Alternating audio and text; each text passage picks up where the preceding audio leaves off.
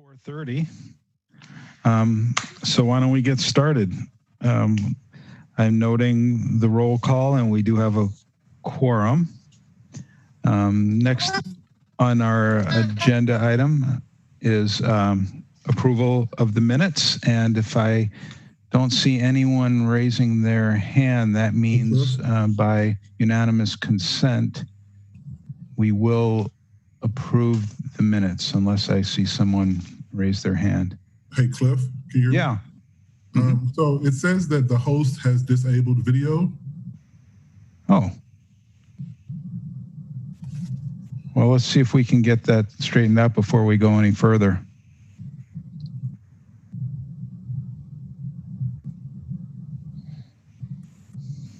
Okay, try now. There we go. Sorry about that, guys.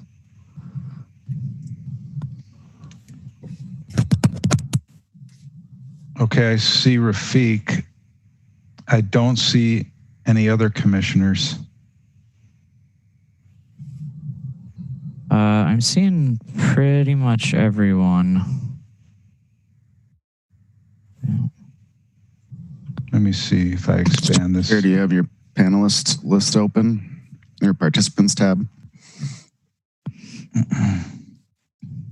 So if you scroll down to the bottom of your Zoom window, you should see that participants icon. Click on that, and then you should see a panelist list come up with everyone that's... I see the list. I just, in terms of images, I'm only seeing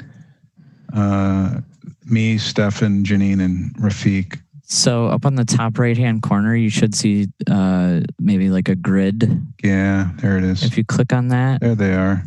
There we go. All right. Thank you. Okay. So anyway, we were at approval of minutes, and I didn't see anyone raise their hand to the contrary, so the minutes are approved. Public comment, I don't believe, Stefan, anyone registered for general public comment. That's so correct. We will move on to disclosures and recusals.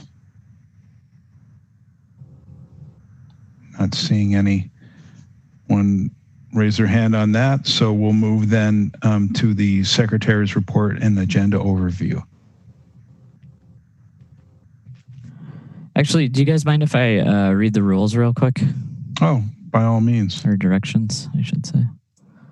Okay. All right, welcome to our virtual meeting. If you lose connection at any point during the meeting, you can reconnect by clicking the link or calling the number in your original email. Members, if you're able, please activate your video and keep it on for the duration of the meeting. Staff, if you are able, please activate your video when you are speaking. The chair, clerk, and tech facilitator are responsible for muting and unmuting committee members. Please use the raise hand feature when you'd like to be recognized to speak, ask questions, or request a roll call vote. During any roll call, all panelists will be unmuted briefly. Staff, please use the raise hand feature when you are asked a question. The chair will do their best to call on committee members in the order in which hands are raised. Lowering your hand will take you out of the queue. Members of the public who have registered to speak, the name you entered in Zoom must match the name you entered in registration. You will remain muted until called upon. The clerk will tell you when your time is up. After speaking, a member of the body may ask you a question. If you need to share documentation with the commission, please send it to the email listed on today's agenda. And Chair Goodhart, the floor is back to you. Okay, and I will then ask Janine to review the agenda for us. Thank you, Chair. I have the agenda on the screen for May 27th. Okay, my apologies. I had the wrong one up.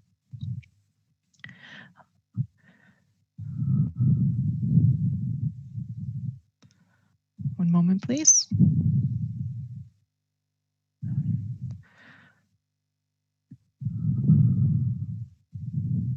Just a reminder to all public attendees, if you don't have a first name and last name in Zoom, you'll want to exit and come back in with that first name and last name that you used to register. We have a few people who are just in here under their first names, and we have no way to identify who you are with the registration list. Thanks.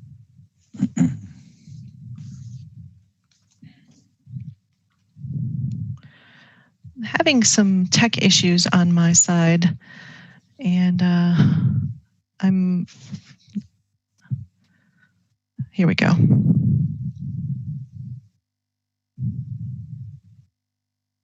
Thanks for your patience. This evening's agenda has 18 items on it, and I'm going to do a brief overview of the items that are on the agenda, items that have been referred, items that are being recommended for consent, and then also recommend staff that's available to speak to these items. I will note that we have received a request for referral for item number 7, which is 133 East Lakeside Street. The development team requested referral to the July 29th meeting.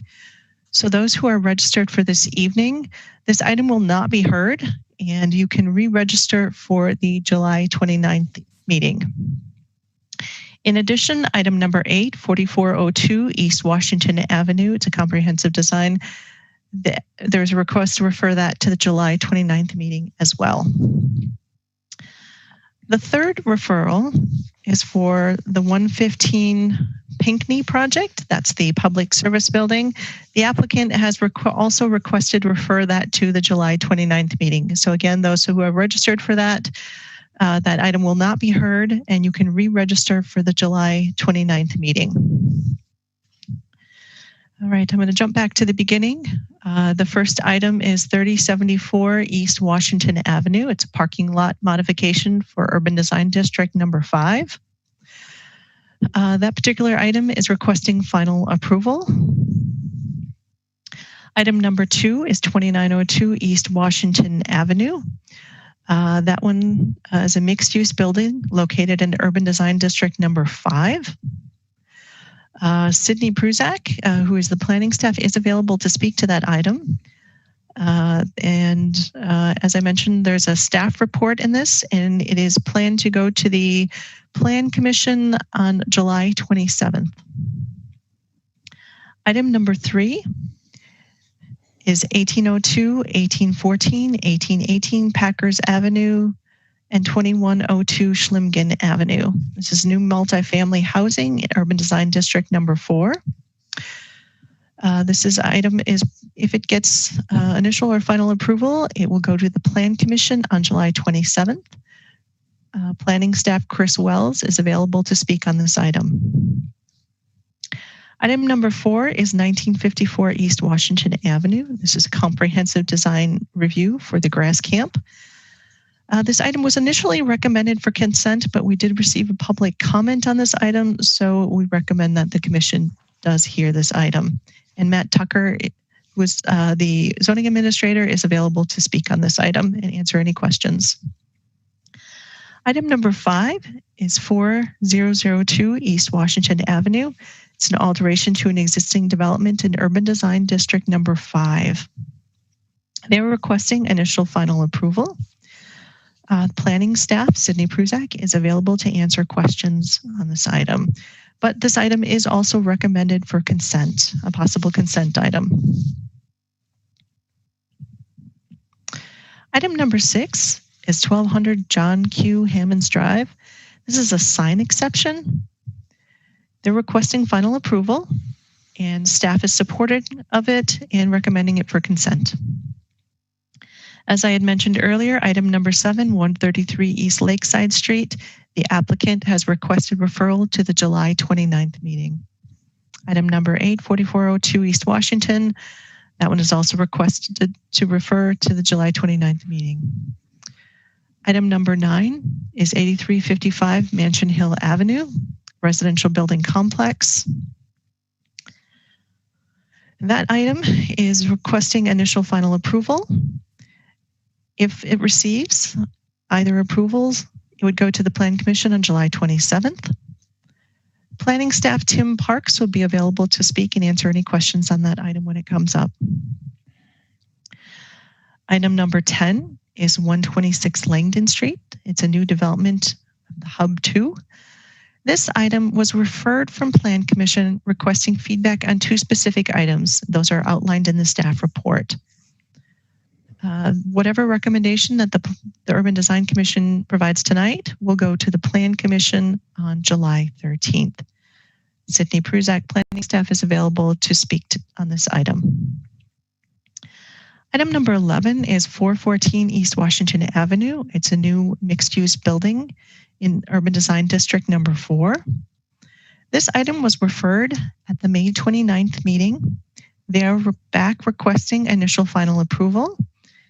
This would go to the Plan Commission on July 13th. And Tim Parks' planning staff is also available to speak on this item. Item number 13 is 502-518 West Washington Avenue. This item is a planned development in the Mifflin area plan area, requesting initial final approval. And staff is available to answer any questions on this item, and that's Sydney Pruzak.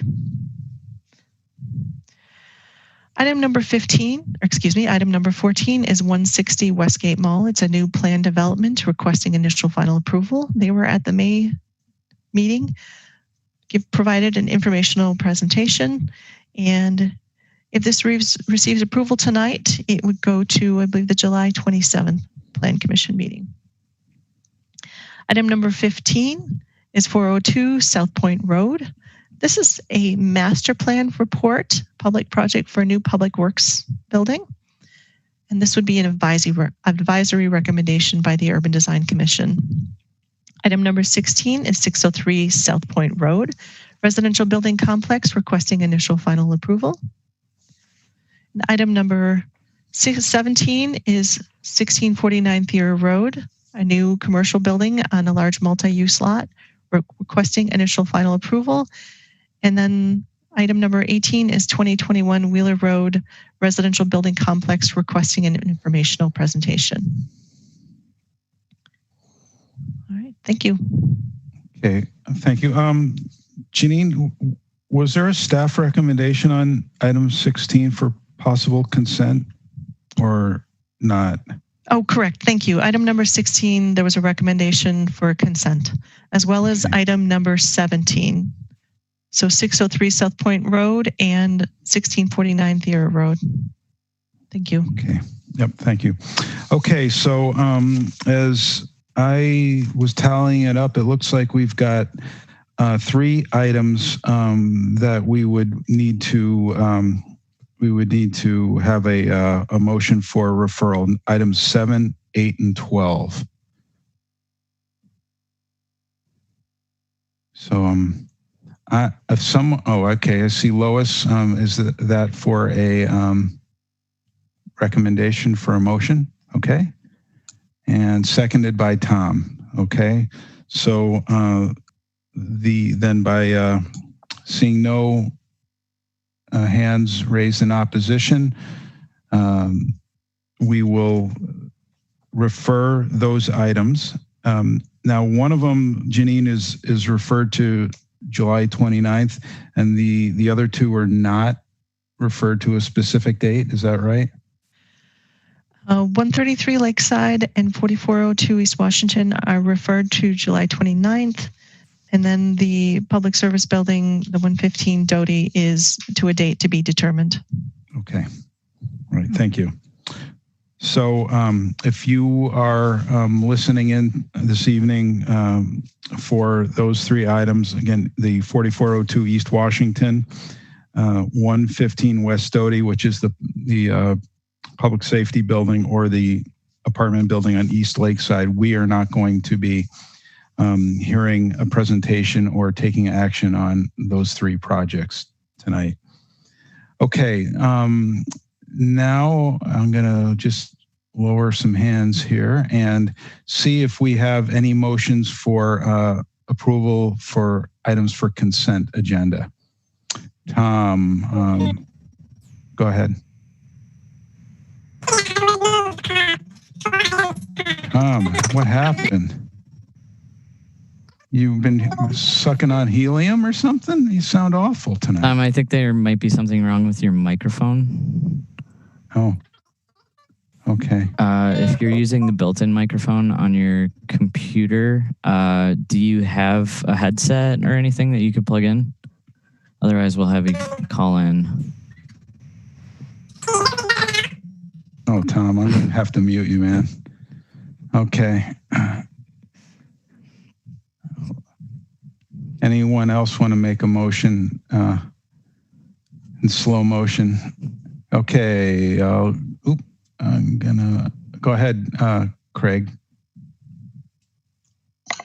So I'd like to make a motion for consent items 5, 6, 16, and 17. Okay. Is there a second on that? Okay. Lois seconded. Okay, without seeing any opposition, items number 5, 6, 16, and 17 are approved on the consent agenda. Thank you very much. If you're in attendance for those items, your projects are approved. So that brings us then back to item number 1, which is 3074 and 3098 East Washington Avenue parking lot modifications in Urban Design District number 5.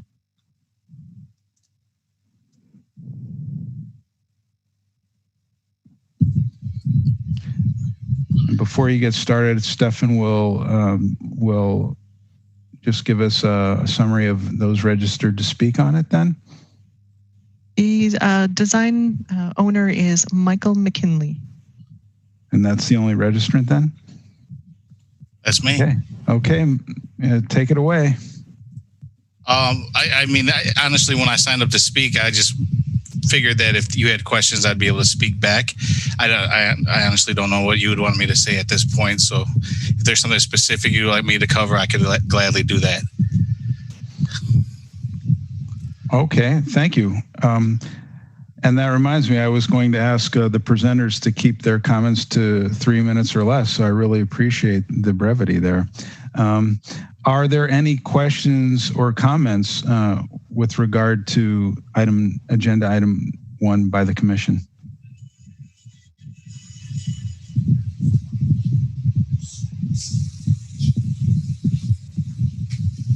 Okay.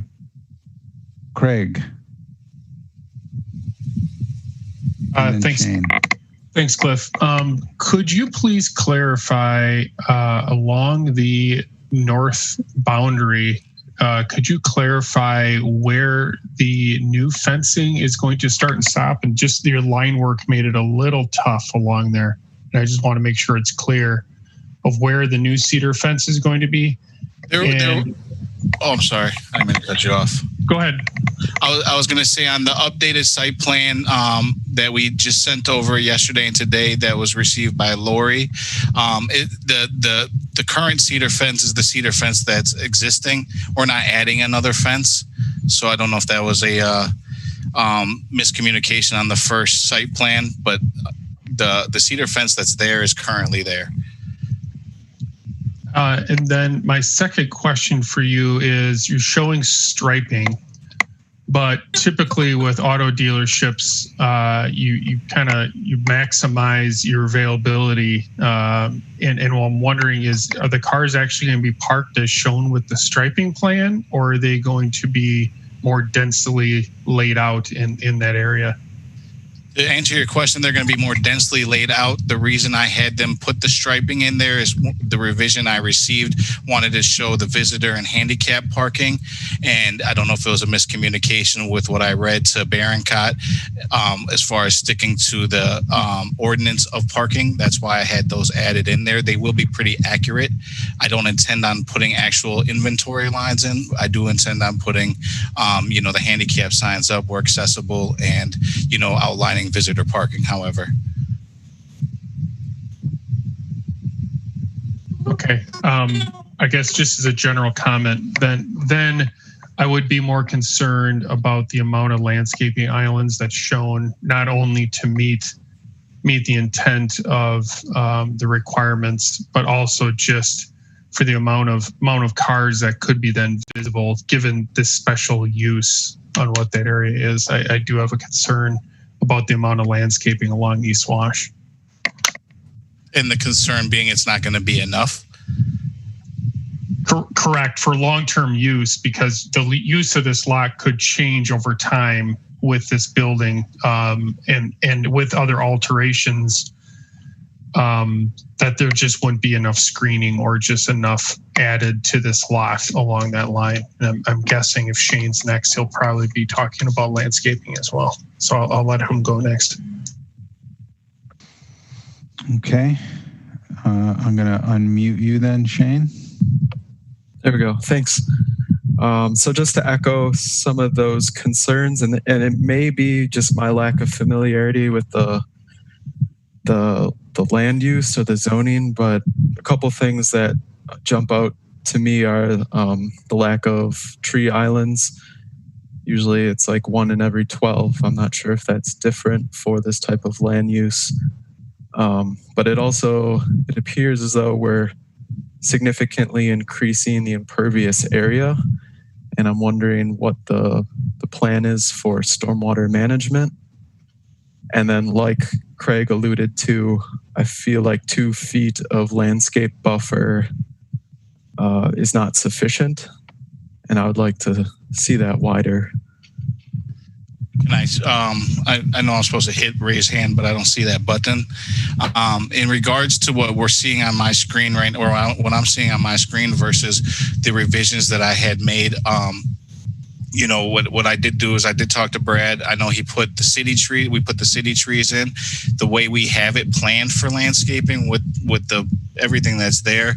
We intend on making it look really nice in regards to what we're using, the white and yellow for Cynthia's, the Russian sage, and again, looking at the aspect of this location, I mean, it's not that big, and we have the outlining, neighboring trees. We have the bridge and neighboring trees on the side. I know Brad had mentioned adding another city tree to the entrance of the property, depending on, if it's feasible or not. So I guess my question to you would be, from what we're intending to do in what we looked at as far as landscaping points and then the overall visual integrity of the property, we intend on making it look really, the best thing is quaint,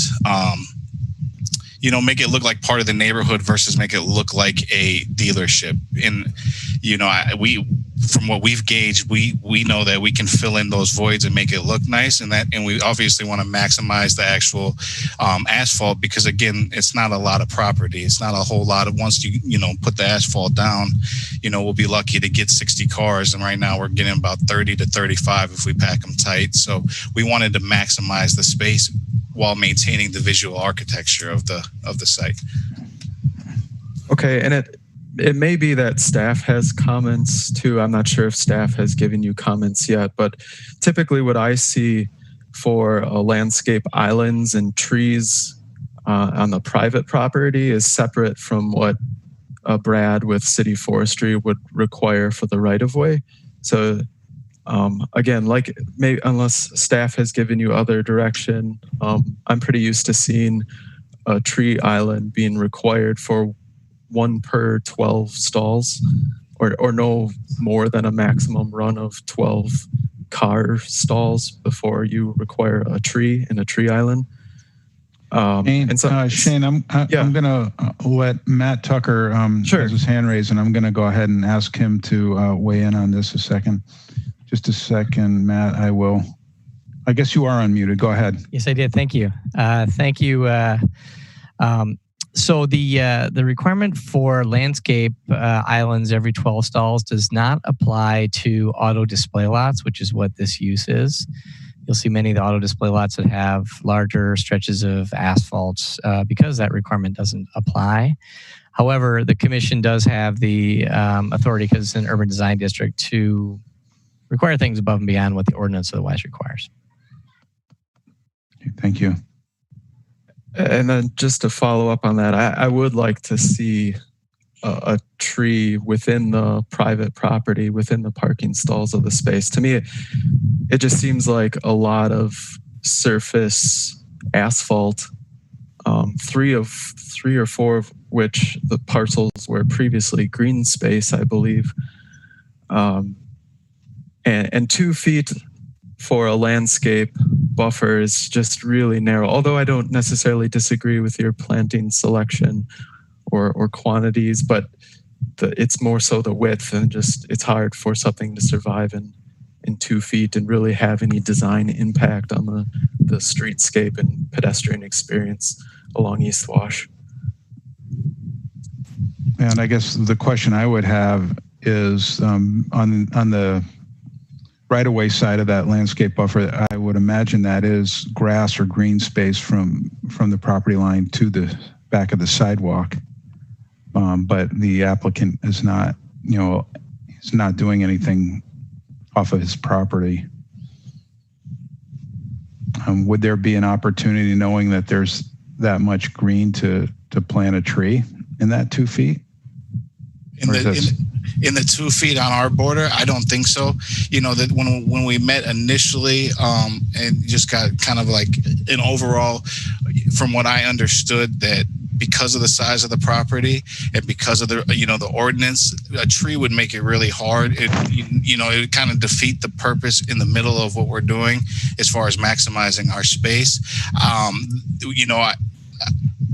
Looking at the property, from my point of view, like looking at the property, because of the surrounding greenery that's all the way around on the neighboring fence line, and then once you get to the Aberg Bridge there, I never had intended on putting a tree in, just frankly because the space isn't there.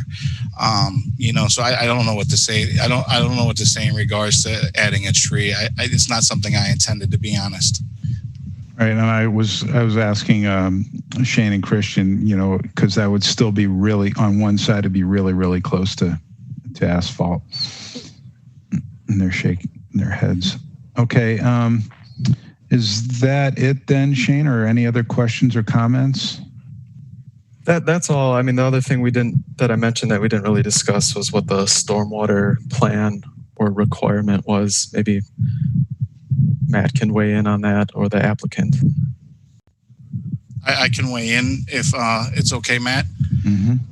All right. So on the revised site plan that was sent over, and from the initial meeting, we were told that as long as we bow the asphalt and have it pushed pushed to left and right into the storm drains, and then take care of the debris and sediment and stuff that was all noted on the revised site plan, that would suffice as stormwater management. I also made a phone call as far as erosion control and stormwater management was concerned, and again, I was directed that if I showed the bowing and made the comments of sediment and used the existing surface drains, that would suffice. So that was the scope of our stormwater management and our water flow. Okay. Staff had a comment? No, nothing other than that. That this is a project like any other project that'll go through a city engineering review for the stormwater requirements. But I don't know any of the specifics of what has been approved. I'm probably not the right person to speak to that anyways. And for those commissioners that did provide some direction on the buffer along East Washington, since it is an urban design district, landscaping is a consideration. Could I ask for a specific recommendation on that as far as what depth you would find acceptable? So I would say 5 feet would be the minimum. And to clarify on the tree island issue, and just to elaborate on my reasoning, I think with this amount of paving, having some shading on that paving is really important to just kind of cool that down. So I would recommend that within this number of stalls, although the image on my screen is slightly tiled or cut off, I think we would want to see at least three additional islands with full-size shade trees. That's my recommendation.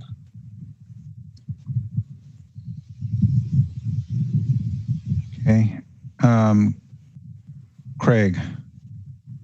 The only the only alteration to that, Shane, is I would just say that I would let staff try to work with the requester as much as you can to maximize that as you recommended without impeding on traffic flow if it is going to stay as a parking lot, to make sure that you're minimizing stalls, minimizing the vehicular route, so that's a usable parking lot in the future, just in case, so that we didn't push it so much while the requester is doing it for auto display, making sure we didn't size a parking lot such that it wasn't usable in the future.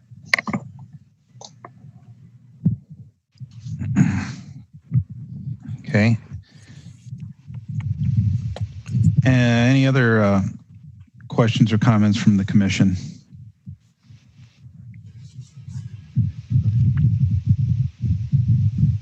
A motion from the commission.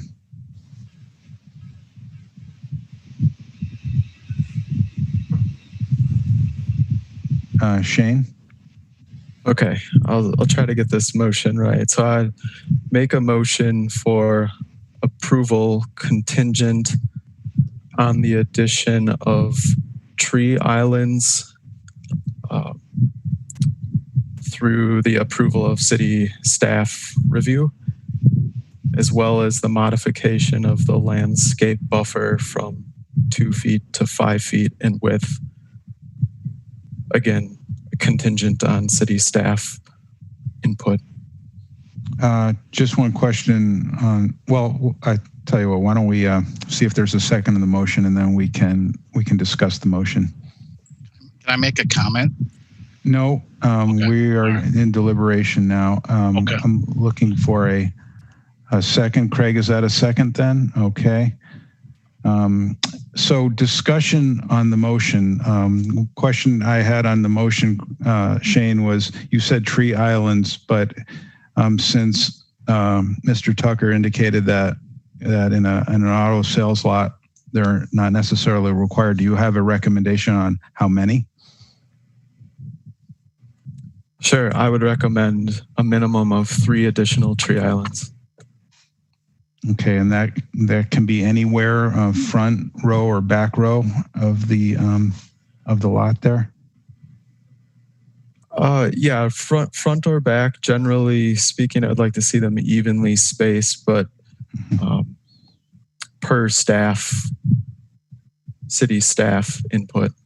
Okay, just want to be as precise as we can be for the applicant when he comes back to the staff with some revisions. And let's see, are there any other further discussion? I guess one other question I have on the motion, Shane, is as the site, I lost the image of the site plan, but as it narrows down, if it becomes unworkable to, at the very point there on the, I guess on the north, to get a full 5, would you be willing to let him reduce that so he still has like say a minimum drive aisle?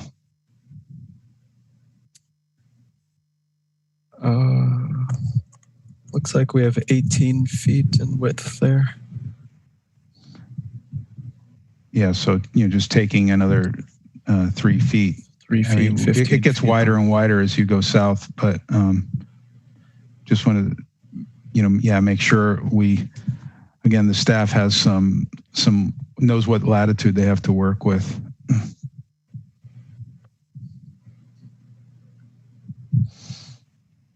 Sorry, I'm just thinking. It's such a low traffic use in space. You're just slowly rearranging cars, so it's not like it's a street. Okay, and that was the question. It's not a demand. It's just a question. Okay, so 5 feet, and would you say 3 islands? Yeah. Chair. Yes, Chair, could I jump in real quick? absolutely. Okay, so auto display lots don't need the same maneuverability that you typically would require for a parking lot that a customer may visit.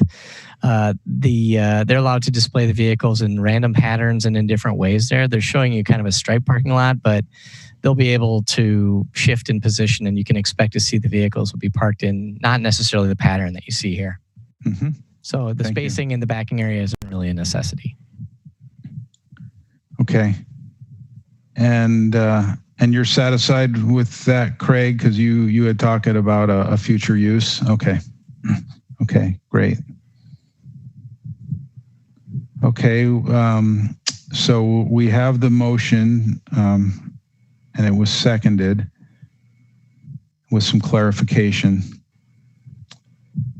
So without seeing any other hands raised, then the motion passes and you are approved with coming back to staff for some final tweaks. Thank you, Mr. McKinley.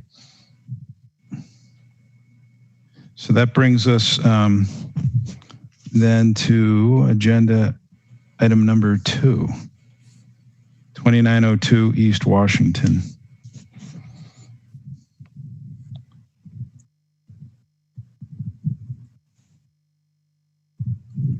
Mr. Chair, we have 3 people registered to speak in support.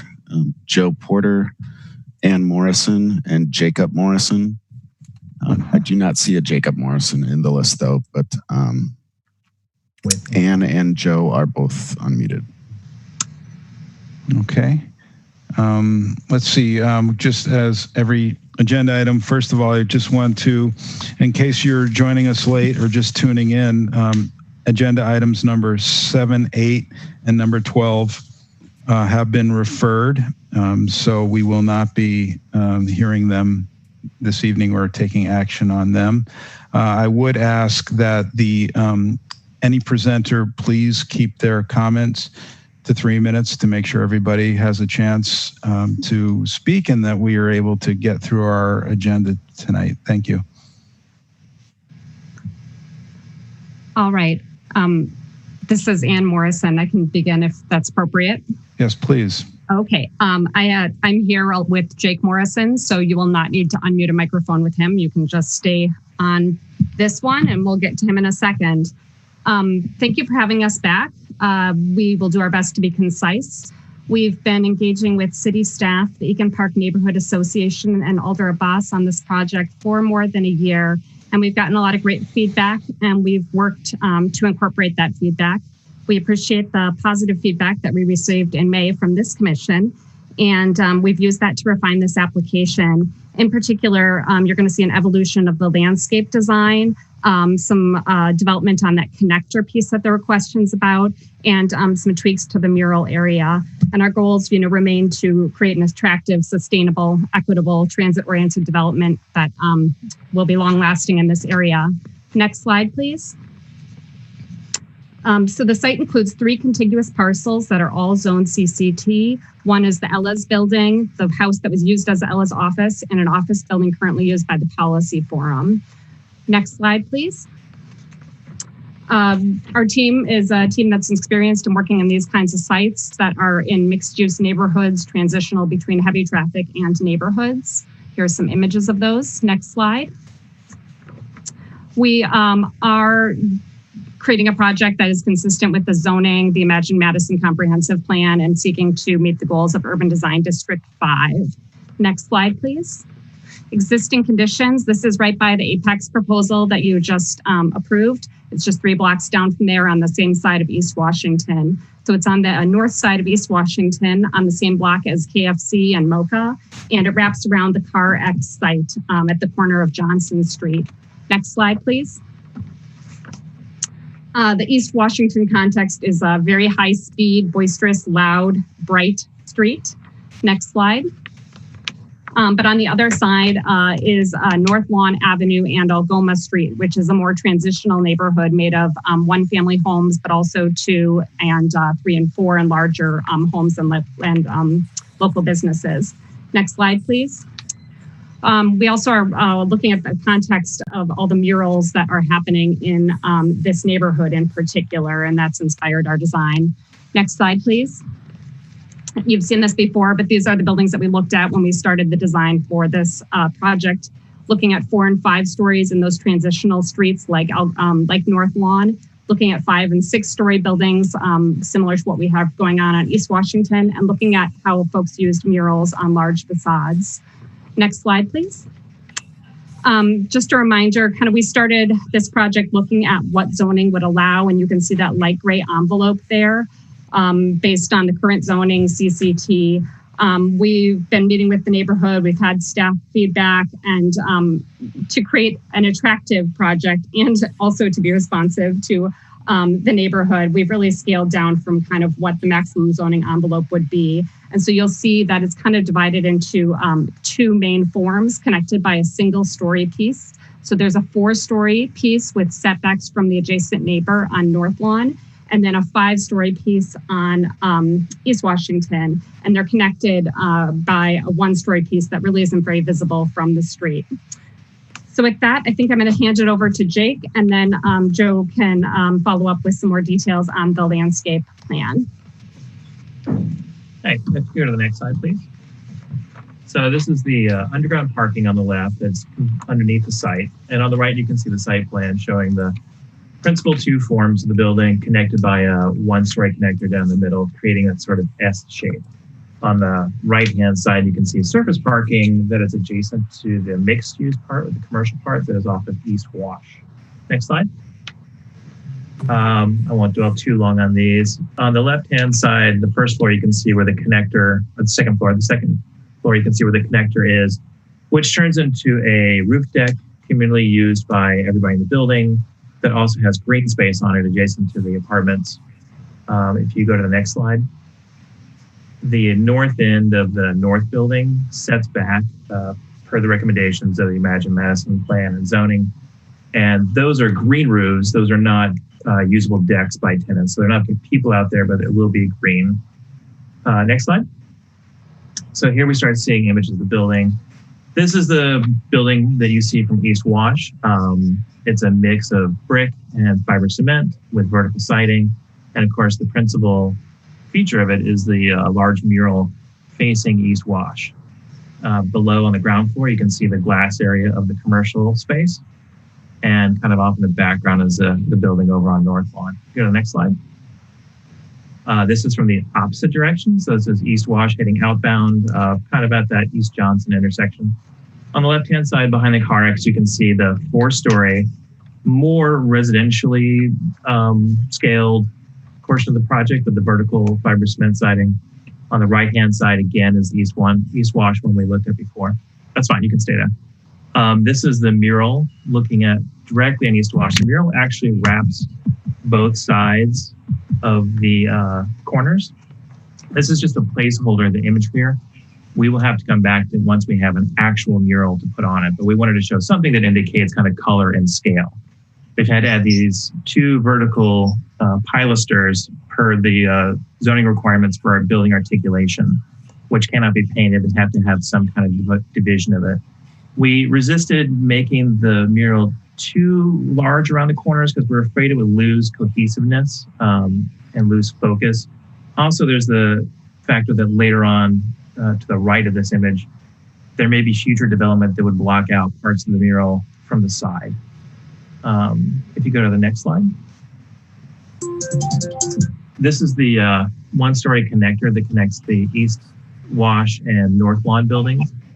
It's used by the tenants. It has access to green space, a usable deck above with green spaces incorporated into it at the apartments. And there's a screen porch there on the left of that connector space. Next slide. This is the entrance from the East Wash building into the apartments. It's sort of from the surface parking lot. And you can see some more detail, the articulation of the brick. The next slide. And then this is just echoing the Imagine Madison plan and the zoning recommendations for building setbacks adjacent to residential areas to show that we're very sensitive to that. We definitely want to take that into account, and the building form does follow that. Yeah, and the next slide, I think that may be it. Oh, no, sorry, these last two. There's the North Lawn building. So this is focusing mostly on that building, which is what we call the more residential side of the project. It's a mix of vertical siding of fiber cement. There are stoops to the first floor apartments from the street. And then, of course, the principal entrance into the building further down near the parking. The garage entrance is all the way down at the opposite end of this photo. The next slide. This is from the other direction. You can see the garage entrance is right here, adjacent to CarX. The facade of this building steps back and forth 2 feet at regular intervals.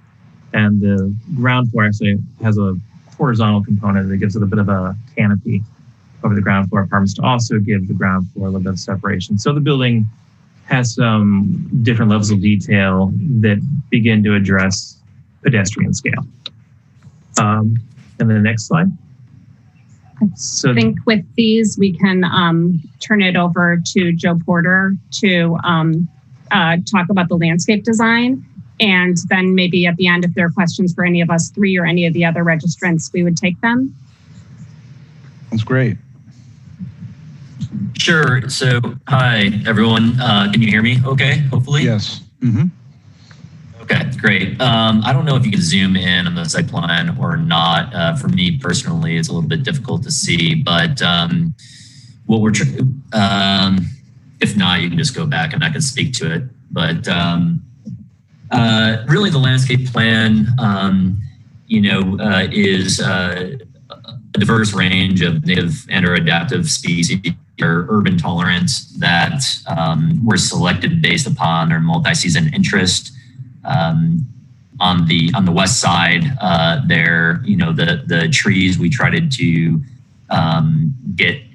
use trees that get as large as possible within a narrow space. So the streetkeeper honey locust is used. I think it's got like a 20-foot wide drip line diameter. Otherwise, a combination of woody shrubs in the foreground of the plant beds on the west side, and then a backdrop of taller perennials like the blue fortune hyssop and the echinacea, and some more combination of ornamental grasses. On the north and east sides, we, again, with limited space, tried to reinforce a buffer there between this property and the adjacent properties with a tightly spaced grove of gray birch with an understory of ostrich fern and yew. And then within the courtyard area itself, knowing that it's a lot of it is on top of a parking garage, we have some elevated planters with some plantings that reinforce separation between the building and kind of the clearing, the larger open space in the middle there, so that anyone using that space, there's solid segregation between disparate uses there. And then the pathway system basically provides passive flow from the building entries and egress points around along the side of the building, and then down connecting to East Washington there. The path between the path and the property boundary, kind of on the northeast corner there, there's a combination of taller ornamental grasses and kind of upright evergreens there to reinforce that landscape buffer there between the two properties. And otherwise really just emphasizing urban salt and drought tolerance at the main building entry. And then we are proposing a 6-inch high curb to just prevent any salt from during de-icing and snow removal, to protect those plants during that maintenance period in the wintertime. There's a large swamp white bur oak anchoring the corner, where we have a little bit more land at the southeast corner of the site. Oh, I should say that the service drive, between the south edge of the service drive and the property line, we tried to create as much landscape buffer as possible, and then we're using Parthenocissus cincifolia along the building face just to get as much landscape in within limited real estate there along the north side of the service drive. Okay, thank you very much. Before we open it up to the commission, I would like to ask that you review the staff report. There's a number of items, one of which is the mural and its appropriateness, the relationship of the proposed buildings to the East Washington corridor and the residential character on North Lawn, and then finally, the compliance with the facade articulation. I guess I would just ask, if I see Matt here, if they are still in non-compliance with this iteration on facade articulation. And I'm looking to see if I can unmute you there. If he's still, maybe he's stepped away. If he's not available, I can jump in. Matt Tucker did review the updated elevations and deemed that they do meet the facade articulation requirement. Okay, great. So then it's open to questions or comments from the commission.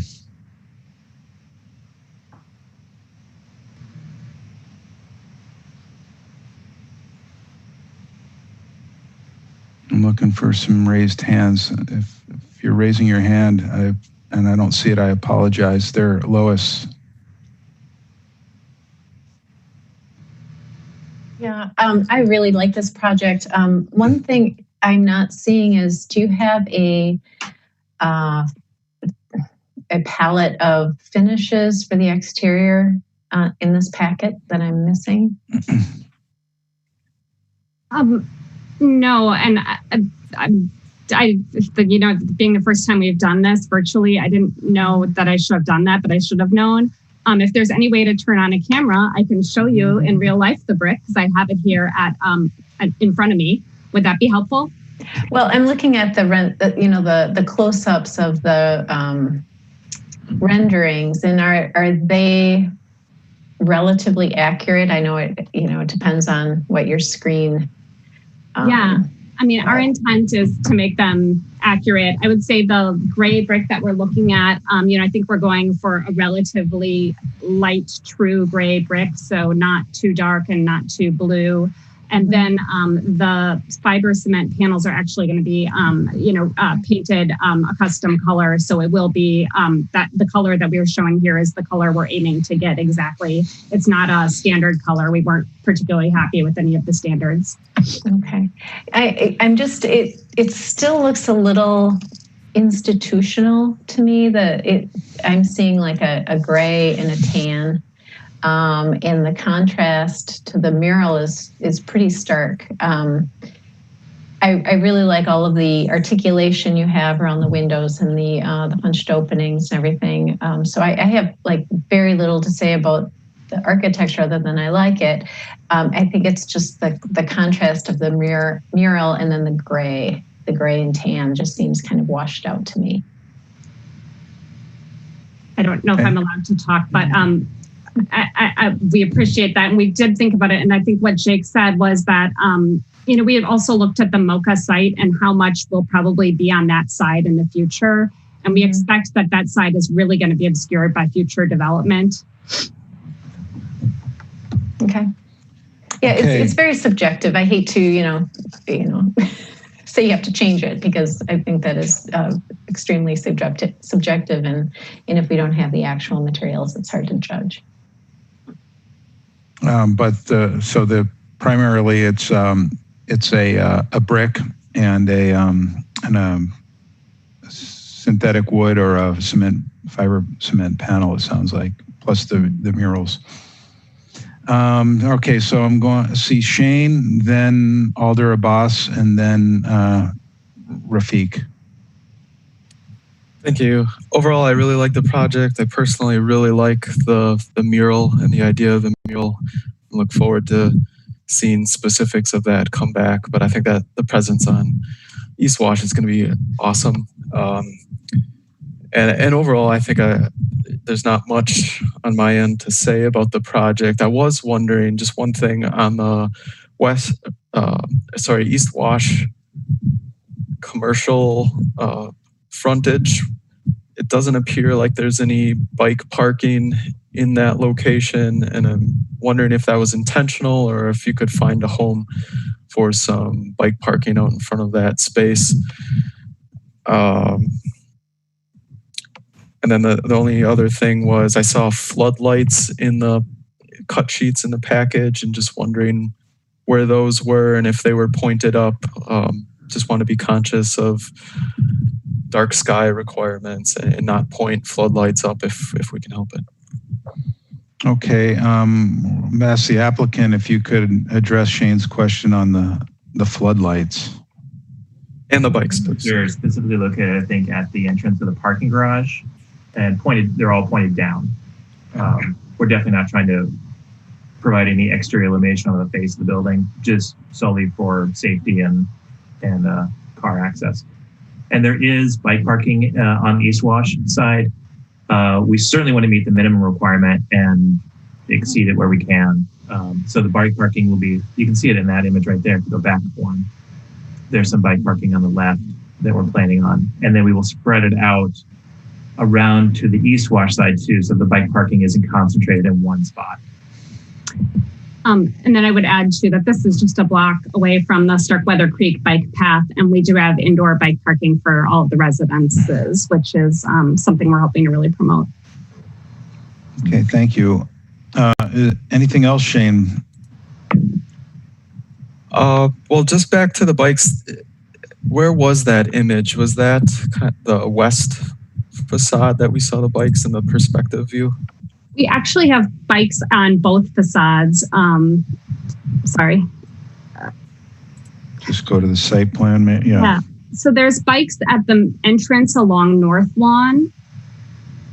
The main residential entrance North Lawn. There's a bike rack there. And then there's bikes right in front of the commercial as well, the purple, between the purple box and the surface parking lot.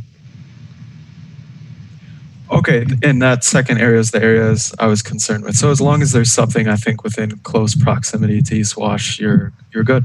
Yeah, we agree. Thanks. Great, thank you, Alder Abbas, and then Rafiq.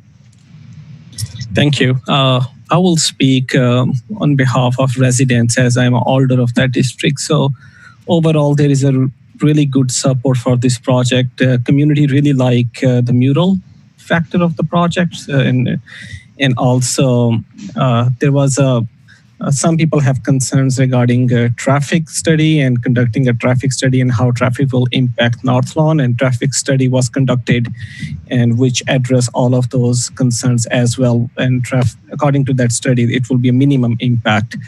And I did not heard anything else from the community. Overall, there is a really good response from the community on this project. Thanks. Oh, thank you. Let's see, we'll gonna unmute Rafiq.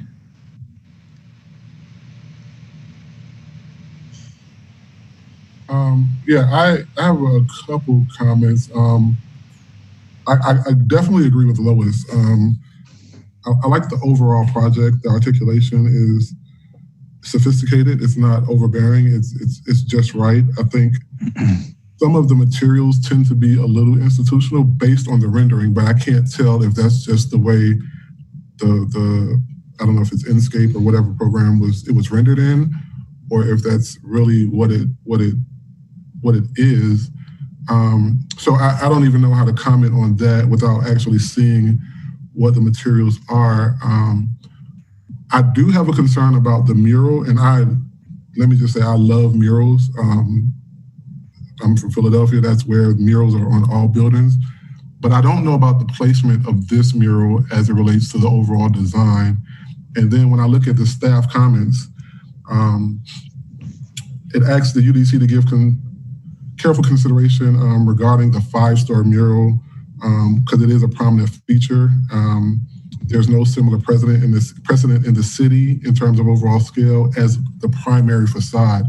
And I think we need to know more about this mural in terms of, I mean, right now it's an abstract piece, but you said that that's not what it's going to be. And I think that if you look at the precedents that you provided, they're all 1-story, not major facades, like they're on the side of buildings and they're like 1-story structures, but then you present this huge mural that I don't know that it supports the architecture or takes away from it. I don't think what it is right now, I can't tell what it does, but I do think that, I don't know, maybe, I don't know if it's in the right location, if it's the right scale. I'm not opposed to a mural. I just don't know if this is hitting the bullseye on this particular project. Okay, thank you. So I don't know if you're able to answer the question. Now there've been a couple of questions on materials, and we may need to see photographs. I don't believe there's the ability to turn cameras on for the applicants. Would you like to address Rafiq's concern about the murals, because it is one of the staff report's concerns as well? Yeah, I would like to. Thank you. And I completely get where Rafiq is coming from. And it's something that we're going to work hard to make sure it isn't kind of slapped on a side and that it works with the architecture of the building. The current image, we kind of struggled with what image to show because we didn't want anyone to get too attached to one image versus another. We do have 3 different artists that we're working with, one who has like neighborhood roots, one who's a female muralist, and they rarely get big walls like this, and another who's a Chicago-based artist. We're also looking at, apprenticeships with local folks as well. And so we know we'll have to come back for that. At first, we were a little resistant to breaking up the mural, but now we actually see that with the what do you call them? What would you call those? Because of the brick piers, that there was an option for a triptych type of treatment. But I don't think that this will necessarily be as abstract as what's shown here. I think that it is something we're going to come back to the commission for and get a lot of community input on. And we would hate to see it go away because it is kind of the one thing that people are super excited about. And then I guess with the materials, we certainly can work with staff to make sure that I think in real life, they will be warmer and softer than what is shown in this rendering program. Even if we had a picture in the submittal, I don't know if it really would show you accurately what it would look like in real life. Do you want to add anything? I was just going to say that, yeah, the bricks, it's a slightly warmer look than this, but it is pretty close to what this is. We were resistant to a red or tan brick because those are tied to the kind of more commercial buildings along East Wash, specifically the car exits right next door. And we want to distinguish the building. And then the gray provides a good contrast against the brown. When this is in bright sunlight, it's going to look different than when it's in shade. And we want to create a nice, kind of elegant, but not too loud presence on East Wash that stands out differently and creates a more modern look as opposed to a more traditional, or need I say, CarX look that's right next door, since it's right across from us. Okay, before I turn it over to Lois, Rafiq, is there anything else, any other questions or comments? Well, I don't think the mural was adequately addressed. So it says that the mural will be a framed element that is set back within the brick facade. The mural facade is slightly taller than the other brick facades to create a distinctly framed area for the artwork. Is that necessary? No, I think the mural will stand out when it's on a blank canvas like that. I need you to explain the justification for the placement of the mural, the size of the mural. I mean, I get you're doing it in 3s because the articulation requirements, you have to break up that facade. I get that.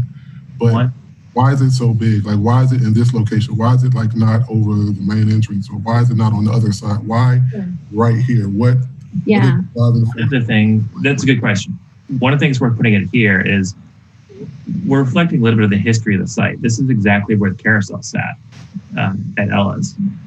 We want to make a vibrant statement that reflects the neighborhood. The size of it is part of that. The reason it faces directly on East Wash is that it also is something you kind of have to discover as you drive by. It's not a billboard. As you get closer, you see hints of it, and then as you pass it, you see it better. Seeing it from a bus, you can actually see it better because you're not driving the car. And then really, we do feel like the size of it is one of the most important aspects of it. Yeah, I think I agree with what Jake said, and I agree with the questioning and pushing us on this. One of the things that I really struggle with at this particular site, because it's different than some of the other sites that we've worked with, is that it's really high speed and that it's got some massive signs. I mean, like the Trixie sign alone is probably like 1 to 2 stories. And we're not really keen on having big signs. I don't think you'll ever see us coming back to have a hung blade sign or anything like that. But we are keen on art, and we feel like this was a more flexible, long-term thing that could change with the moment and be special in this location. And I agree with Jake, when we looked at wrapping it around the corner, we actually felt like when it faced Mocha, it hit you over the head. This view that you're seeing right here now on the screen is not actually a view very many people are going to get unless they're across the street at Walgreens. They're more going to see it from the sides and kind of passing by and have it be a hopefully kind of a little discovered thing, a big discovered thing. Okay. Thank you.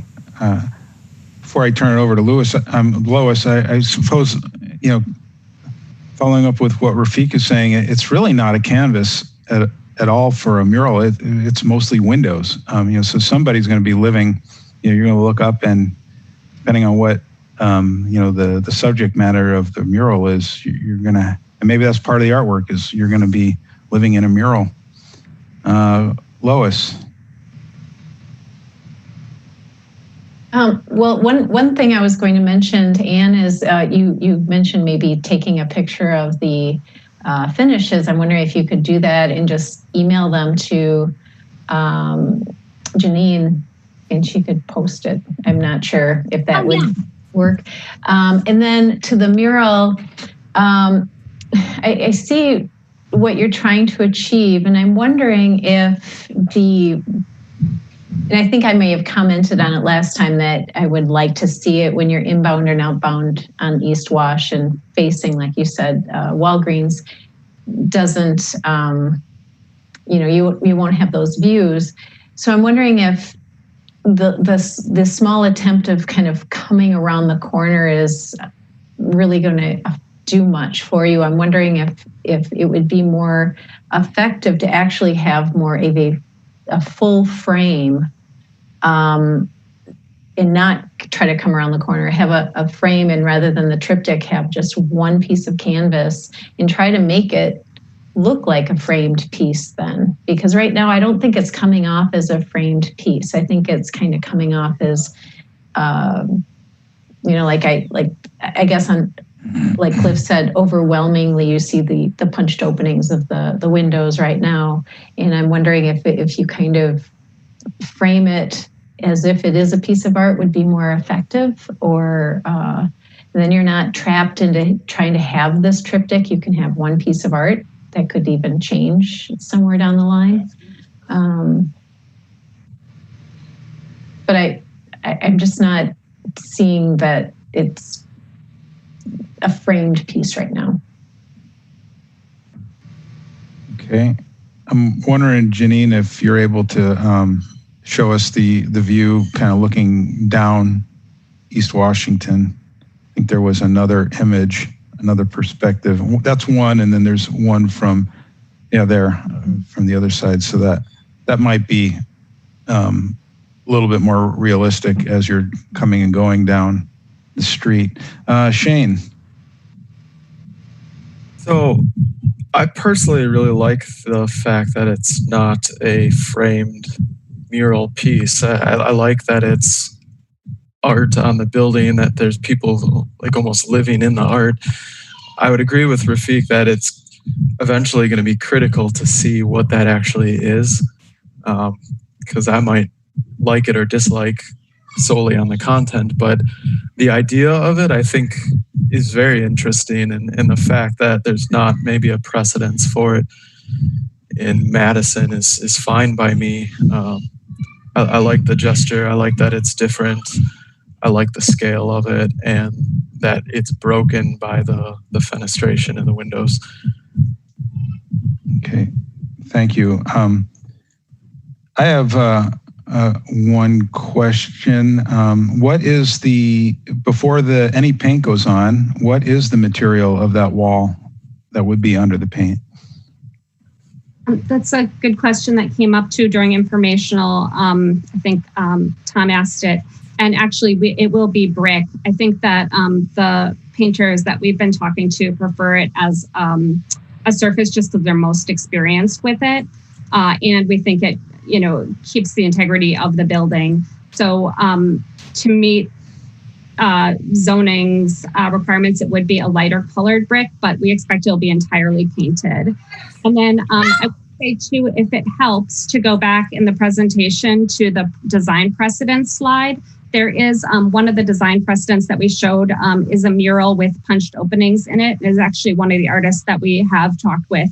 All three of the murals shown in the presentation are artists, the specific artists we have been talking with. Okay.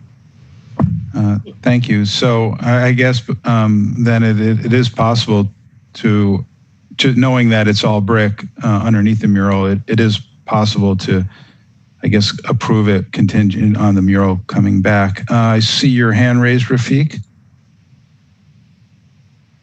Yeah, I just had one more thing. As I look back to the precedents as Lois was talking, and the mural that you just referred to that has the punch opening, it looks like it's a 3-story structure with 4 punched openings. The one that we're looking at has 40 punched openings.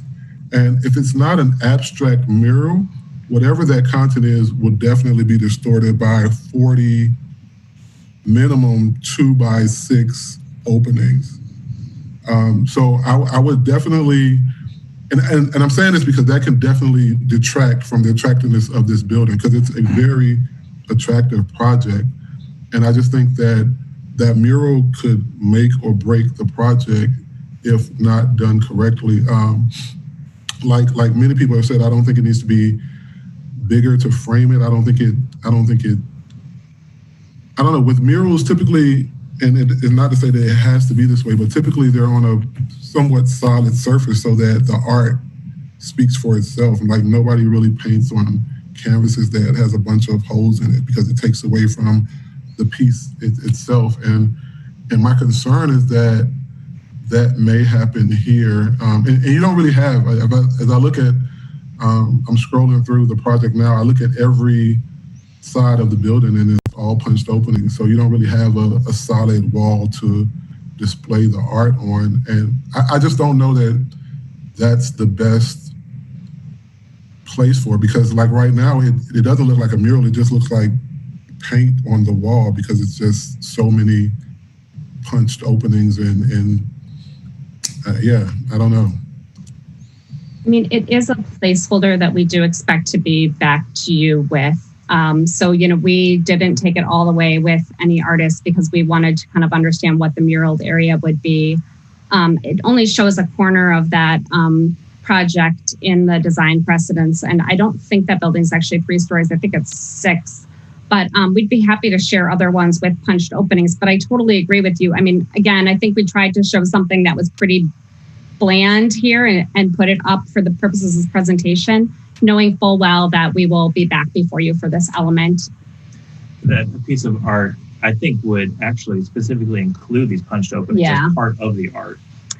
One that we looked at I think it was a European one we looked at early on, had a lot of, a lot of times you'll see a mural with the punched openings, then you'll see the trompe-l'oeil windows next to it too, which is, something that was fun to see in some of the murals we looked at.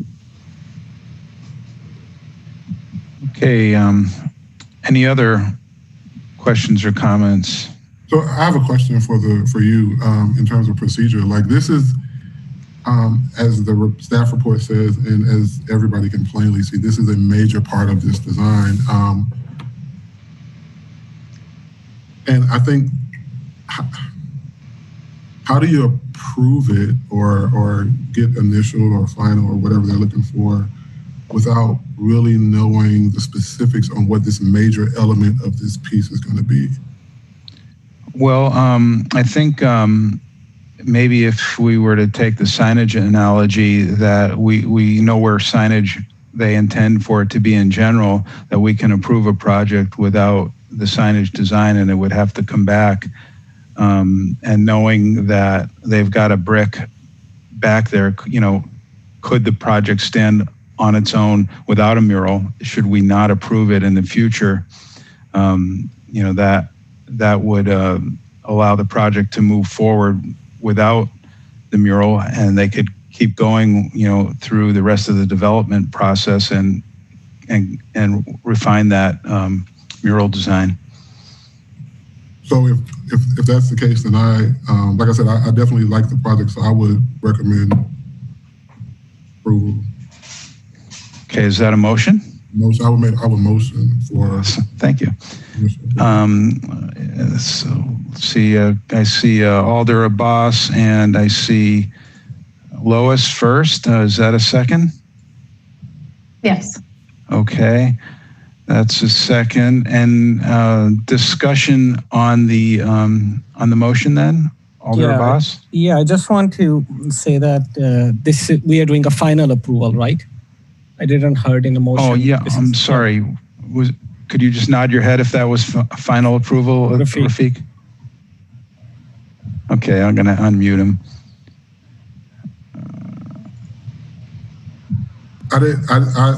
I made a motion for initial because I didn't know what was. I don't have the agenda in front of me.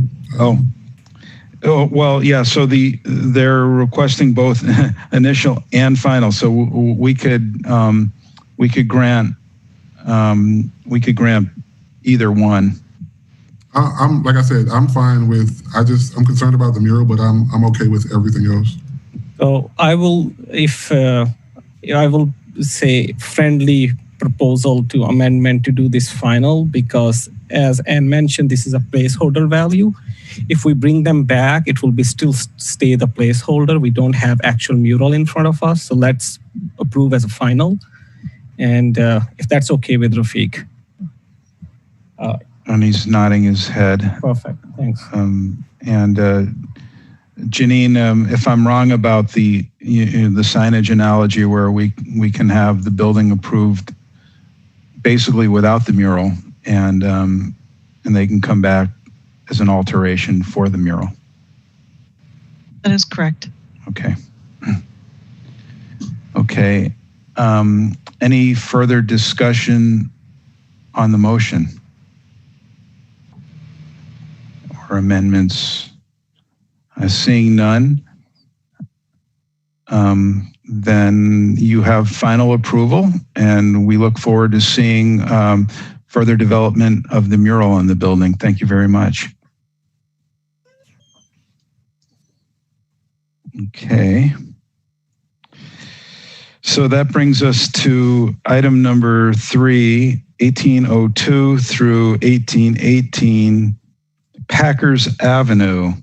And in case you're just tuning in, I would like to just mention that items numbers 7, 8, and 12 have been referred and will not be on our agenda tonight. For item number 3, the development team consists of Kevin Burrow, Jim Rogers, and Suzanne Vincent. Okay. All 3 wishing to speak, I presume? Correct. Okay. Okay, Kevin, you should be unmuted. Jim, you should have a prompt.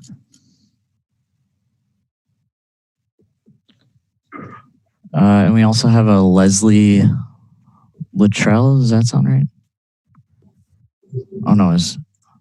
Who is the last person, Janine?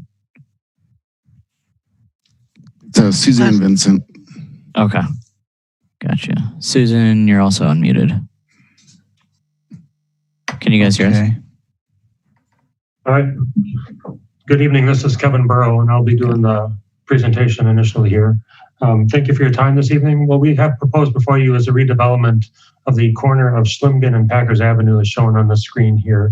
It's an existing former surface parking lot for a rental car business that has been sitting abandoned for a number of years. So we're looking at proposing a mixed-use development at this location. The surrounding property has commercial on the eastern side of Packers Avenue and residential north, south, and to the west. And the western boundary of our property is along the rail corridor as shown on the screen. Next slide, please. So what we're proposing is a 4-story mixed-use building where we have commercial space located at the corner of the building as shown in the orange on first floor.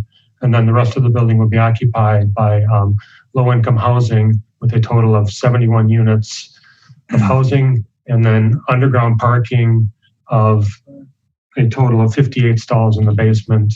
Access to the underground parking is shown on the far western side of the site, and all parking has been located behind the building as is a requirement in this urban design district. And we have provided screening along the property line as well.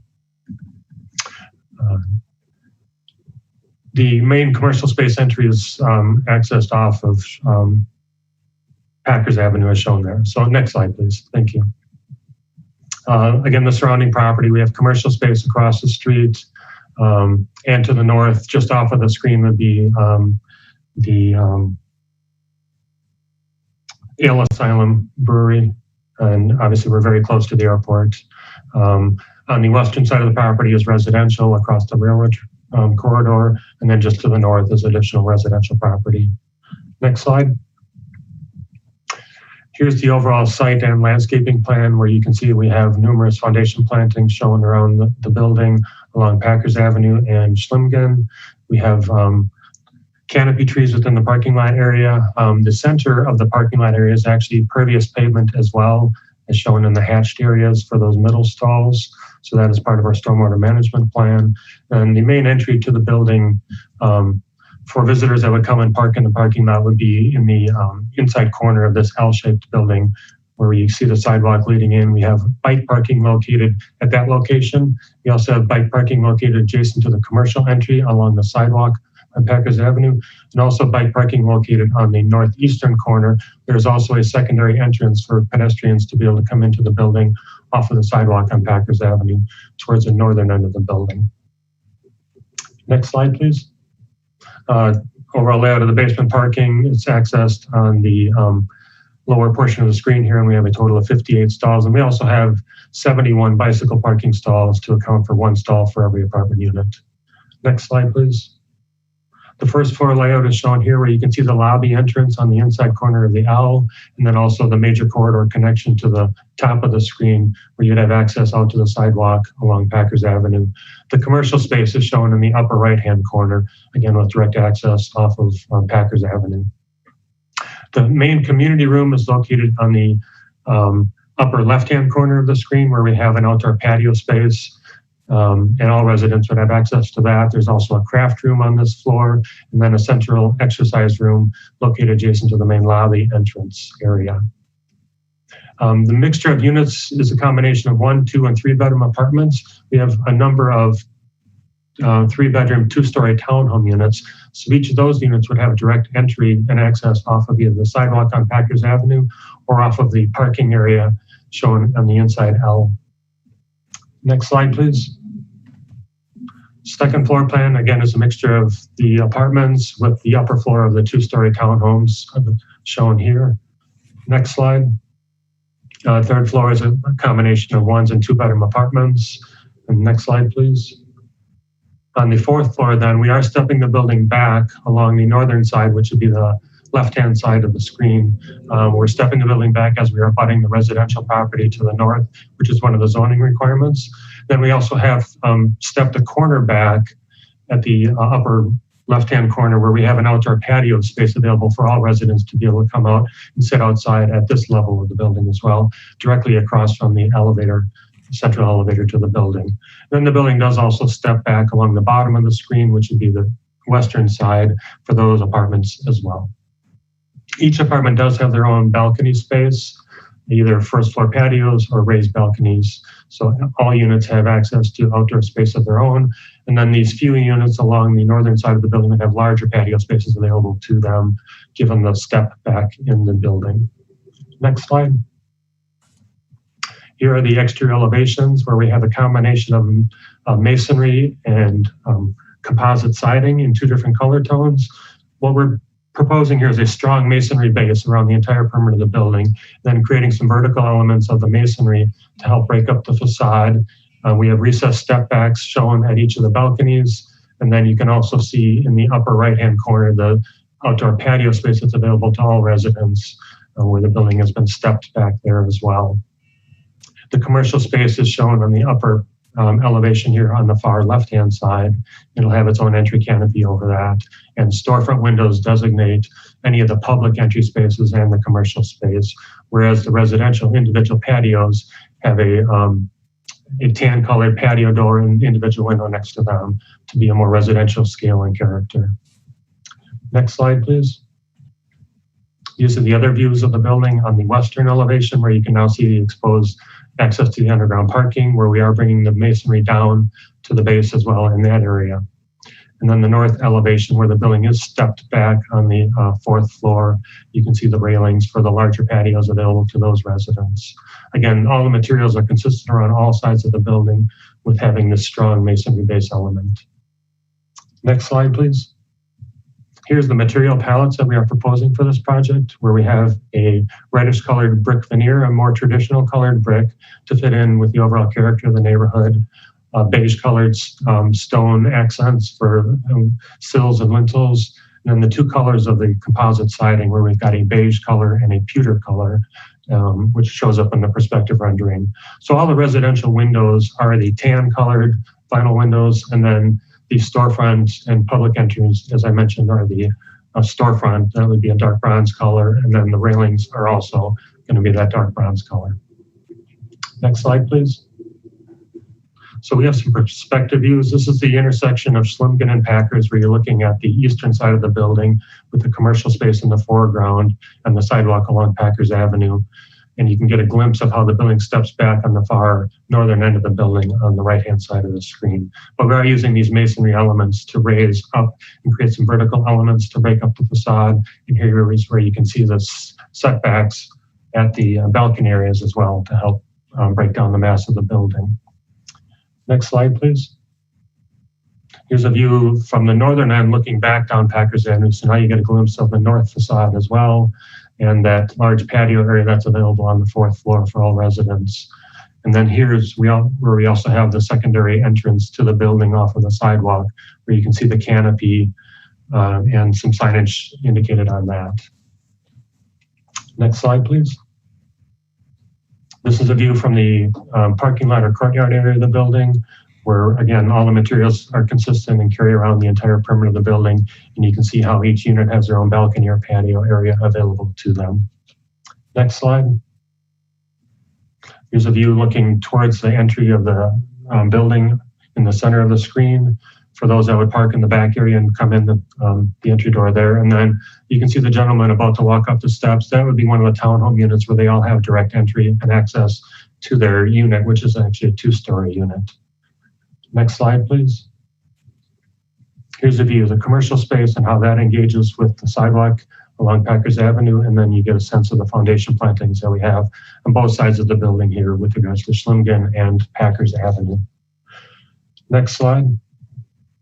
This is a focus view then on the residential entries along Packers Avenue, where you can see the front porches with the railings, the steps up, the landscaping, and then how the single swing entry doors and the windows adjacent to that really give you a residential character and feel. And then above that, where you'd normally see a balcony, is the second floor of the townhome unit, where they have either a bedroom space there. So you can get a sense of sort of the character and scale of a two-story unit in this view. I believe that's the last slide.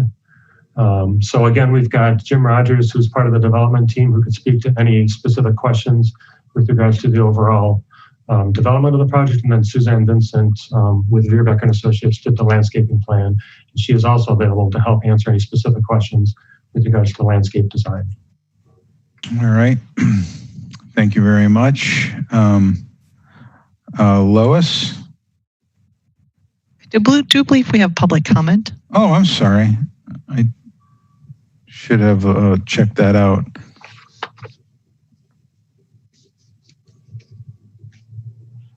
Looks like Leslie Luttrell.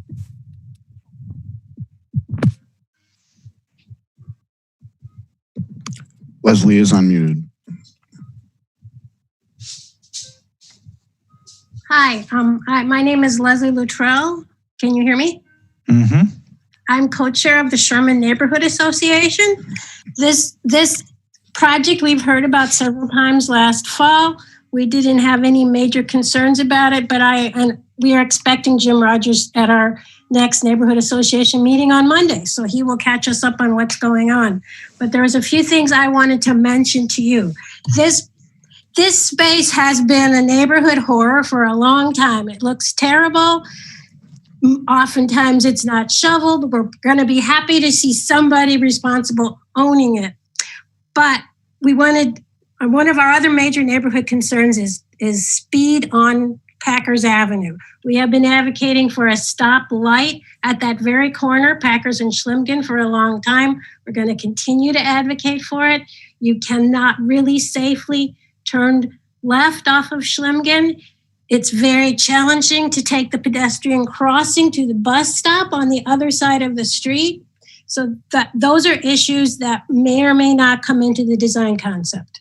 The other issue is noise. This is right near the airport. You may know that there's noise associated with the airport, and there might be more. And of course, the train tracks behind it are still used. Not a lot, but I hear a train every day, and I live a couple blocks from this, so noise could be a concern to be considered. Thank you for your attention. Okay, thank you. Are there any questions for, sorry, I forgot your name, but for our member of the public? I see Lois had her hand up first, so I will unmute you. Thank you. I had a question about that commercial space. What is the intent for the type of commercial venture that would be in there? Because it seems that there's not a really easy way to access that with a car without coming around the building, and people are zipping past pretty quickly. Yeah, hi, this is Jim Rogers. Can you hear me okay? Yes. Mm-hmm. Yeah. You know, we don't have an intended use for that space at this moment. I mean, we are certainly cognizant of the fact that traffic proceeds at a fairly rapid pace on Packers. There will be parking available off of Schlimgen in the parking lot for that commercial space. But in terms of an intended use, at this point in time, being still, we're still potentially a year or two out. There's certainly more than a year out from any sort of even breaking ground. We really haven't drilled into that as in terms of finding a space, and we're also keenly aware of some other vacant space in newer apartment buildings in the area. So we are sensitive to the fact of certainly wanting to get something in there that's going to be usable. You know, we'll have hopefully more information on that, you know, 3 to 6 months from now, but I don't have an intended use for it today. Okay, I was just thinking having a nice, a safe way to walk from the parking around, you know, because right now, well, I guess if you designate the areas with the sidewalk connection along the building, that's what I would do, or else they're walking in the traffic pattern. Okay, thank you. Chair, before we go into more questions, I wanted to acknowledge that we do have additional registrants, not necessarily to speak, but that are registered in either support or opposition of the project. Okay. Thank you. Do you want me to list them, or we just acknowledge that they'll be in the record? Yeah, I think we would acknowledge that they're in the record, and we can post their names on the Legistar link. Thank you. Is that any further questions, Lois? No. Just following up before Sean and then Rafiq, just for the applicant, are you somehow being compelled to provide commercial space in this development? Yeah, this is, there's actually, where the commercial space is located right now, there's a not well-maintained single-family home that's zoned, I think, TRC4. And so that has to be rezoned. The middle part of this, where the Hertz rent-a-car lot was NMX zoning. And so because of the NMX zoning and for our ability to get residential on here, we at least per the zoning right now, we're required to supply some commercial space at this location. Mm-hmm. Okay, so it could be in our statement to the Plan Commission that some of us might feel like that commercial is somewhat unviable. Shane. Thanks. Like the stormwater concept with the permeable paving and the center parking stalls, I just wanted to jump into 3 comments on the landscape. First, I think, and if maybe it would help if we go to a landscape plan, but I think it would help if the bed lines were just simplified and just kind of crisp, straight, linear planting beds as opposed to kind of weaving in and out. But along with that, it feels like there's some pretty open expanses of just mulch without plants on both street frontages on both sides that I think could be filled in with additional plant material. And then last, I think there's just several groupings of 2 per species, which feels a little bit awkward. And I just recommend that that you look at those and maybe consider changing them to groupings of 3 or more. That's all. Okay, thank you. Thank you. Rafiq. So yeah, I agree with the comments about the commercial. It seems forced a little bit, and I don't know if it really works. It seems super small too, but can we go to some of the straight on elevations? So when we, Kevin talked about this building having a strong brick base, and then it comes up in certain elements, certain areas to break up the facade, and it does. But I wonder why in maybe 2 or 3 locations does that break a little bit. So over the entrance, there's this one little square of brick that is not like any other square. I don't know why that does that. It's a bit odd to me. And that's where I'm saying is to the right of the top elevation above the door. Yeah, I see the area you have in question there. Yeah, we certainly could lower that. Like it would be more consistent. Yeah, it'd be more consistent if you did that. And then if we go to the next one, this pilaster or whatever we have to the left, why does that go up on the west elevation to the top? Yeah, why does that brick? That's the return corner of the facade that you're seeing recessed back. So it's the return of the projecting brick on a different element. So it's a little deceiving. Yeah. Yeah, it's just a couple spaces like that. I would ask you to kind of revisit and make sure that, because you want to keep that strong datum as your base, but then once you start to go up and down a little bit, you kind of you might lose that. And I think it's pretty organized. You know, the intention right now is pretty organized. Okay, I agree with that. That's it.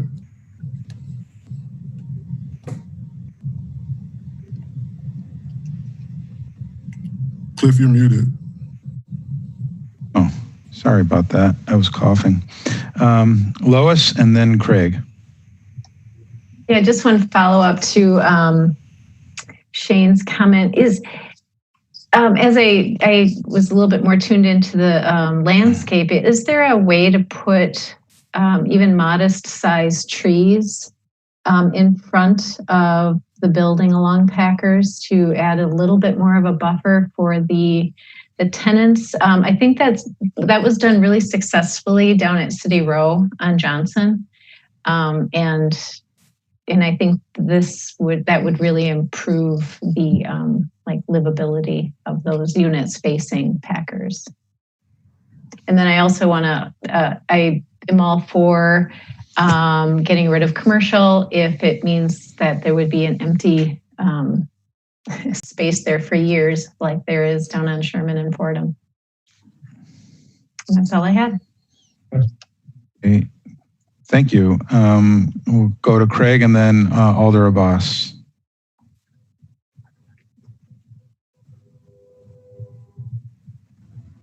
Following up on what Rafiq and Lois said, one of my comments when I first looked at this, when I saw the commercial space, was there didn't seem to be enough emphasis on the elevations to give like a hierarchy or a sense of a opening for a commercial space.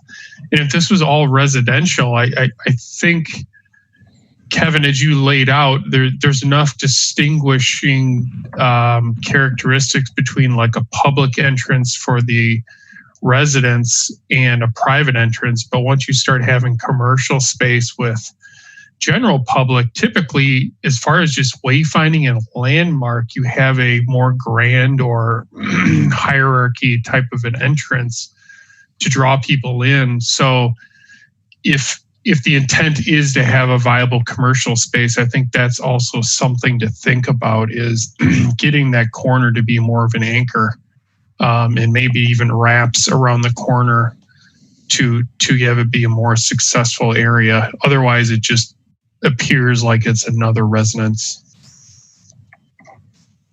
Okay. I understand your point. That's a good point. Thank you, Craig. Alder Abbas, before I unmute you, I see Chris Wells, our planning staff, has raised his hand, so I'll turn it over to you, Chris. Good afternoon. I just wanted to point out, in the NMX district for residential only buildings, there is a lot area requirement of 1,000 square feet per unit.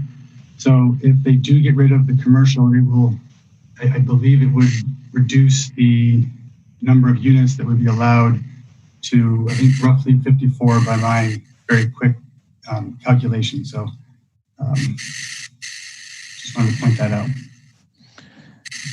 Thank you. I don't know if there's any way around that, like classifying the community space or a workout or exercise room as a commercial enterprise. But anyway, we are making our observations, and you have a code to enforce, I understand. Alder Abbas. Thank you very much. So for a while, because of the order of that district, I heard a lot of complaints about train horn. The train crossing is right there. And under the federal regulation requirements, they have to horn 15 to 20 seconds when they cross the public grade crossing. Also, this is on Packers Avenue, and we heard from Neighborhood Association, and I also heard from some other community member as well. They have concerns about traffic, noise. We also have, it's very close to F-35 base. So I would suggest and encourage the developer to submit plan regarding, especially about window sound transmission class, the window soundproofing rating, and what type of how they can mitigate the sound barriers in the design. So keep that part of a design as well. That's pretty much from my side.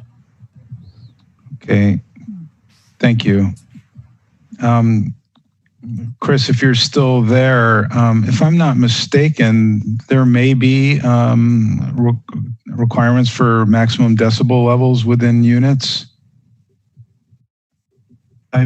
There are, in regards to state highways, I can certainly look into requirements along railroad corridors, but it's certainly a good observation. Okay, and Packers is not officially a state highway then? Like the Beltline, there are requirements. Okay.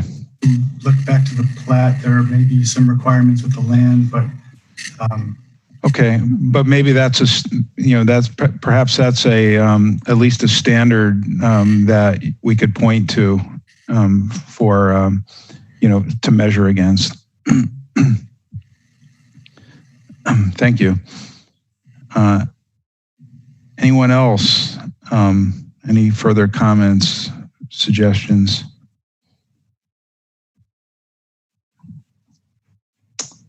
Okay.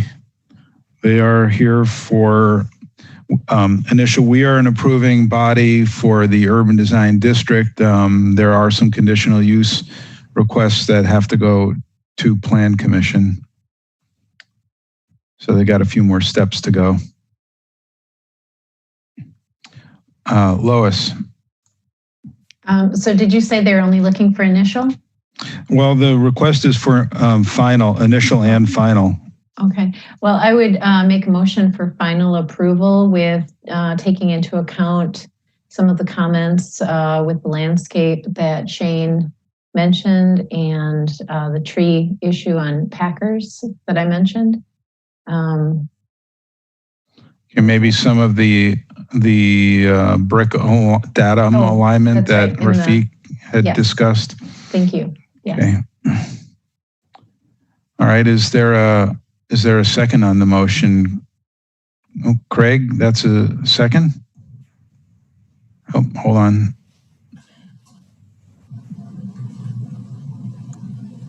That is a second. Okay. Correct. All right. Thank you. The motion's seconded. Any further discussion on the motion? Alder Abbas. Thank you.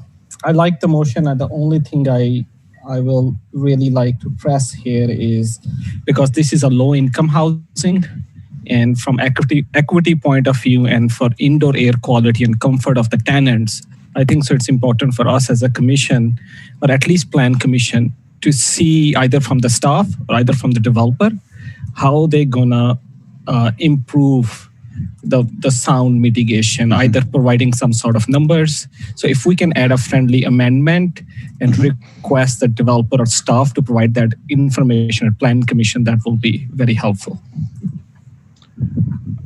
Yes, and we could recommend that it comply with the standards for the adjacency, say, to the interstate, as Chris had mentioned. Very noisy transportation corridors like the interstate. Thanks. Okay. Rafiq. Nope, I was agreeing with Alder Abbas. Okay. So that's then part of the motion then. Okay. Any further discussion? Okay, so then seeing none, the motion for final approval is approved with the conditions that we mentioned, and that will be recorded in the minutes. Thank you. All right. Item number 4, 1954 East Washington Avenue. The staff was generally in favor of this, but there is a there is a request for some discussion from the public. There is a member of the public who would like to speak on this. I'll give Janine a second to bring the design up to the screen, and then we can ask first for the applicant. So we have Dan Yoder. Youder. Dan, you should be unmuted. Yes, sir. Okay. All Dan, right. Yep, I think you can go ahead. All right, I'll dig in here. We were approached on this project to look at what signage options would fit best for the project. Obviously, if you look, Janine, if you could go down to the site map, I believe it's on the, yeah, there we go, perfect. It's the setback of the building, it's close to East Wash, not a lot of room for a ground sign, so we landed on a projecting sign. And Janine, if you could go up to the sign artwork, the 20 square foot option.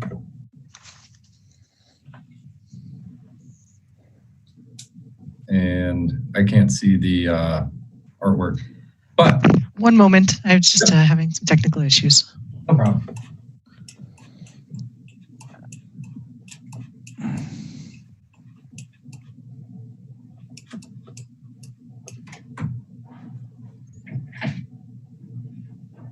Okay. All right, yeah, and if you could go down to the sheet labeled BN2. Yeah, so we dug into the design a little bit, and we came up with a really vertically oriented sign. We thought that fit the placement area well. And as far as finishes goes, this is pretty much a no corners cut sign. We have some very unique treatments to the letters. We're doing a beveled edge on acrylic, and that beveled edge will receive a 23 karat gold leaf application. The letters have a two-tone paint. You'll notice the 2-inch return on the letters is painted a different color than the letter face, and just a little bit of a highlight blue to kind of contrast with that darker blue background. And as far, we have an example of a sign that we did for Livingston Place a number of years ago that just kind of gives you the idea of some of the depth and dimension that we're going after here. Janine, if you could go down to the elevation pages there. One more up. Yeah, so as far as placement goes, this is where we're proposing. We think the size is appropriate. We think, the size fits well with the building. In terms of color goes, we wanted to do something, as you'll notice here, it's pretty much neutral tones. We wanted to do something that contrasted against that and stood out nice and well, and we landed on this deep blue.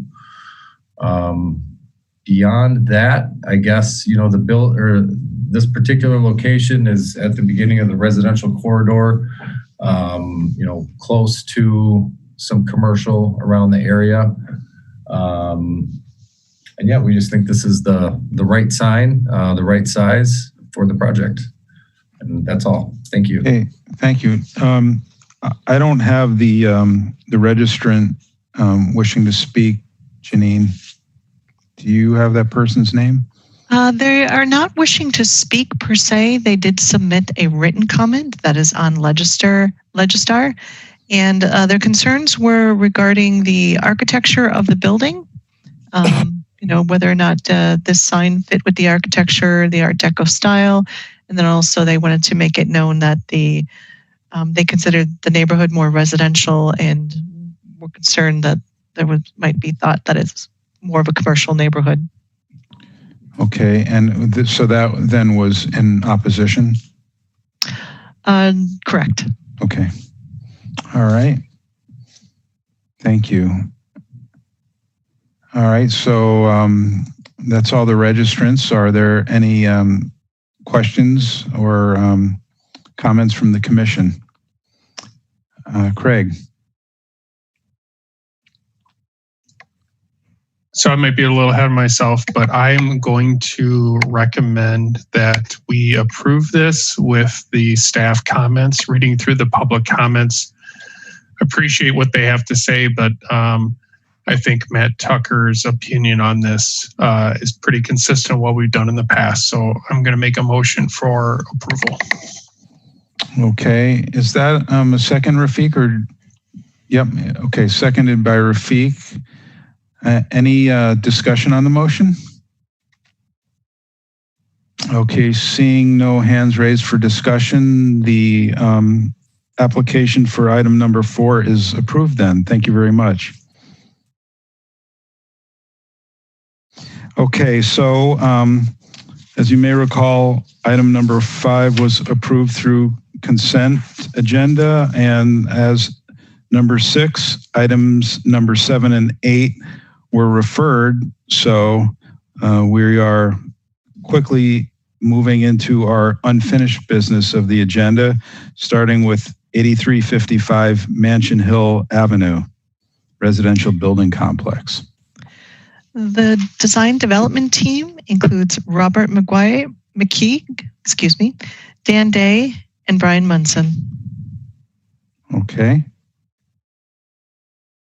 Thank you very much. Anytime you're ready, if that's going to be you, Brian, just kick us off. Actually, Bob. Yep. So this is Bob McKeague with Continental. Can you guys hear me all right? Great. Okay. Thank you.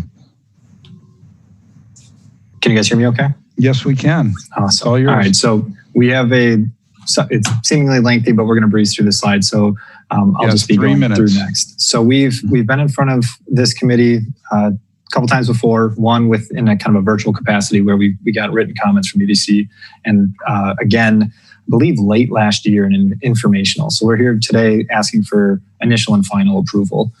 So you can go to the next slide.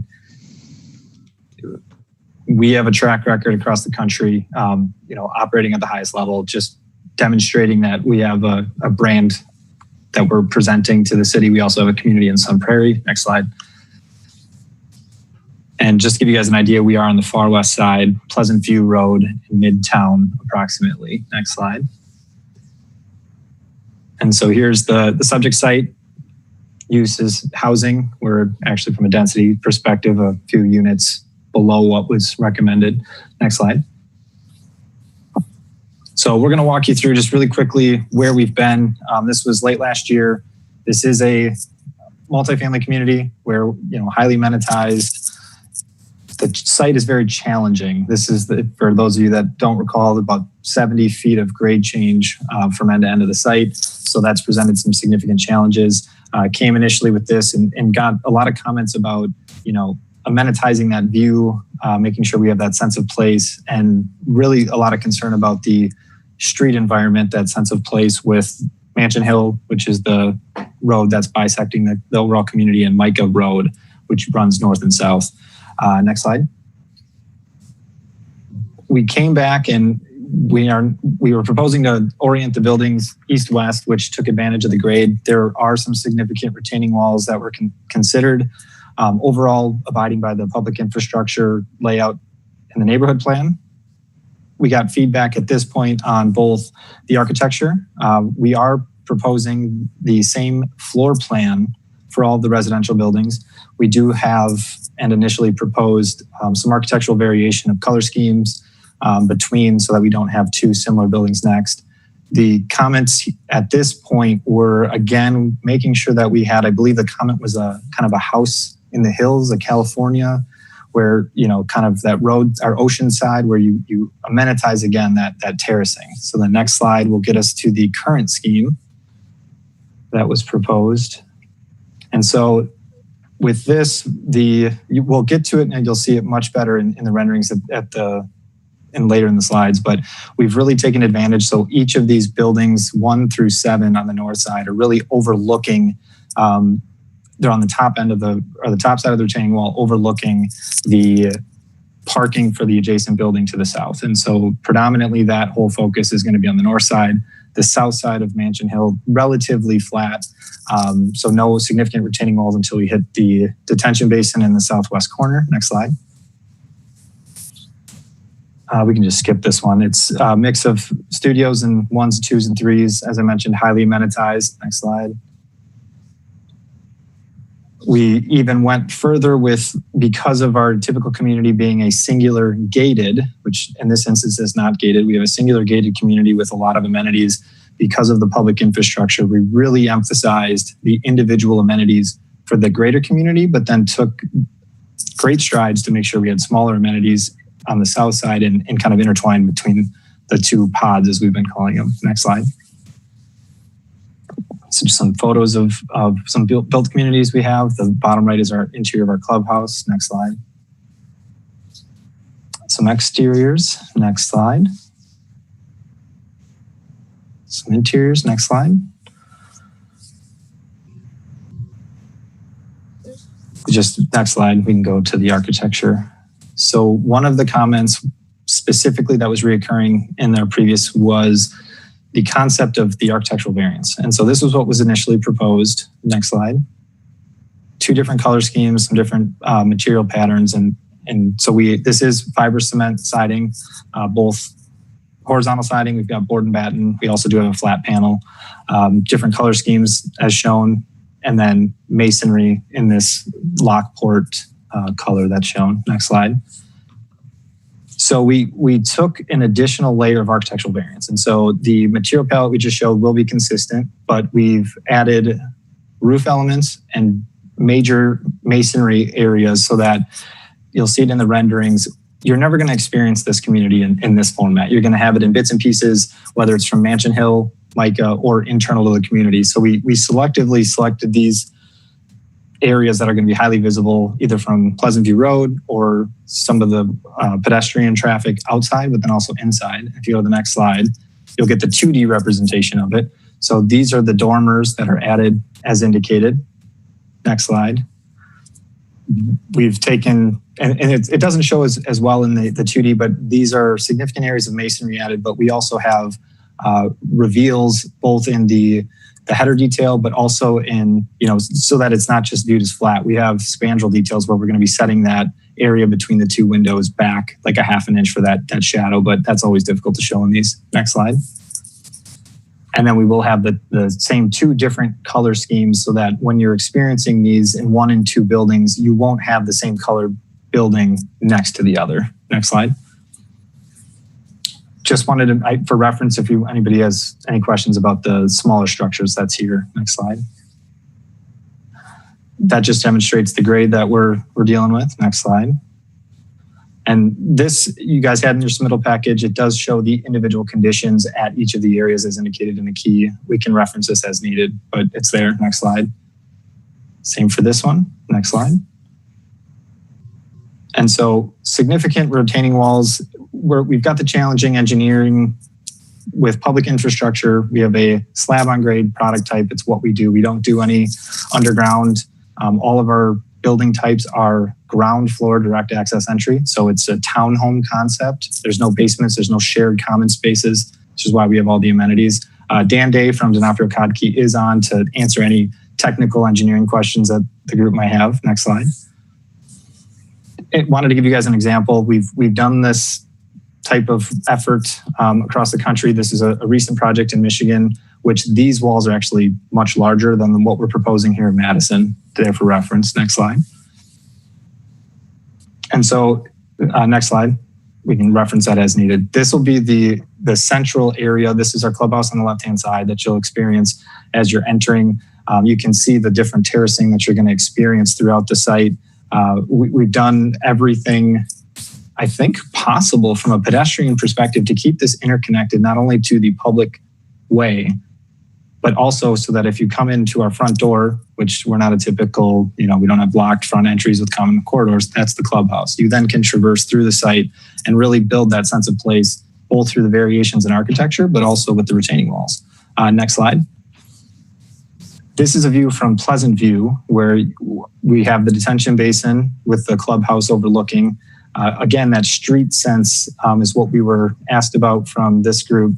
previously, we think from all angles, if you're on Pleasant View, if you're on Mansion Hill, if you're on Micah, you're going to experience a similar and a consistent theme of these retaining walls, but also the quality architecture, but it will be different. You're going to have a pond on this side. You're going to have the park area.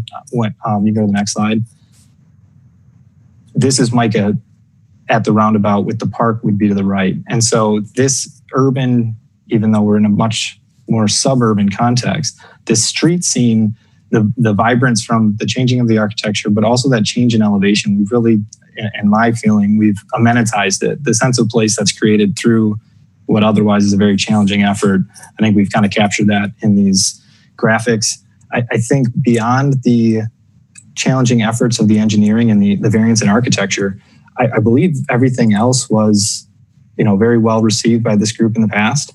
And so we can leave it on this one. It presents the challenge and the solution. We can leave it on this rendering and open it up for questions that the group may have. Okay, thank you. Then no other presentation from your end then? We've got Brian Munson and Dan Day. Brian can answer any kind of planning questions, sure. And then Dan, if there's any technical engineering questions. Okay, stand by. Any questions or comments from the commission?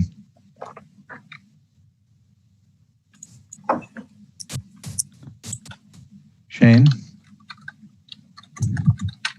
Thanks. I have a couple comments, and I'll just go in sort of reverse order here from specifics to more general. I think with the large amount of retaining walls being used, I aesthetically don't care for the product or the color of the product that you're showing. It just has such a expansive use and will have such an aesthetic presence in the community. I think a slightly nicer product would be beneficial. Maybe something even with like a larger scale. I don't know, I forget the name of the product you were showing, but for example, something like Ready Rock offers a much larger interlocking unit with kind of the size and scale of these walls. That sort of larger module might look better. And I think they also offer some pretty nice, like kind of neutral tones, color tones that don't have a lot of pattern to them, like the one that you're showing. So that would be my first recommendation. But I think more importantly than this, I'm just kind of struggling to see a slab on grade product fitting on this site. With how much grade change there is and just the expense of retaining and walls, it seemed like it's better suited to having buildings with exposed basements, for example, or something that integrates and works more with the topography. So I guess I'll just leave that as a comment. It's not really a question, but I am struggling with the amount of terracing and rigidity to the site plan. I do like how you've integrated some of the stormwater features as pockets between the buildings further upstream to kind of pre-treat as you work down with the grade. I think you could still improve the shape of some of those to be less kind of a square rectangle engineering device and more of a natural amenity to the community. But that's it. I'll leave it at that for now. Okay, thank you. Any other comments or questions? Staff would like to add a couple of comments. I believe Sydney Pruzak would like to jump in. Sure, Sydney, go right ahead. Do I need to, you want to raise your hand if I have to mute you because I don't see. Oh, there. Hi, can you hear me? Yep. Yeah, I'm sorry. I was getting ahead of myself.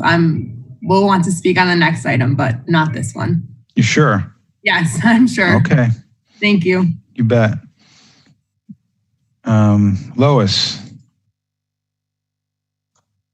I agree with Shane that the use of the the engineering feats you're going to kind of wipe the slope off of this site. It seems, I guess if you want to use kind of the regular type of building that you've done before, I guess this is the solution. But I'm wondering if there's a landscape way to minimize the exposure of some of these retaining walls. I'm looking at one of the renderings on my other screen that, cars are parking right up with the nose against the retaining wall. And so, of course, there's no green space before it to maybe minimize it with some plantings. And I'm wondering if there could be more of an effort to do that, is have more substantial green areas in front of the retaining walls. Is that a question you would like a response to, or is that a comment? Yeah, it's a comment, and I would like to see that. I think the exposed retaining walls with parking right up to them is not very attractive. Mm-hmm. So yeah, and the response pretty consistently is, well, that's the product we design. Okay, Craig. No, we're going to go to Craig next. We're going to deliberate a little bit more. You just have to ask you to endure it. So I had a couple comments on this. One, just to follow up what you just said, Lois, I'd be curious to know at what point they have to put in a barrier wall as well, if there is drop off of the parking, just to make sure we don't end up having like a cable barrier where a car, like a crash barrier. And I don't know at what point having a curb is enough of a drop off. So that would be one thing just for the team to follow up on, to make sure we don't go from my like ornamental fence to something else. The long expanse of the retaining wall, as it's near the amenities building, I'm wondering if there can be more visual interest in the design to break up those elevations, whether it's different materials, colors, etc., that you can get a little more design element to it. So that's coming up from Pleasant View up on the main drive, understanding it's going to be a vehicular corridor and probably minimal pedestrian traffic coming up from that route. And then the other comment I had was, there was initial comments talking about adding diversity to the buildings in design. And it looks like you did that, but additionally, I'm just concerned that you added maybe too much design elements to some of the elevations, where going back to some of the more original designs had some more simplicity and elegance to them, and adding the gables and the other things you did, I think might now be going towards the overdone portion, but that might just be me. So I'd be interested to see what other commissioners had as far as comments on some of the design and the elevations. Okay. Anything else, Craig? Nope. Self-muted. Any other questions or comments? Tom, let's see if your mic is working here. Go ahead. Okay. How is my sound now? Oh, you sound just like your old self. Oh, good. Oh, all right. Okay. I did a sound check.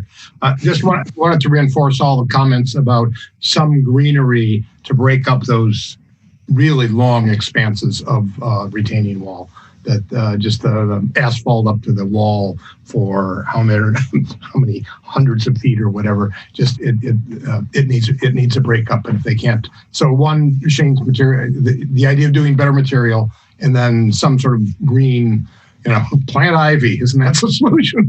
But something to break it, to put some green space in there. That's all. Okay, thank you, Christian.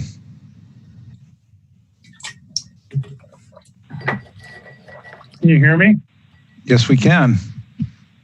Okay, I wasn't sure because I'm on phone here. So Yeah, I hate to beat a dead horse here, but the retaining walls just seem,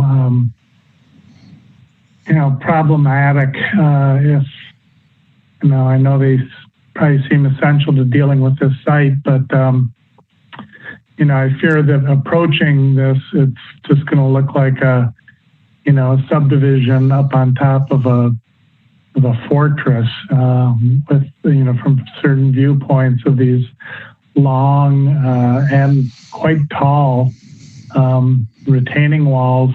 I noticed on the landscape plan that, there were some icons at the bases of them that I think were just designated LBX, and on the plant list it said, to be determined. If this is the way this is going, then yes, that does need to be determined, and there should be something on there.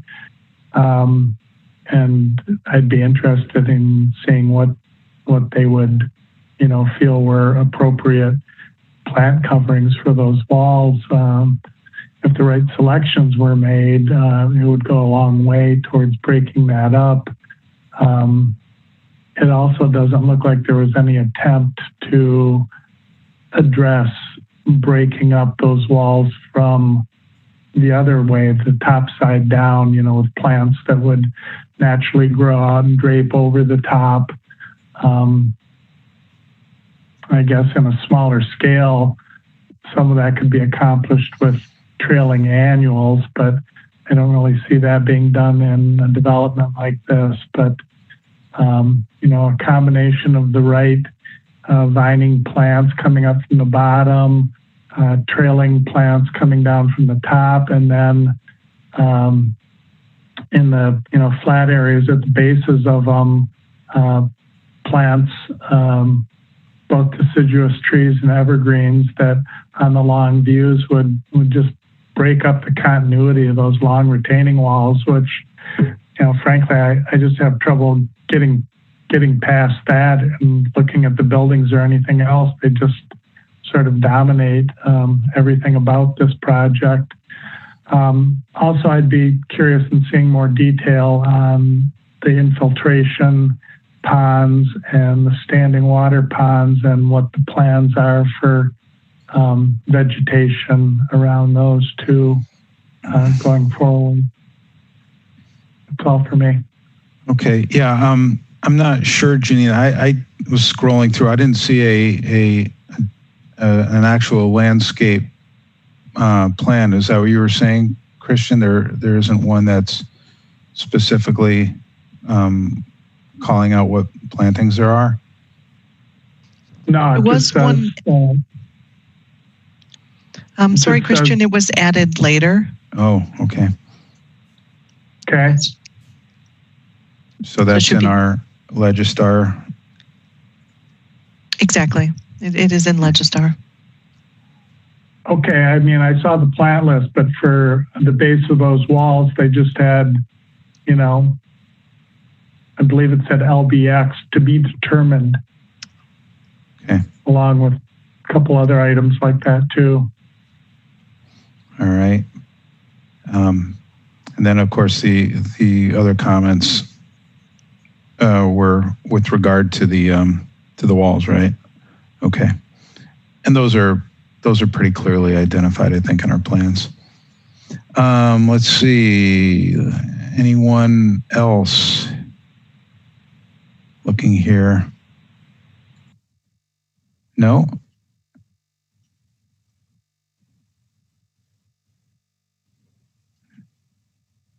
Is there a motion? Rafiq. Oh, I'm sorry, you jumped up there. There we go. Rafiq. I had a question. And again, I don't have the agenda in front of me, so I don't know if they're going for initial or final, but is there a way, because correct me if I'm wrong, initial approval is about envelope in the structure, right? Not necessarily the landscape, which is a big deal here, but is there a way to keep this moving based on the architecture and deal with the site stuff kind of like we did with the mural, or is it that big of a deal that it needs to be all in one? Well, my interpretation of initial would say that we accept the mass and the scale of the entire development, the site plan, the buildings, and in this case, by necessity, I think it would mean we're accepting, the terracing, the retaining walls, and how the buildings relate to its site. See, I don't think that the terracing is a bad concept. I just think it's not executed the way it could be.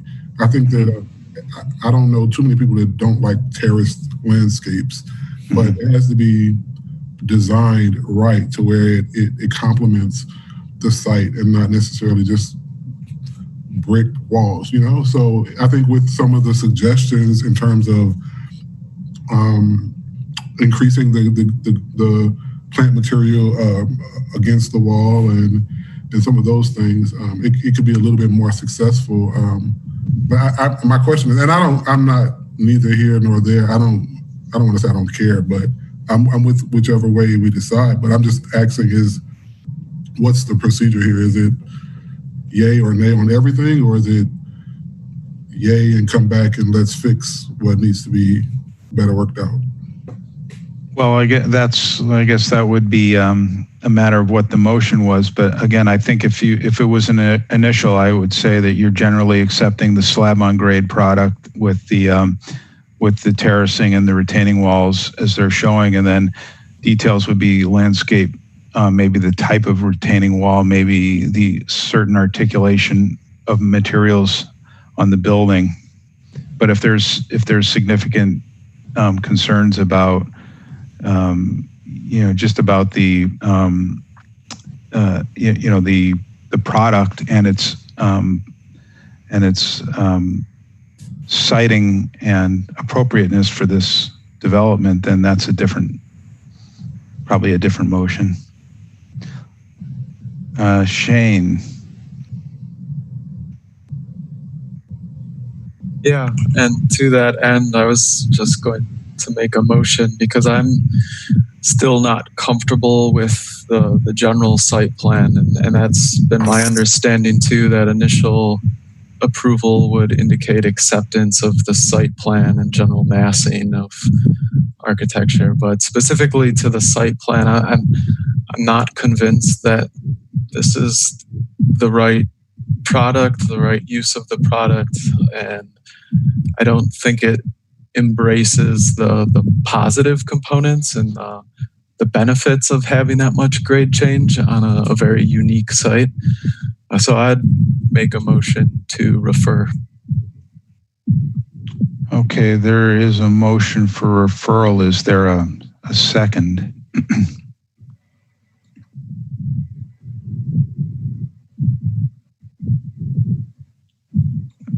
Rafiq? Are you sorry, Yep, I'm seconding it. Second it, okay. Okay, so is there any discussion on the motion? Craig?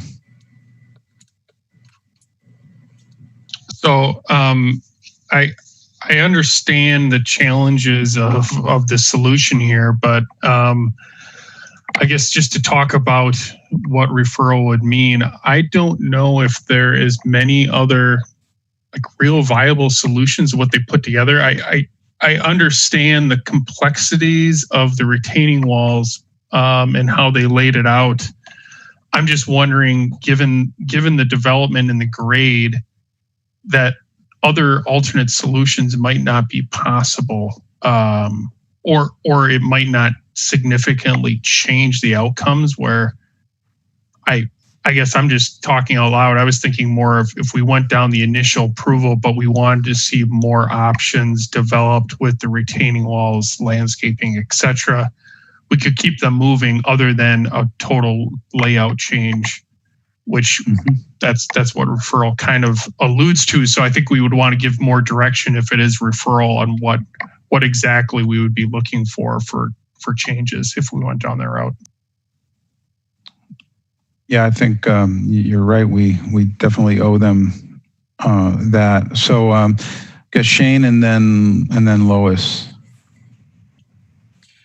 So I guess the question back to the group is, if the slab on grade is not the right product, do we have to feel compelled to approve a project that's based around that?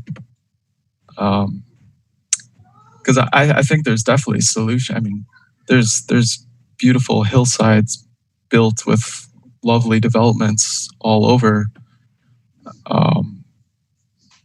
So are we limiting ourselves in thinking that this has to be a slab on grade product? Do we have any obligation to approve a slab on grade project?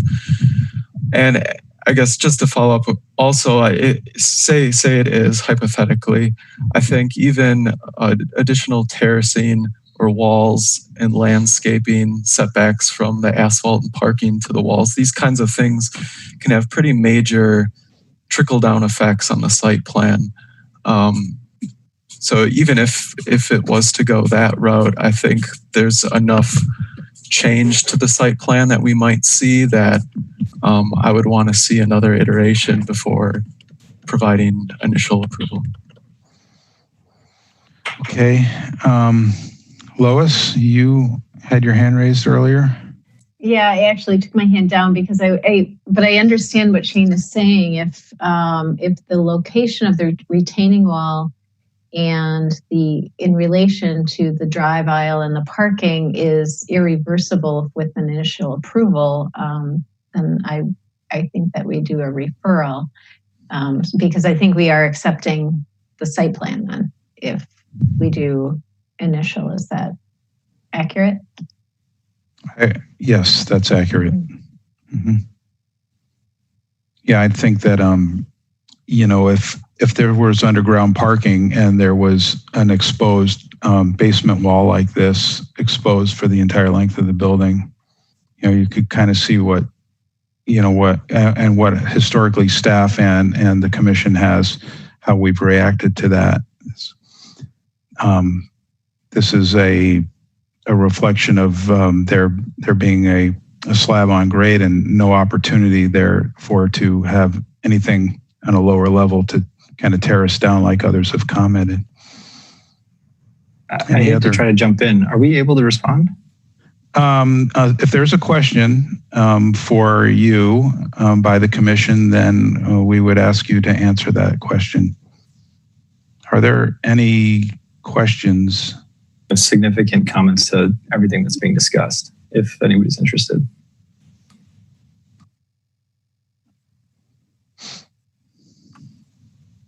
I'll leave that up to the commission. Craig. I'm sorry. I go ahead. No problem. I was just going to say, because I think we have a matter of a motion to talk about first before I think we open it up back to questions to the presenter. Right. Unless there are specific questions that we need answers to. Rafiq. So this, in terms of procedure, so they presented and we gave comments. I don't know if any of the comments were in the form of questions, but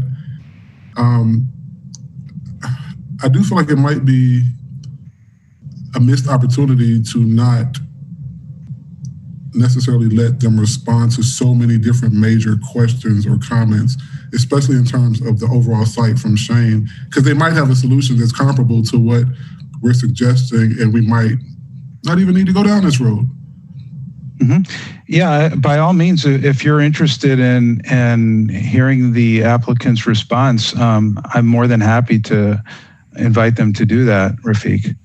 Well, yeah, I think at this point, because so many people have brought up some of the same issues, I think it would be appropriate to have them kind of address those things before we go down a road that may not necessarily have to be traveled. Okay, but before I do that, I just wanted to, I kind of lost track. Shane, you didn't actually make an official motion, did you yet? You did, I'm sorry. Was he made an emotion, and was that motion, Janine, seconded? Do you recall? I seconded it. You did, okay. So there is a motion, and it has been seconded, and we've been talking. So now at Rafiq's request, we would invite the applicant to briefly address some of the comments. All right, so I will start with the walls. This is a good spot to start. So the terracing, I feel like it's being lost. I don't know if you can zoom in, Janine, but the dark purple shows the full height of the wall, and at all of the areas which we've deemed as, public viewing and the high view areas, we've provided a secondary terrace wall at a much lower height of 4 to 6 feet with the intent of landscaping on top of that wall to further break down that scale. And so although there are areas in front of parking that will have significant runs of wall, at all of the high view, high trafficked areas, we've terraced and we've added landscape so that we have, I think, exactly what I think Tom was describing is the intent of, where all of the green walls are next to the purple and the orange. It's a tiered wall with a planting bed in between. And if you go to the sections, it shows each of those in a scaled context. The sections are the pages before this one, Janine.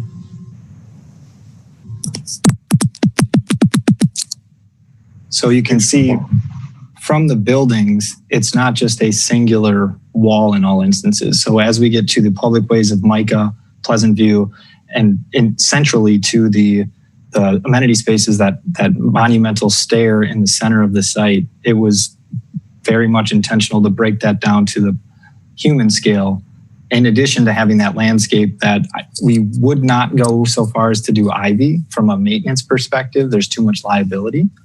And so we did have significant thought into those selections, which I know Janine mentioned during your guys' Legistar, came a little bit late, but the intent was fully, almost exactly as you guys described it, in each of these highly trafficked areas, at least for the walls. Should I just keep going, or should we go back and forth? Because I know there's some guardrail comments and some other questions about the architecture that I can address. No, I'd say you go ahead. If you've got a list of items you'd like to respond to, please keep going. Okay.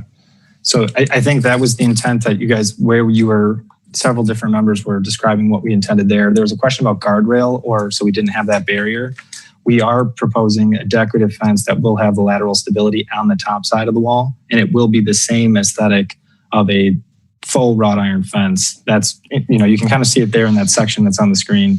It will be we're determining if we're going to be 48 or 54 inches, determining by code, but it will be an aesthetic that we use in our typical communities for the decorative fence on the exterior. So that will be there. And then in regards to the almost going too far with some of the architectural additions, I think we're open to specific suggestions at this point. Obviously we're hoping for an approval, to continue forward on this project. But if, up to this point, it had been generalized comments of differentiation. So if there's a specific, hey, maybe only dormers on, the short ends near the public way, if there's something specific there, we're happy to pull some of those off. I think we did it in our opinion, as light of a manner we could, knowing that we do have the same building type. We were trying to be cognizant of the different experiential qualities on Micah, Mansion Hill, and internal to the site. And then I believe, there was some question about, the product type, the below grade. Interestingly enough, yes, we're not trying to say that we're not exploring this because it's all we do is slab on grade, but any private housing development that goes on this site is going to have the same exact challenges. Even if it's a 4 or 5 story building, the only difference is going to be it's all going to be consolidated into certain areas. And at that point, the roadway for the neighborhood plan is where it is. We're abiding by that. That change in grade is what's dictating the terraced. We're compounding that with the slab on grade, but any 3-4 story building product that comes to this, they're still going to be the same retaining walls in order to just attain that, 5% per code for accessible routes and things like that. So that's not something that would go away entirely with a different product type. I think for what we're trying to do, it's a significant cost to us, but we feel it actually improves. You're not going to get, like Rafik was saying, you're not going to get that terraced garden aesthetic, which we're viewing as an amenity if you go to that other community. You're just going to get an isolated 3-story building in the corner and open space. Okay, thank you. Let's see. Any follow-up questions to Mr. McKaig's responses here? Okay. All right. So the motion has been seconded. Now, if there's been a change of heart, one thing we could do is we could take a roll call vote, and if it does not pass, then we could entertain a further discussion and another motion. So if there's no further questions, then I think what we'll do is we'll take a roll call vote, just to double check to see if the motion for referral is still the way we want to go. Okay. Commissioner Assad? Yes. Commissioner Weisensell? No. Commissioner Brown Otto? No. Commissioner Deschamps? No. Commissioner Bernot? Yes, agree with the motion. Commissioner Abbas? No. Commissioner Harper? Yes. Okay, I lost count, Janine. I'm going to have to ask Julie to jump in. Okay. She's taking notes and I'm multitasking. Okay. Let me unmute Julie. Hey, Julie, were you keeping? I'm here. Were you keeping count of the roll call? I was. Yes. We have Berno, Assad, and Harper voting yes. Weisensell, Braun Otto, Deschamps, and Abbas voting no. So how many no's and how many yeses? 4 no's and 3 yeses. 4 no's and 3 yeses. Correct. Okay. Therefore, I am going to exercise my right to vote in the affirmative. Let me see. That's right. And that would give us a tie. So the motion still does not pass on a tie. The motion cannot pass on a tie. So the motion for referral then is not passed. So here we go again.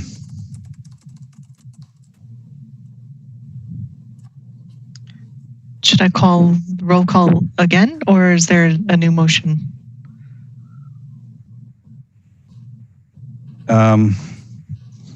We're going to have, yeah, we're going to have a new motion unless somebody would like to vote differently. So I believe, if I'm not mistaken, if the motion fails, the motion for referral does not necessarily mean that the project is approved. Am I correct? Right. And so it has to be an affirmative vote passing. And so therefore we have to have another motion that we pass in the affirmative that either gives them initial, final, or referral. So with those 4 folks that voted no, let's see, Tom, maybe somebody would like to craft a motion that we could second and then debate. Tom. I was going to move for initial. I don't. The only thing I want to see when it comes, mostly what I want to see is a either elevation or even better, a perspective of a length of those walls showing the tiering that's only available, we just saw now in section, and additional, kind of a full-blown landscape plan with species specified, et cetera, specifically for the retaining walls. So initial with much more detail coming back on the walls for the next time. That's my motion. Okay, is there a second on that motion? I'll start with you, Craig, since you had your hand raised. I would like to second it, but I would also can I amend it at the same time? Well, sure. We have the motion seconded, so we can enter into discussion on the motion. So I would also like to emphasize that the next submission needs to be full plans and not presentation type material. So when I zoom in to these plans, they're of significant less detail. So we're going to be taking kind of a big step here with initial approval to final with plans that aren't fully developed. So site plans, elevations, like full type presentation construction set,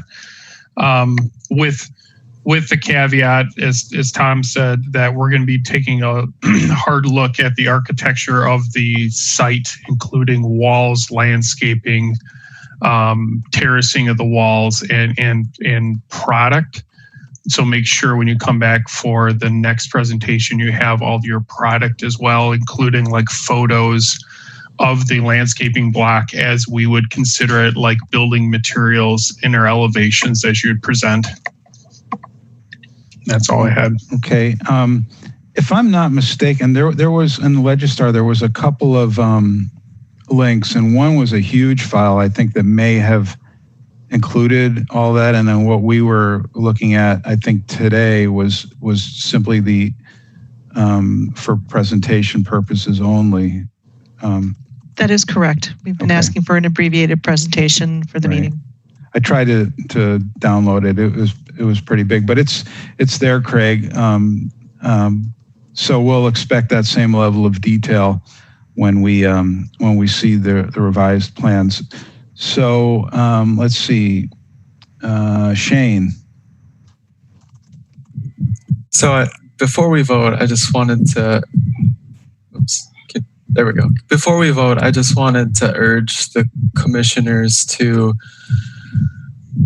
maybe picture a different project typology where some of that parking is integrated into the building, into the architectures and underground parking, and what that could do. Because right now you have a lot of 90-degree parking, a lot of pavement between these spaces.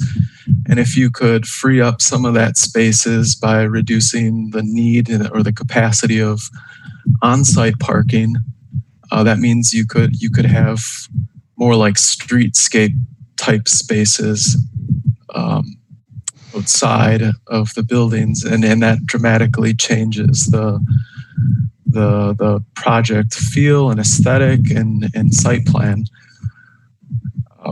And I think there's opportunity there to improve the site plan over what we're seeing today. Okay, thank you. Are any other comments or questions? Okay, so the motion then is for initial, and it's been seconded with comments. primarily by Tom and Craig. Unless I see any hands raised, I will. Oh, there's a hand raised. Go ahead, Shane. Oh, sorry. I thought we were voting now. So I just wanted to make sure you're capturing my vote. Well, okay. So I will then. Okay. So if there is a concern on that and you raised your hand, then I guess I will ask again for a roll call vote, just to be sure. Craig, you had your hand raised as well. I just want to add one more thing for clarity on this motion, that while I made comments initially about architecture, because nobody else followed up, I'm going to just have them ignore that comment. While they can look at it and they can develop it, there's no mandate that they have to simplify. Okay. All right. Thank you. Okay, I have a Janine. quick question before. Yes, sir. Go ahead. The motion is to approve initial approval with the conditions of what now? Well, Tom had some conditions regarding, I think, the treatment of the terraces and their landscape, and then I think Craig wanted more kind of fine-grained detail on the construction of the walls, as I recall. That's correct. Does that capture it? Yes. Okay, so why don't we go ahead and take another roll call vote and see where we are. Okay, roll call is for initial approval. Commissioner Assad. Yes. Commissioner Weisensell. Yes. Commissioner Brown Otto. Yes. Commissioner Deschamps. Yes. Commissioner Bernot. Nay. Commissioner Abbas. Yes. Commissioner Harper. No. Okay, that is 5-2 in favor. 5-2 in favor. So the motion passes then. You have your initial approval and you have our comments, and we look forward to seeing you back here after your visit with the Plan Commission. Thank you very much. Can I make a recommendation or a suggestion, maybe for a 5-minute break? Or okay, by unanimous consent, motion to recess. We are going to have a 5-minute break, and we will see each other again at 7:23 p.m. for agenda item number 10. And it's going to be a doozy.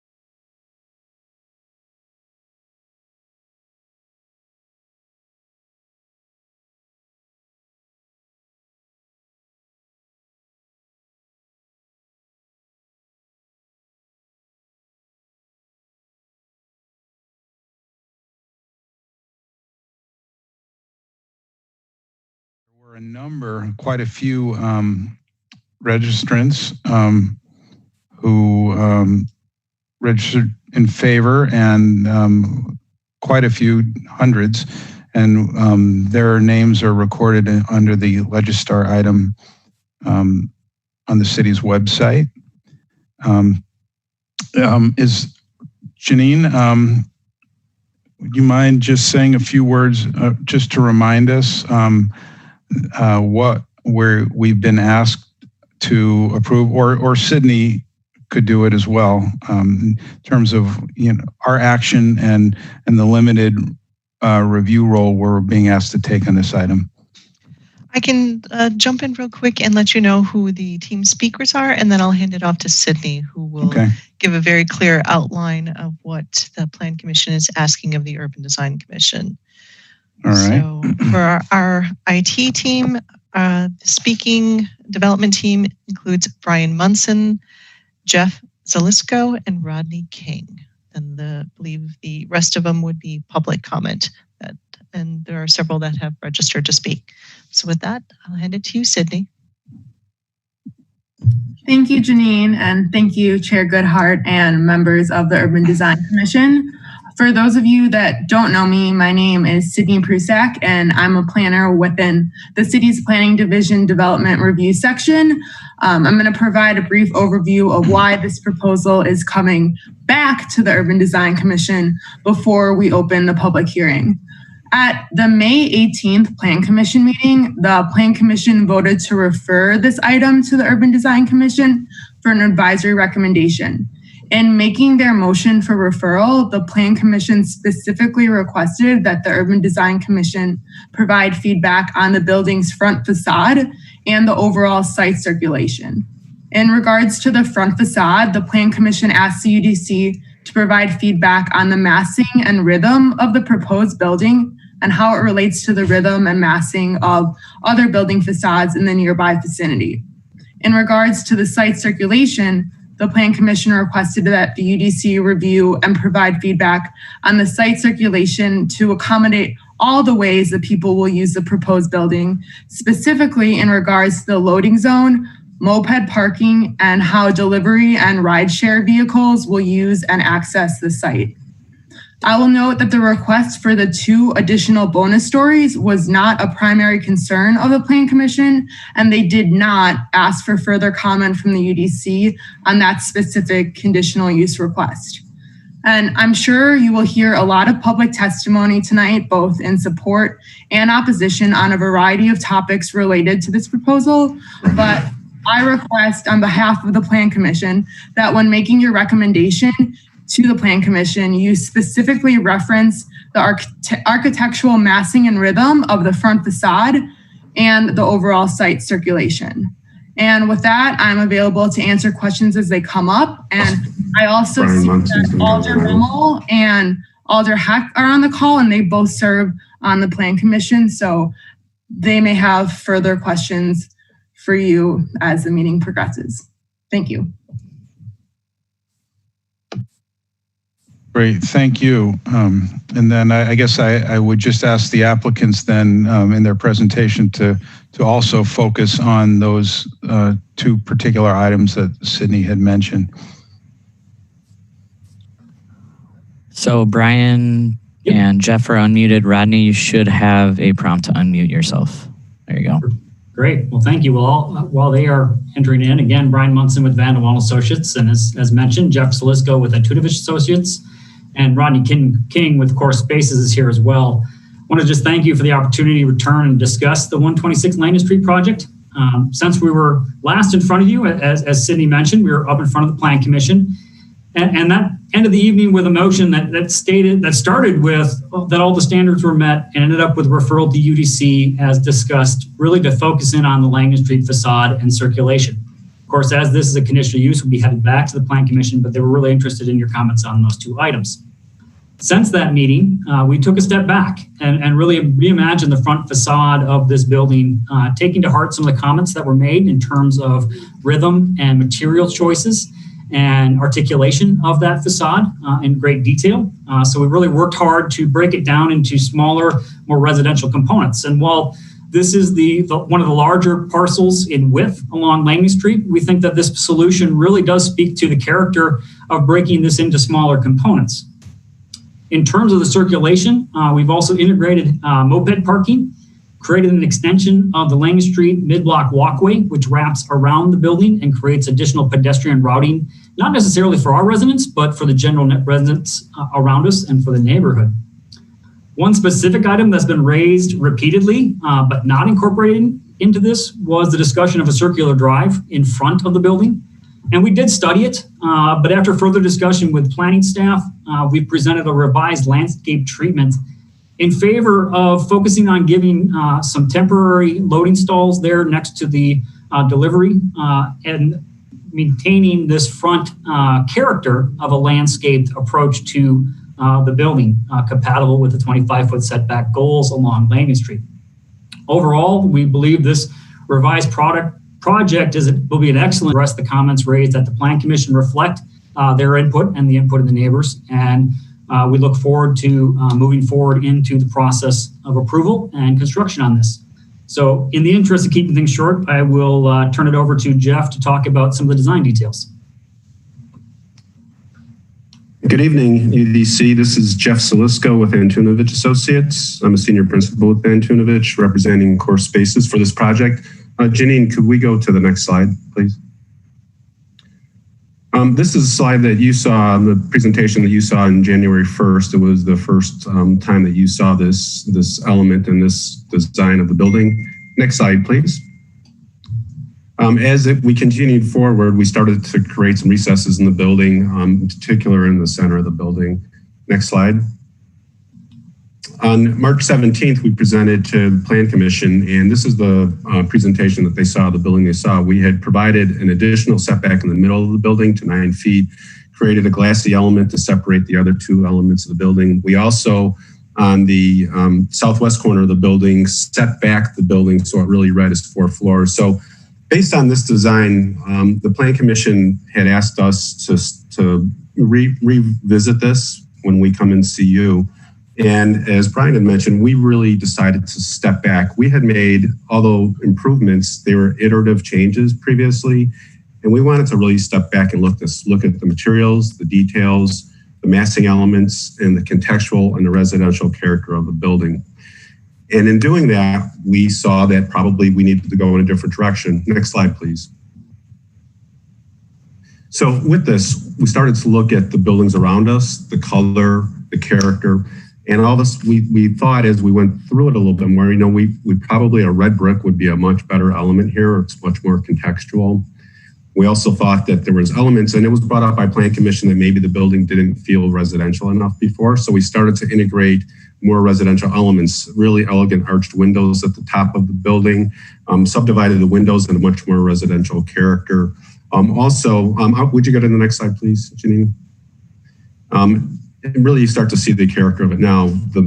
Previously we had a 5-story element that really accentuated the 5-story height of the building, but we broke that down into a 2-story mass and a 3-story mass. And as you look at that next to the white brick building next to us, the character of the massing from one to the next really starts to make sense and really feel terrific. So, and you're seeing it here, you see these details and you see how we started to break down the massing. Also on the left side, you see towards the west, you see how we've taken those elements and broken an element that was one element before we broke it into 2. So this series of buildings, the massing is really becoming very similar to what you see with the surrounding buildings. The other thing I wanted to mention here is that this is the street, and I've said this before, it's a wonderful eclectic street relative to the architectural character. And we wanted to have a building really fit in. And we feel this building, which we brought a arts and crafts sort of character, just fits right in with the softness and the residential character of it. Next slide, please, Janine. Here's a close-up, and you really start to see these details, and you see the red elements and how they there's a thread that carries through, although they're a little bit different. You see that cornice carries through on the other portion of the building, although they're different in other elements and different characters. Also, the streetscape that you see here, you can understand how important we feel this is, the way it ties into Langdon, just how welcoming and receptive that is as the entry to the building. Next slide, please, Janine. You're seeing this now from the west side, and again, you're seeing how the character, the mass is broken down on this side of the building, this lovely elements, these fascia elements that we've carried around the building. You also start to see on the east side of the building that element has a hip roof, again, reinforcing residential elements in their character to the building. Next slide, please, Janine. This is as you come down the access drive to the side and you see how that hip roof wraps around the building, really defines a character element. And that's something that you're really going to see from the street. That will also provide more of a buffer from the roof terrace at the top of the building. And in addition, see how these elements wrap around and continue around the side. We're to focus on the front, but we wanted to see show you how that does kind of continue around the balance of the building. Next slide, please. We've not shown this view before, but we really this really starts to show how this building makes sense here, how these massing, the character, the quality next to the buildings next to it, the size of these masses really feels commensurate with what's around it. And you really see the character and quality of what's happening at the streetscape. It's really starting to feel like a building that belongs on this street. Next slide, please. Again, just wanted to show towards the rear how these elements we have kind of play together and work really lovely together, kind of cradle each other, create a great mass at the street, at the lakeside. Next slide, please. And then, back further, how this mass and this building feels like it really belongs as you see it from this view. Next slide, please. The second portion that's really important is the circulation. And one of the points that we heard loud and clear from the neighborhood was that during inclement weather, that access drive could be a very unsafe place for occupants and for pedestrians to walk up and down, especially from, the neighboring tenants, our neighbors. So we actually provided an access walk on the west side of the building that wraps around up towards Langdon and actually provides an access that's closer towards the university if you're going there. This really does not provide any benefit to the tenants of our building. It's really only to the supporting tenants. It provides a safe haven for a path up that way for those tenants, and a huge improvement from having to walk up that drive, and you could see where it could be an issue when there's bad weather. So we've completely made that a positive by taking this walk and passing that up through our site up to the front of the building. Next slide, please. Another point was moped parking. We provided dedicated moped parking in the parking lot. And like we've done on the two core projects in Madison, is we had flex spaces where the market kind of determined if a space should be a moped space or a parking space. And so we have additional flex spaces in here if it appears that the moped parking is more of a desirable element for the building, for the tenants in the building than it is to have parking. So we're providing flexibility with those elements. So with that, we know that we needed to keep this around 3 minutes. So that's what we wanted to talk about with the design right now. Thank you very much for your time. Now, I'm sorry. Who's this? This is Rodney with Core Space. Okay. I'm sorry. I thought Jeff was wrapping up from the applicant, but go ahead. No problem. A lot of what I will have to say is somewhat redundant, so I'll keep it short. As you guys will see, that this project has drawn a lot of attention. From the Planning Commission, the UDC are to review 2 items, as Jeff said, the Langdon Street facade and building circulation. It is notable that the Planning Commission recommended that condition 14 had been met. So regarding the facade, we heard the Planning Commission loud and clear about breaking up the building into different elements. We believe we've achieved this. Our team has reduced the massing by adding step backs on the 5th floor and changing the building materials. Some will argue the massing is too large. We ask that you look at the building in the overall context of the neighborhood. Other beloved buildings in this neighborhood have the same identical width and the same identical height. The mass of this building is being dictated by the site. The site is one of the largest parcels in the neighborhood. Another important point that is driving the architecture of this building is we are preserving the historic 142 building. The 142 building is contributing to the overall historic nature of the neighborhood, and our goal was to preserve it. If we cannot fully develop this site, you will be deeming this parcel undevelopable or encouraging the demolition of a contributing building. Also, I would like to remind the Commission that we're complying with all the underlying zoning in the downtown comprehensive plan. Any building that is proposed on this site will likely be the same shape and size that we're proposing. Lastly, regarding building circulation, as Jeff said, we've added a sidewalk around our site to help pedestrian foot traffic. This was added after hearing comments from the public. I believe this shows our willingness to accommodate reasonable requests. Also, we have studied the addition of a U-shaped driveway. Frankly, it would solve some issues that the neighbors have expressed, but we could not garner staff support, so we've elected not to include that in our presentation. If the commission believes that the U-shaped driveway is adequate to this project, we will go back and study it and possibly include it in our presentation to the Planning Commission. With that, we will reserve our time and be open for questions from any of the commissioners. Thank you. Thank you. We have quite a few registrants who wish to speak. I have the list and I'm going to start naming them so they can prepare their thoughts here. But we would ask you to keep your comments to 3 minutes or less. Let's see, I'm going to start here with Matthew Mitnick, and then Dave Branson. All right, can you hear me? Yes. All right, hello, my name is Matthew Minnick and I'm entering my third year at UW-Madison, and I'm studying political science and I'm the newly elected president of the Campus Area Neighborhood Association. And I first want this group to really understand that a petition was created by students, and as of about 20 minutes ago, it had generated 2,160 signatures in opposition to this project. And the Campus Area Neighborhood Association I just mentioned was created directly as a result of students who live in this neighborhood from being left out of the planning process. And I just hope when you hear testimony, you listen to students and residents who live in the neighborhood rather than people who do not even live in the Madison jurisdiction. But you know, this was referred back from the Planning Commission for a reason. And I really hope everyone looks at the heartfelt letters that students like myself submitted and people who are speaking tonight. And I really want to reference in Madison General Ordinances 28.183, the conditional use section, specifically section 6, that states when considering the approval of a conditional use permit to grant excess height, it must be compatible with the existing or planned character of the surrounding area. Quite frankly, I thought the original architecture was much better, and what has been presented tonight looks more like a factory than a place where students could live, specifically in the historic Langdon neighborhood.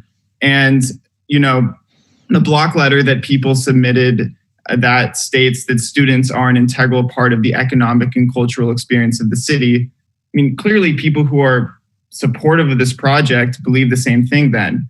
And for a conditional use permit for the excess height and scaling to be achieved, it states that it would need to be a higher building, and there are just too many concerns with the massing here. There's been no environmental impact report on construction impacts and or massing impacts to Lake Mendota, but also traffic is a serious concern. And I am a runner and I run on Langdon all the time, and I'm constantly dodging cars and delivery trucks. And if you have 300 plus more residents without adequate parking or vehicle circulation, it's going to create even more congestion and safety issues than already are there.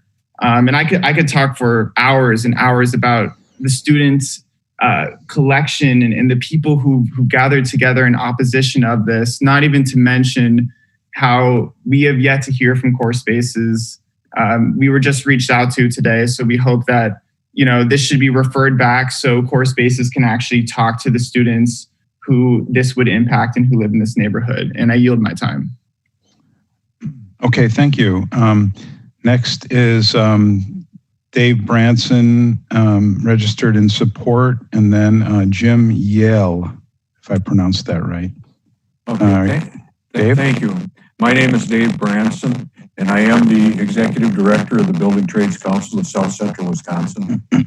It's important to approve this project because it will create and maintain jobs for general contractors, subcontractors, and suppliers. A lot of construction projects have been put on hold or canceled due to COVID-19, and this Langdon Street project will provide family supporting jobs for local residents, and it will help to recirculate money in the community and provide local jobs for the community. This project complies with the local zoning and with the city's downtown plan, and it blends in with and complements the existing neighborhood buildings. And I urge the commission to approve this project. Thank you. Okay, thank you. Jim, I'm sorry if I mispronounced your name. And then James McFadden. No problem. Thank you very much for your time. So just want to thank the Urban Design Commission for your time tonight. Just want to talk into support of the Core Spaces Langdon project. My name is Jim Yaley, President and CEO of J.H. Findorf & Son. We're a 130-year-old construction company based in Madison, employing at this time about over 900 essential workers. First of all, just on behalf of myself, the entire staff, we're grateful to the leadership of the city and for others for allowing essential infrastructure to continue during our pandemic. We're quite frankly happy to be working and not adding to the numbers on the seeking unemployment. We've always kept the health and safety and continue to be number one goal of our employees. With respect to this project, we also believe that it's important for Madison for many reasons. And first of all, for this group and what you started the conversation on, I believe that Core Spaces has spent numerous hours working with the city and neighborhood representatives to listen, adjust, and now propose this impressive quality project. The design you saw tonight reflects feedback, is compatible with the overall neighborhood, complements the area well, will be an improvement over the prior building, and quite frankly, also the current vacant lot. And I just know the character of the team at Core that they will continue to work with you. And I don't believe there's anything we can't figure out together working with them. Then on more of a global scale, just the economic impact of employment, as Dave said earlier, a project like this is a really big deal. It will create and maintain hundreds of men and women in the trades to have employment with numerous subcontractor and supplier jobs, which will then continue to circulate within the local economy. A lot of industries are abandoning and deferring construction projects in this time right now. And quite frankly, it's nice that Core Spaces is still investing in the future and still investing in Madison and downtown Madison. So I'd urge you to support their investment of this project. We're also committed as an employer to keep our employees moving forward. I would say track record, Core Spaces, in my opinion, is a proven successful partner to the city and to the university. They delivered on Hub 1 and the James projects, which have proven to be an asset to UW students and downtown businesses. We've built other projects for them in other cities with similar results. Do feel that they share the values of the city and of Findorf as a partner. So with that, I'll finish up just saying that I would ask that the commission support the project. I do believe it is the right decision, especially now for the city and the community. And then just on behalf of myself and the entire team at Findorf, just thanks everybody in the commission, commission members and leaders for their ongoing leadership and service to the community in these uncertain times. So thank you. Okay, thank you. Next is James McFadden, registered in opposition, followed by Amal Goyal. James, you're unmuted. Yes, I'm here. There were some slides that I had provided to Legislar. Oh, right there. I think the pictures speak for themselves. If you look at this, the building actually in full context, which has been absent from much of Core's presentation to date and the materials they provided throughout the process. This building is simply much taller, much wider, much bulkier than its neighbors. It is certainly not, the massing simply does not work. I think it would be helpful to look and see why the buildings on the Constellation, on the other buildings on East Washington Avenue, were able to step down to East Washington and to the neighborhood to the rear 3 stories. At 5 stories along Langdon Street, this building is simply too tall.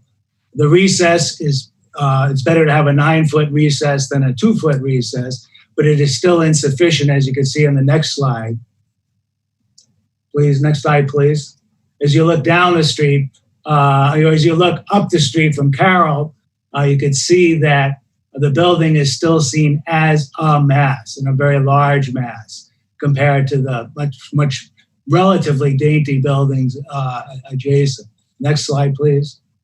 And this is looking in the other direction. We see buildings that actually have some extraordinary architectural character, which the building as proposed simply dwarfs. We recognize that a big building will be built here. That's perfectly appropriate, but it needs to step down from 5 stories, the current 5 stories is proposed, to 3, or 3 ideally, at 4 at the very, very most. And again, the center recess needs to be set back a little bit further, again, to give more of an illusion of separate buildings. Thank you. Okay, thank you.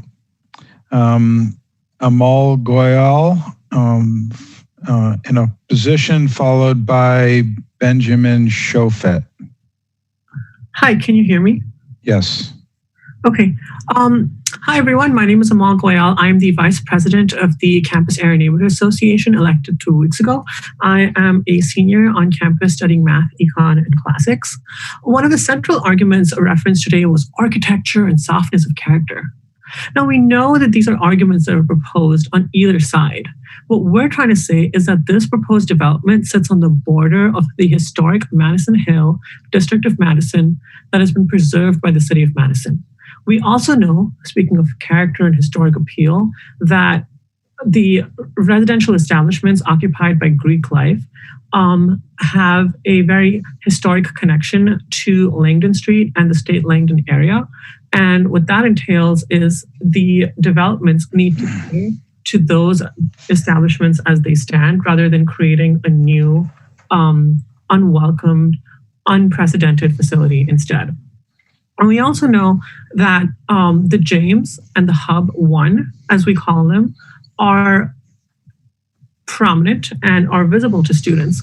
But the first thing that you find when you look at the websites of those two establishments, as well as the nature of the student experience in those places, is that there are dozens of vacancies. Year after year, summer after summer, we know that creating multiple establishments will not necessarily make one establishment more demand heavy or more welcoming to students than the other. And what that entails is that this creating such an establishment of such a significant size will not necessarily improve on the historic appeal or character or on or cater to the demands of the residents at present. Finally, we've talked so much about moped parking and additional residential pedestrian areas.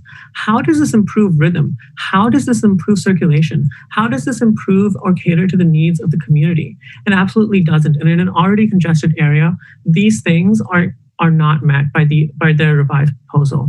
To examine the proposal in detail, you'd find that the majority of the things that they were proposing at the beginning are very much the same as what is proposed today. I look forward to hearing from core spaces at the Campus Area Neighborhood Association at some point in the future, but I also look forward to continued engagement with those students who live in the area and who oppose this establishment. Now, with that, I yield my time. Okay, thank you. Next up is Benjamin Shofet, followed by William Doty. So there is no Benjamin. There is no William. Anna Berry. There is no Anna. It looks like Barb Garrity is going to be our next person here. Okay, we'll listen to Barb Garrity in opposition, and then followed by Paul Lorge. Barb, you should be unmuted. Hello, my name is Barb Garrity and I live at 120 Langdon Street, next door to 126 Langdon Street, the building site. I'm a member of the steering committee that meets to discuss how this development will affect our neighborhood, specifically in the areas of massing and site circulation as it relates to loading zones, ride share, and delivery. From a distance, massing is what makes the most visual impact of a building. From that standpoint, when looking over the architectural renderings of the proposed site, it's clear to me the one standout fact is that 126 is so out of line with the size of all of the surrounding buildings. At first glance, I don't even notice the design of the building because all I see is that it is massive. The reason it appears massive is all of the much smaller buildings on all sides of it.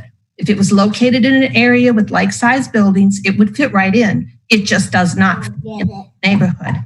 Add to this the unique situation of being able to call 9 stories 7 because of the street level rule just adds to this mass. I can't help to think in a comparison of massing, if they get to call their 9 stories 7, do the surrounding buildings also get to disregard their bottom 2 floors?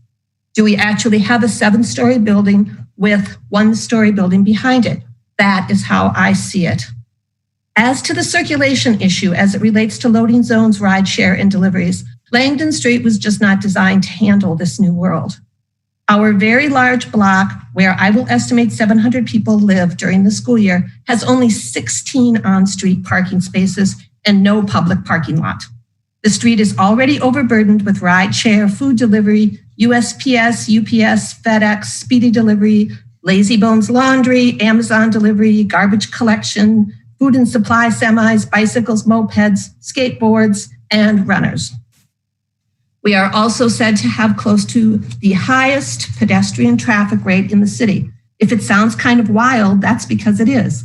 Add in the constant circling stream of cars waiting for one of those 16 spots to open up. Yesterday, I sat on our porch for 1 hour and 5 delivery vehicles parked in our private driveway, to make deliveries to other buildings on our block. It's a huge problem for us as those who belong in our lot are blocked access and either have to block traffic or join the never-ending circle of parking hopefuls. I'm not against a building or maybe 3 like-sized buildings being put up at 126 Langdon. What I am against is it causing the rest of us even more traffic problems than we already have. With the addition of 373 more residents and their guests, and only 20 more parking spaces, 2 loading spots, and no guest parking, the already difficult traffic flow issues that create a daily safety issue for our residents will only get worse, and the August 15th move-in a bigger than usual nightmare. And just as a side notice, I have 1 more second. Right now, I'm looking out the window and there are 6 cars parked illegally in one of the fire lanes. Thank you. Okay, thank you. Is Paul ready?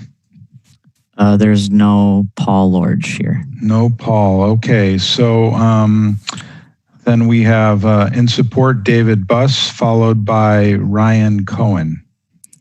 Okay, David, you should be unmuted.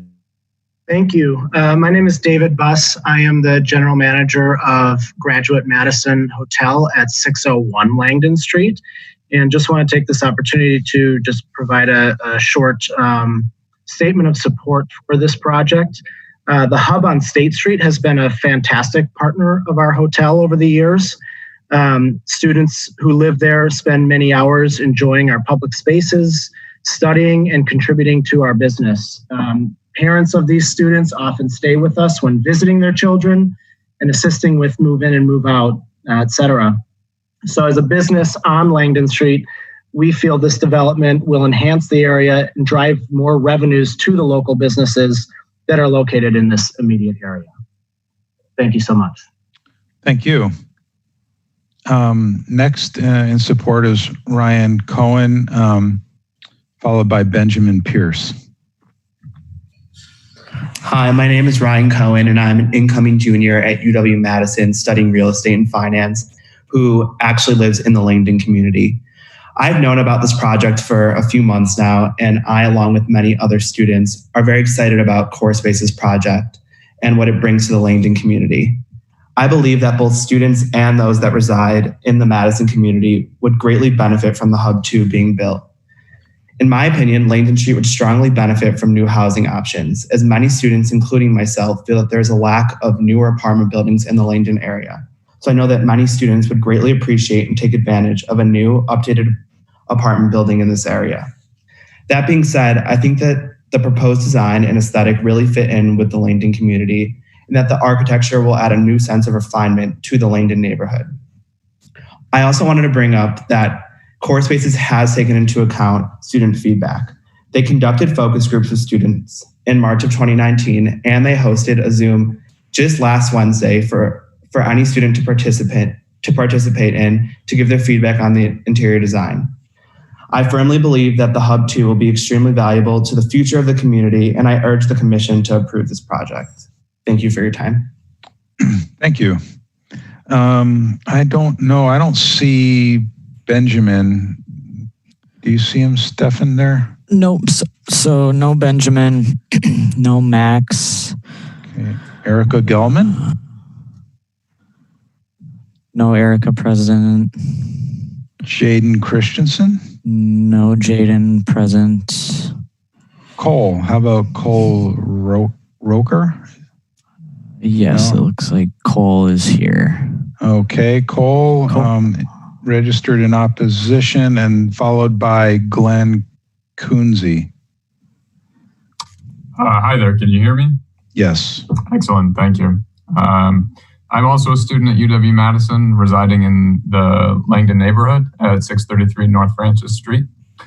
I'm speaking tonight to express my concern for the proposed development at 126 Langdon Street by Core Spaces.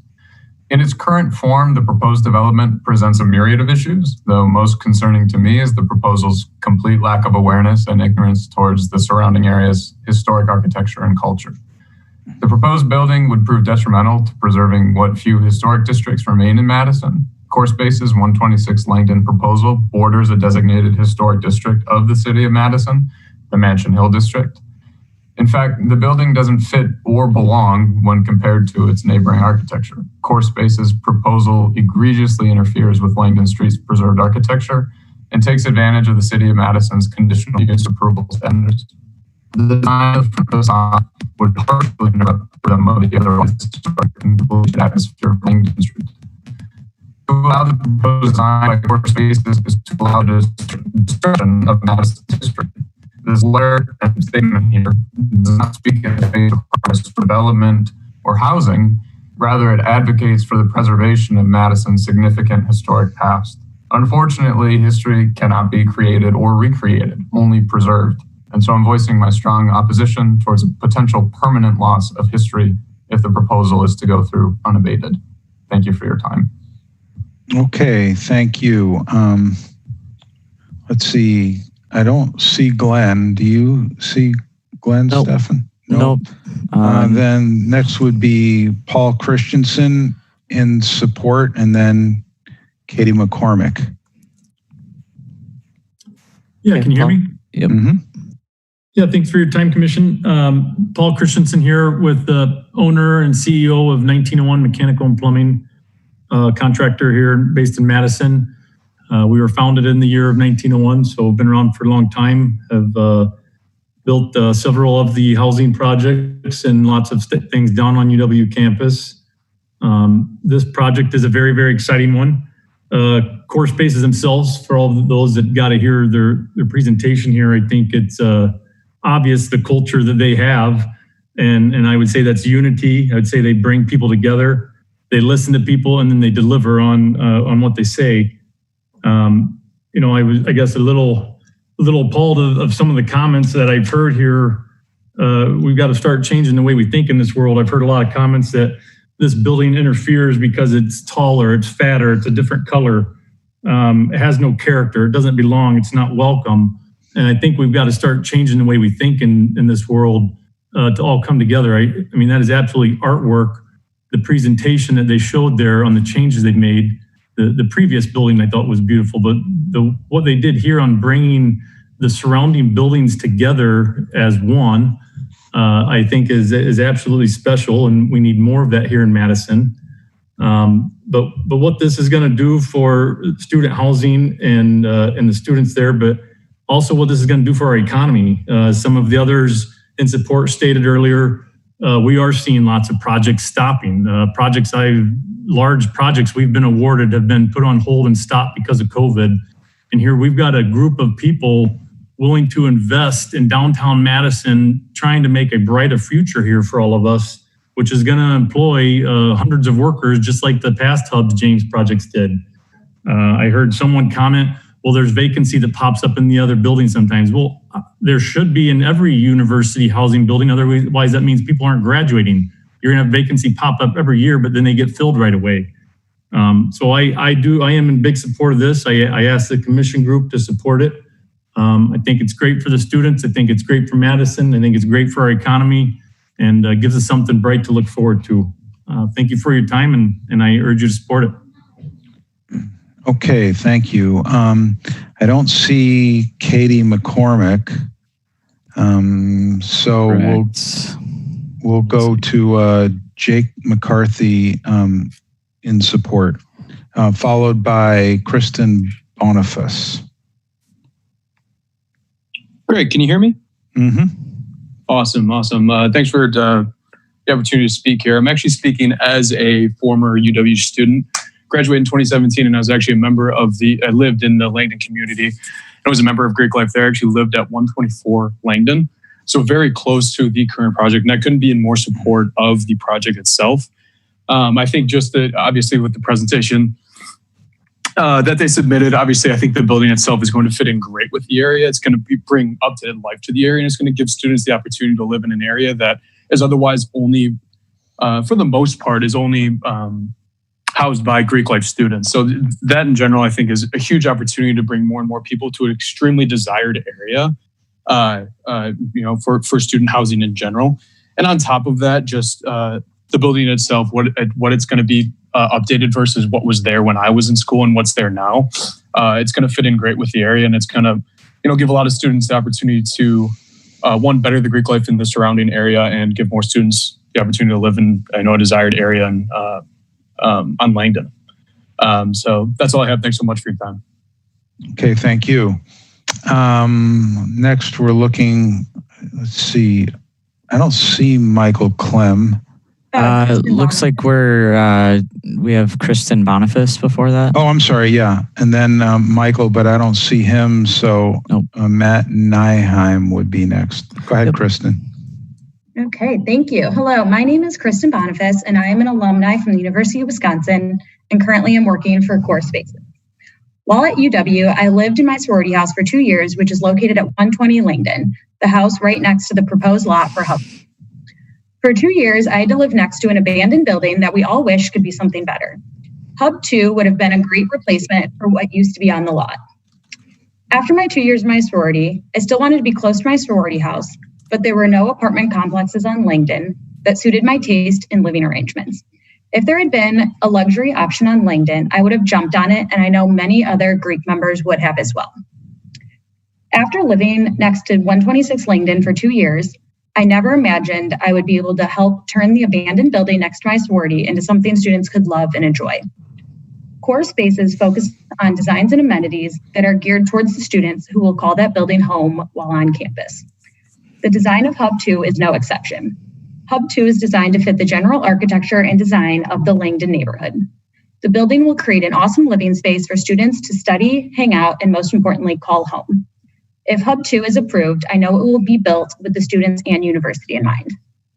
Thank you. Okay, thank you. Let's see, no Michael Clem, right?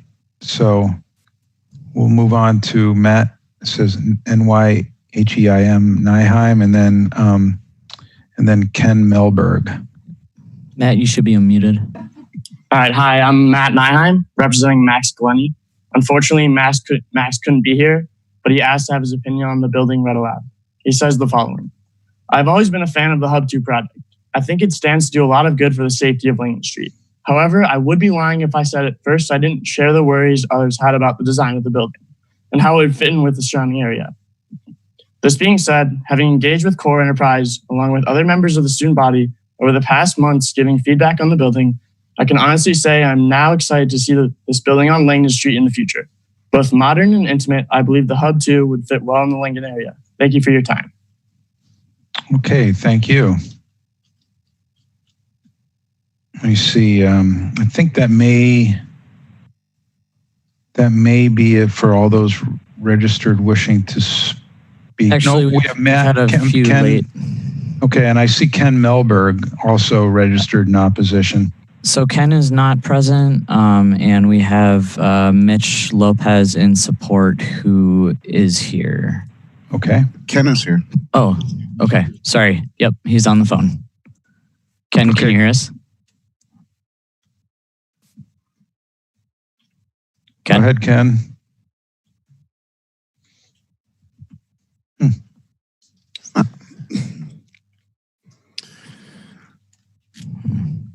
Oh, looks like I saw him for a second. And looks like he's not here anymore. Okay, well, maybe we start with Mitch, and then we can, if Ken shows up, we can give him a shot. Yeah, that sounds good. Okay. Go ahead, Mitch.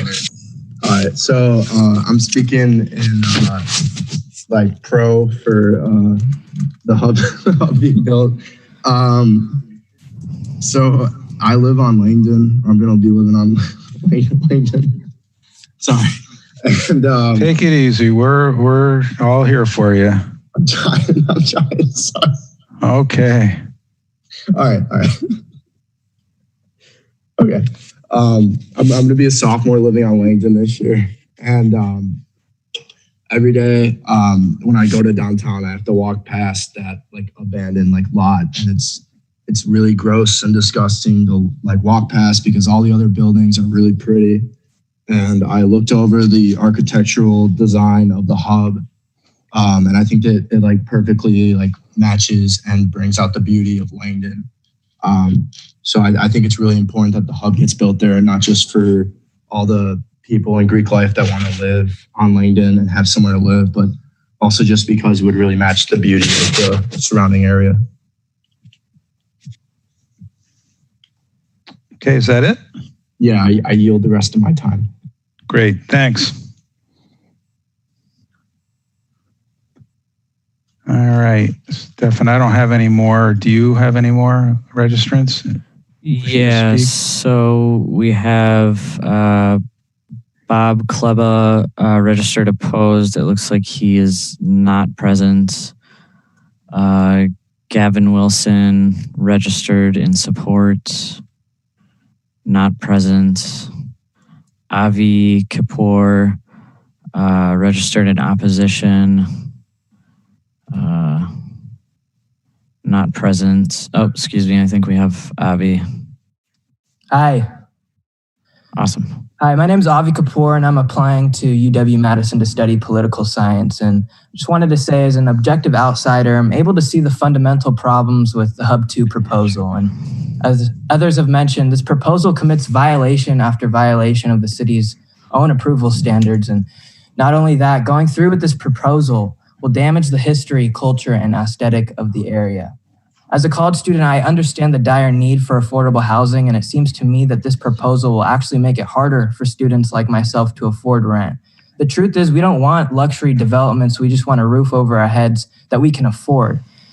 As much as I'd like to see the city approve housing projects and create jobs, it's clear that this project is neither in the best interests of students nor in the best interests of Madison. And I hope that you listen to the people who will be affected by these kinds of developments rather than the developers solely looking to turn a profit. Thank you, and I yield my time. All right, thank you, Avi. So we have Ken Melberg back. All right. Ken, you're unmuted. Okay, great. I appreciate the opportunity to present my position and exercise my right to be part of the process to review the design of this project, which I believe needs to be scaled back for the following reasons. The Langdon area is considered to be a medium density location, which the downtown plan defines as 20 to 90 units per acre. Yet this project is proposing 151 units per acre, 68% over the approved maximum density, which is unacceptable. This is 142 total beds or tenants, larger than any comparable development located near the project. This would go against the downtown plan and allow for future developments to do the same. The old Wisconsin Hall building, which previously occupied the lot, was 70,000 square feet, 107 units, 153 bedrooms. The developers want the new building to be 150,000 square feet, 107 units, 373 bedrooms. This is almost 2.5 times the size of the previous building. The old Wisconsin Hall covered 33 linear feet on Langdon Street in front. The new building will demand 134 of Langdon Street, almost 4 times wider than the previous building. In my opinion, the developer has not presented compelling evidence to justify a high-density project beyond their inability to cash flow a smaller building. Similar new developments in the Langdon area have been built with over 1/3 less beds per lot size ratio and apparently do cash flow. Thus, the math says this building could be sized down by 1/3 or 124 total beds and still make the pro forma work for financing. Why does this project deserve a huge density bonus? I'm asking the Urban Design Commission tonight to reject this plan and not allow this developer to leave the city of Madison exposed to a management nightmare and dominate a historic neighborhood. Thank you. Thank you.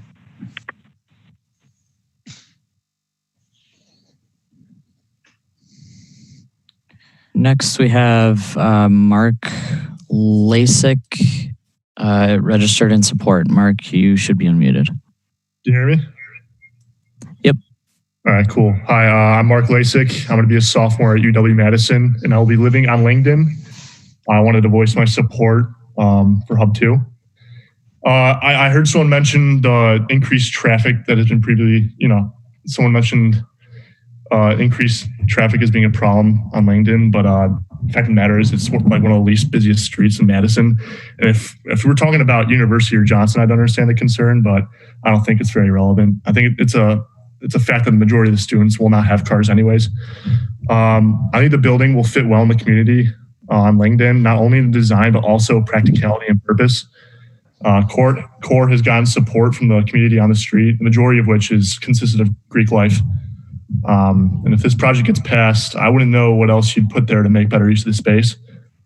Additionally, I think Hub 2 can be seen as a nice looking building that potential new students may be attracted to.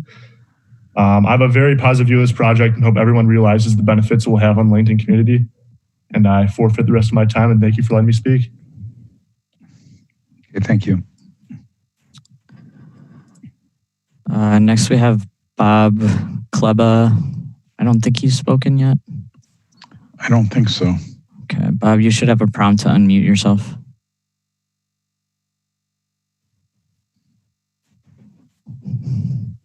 Unmuted.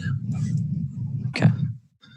Okay. Yeah, I'm sorry about the mix-up on my my Zooming here, but thanks for getting me back on. I've been chairing the neighborhood steering committee for this development proposal and wrote the report that was included in your packet. I'm happy to answer any questions that you may have about our conclusions and recommendations. At the last meeting where Core Space's proposal for 126 Langdon was reviewed, your commission voted not to recommend the requested excess height. A slightly modified proposal with the rejected excess height is in front of you tonight. I'd like to point out that this developer's characteristic reluctance to collaborate with neighborhoods and city government has been repeated here and in college towns across the country, and has even resulted in the overthrow of a city council and replacement of the planning department in Flagstaff, Arizona. You have testimony from my equivalent in Flagstaff in your packet. In addition, you heard tonight that the developer is threatening to tear down an historic building if they don't get their way. This developer has to be forced to propose a compatible design or will otherwise push their design beyond the limits of what is legally allowed. The steering committee feel that the facade design does not match the rhythm of those existing structures on Langdon Street. It is impossible for a building with a proposed facade height and massing to be compatible with the Langdon Street neighborhood, according to Condition of Approval 14 and Downtown Plan Objective 3.3 in Appendix C. Others have testified tonight to this incompatibility. I refer you to the developer's own pages 8, 10, and 11 of the application, where you can see how much this proposal does not fit in the neighborhood. In our report to your previous commission meeting, we requested that UDC review the building design with respect to deliveries and rideshare pressure. We felt then and feel now that the driveway design for trash removal is not sufficient for that purpose and the motorized vehicle traffic that this proposal would bring.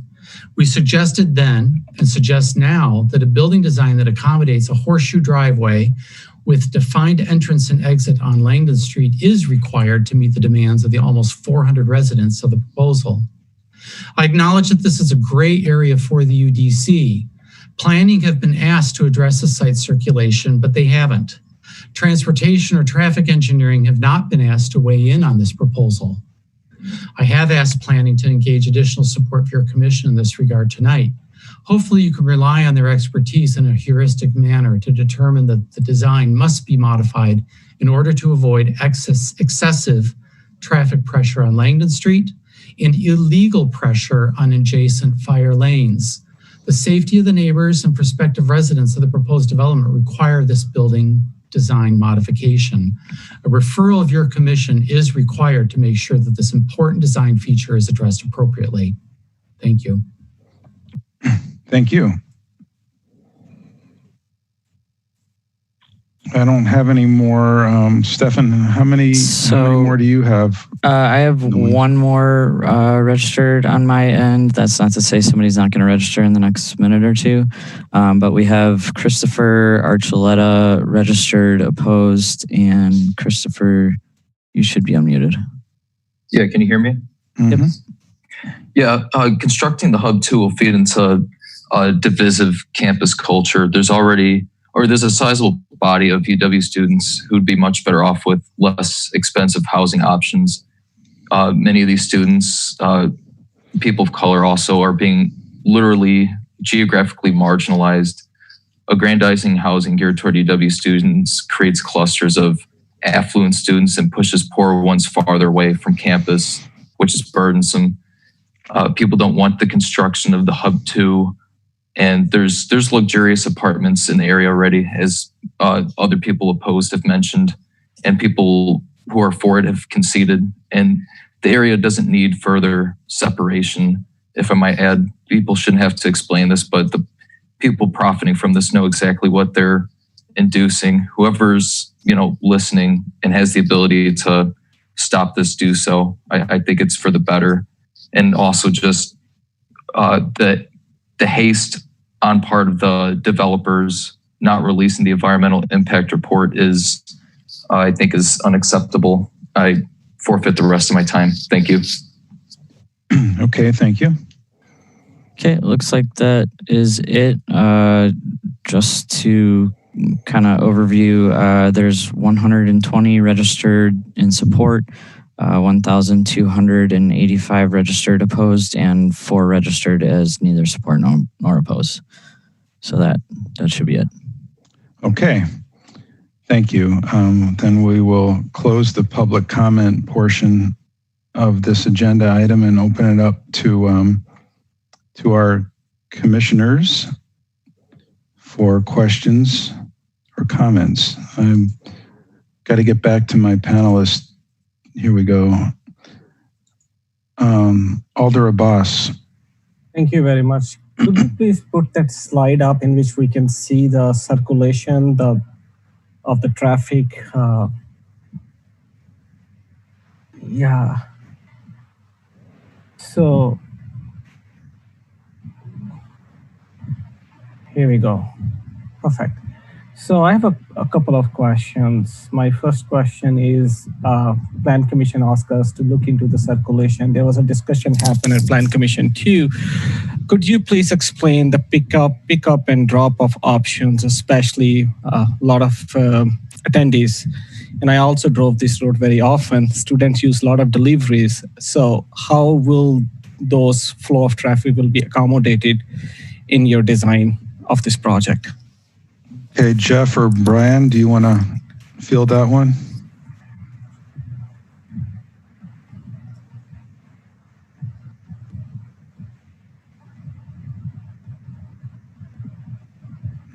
Are they there? Otherwise, I can go to Craig while they gather their thoughts. Jeff, you should be unmuted. And Brian as well. Okay. Did you hear the question, Brian? I did. Okay. And so I can talk to how there's kind of two components.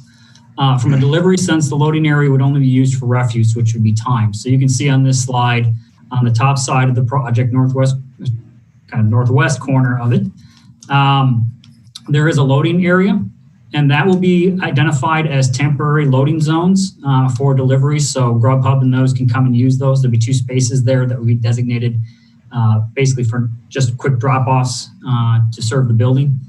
And then the loading area would be available in time for garbage takeout at select times during the week.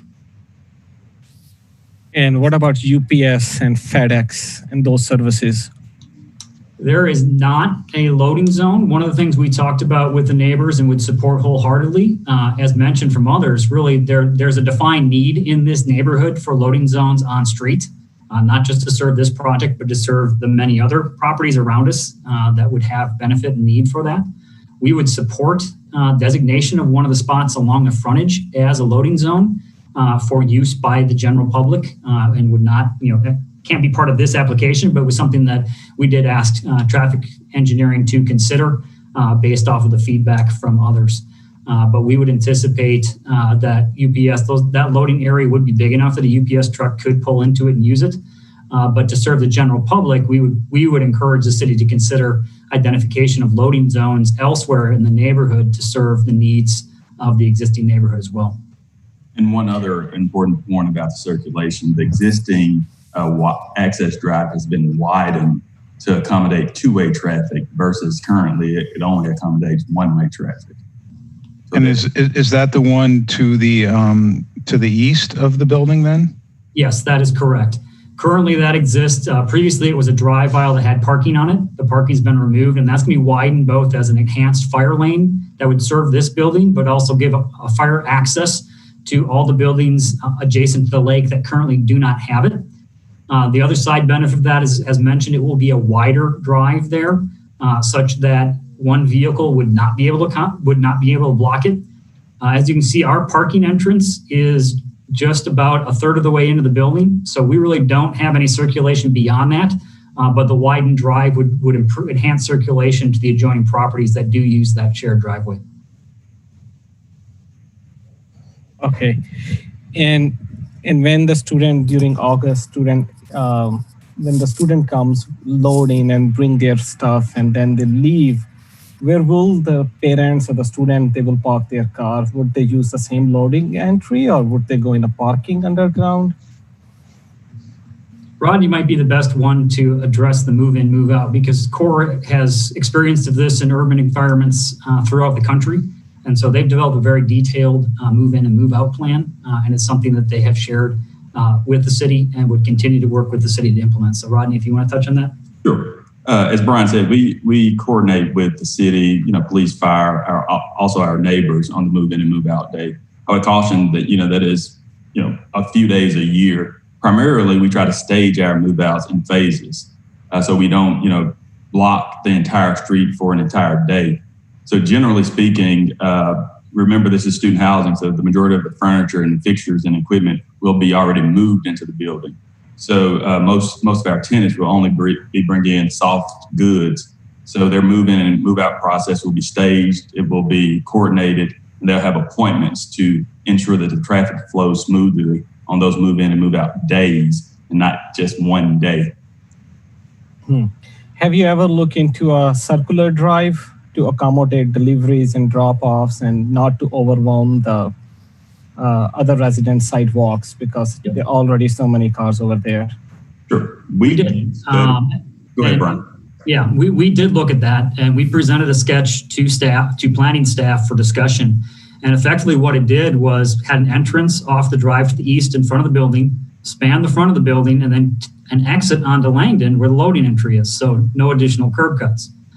The challenge was, and I think what planning responded to, was the fact that then that's devoting that front yard to vehicular movement. It can be accommodated, but we felt that the landscape being proposed and the character and aesthetic of the front of the building in context with the surrounding properties was, of benefit.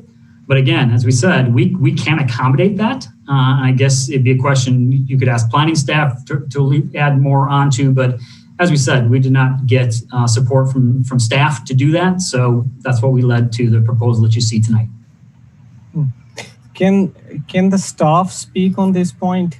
I want to hear from their point of view. I can unmute Sydney. Yeah, that will be great. Thanks, Chair. All right, let's see. I think I'm unmuted. You are unmuted. Okay, go ahead. Hi, Alder Boss. Thanks for your question. A few years ago, we actually codified Langdon Street setbacks to preserve the wide terraces along Langdon Street. There's big trees, beautiful grassed areas, and it's a consideration in the downtown plan and just overall planning policy that the front setbacks don't become additional driveways. And while they can accommodate it with the one proposed and then the existing curb cut, that having a space for cars in the codified setback area, it just goes against our planning policies and ideas for this neighborhood. So that's why we've been resistant and hesitant towards that idea for a circular drive. Okay, thank you, Sydney. Can you please also talk about moped parking? I know briefly you discussed about some flexibility. I did not understand the point there. Could you explain in more detail what flexibility mean and how much spots are there and also how much you're planning to accommodate? So Janine, if you could jump to the next page that shows the lower level. And what we've done is we've got in one of the corners, we have dedicated moped parking, which we'll be striping out as permanent moped parking. And then 4 spaces are identified as flex spaces. This is a technique that we use both in the James and the Hub to really allow those to flex back and forth based on demand. So where we have demand for mopeds, we can take those parking stalls and transition them to moped parking based on request for permits by the residents. And then if those are not needed, they can flex back to vehicular stalls as well. So those 4 stalls and then that other corner would be designated as potential moped parking and would flex back and forth based on demand. All right. I might have some more questions, but I can come back later. I will let other commissions speak to it. Thanks. Okay, I see Craig has his hand raised and then Lois.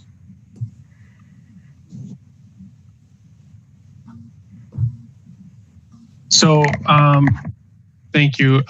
So I just want to comment on a couple of things. One, the 2 directions the Plan Commission asked for. So the first is design, and I think I've mentioned this before. I think the overall design is very well done. I think it meets all the requests the Plan Commission was asking for.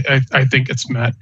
The other item, though, I guess I'm asking for the requesters to show additional data because with this being a dense urban site, the first level ground plan and then the vehicular traffic flow, which I think was on page 48, somewhere down there, it is like very, very simplistic. So how with 373 residents and the occupancy in the building is going to be a lot more with guests and other people coming and going, how do you justify the pathways you've put for residents, guests, resident bicycles, bicycle guests, vehicles, delivery vehicles, waste refuse pickup with some sort of duration you guys should know based on the size of your dumpsters, how many times per week they're going to come.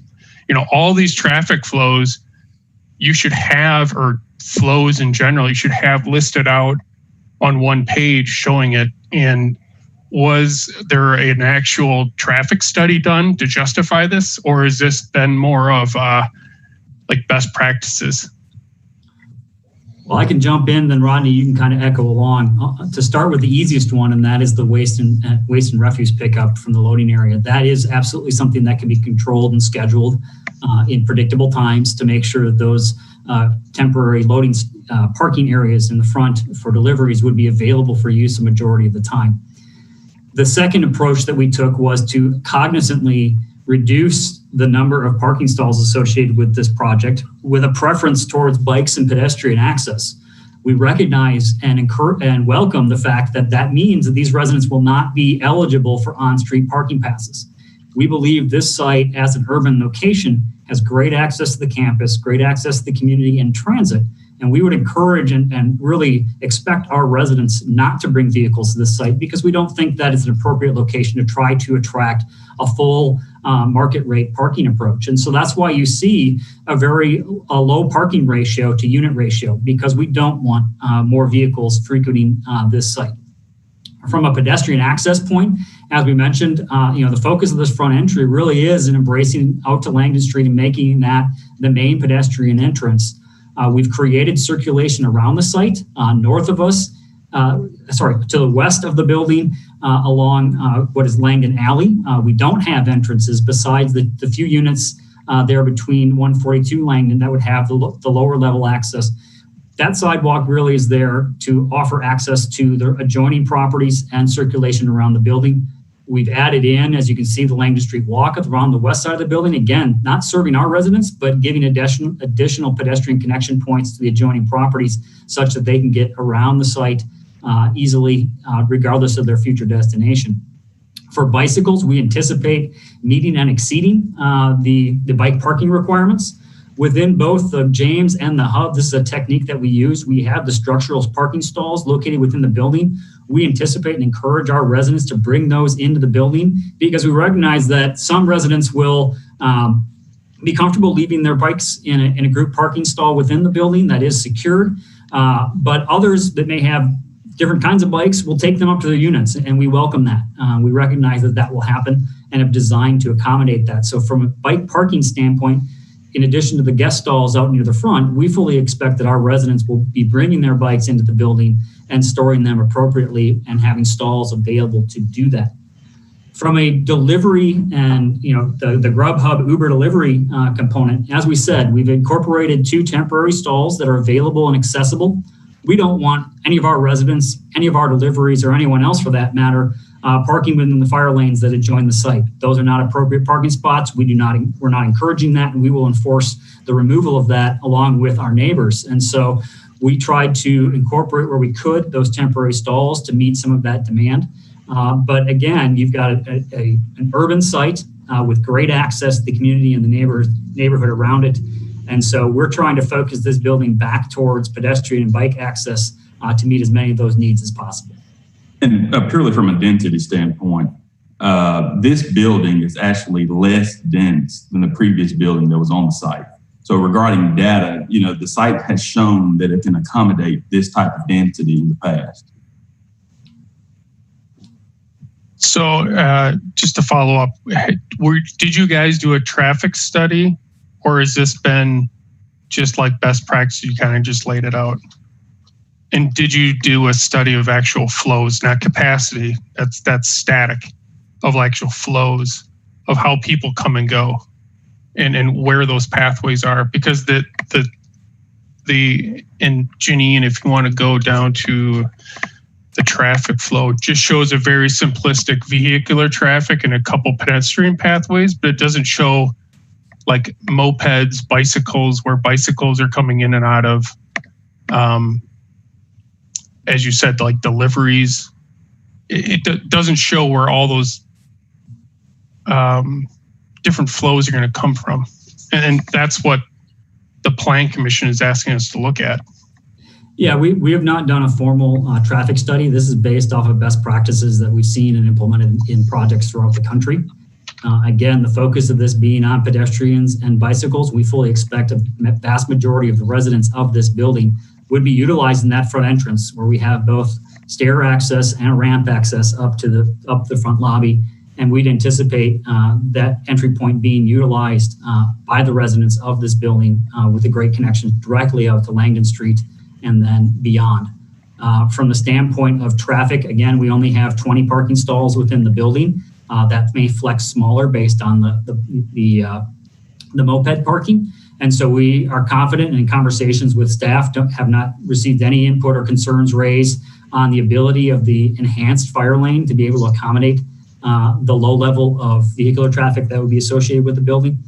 And we have, as we said, we've discussed at length the issue of deliveries within the greater neighborhood as well as on this site. And that's why we proposed the 2 stalls that are available there for delivery to the building. The challenge being, of course, as you've heard, is that deliveries as a whole in the neighborhood aren't just restricted to not just this site, which is vacant at this point, but they're still an issue. So we are welcoming further conversations with the city about identifying some on-street stalls to address that need for the neighborhood. Okay, thank you. That's all the comments I had. Okay, Lois and then Rafiq. So I'm still not understanding, I guess, the bike parking situation, bikes and mopeds. If there are very few cars, still, I think there's only 15 spots shown in the plan. At the one that was on the screen, I guess. I'm looking at the other one. There we go. And those are not shown on the rendering, by the way. And then if you're saying that students will bring their bikes into their apartments, those apartments are really tiny. I can't even imagine where they would put them. So for 373 occupants on the whole, where are all these bikes and mopeds going? And I also think there are going to be a lot of visitors, as has been mentioned, and where do those mopeds go? I can respond to that. This is Jeff Salisco. We have the bike parking is in the level below the parking level. So that's part of the drawings that we have submitted to you. We have 114 bike parking enclosed spaces on that level. So people can access that either through the elevator, they can come in, as Brian had mentioned, through the front door, or they can always also access that through the garage door. And in addition, the bike parking in the units can take place in several ways. We provide hooks in the entry area, and those are sized to allow for that. We've done that in the other two projects here. And in that way, we've provided way in excess of the requirements that are provided. Actually, the 114 spaces plus the outside spaces meet the zoning requirements for the bike parking, but we will exceed those significantly with the ones in the units. And bikes, and they want to bring their bikes upstairs. They just don't want to leave them in a common parking space. And regarding vehicular traffic, we pulled the data off the hub in the James, and it showed us that only 10% of students move their cars each day. So if you extract that data to this project, there will only be 2 cars leaving our kind of enclosed parking garage per day, and that's kind of market specific data that we've used on this project. So moped parking for visitors is where? We would expect that the visitors would use on-street stalls for the mopeds. And it doesn't sound like there's much available on the street for cars, much less mopeds. Mm-hmm. I think that's a common issue throughout the neighborhood, and we appreciate the city's changes to the moped parking regulations such that they would not be allowed to use the areas that they used to, and would hope that as that continues forward that the moped use will decline. But as we said, from a visitor sense, we're encouraging and focusing this more towards pedestrian and bike access. Well, it sounds like a missed opportunity, though. You're designing something, and there is a big problem with mopeds, and not to incorporate a space for, let's say a student is just whipping home to have lunch and then is going to head back to a lab or something. They don't necessarily want to go down and park in their, their moped parking inside. I feel like there could be an opportunity for more visitor moped parking and convenience parking. Well, parking is one of those things that is obviously counterintuitive. The more parking you provide, obviously, the more traffic you generate. So, just from an urban planning principle, obviously, the example that you just gave, the student would, have to park his moped in our moped parking space if he's a resident for us. Or they spill out into other properties, I would imagine. that that is one of the challenges from a kind of an urban designing principle.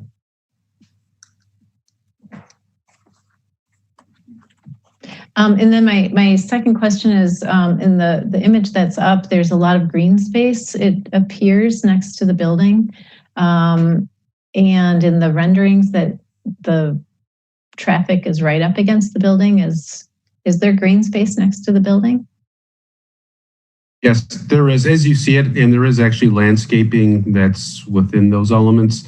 We're just showing that as green space in these drawings as the plan has evolved a little bit, but we do have a landscape plan in the package that shows how the landscape materials are planned, in the areas, what you see is the green areas surrounding the building. Okay, thank you. Okay, next is Rafiq and then Shane. Yeah, I just have a quick question, and bear with me because it's been a very long meeting. It's not over yet. No. The task here right now is to make recommendations based on the front facade that faces Langdon as well as the circulation, correct? The proposal that warranted that task is not the one that's in front of us because they changed it, correct? My question to the applicant is, what? I don't get the change. We saw this project a number of times, and when we finally got to something that we approved, now we're going back to something that,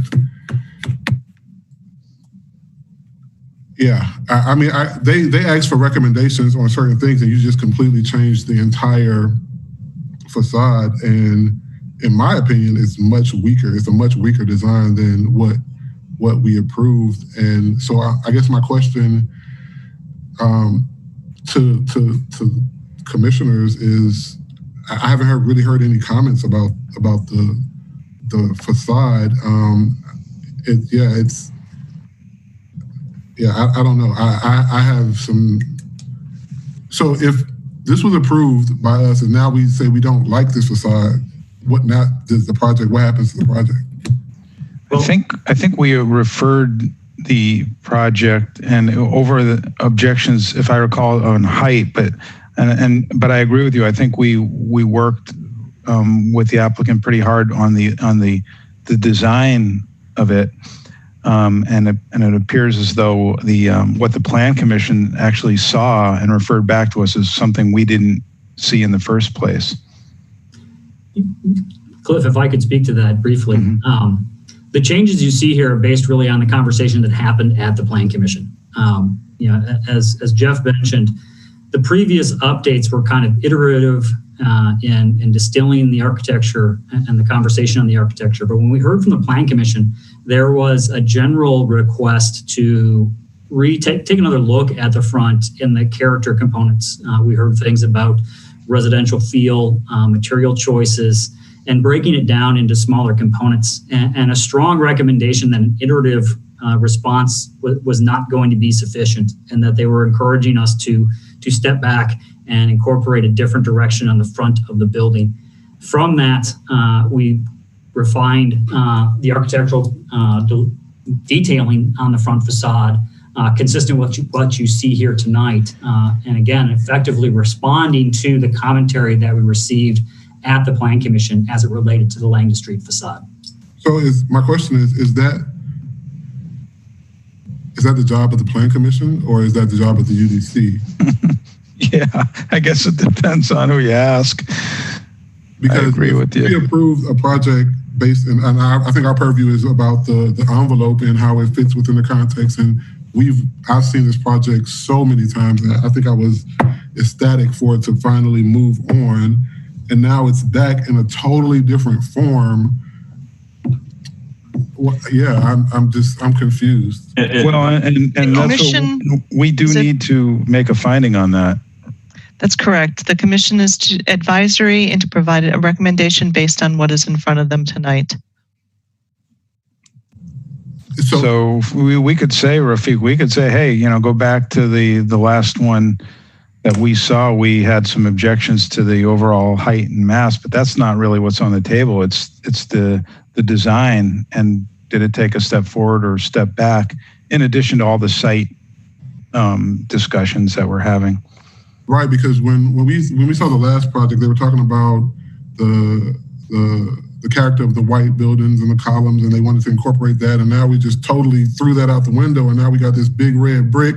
We had some gold stuff, and now we lost that, and everything that was appealing that we finally agreed on is gone. Right, so I don't know if it's time to make recommendations to the Plan Commission, or I don't know the procedure here, but I don't like this current project, the current facade. I don't really have a problem with I think Lois and everybody else talked about the circulation in a more than adequate fashion, and I agree with those, but I think this facade is definitely a step back from where we were headed. And I think they could have made some alterations and worked on some of the rhythm and things like that without completely ditching that facade and starting over. And if I could speak from the developer, we are perfectly willing to go back to the previous facade. We were responding to the Plan Commission comments and the neighborhood's comments. So, we're kind of in a catch-22 how to go forward here. And so we're looking for a very specific direction from you guys on how to move forward with this project. So we don't get to approve it or deny it. My understanding, Rafiq, we make an advisory recommendation, and we could make a advisory recommendation saying, look, we think this is not an improvement, or it is. And so I've got a few more people who would like to speak, but then we would ask for a motion on just what you brought up.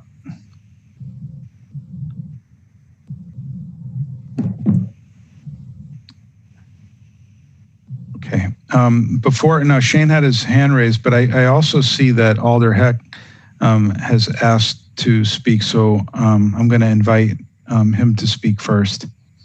Thanks, Cliff, and thanks, Shane, for letting me push in front of you. It might provide some clarity as your discussion proceeds. Being a member of Plan Commission and remembering this discussion well at Plan Commission, I think that a key thing that Plan Commission was asking about was concerning the facade was also the massing, because there were a number of commissioners who were concerned about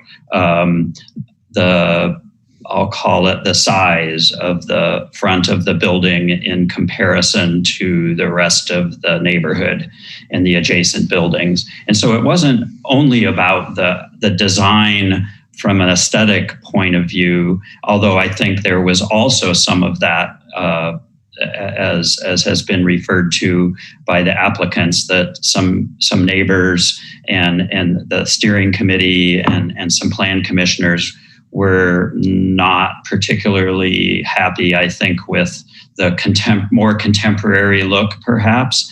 But it was a mixed bag on Plan Commission, and we're not UDC, so I don't really know as if that should be the primary consideration. In my mind, it was more about, is the size of the front appropriate? Should there be larger step backs? Should there be other treatments related to the massing that would make the building fit in better? Some of it is just a matter of size, I think, for some plan commissioners, but it really was a mixed bag. And I do think that the conversation about circulation started to get to what Plan Commission was concerned about, and they were hoping that the UDC could provide some input on that. And I think your discussion was valuable there. I don't know where it's going to go, but maybe that helps clarify some things. So Cliff, I have one question based on what he just said. Is when we approve a project for a final or initial, we approve the massing, right? Because we look at that. We can't not look at that, right? So if I think we did not approve it. This was advisory only, I believe. It didn't actually have to go to UDC in the beginning.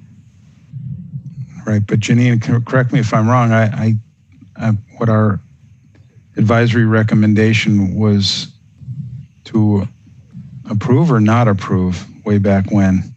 The advisory recommendation by the Urban Design Commission to the Plan Commission was to not approve. Right. But it was more, as my recollection, more the view from the lake than it was from the street. But regardless, that's the recommendation we gave, and then they went ahead and decided that was not the big issue. The big issue was the massing and the rhythm, as Alder Heck has reminded us, in addition to the circulation. So so I think we can go and take a look at that and those drawings in comparison to some of the previous versions and make our advisory recommendation. So if help me get through this. So this project was not, it didn't have to come to UDC, but we made advisory recommendations which did not get approved. We advised against this project. Is that what I'm understanding? Yes, that's right. So if we advised against it, they overrode it, or they just said we're going to do it anyway, or like what are you looking for us now if we already said no? Cliff, could I clarify a little bit? Yeah, I mean, I would actually welcome that, Brian. Sure. So there were 3 items that were brought to the UDC for advisory recommendation. There were the 3 conditional use requests. The first was for a building greater than 8 units, which UDC in their motion did say was appropriate for this site. The second was the outdoor recreation. If you recall, on the rooftop, there's a rooftop amenity terrace for this project. And I believe that UDC did approve that as well. The third was specifically as it related to the bonus height components at the rear of the building. And that was the 2 bonus stories, which UDC did vote to not approve. From that advisory recommendation, we took it up to the Plan Commission for consideration and discussion, at which time Commissioner Cantrell moved and Alder Lemmer seconded a motion that the conditional use standards were met for all 3. Specifically, then there was conversation about who's the approving body. Is it the Plan Commission, the UDC? Because Commissioner Cantrell requested that the front facade, and then subsequently amended to include the circulation, be referred back down to UDC for discussion. They did specifically address the height standard 14 in stating that they found that was met, consistent with the staff report. So that brings us back to kind of the question of what did you approve and what didn't you approve? I guess you could say that there was very clear direction from UDC about the bonus heights, and there was clear direction from Plan Commission about the bonus heights in sending it back down. Staff would like to jump in. Cindy Pruzak is available. Yeah, so since this is an advisory recommendation, and I guess what I tried to say earlier is that, yes, usually for a conditional use request, we ask either based on standard 9, which is a general referral to the UDC, or standard 14 in this case for the bonus height. But in making their motion, they didn't cite a specific standard.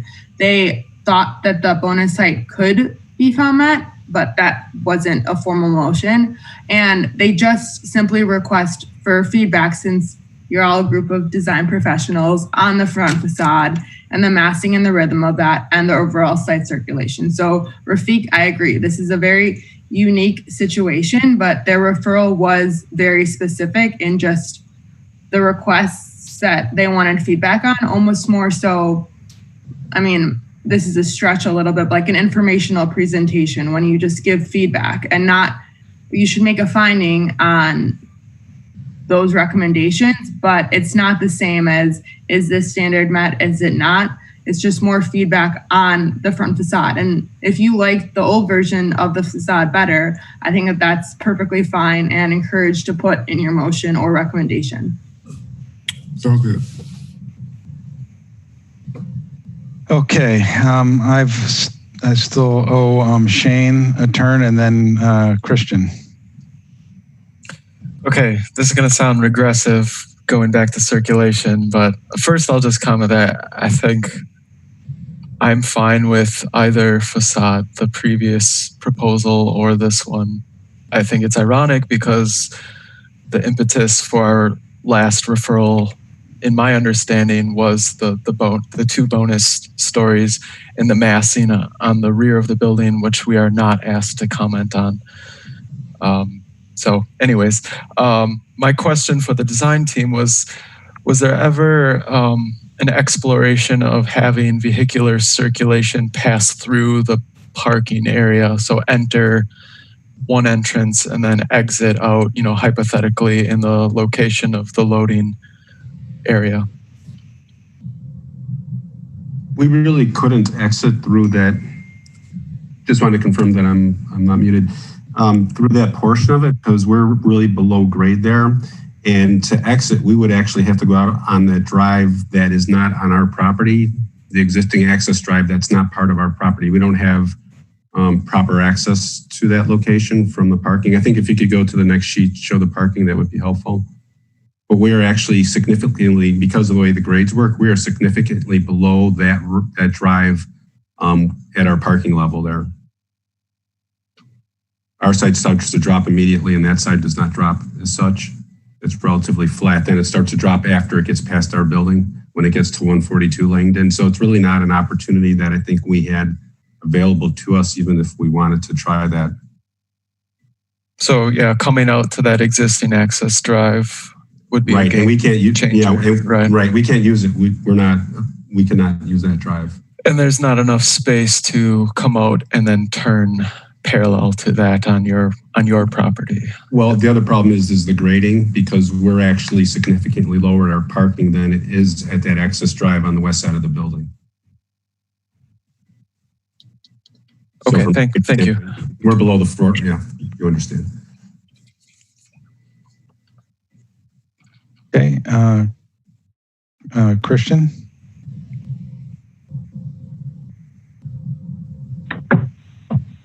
Can you hear me? Mm-hmm. Okay. Well, actually, Shane asked pretty much exactly the question that I was going to bring up. Is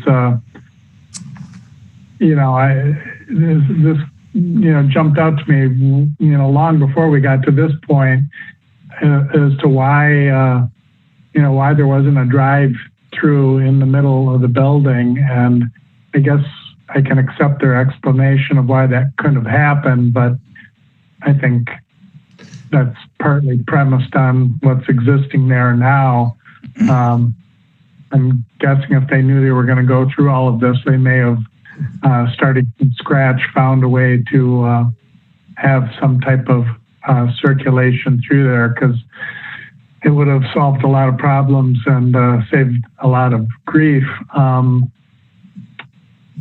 As far as the item that I guess we are asked to primarily address here, I would go on record as saying that the changes to the front facade, I think, are, if somewhat piecemeal, a slight improvement over what was there. But I feel like Rafiq that we're being asked to weigh in on something that we had already come to somewhat of an agreement on, though I guess I do like this version a little bit more, but I'm not appreciative of the Plan Commission, I'm just going to say it, for throwing back something to us that obviously we had already weighed in on, and dispensing with what was obviously our main concern. I believe the vote was unanimous, that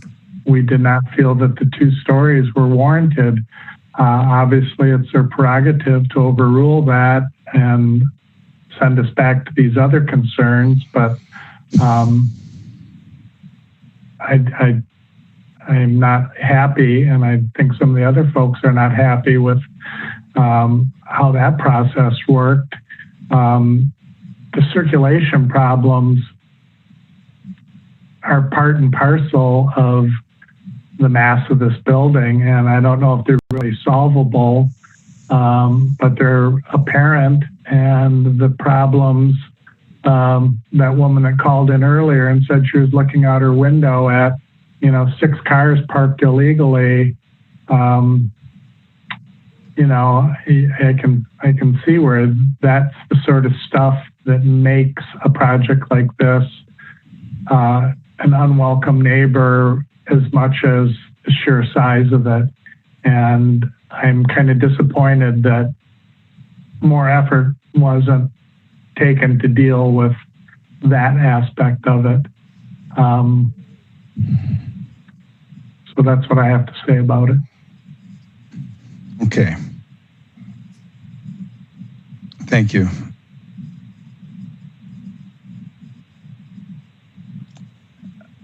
All right, so we have been at it a while here. Tom, I see your hand raised. Thank you. I will just I'd like to address the facade issue. Unlike Rafiq, I was not in love with the last version either, but it was simpler. It was in that regard, but it was modern, and I understand neighborhood pushback on contemporary design. My reaction to this one, though, is that it comes across, whether you like the historic reference or not, it comes across as somewhat heavy. And I think the issue for me is the amount of brick, particularly on the west side components and the center. If this goes forward with this primary design, if that could be lightened, or if the material in the center component and maybe the 5th floor of the western component could be, since it recedes anyhow, to make it brick, make all of that brick, I think just makes this facade very heavy, and also does not give a sense of 3 distinct buildings, which I think is what the neighborhood is attempting to do, is to break the mass of this big long facade into something that feels more like separate buildings. So that is just my observation and thought on the facade issue. Thanks. Okay, thank you. Alder Abbas. All right. I will try to do a motion here. Let's give a try. I will try to do a motion as from Urban Design Commission recommendation to give satisfaction on the facade and sharing concerns regarding the circulation and asking developer to provide a better guest and occupancy, bicycle, moped, and vehicle parking, as well as better design to accommodate pick and drop up. And if I get second, I can speak to it. Okay, is there a second to the motion?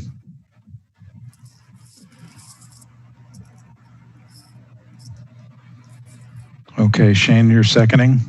Okay, discussion on the motion?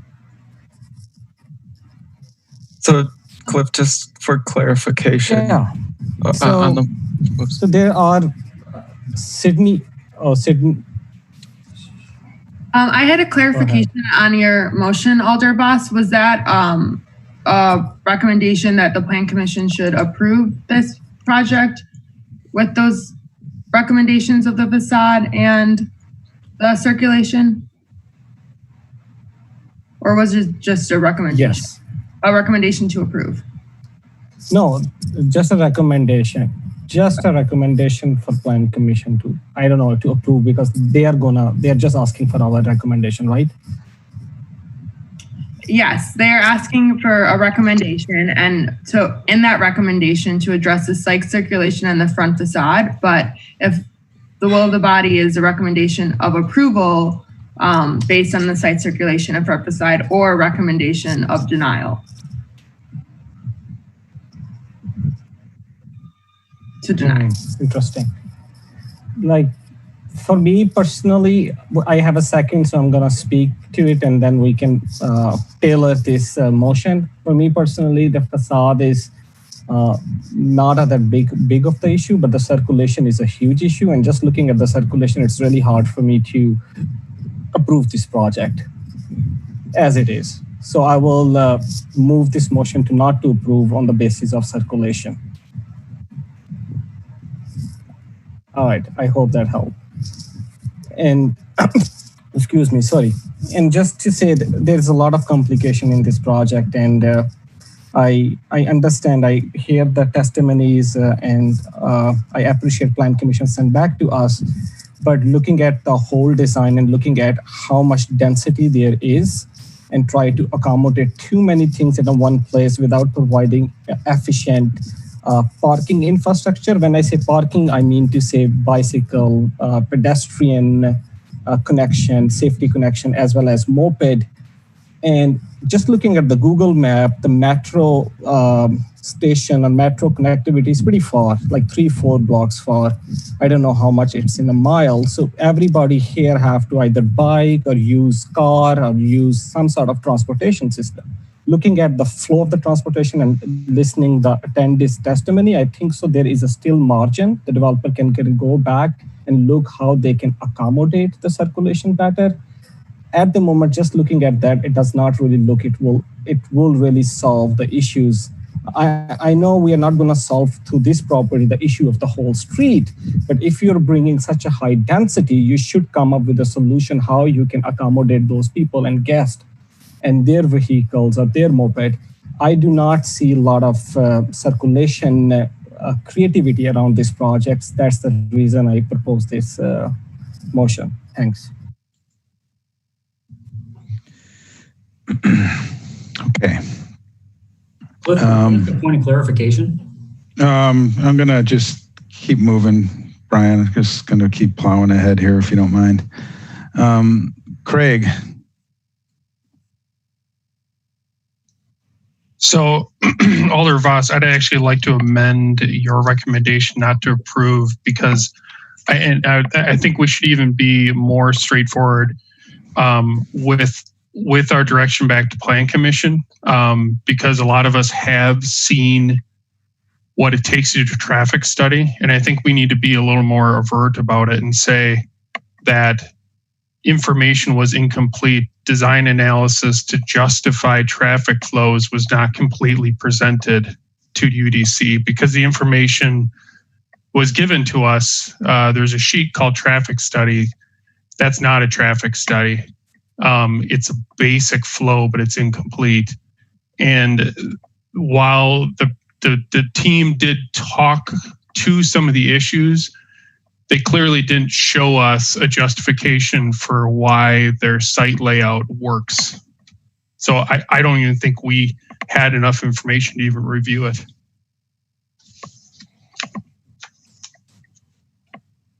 Okay. Thank you. Let's see. I would say, I don't see any hands raised. I would just weigh into this a little bit. Craig, I do think, though, that having some experience in unfortunately having to pay rent in one of these places, but not living there, I do know that a lot of the kids don't use their cars very often, even if they bring them in the first place. So it's really primarily a moped, bike, and pedestrian experience. I mean, tens of thousands of kids live in the area, and they probably will for the foreseeable future. So I just think we should be clear that automobile traffic really isn't the big issue. It's the maybe the bike, moped, and then the loading and unloading. And I think we should maybe also be clear on our position on this wraparound driveway, and whether or not that solves any problems at all, other than just becoming a place to park, in the front setback. So I guess I just want to, and if we are recommending denial on site circulation, just what the failings are. Cliff, we sent the plan to Janine if you'd like to see what the circular drive looks like. Yeah, and we certainly can look at it. I'm not seeing anybody who's who's suggesting that it's something that we think is a good idea. I'm also unmuting Sydney in case she had some additional things to add. Yes, thank you. Alder Abbas, this is, I guess, directed to your motion just because things seem to be getting a little messy right now, and I just want it to be a clear motion and recommendation addressing the front facade and the site circulation. And so in making your motion to either approve or deny, but it sounds like deny, you should be referencing conditional use standard 9, and I'm just going to read that so that's on the record. And when applying the above standards to any new construction of a building or in addition to an existing building, the Plan Commission shall find that the project creates an environment of sustained aesthetic desirability compatible with the existing or intended character of the area and the statement of purpose for the zoning district.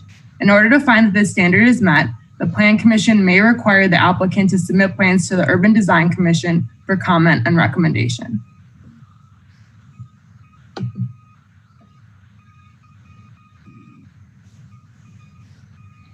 Janine, did you get the email with the circular drive?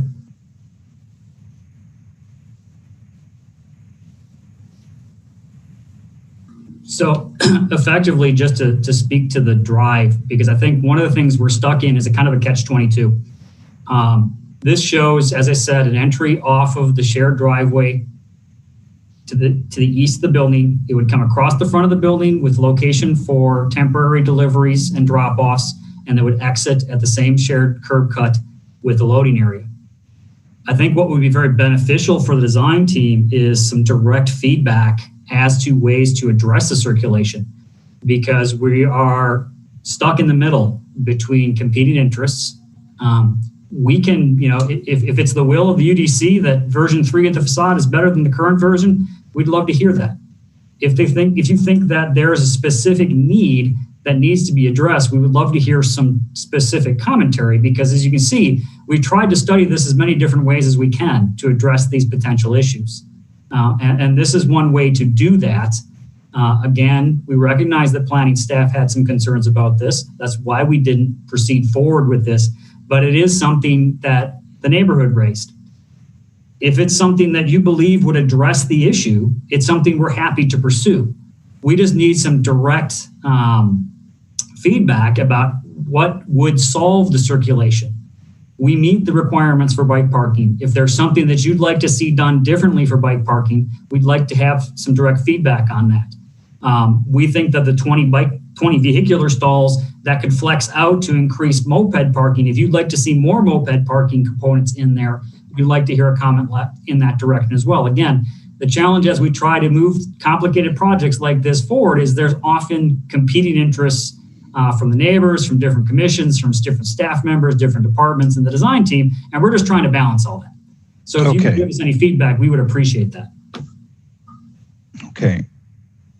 So back whenever it was in February, I don't recall this much discussion on site circulation or that much concern. And if we can agree that a lot of cars aren't coming and going, and we do have people visiting, and we do have people using two-wheel transportation.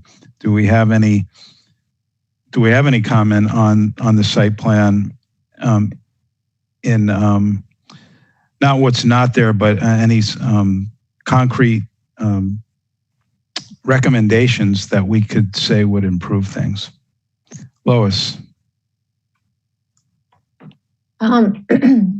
Well, as far as I'm going to try to address all of those things, Brian, I do think that the facade was more desirable in my view in March. And I think I agree with Tom. It was a lighter looking building. And so I'll leave it at that. I think aesthetics are kind of a tricky thing. The building with so many occupants, I know, Cliff, that the students themselves don't have cars and aren't coming and going in cars, but all of the deliveries, people are using Lyft and Uber, and they're ordering food, and that does add a lot of congestion and, temporarily parked cars in an already kind of challenged street where it comes to vehicular, even a place to pull over.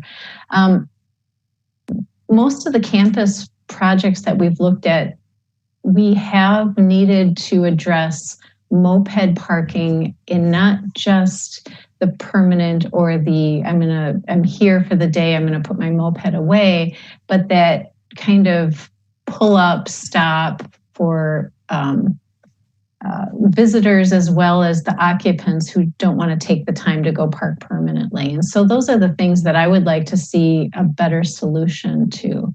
I know, Brian, you've got these competing interests.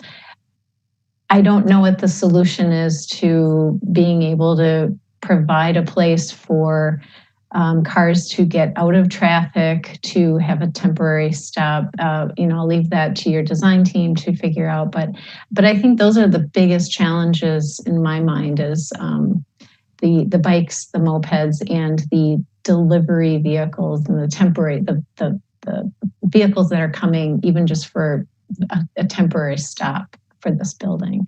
I think that'll be increased dramatically with almost 400 occupants. Yes, one way we could address the moped, looking at the site plan, Janine, if you could pull the site plan back up, along the existing access drive, we have a sidewalk that is part of our project.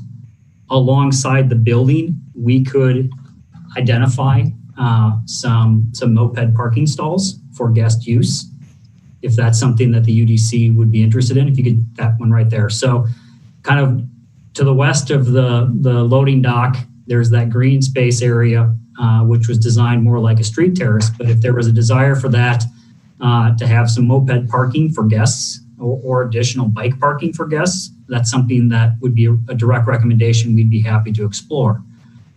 In terms of off-street vehicular parking, it's a very limited issue because you've got an urban site with constraints, and really there's limited ways to incorporate additional parking on site without it being in the front yard setback, which planning has identified as an issue. There really are very limited other opportunities to create that kind of parking in locations where it would be used, which would be adjacent to that front entrance. Again, we feel that the two stalls next to the loading represent an opportunity for deliveries to serve this building. But if there's other solutions, it's a challenge because as an urban site in a downtown area, deliveries happen not just for us, but for everybody else at the same time. Mm-hmm. And a lot of the other buildings around us don't have any facilities to accommodate that. We've tried to incorporate a limited number here where we can, but it is a balancing act. Okay, and I know that there are a number of high density buildings downtown that are residential that have dedicated loading zones for at least for certain hours. And we could make a recommendation that, that the city traffic engineering look at, and the parking utility look at dedicating 2 or 3 stalls for drop-offs and pickups. Because that's... Project is concerned, we'd support the entire stretch along the front of our building being designated for loading for the entire neighborhood. Yeah, I just can't count how many stalls that would equate to, but that's certainly not without precedent. Let's see here, Rafiq, you had your hand up. Yeah, I was going to say if Sydney's looking for, I don't think we're ever going to come to a consensus on recommendations. But if I had to offer recommendations, I would definitely recommend going back to the previous facade. I think it was much more cohesive. Like Lois said, it's definitely lighter, and it was a better composition. This one does feel like, oh crap, they told us to do something. Let's just put some stuff together, and it doesn't necessarily. It's not really as cohesive as it could be. It seems like it is a bunch of different pieces that's put together. In terms of the circulation, I agree. When you're in an area like this, you're not going to have acres and acres to just park and do things like that. So you have to be creative. And like Cliff said, the majority of the students or whoever lives in this area, it is pedestrian, it is bike. So if they could just do some things like that, but we're not going to get the parking that we think it should have. You know, that's just not realistic. So I don't know if you guys, the Plan Commission is concerned about the amount of open space based on building space, because the massing is big. If it's the biggest parcel and they're using the majority of that parcel, it's going to be a big building and the mass is going to be big. So unless you're telling them they can't use as much of the parcel that they have, it's nothing else that's going to, in my opinion, solve that problem. Okay, Janine, are you able to go back to the image where there is the rendering of the building? It's like page 5 or 6. There's one version of it, and then if you go back and one more, yeah. Oh, I guess that's good. Actually, the one with the 3 images on it has all that summarizes it right there, everything we have to talk about. And in my mind, in deference to the applicant, it does look like 3 committees and one architectural firm came up with a design, and this is what you get, and that's kind of unfortunate. So we just dice this down into its 2 pieces: the rhythm and the massing of the facade and the site circulation. Now we have a motion, and it was seconded, and the motion was to recommend not approving the project for site circulation, I believe. Oh, am I being heard? Because my headset is dying. Okay, I'm gonna have to turn it over to Craig just temporarily while I find alternative facilities here.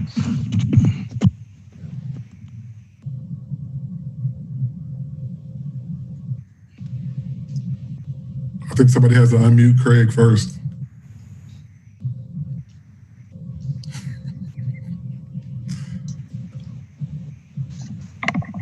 Well, I would propose we just wait 5 minutes for Cliff, but unless he, it looks like he's going to the earbud route here, so hopefully that'll work.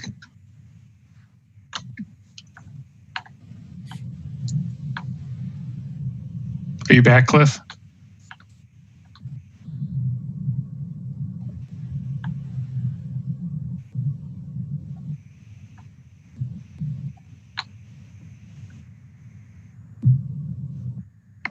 We'll just give him a second here.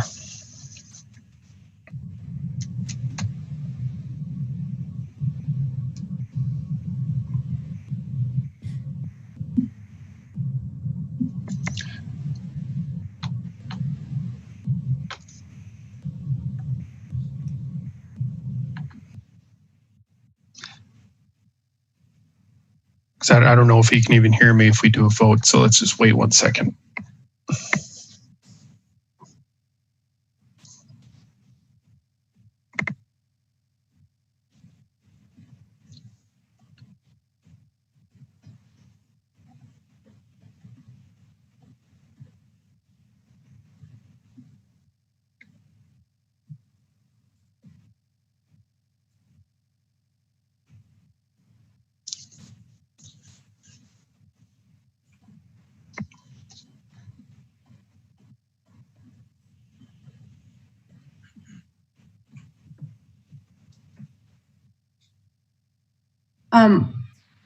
While we're waiting, can you all hear me?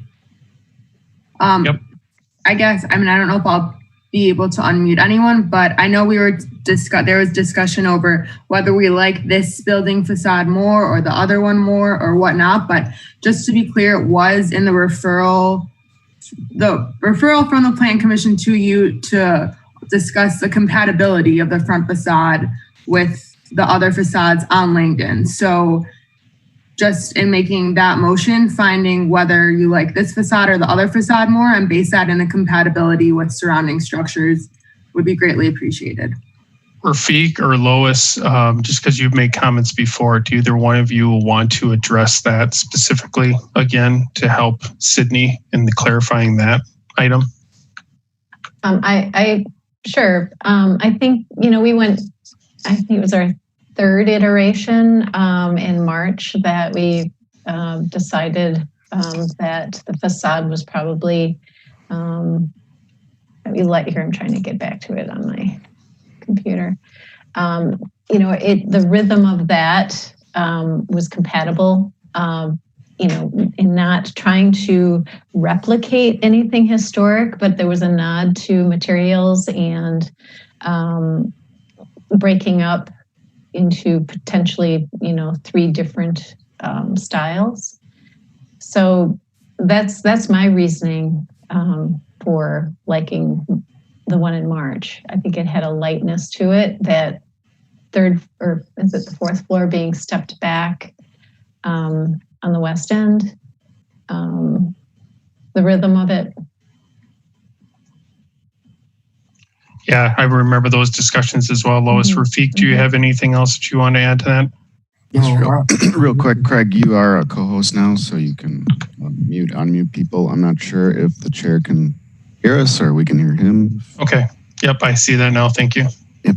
I agree with Lois. The previous facade, I think it just worked better. It was, like she said, it wasn't trying to be in the similar style, but it was trying to complement it or work within that fabric of the context. And this one is so heavy. It's especially like to that, I don't even know what direction that is, the south maybe, or the side right there where the loading dock is. That heavy brick red wall just feels like it just wants to sink and just flip over. It's so massive and heavy and brick, and yeah, so the other one just worked a lot better, in my opinion. So I think, Sydney, the consensus between Lois and Rafiq is that the previous design had acceptable rhythm massings, and that the current iteration would not be recommended by the group because it is less. It meets those requirements less. Thank you. That is really helpful. And I'm sorry, again, another iteration, but between the time that the development team went to UDC and went to Plan Commission, they put in that glass atrium feature in the center of the building. Do you have any comments on that? Go for it, Lois.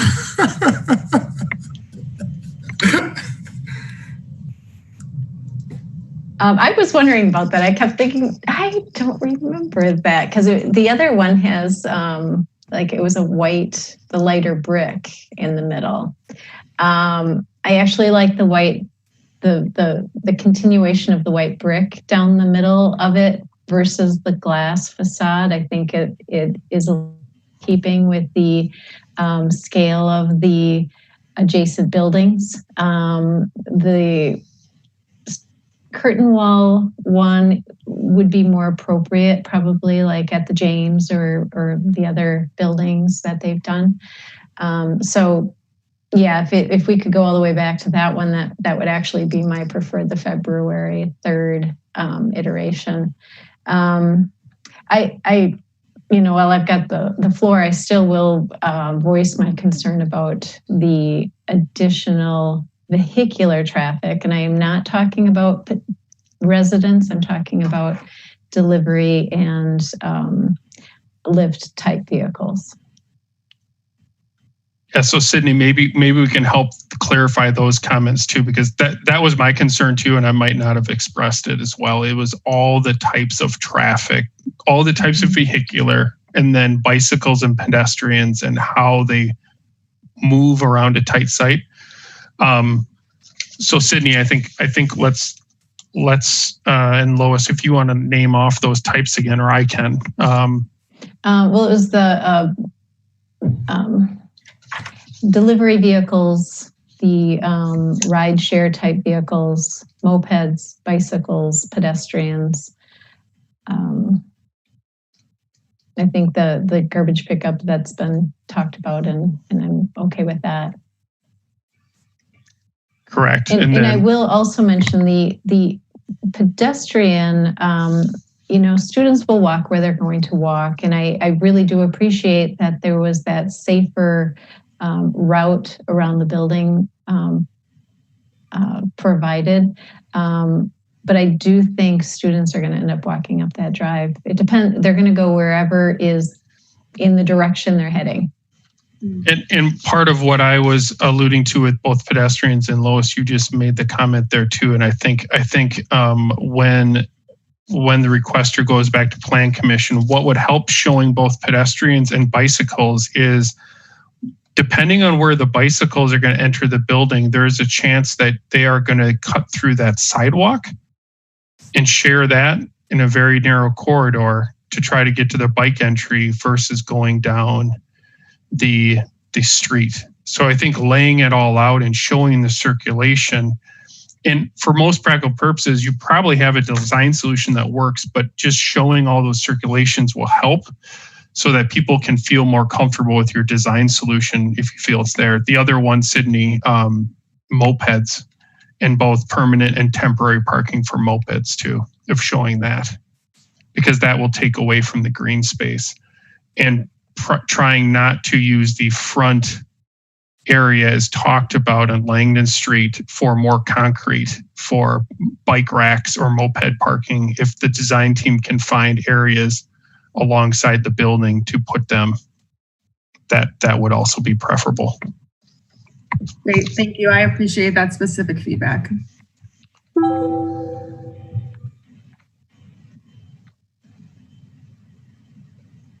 Cliff, we cannot hear you yet. It looks like you're talking and you're not muted.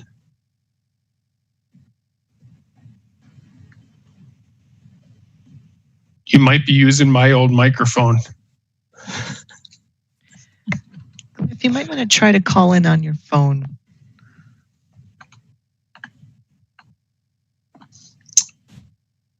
So Sydney, if could you read back what we have given you? And I think what we can do is we'll do a motion to vote on that based on what. So if you could read back what you have, I think that would help. And then we could get a consensus and do a vote on that.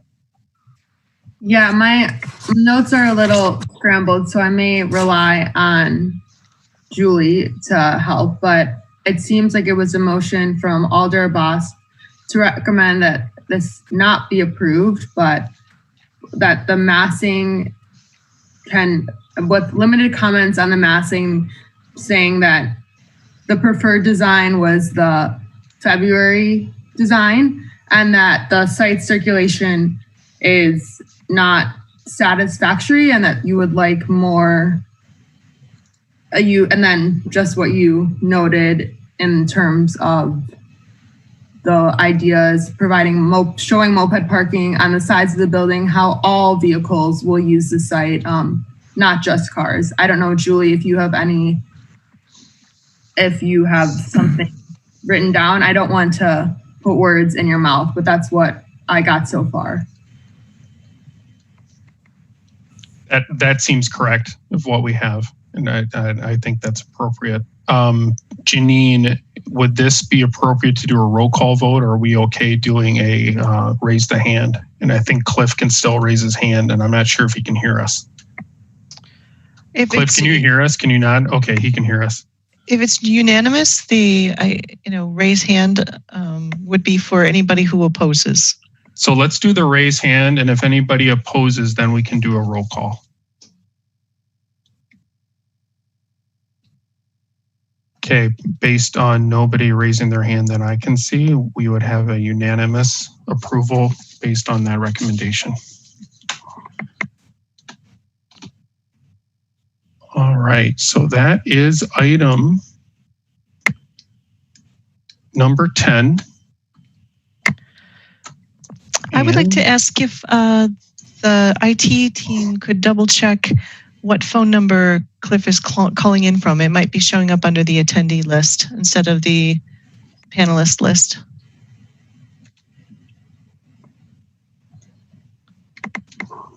Cliff, can you email me your phone number?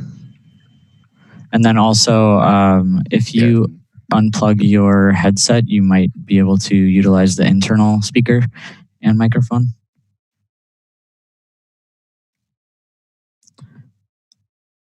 Looks like you might be unplugged now. Are you unplugged?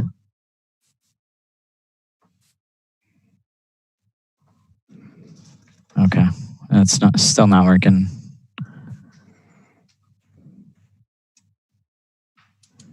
All right, once you email us your phone number, we should be able to get you some audio. And in the meantime, I'm unmuting the next 3 presenters for number 11. Okay, and Craig can serve, since he's the vice chair, he can serve as the chair while we're getting Cliff set up.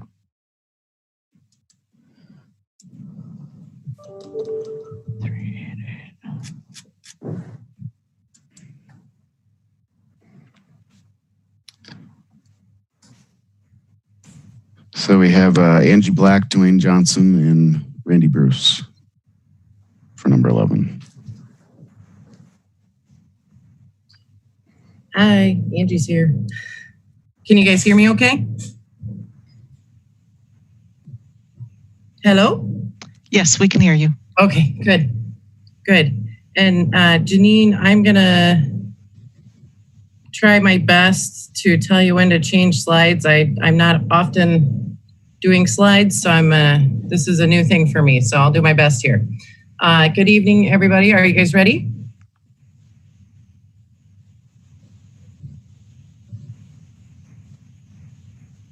I believe everyone's ready, yes. Okay, great. I am Angie Black. I am part of the development team for the 414 East Washington project. I'm a land use and real estate attorney here in Madison. This is the project site. We've been before you a number of times, so I'm pretty sure everyone is familiar with it. Bounded on 3 sides by North Hancock, North Franklin, and East Washington. Next slide, Janine.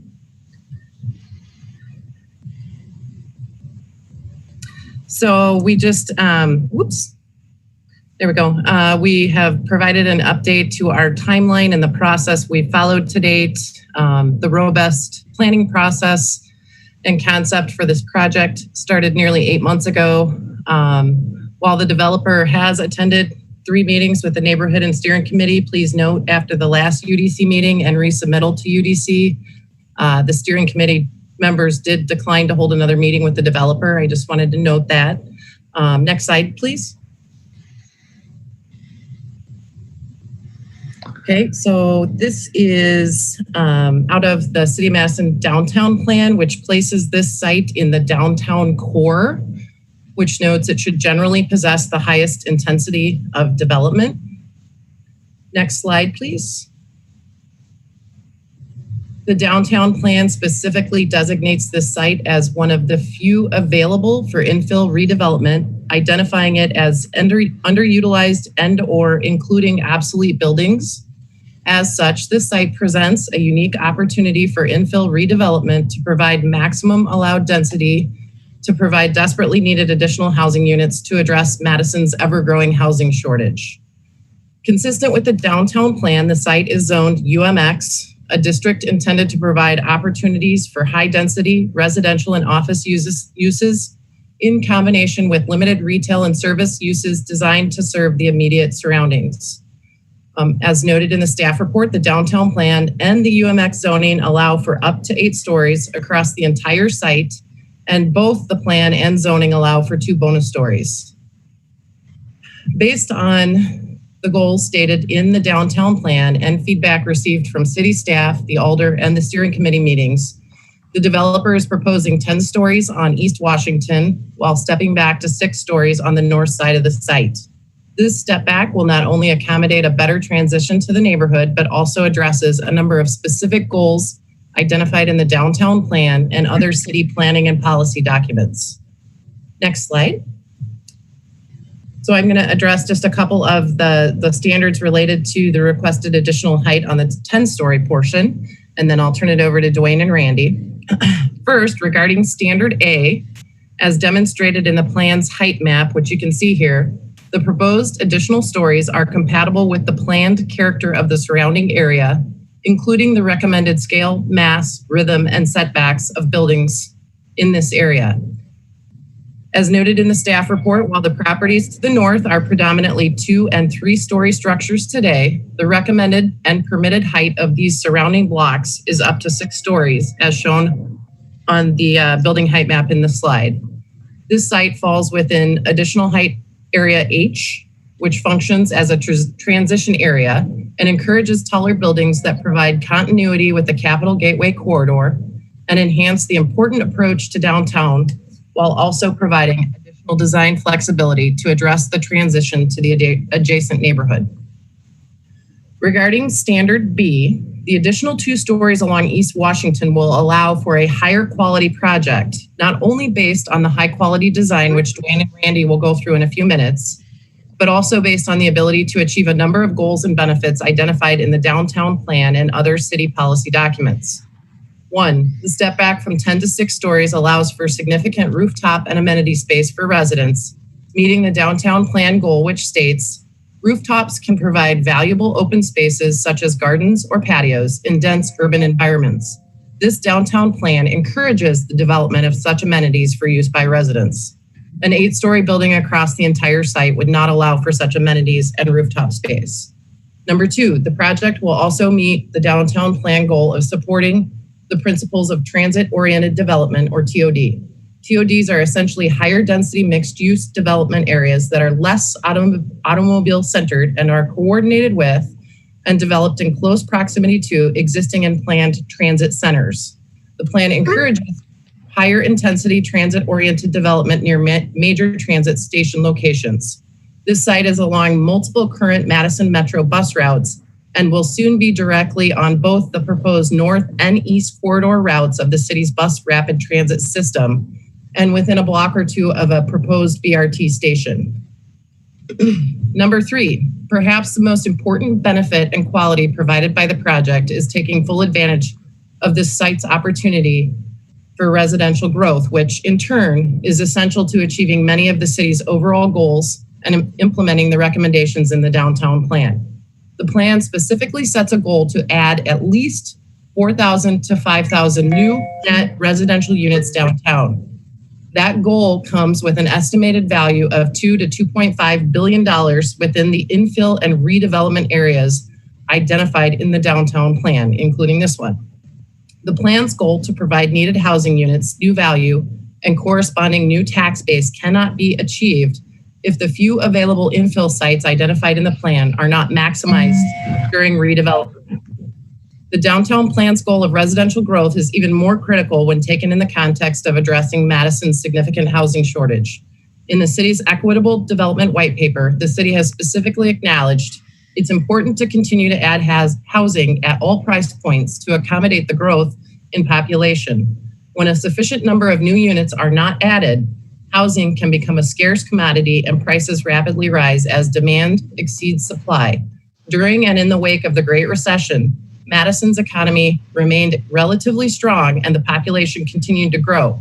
Construction, on the other hand, effectively stopped for 2 to 3 years.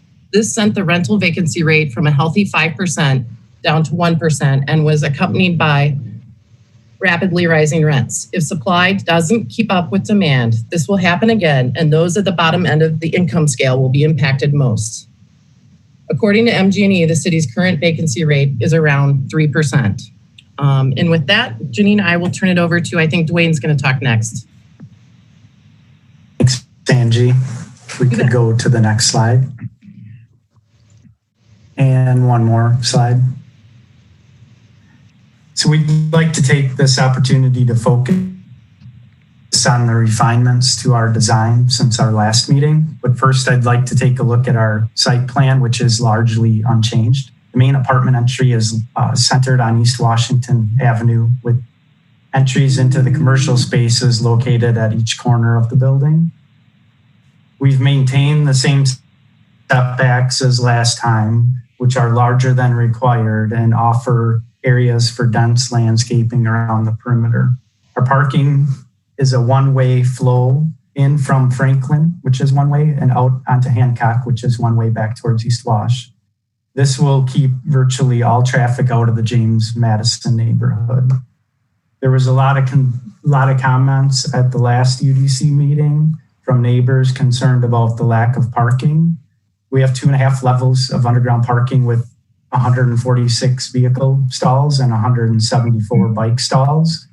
For 156 units, this is nearly a 1-to-1 ratio of car stalls to units. And being on the BRT, as Angie mentioned, and also a block from the Mifflin Street Boulevard, Bike Boulevard, we feel this is an adequate amount of car parking. We could go to the next slide. Our first rendering is viewed looking northeast from East Washington Avenue and is placed within the existing context of the neighborhood. As discussed at the last meeting, we are going for a more classic form of architecture compared to what is being built further down East Washington.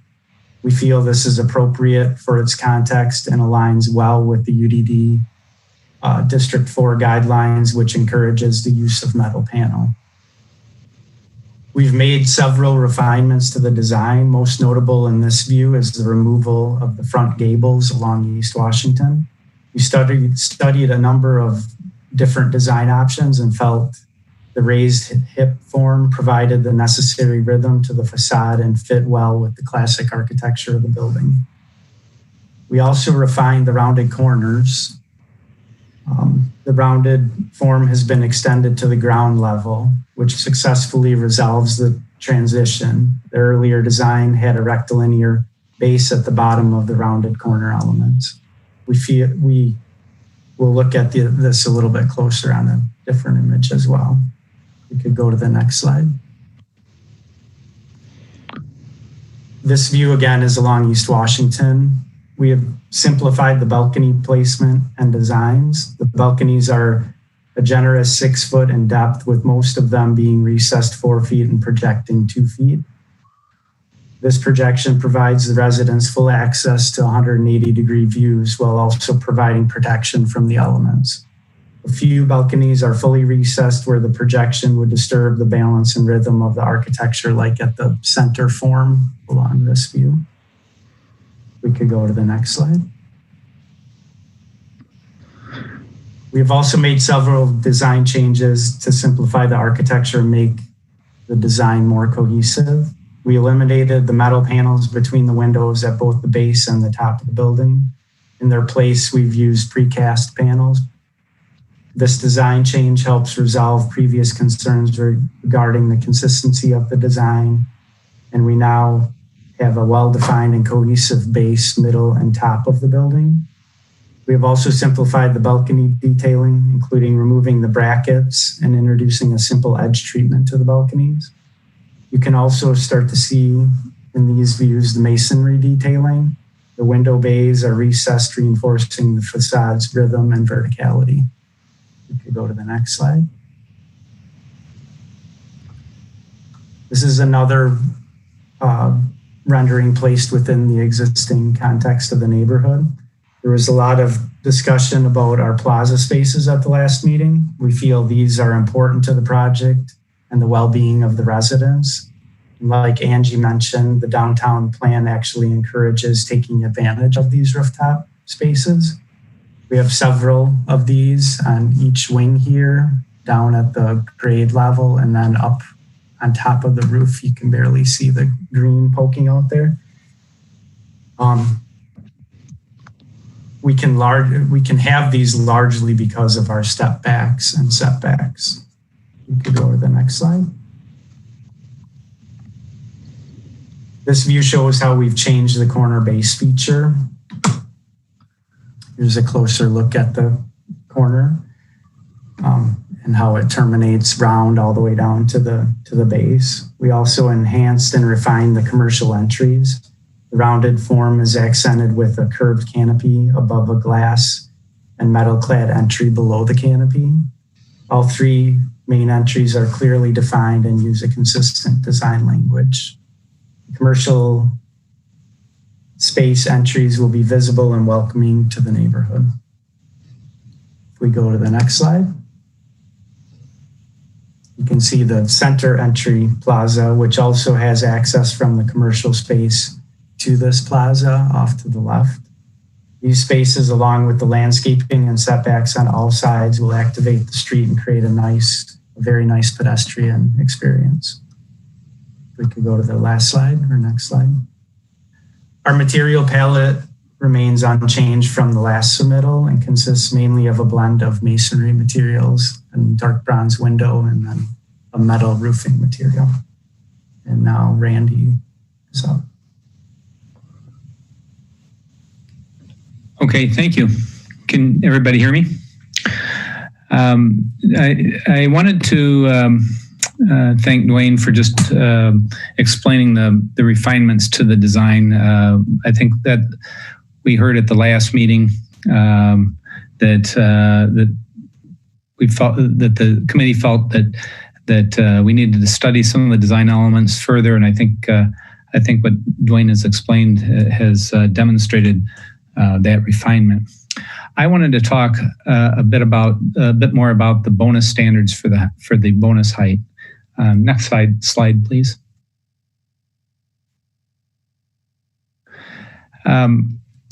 There are four standards that need to be met to meet the bonus height. One of them has to do with build projects adjacent to landmark buildings, and that one does not apply to us at all since we have no adjacent landmarks. A second one applies to states that the project can't have negative impacts on priority view sheds, and East Washington Avenue is one of the priority view sheds. We have looked at that before and had presented that to the committee before at previous meetings, and I think, in fact, Janine's report kind of states that that isn't really a concern. There are two remaining standards, though, that do need to be addressed and that are important. One of those is that the excess height is only granted if it allows for a demonstrated higher quality building. The site is within additional height area H, which set a specific goal and to give design flexibility that would encourage taller buildings to provide continuity with the Capital Gateway corridor and to address the adjacent lower heights of the neighborhoods that they abut. So this flexibility gave our development team some flexibility. What it allowed us to do was and as shown in this slide, is to compress the footprint and to provide some very generous street side yards. We have 9 to 10 foot yards on all three streets, which allows us to have a truly urban yard.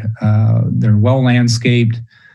They will provide an environment for pedestrians and for the public at large that's going to be comfortable and attractive. Next slide, please. This landscaping plan shows those setbacks and that landscaping as well. I think you can see that we've got plenty of room to make a transition between the building and this public sidewalk. Next slide, please. The committee had asked us to look at an 8-story building, and we had actually done that before. And this slide is a rendition that we had done a couple of months ago to test the 8-story versus the 6-story, 10-story option that we proposed. In this slide, we have taken more advantage of the yards. We're not at a 0 setback, but we are at a slightly reduced setback. But as you can see, if you go to the next slide, the difference between those two, and Janine, if you toggle back and forth, you can kind of get a feel for the differences that occur. You can see that there's a real benefit for us to move some of that massing from the north side of the site up towards East Washington. It does provide that transition that we need to provide to the neighborhood, and it puts the height of the building where it should be along the transit corridor. Next slide, please. Let's keep going, Janine, please. Thank you. There's a fourth standard that that needs to be met for the bonus height, and that is to show that the excess height is compatible with the existing or planned character of the surrounding area. So we placed our building in 3 dimensions within the context of the downtown height map, and you can see here how we are very consistent with the planned heights. The step down to 6 stories on the back side of the site really is the same as the 6 stories that's available for the rest of that block. And the 8 stories, 8 plus 2 stories that are available on either side of our building are certainly consistent with our 10-story building as well.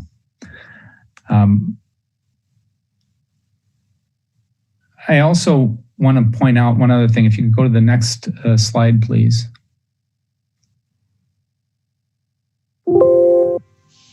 There we go.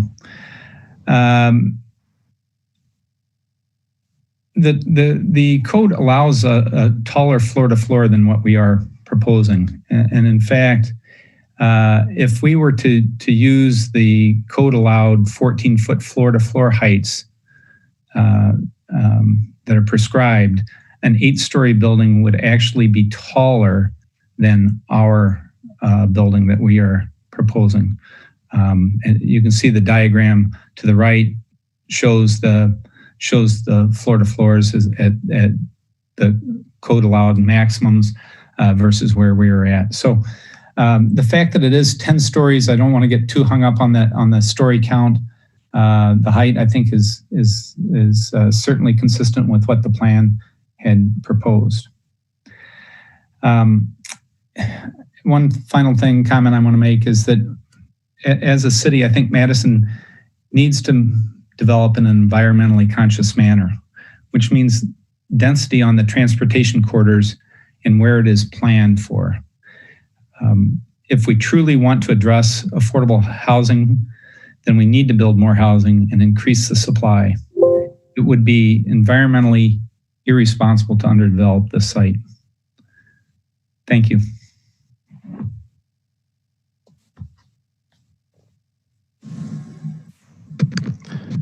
Craig, you are still the host so far. Yeah, I can, if you let me in, I can certainly. Oh, yeah, let's talk to the speakerphone. Well, now I'm hearing. Yep, now Cliff, I'm hearing the chair. Yep, let's let Cliff take back over. Thank you.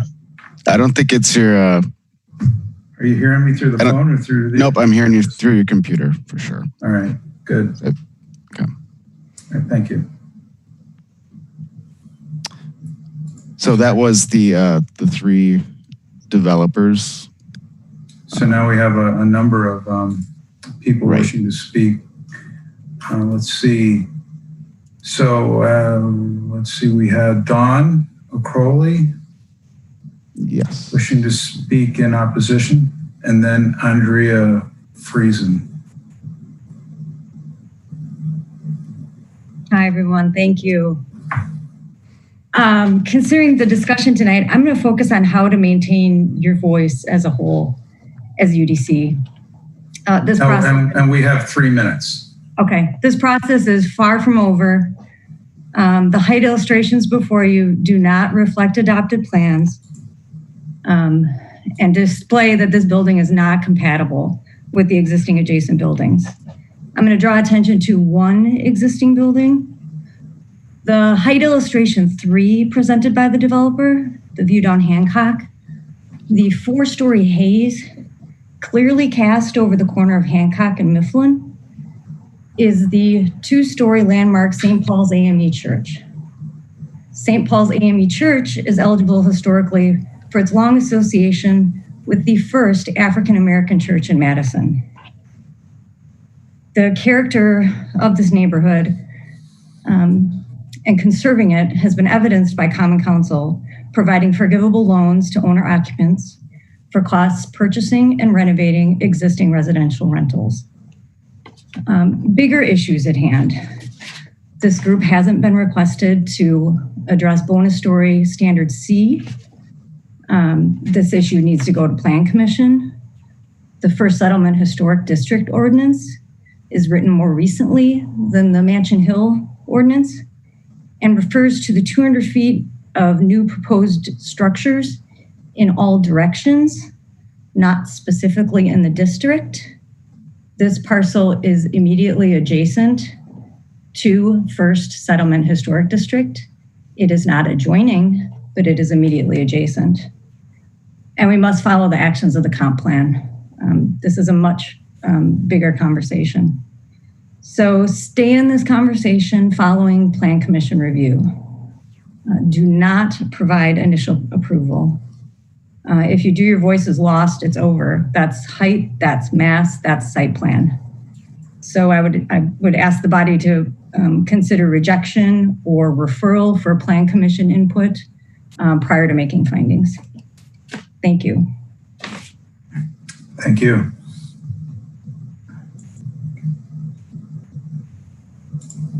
Okay, Andrea Friesen,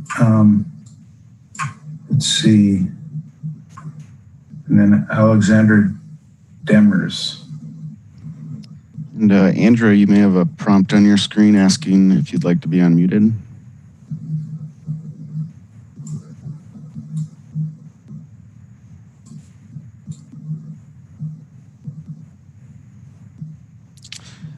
May have to come back to Andrea. Okay. Can you hear me now? Yeah. This is Andrea. Okay. My name is Andrea Friesen, and I am a resident 1 house away from the proposed site on North Franklin. I've lived here for 4 years. I live in a housing cooperative, and we have no desire to move anytime soon. In this city, we say we value diversity. We say we value environmental stewardship. We say we value racial and economic justice, and we need to take actual steps to uphold our values. Our city and many across the nation are grappling with the vast inequities that exist and a long history of systemic injustice, especially seen in neighborhoods and housing in the name of progress. It might not be obvious, but this entire process has felt to me part of our problem, beginning with the lack of neighborhood involvement in the planning and the urgency to pass this huge project quickly during a global pandemic. We are being complacent in our current system if we continue to do things as normal without truly examining and taking into consideration the inequitable system from which normal is founded and the actions that have come from it. We cannot ignore our own history of redlining in Madison, which has been utilized to oppress people in this very neighborhood. We've already erased a rich history of a Black neighborhood and tried to reduce its story to one historical marker. Our country, our city, and our neighborhood are out in the streets protesting for us to do more and to change the ways we operate. An expert on housing segregation at UW-Madison, Dr. Paige Glotzer, wrote in a recent article that we need to rethink how planning boards or community input is organized. She says it starts with listening to people who live in disadvantaged communities. This neighborhood offers some of the only affordable housing left on the Isthmus. James Madison Park is one of the most, if not most diverse parks on the Isthmus. You might wonder, what does race have to do with a luxury housing apartment? Our state has one of the largest economic racial disparities in the entire country. This building is for the economic elite. If this is the first of what is to come, we need to be strategic and think very carefully about what precedent we want to set in this neighborhood. The developers want to use this neighborhood for what it offers us: green space, diverse people, the capital, the lake, public transit. And what are they giving back to the community? What are they offering us? It seems like it will offer additional options for young professionals that are making $75,000 and more, who already have a myriad of options in this area. I want to know, what does this provide to the unique characteristics of our James Madison neighborhood?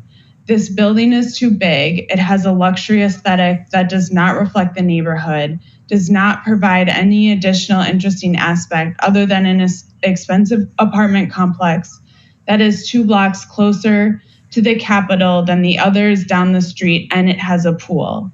As a person who has a master's degree and works in education, it is beyond challenging to find affordable places to live. I'm lucky to live in a cooperative house that keeps rent affordable and provides a space where I can have a garden, bonfires, enjoy nature in a city setting. This is what I love about Madison. If this development is built, it will shade my house through the entirety of a Wisconsin winter when sun is already limited. If this building was actually providing something useful to the community, I might feel like it's worth losing sun over. I do not feel that way with this luxury apartment building. We need to have higher expectations for developers in terms of what they can offer us, the people who live here. Urban design to me is not just about architectural features. It's also about history, people, and place. It's about how the building fits into our larger neighborhood and vision. Could this building offer solar panels that would add electricity to our grid? Could it offer mixed income units? Could it provide a free community meeting center since our neighborhood doesn't have one? We need to expect more from our developers. And developers, please stand with us in creating a better place to live. Please work with us. This is our community, including yours, and we can do better. I'm in favor of redeveloping parts of our neighborhood, but I also want to consider the assets and needs of the current neighborhood, hear the voices of the people, and create something we can all feel proud of. By going through the checklist of items without recognizing and considering the context of the neighborhood, the needs of the city, the voice of the people, we will continue to perpetuate harm that is being done to our neighborhoods and greater community. Now is an opportunity to do better. We have the chance to stop the harm that is being done. We have the opportunity to reject systemic privilege and stop perpetuating oppression through the inequitable development of neighborhoods. Thank you for listening. Okay, thank you. Next up is Andrea Friesen.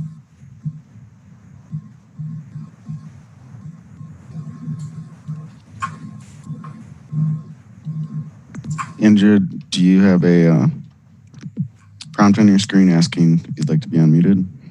There we go. I just spoke. Oh, I'm sorry. Alexandria Dreamer. Sorry, there we go. Sorry. All right, Alexandria, do you have a prompt? There we go. Yes. Can you hear me now? Yes. All right. Yes, my name's Alex. Like Andrea, I also live right next door to this proposed development. I am on 15 North Hancock Street. I have two major facets of my opposition to this building. The first is, like Andrea mentioned, there has been little to no community input The only formal notice that we have of any of these meetings posted publicly available where we would see it walking around is one board with the meeting that's coming up on July 13th. There's nothing about today. And we don't have any kind of say in how that space is going to be used, at least as things stand right now. And the other thing that I take issue with is I find this structure as a whole to be very inappropriate for the context of the neighborhood. Yes, the zoning allows 8 stories, but looking around, there are no other buildings that are 8 stories. You shouldn't just slap something huge in there and have it make no sense. I find tremendous irony in the fact that from the rooftop pool, you can see the soup kitchen across the street. You know, luxury apartments are not for the people who already live here. They are for people to come in here and develop on their own.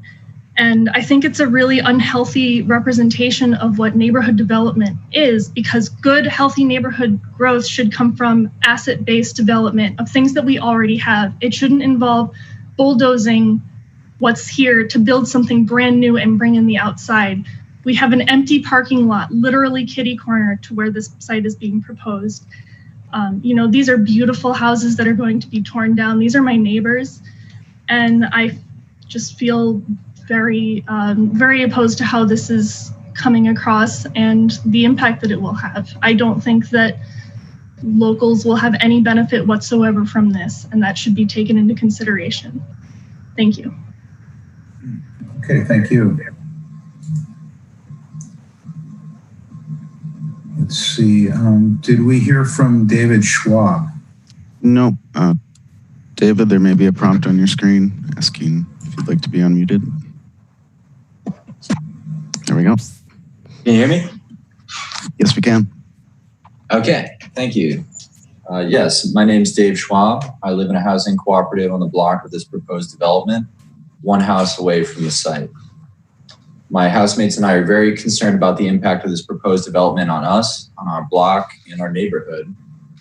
But being in the middle of a pandemic where people are focused on physical and economic survival has made it difficult to have a community conversation about something that will impact us all. So in recent days, we printed up flyers informing our neighbors about the proposal and went around the neighborhood taping them to people's doors. As it turns out, the same concerns we have are very widespread in our community. In roughly 1 week, over 350 people have responded to our petition, over 99% saying they do not approve of this development. Many of them left detailed comments, most of which have been shared with the commission, and which I hope you will read. The overwhelming majority of our neighborhoods agree that the height and scale of this proposed development is not appropriate at all for the James Madison Park neighborhood. Moreover, that reaction was to the description of this as a 10-story building, whereas the addition of a roof and ground story would mean that those of us who live on Franklin Street would essentially have a 12-story building towering over us from the highest point of our street. For the people already living here, such a massive luxury high-rise would block out the sun for much of the year, seriously impacting our quality of life. Our neighbors are very concerned that if this development is approved as proposed, it will be a green light to begin the aggressive gentrification of the James Madison Park neighborhood, with developers pushing out affordable housing and blocking out our sunlight, sky, and views with luxury high-rises. In the midst of both a pandemic and an uprising for social justice, we cannot ignore the impacts that development decisions have on equity and diversity. Many of the people who live in the James Madison Park neighborhood have never had the chance to have input on the development plan that chops our one block into 2 different zones. For our neighbors on Franklin Street to be facing a massive high-rise mere feet from their house reflects a planning process that failed to value our existing neighborhood as a vibrant, attractive human-scale community with many affordable housing options. Now that residents are trying to make their voices heard, the city should not prioritize developers' desire to build as big as possible over the legitimate concerns of the community. In fact, many of the people I've heard from on this issue are not opposed to development that is appropriate for our community, and they would be happy to see the developer come back with a revised proposal that addresses the community's concerns. What people are opposed to is an outdated, narrow, and inequitable conception of development that disregards the legitimate concerns of community members and treats our neighborhoods as merely raw materials for developers' profits and gentrification. Thank you. Thank you. I don't see on my list any additional registrants. We do. We have Bob Kleba. Mm-hmm. Bob is with us. Okay, go ahead. All right. With the steering committee's help, I wrote our report that was included in your packet. I'm happy to answer any questions you may have about our conclusions and recommendations. I would like to address one thing that was brought up by the developer concerning the concept that adding more apartments will decrease rent, and that is a fallacy that has been disproven time and time again. We do need more apartments in Madison, but building luxury apartments is not going to provide needs for those of us who work and live in downtown Madison. But right now I want to go back in history. 2.5 years ago, your commission reviewed an application for proposal next door at 502 East Washington Avenue. In the staff review, Tim Parks from Planning wrote the following: immediately north of the subject site in the downtown core subdistrict, the remainder of the first block of North Franklin Street is included in the James Madison Park residential subdistrict. The James Madison Park subdistrict is recognized for its mostly intact blocks of 2- and 3-story houses, which the plan encourages be preserved, with opportunities for selective redevelopment in up to 6-story buildings on the rest of the first block north of East Washington frontage. Along North Franklin and North Hancock Streets, the plan recommends that any infill and redevelopment be compatible in scale with the house-like character along those streets. He also wrote, the Urban Design Commission should affirm whether the mass and placement of the proposed 5-story building proposed for 502 East Washington is appropriate given the existing context, particularly in relationship to the wood-frame 2-story residential buildings to the north. The staff report that the commission received for the current application of 414 East Washington did not reference planning's previous direction about a much smaller proposal next door. If you remember, at that meeting, the Urban Design Commission had great issues with a 5-story development next to 2 stories. Right now, we're talking about a 12.5-story building, a 12.5-story height building next door to 2- and 3-story buildings. It's frustrating to the Neighborhood Steering Committee that UDC is not scrutinizing the excessive height given this precedent. Consistent feedback from planning, from the Urban Design Commission, and from the Plan Commission provides predictability and improves development in our city. And this unpredictability is something that is very upsetting to us. In the steering committee report, we asked the commission to address the 12.5-story height on Franklin Street, which far exceeds the allowed height in the UDD4 Area H zoning. During the developer's presentation, you saw an 11.5 to 12.5-story building next to 2- and 3-story buildings. In order to demonstrate that their proposed development integrates with the neighborhood, they show non-buildings. They show their placeholders are disingenuous and contribute to the thinking that people's homes in this neighborhood are just dominoes to fall to subsequent development. You've heard tonight from people who are invested in this block and in the neighborhood. The proposed development not only doesn't fit, but it will make neighboring residents unlivable with the deep shade it will cast. I encourage the commissioners not to recommend the design for this 11.5 to 12.5 story height building. and to ask the developer to come back to UDC with a design more compatible with the neighborhood. Please refer this item so that the developer can propose a development that works for UDC, works for the city, and works for the James Madison Park neighborhood. Thank you. Thank you.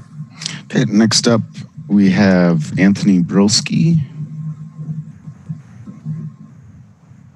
All right. Thanks for taking the time.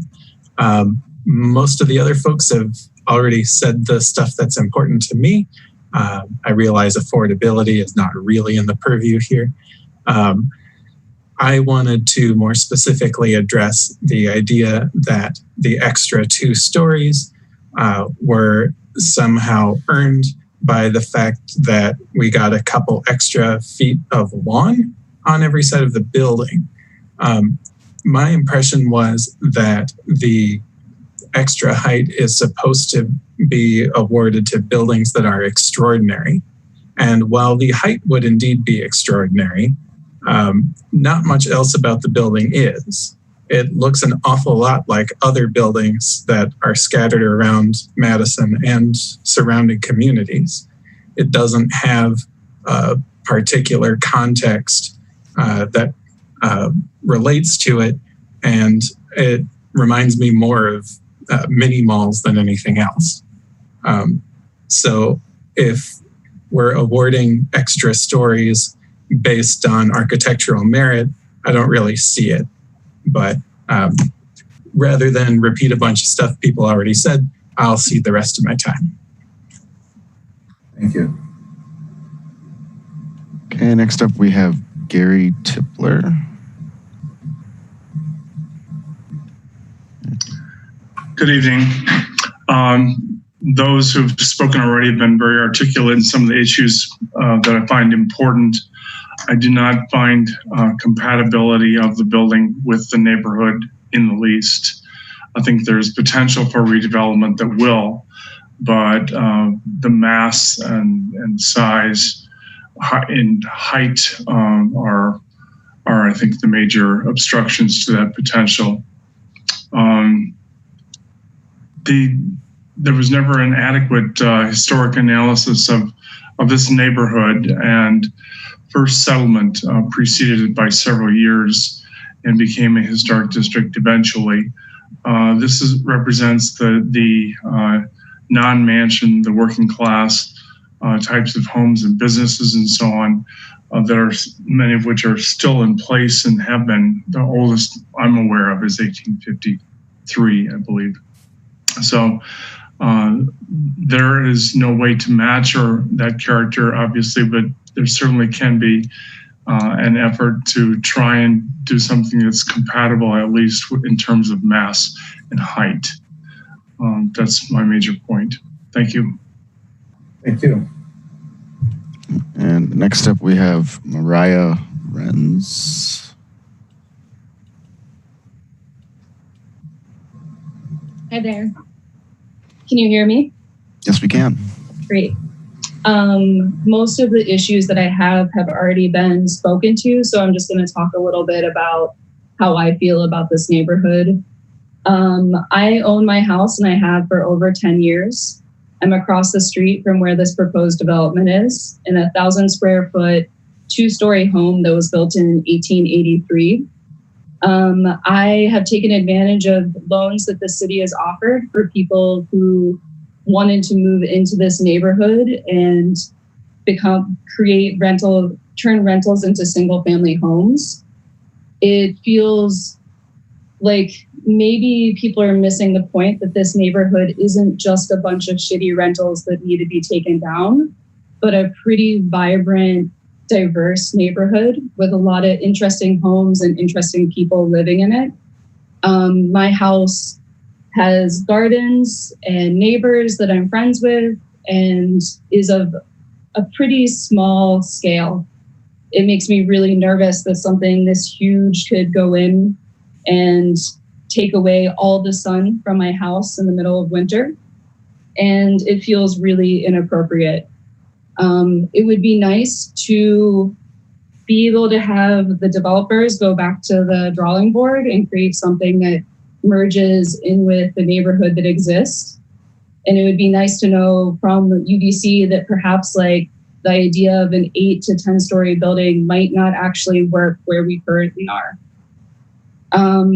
Yeah, I think that that's about all, but thank you. Thank you. That is the last registrant I have wishing to speak. In total, there were 8 in support, 57 opposed, and 1 neither. Okay. Thank you. Let's see. Before I open it up for the commission to questions and comments, Janine, with regard to your staff report here, we're particularly looking at focusing on the 3 criteria listed here on the second page. A, B, and D, so I understand it. That is correct. And the commission's motion for referral was requesting refinement to,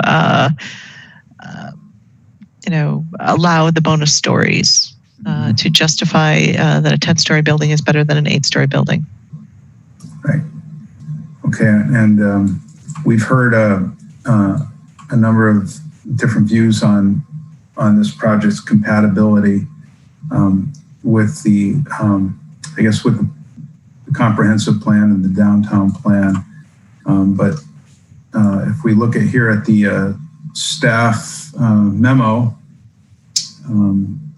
staff feels that we in general, we could find the project in compliance with these 3 criteria. Excuse me, I'm just kind of zipping around here.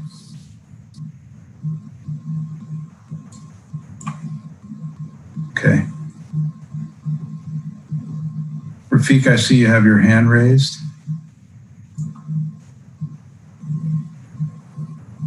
I do, and I'm just trying to pull up the staff memo because I feel like I'm about to be all over the place, but the last time we saw this project, I want to say it was last month, if I'm not mistaken, and there were some recommendations, I think, to, like you said, justify the bonus stories, and I'm trying to understand, maybe it's just change everything around, Dave, but did this project change that much? I'm looking at what was submitted before and what I'm looking at now, and I think that I remember, I want to say, and correct me if I'm wrong, I think it was Lois and maybe Tom that were talking about the fake structures on the roof, but it looks like they completely changed the roof. Like, instead of just removing that, or, it seems like there's a lot of little things that have been added to the design that has taken away from it. When we were at a good place, we finally, I think I said this the last time, we were at a good place, and then it all went downhill. But before I even get there, I think that if you look at what we are tasked to do as a general body, a part of that is, and I'll read it, is to encourage the protection of economic values and proper use of properties. And I think that some of the concerns I think Andrea and Dave brought up are definitely valid concerns, and I would definitely like for the applicant to address some of those concerns in terms of not only gentrification and things that are necessarily, well, not based on this definition from Matter General Ordinance Section 33.24, they are in our purview, and I think that they should respond to some of those concerns of the neighbors, because I think those are very valid concerns when it comes to redeveloping this neighborhood, especially when you want to go for bonus heights. Okay. Dwayne Johnson, Randy Bruce, and Angie Black are all unmuted. I will try to address that. I think that the bonus height standards are specifically outlined in the code, and we addressed each of those in our presentation. They're outlined in Janine's staff report. The two that are really critical here are one that the bonus height allows for a better design. And we feel very strongly that allowing us to reallocate some of the building massing allows for, and to allow us to compress our footprint, allows for a much better design. We're able to get better yards. We're able to move some of the massing towards East Washington and away from the neighborhood. It allows us to provide an all exterior masonry to the building, and high quality materials throughout, as well as providing some very generous outdoor rooftop spaces.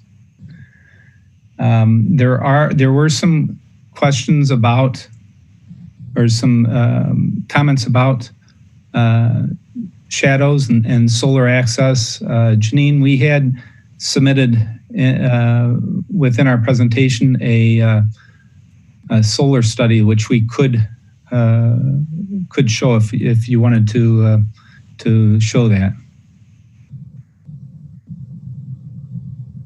I do have that available, and if the chair is amenable, I can play it. No, I believe we sent it to you, Janine. You should have it. I do have it. I'm just letting the chair make the call. Oh. Yep, sure, that's fine.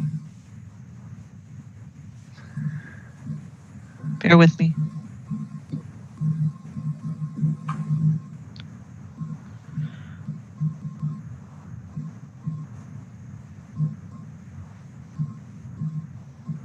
Okay, I'm going to share the screen.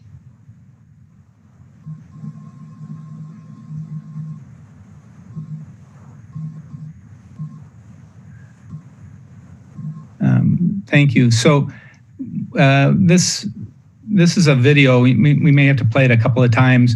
This is a video that shows the shadows that are cast by the building. The top caption, or the top slide, is our 6-story to 10-story building. The bottom is an 8-story building, and the time of day is shown on the right-hand side. You'll notice that obviously, as the time of day changes, the shadows move. So there are no buildings that are in shadow constantly. And the other thing you'll understand is that the shadows from our 6-story to 10-story are very equivalent to the 8-story shadows because of the angle of the sun. So I hope this helps address it. We were concerned about solar access, and so we did take a look at this, and I hope that answers some of the questions. The only other comment I'd like to make to Rafiq is that we have been through this in front of this commission on this project 3 or 4 times now. At each time, we have really attempted to address the comments that were made. The comments at the last meeting were to look at the gable forms on the roof, and because those were not well received, we eliminated those gable forms and used a hip form instead, but the rest of the roof is the same. There was some concern about the balconies and the consistency and treatment of the balconies, and we looked at those. There had been comments about the rounded corners and how it resolved with the rectangular forms, and we looked at those and have addressed those. We really feel that we've addressed all the issues that the commission has asked us to. We feel that the commission's reviews have been positive, and we're thankful for that, and we really believe we've got a great building here, one that will do the city and the neighborhood do a positive impact for both of them. Thank you. Yep, thank you. I think that, and this is my opinion that I guess I'm entitled to, but I'm going to go ahead and disagree and say that when we offered an opportunity, or we referred this project so that it can be refined, it was just to address it doesn't mean that it was addressed properly. And I don't believe that, in my opinion, that it was. I think that some of the design moves doesn't yet justify giving a bonus story. I think that some of the elements from the first, I'm looking at it now, where the base was square, it was solid, it was a stronger presence. I think that was a much more successful than what I'm looking at right now. Granted, the balcony adjustments, that might be an improvement, but I think overall, I think the roof elements and some of those other things, I think that those were minor tweaks that could have been made, just to make it a lot successful. And I don't think that those actions have been done that would warrant bonus stories in what I'm looking at right now, as opposed to what we saw before. Okay. Thank you.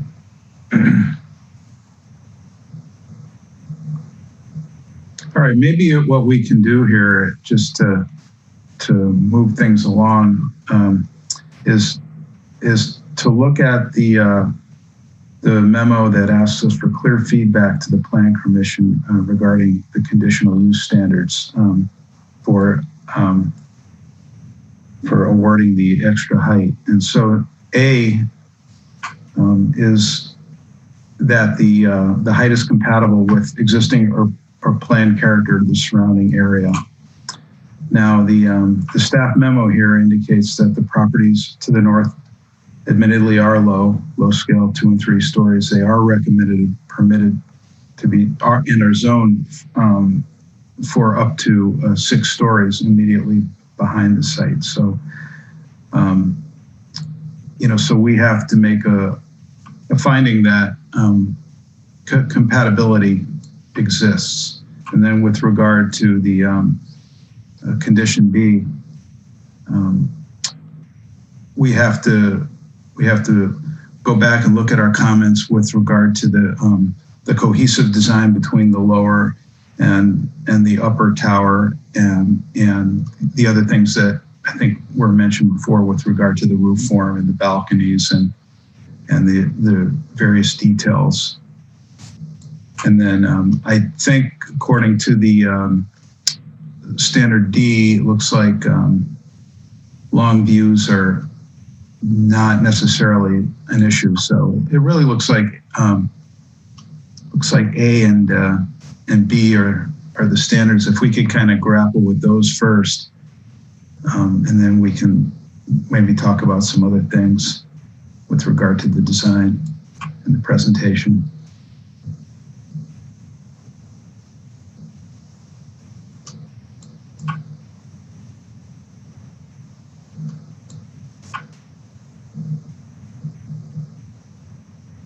Okay, Christian.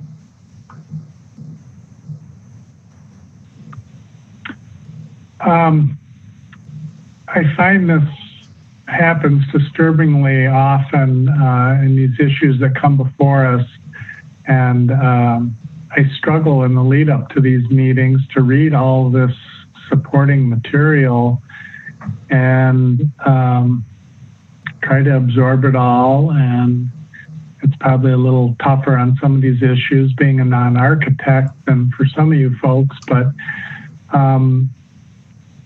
I find that we keep on running up against conflicting information provided by whoever, the city, the zoning department. They refer to the highlighted last sentence in the paragraph that we see before us here. The recommended and permitted zoning height of these surrounding blocks is up to 6 stories.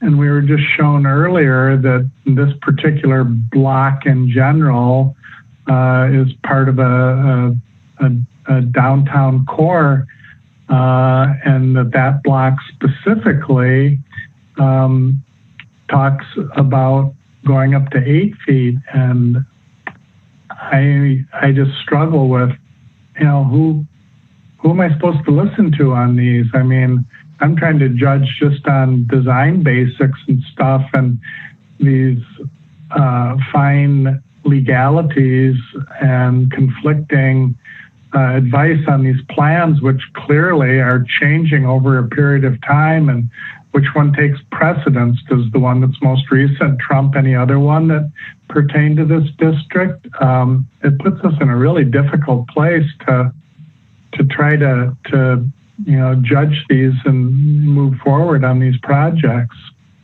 Well, if we are to take the report that was written for us regarding this project and take staff at its word that the site in question is permitted to go to 8+2, and that the surrounding neighborhood, at least the immediate site to the north, is up to 6 stories, then we can make a determination whether or not we have a compatible project. I see Tim Parks has raised his hand, so I'm going to unmute Tim and see if you'd like to help clarify. Thank you, Chair, and members of the Urban Design Commission. Tim Parks from planning staff. Mr. Harper makes a fair point how to parse the city's plan recommendations and its maximum allowances with the decisions that bodies like the Urban Design Commission and the Plan Commission need to make. And basically, it's never easy. If it was, you would be doing something else at 10:46 on Wednesday evening and not debating this among many very consequential projects on your agenda this evening.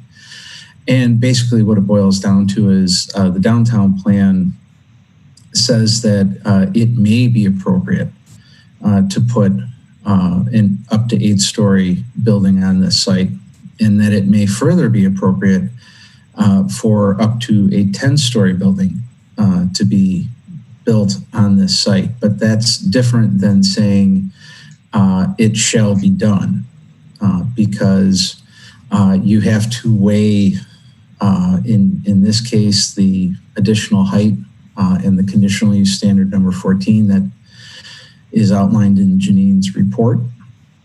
And the Plan Commission and the Common Council actually, looking at the zoning code in and of itself, said that anything taller than 4 stories in the UMX district is a conditional use. And there's a number of reasons for that, both from a physical design perspective and from an impact on the city perspective, why you can't just build an 8-story building on this site.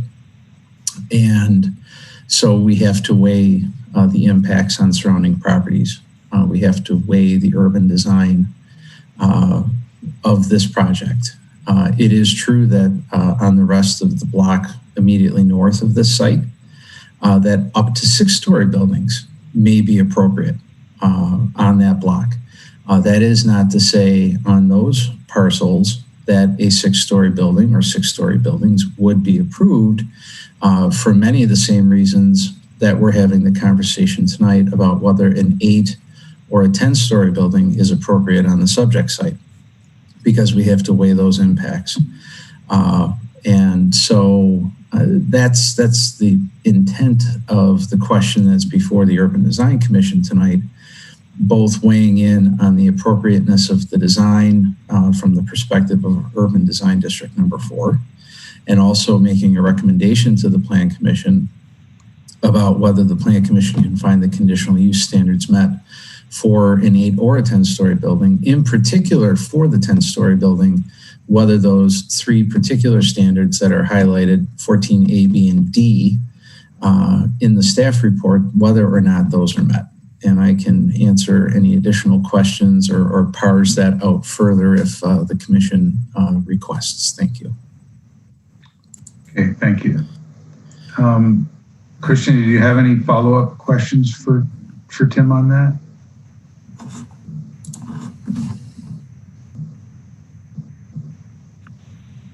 No, that was helpful. I appreciated him weighing in with that. Okay. Lois. Yeah, my question is with regard to, and we just ran into this with the previous project, is what side of the site are they measuring the levels? Because on one side of the site it's 10 stories and on the other it's 11. At what point is it an 11-story building? The height of the building is determined from the highest, not the lowest point of the site, and by virtue of the subject site spanning a very unique block in the downtown and in the original plat of Madison, frankly, in terms of how it's platted and laid out. You have basically an entire story drop from west to east, and because one of the significant concessions in the downtown plan and in the downtown zoning is that the height is measured from the highest point of the site, not the lowest. That's why you have a 10-story building on the west that drops down and becomes an 11-story building on the east.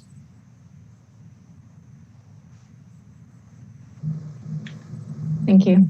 And the one comment I want to make about that is to the houses adjacent to it, it is an 11-story building. I mean, it seems that it's kind of a weird way to look at it when it's a 2-story house on one side of the block and a 2-story house on the other side. The one downhill is going to have a much taller building next to it.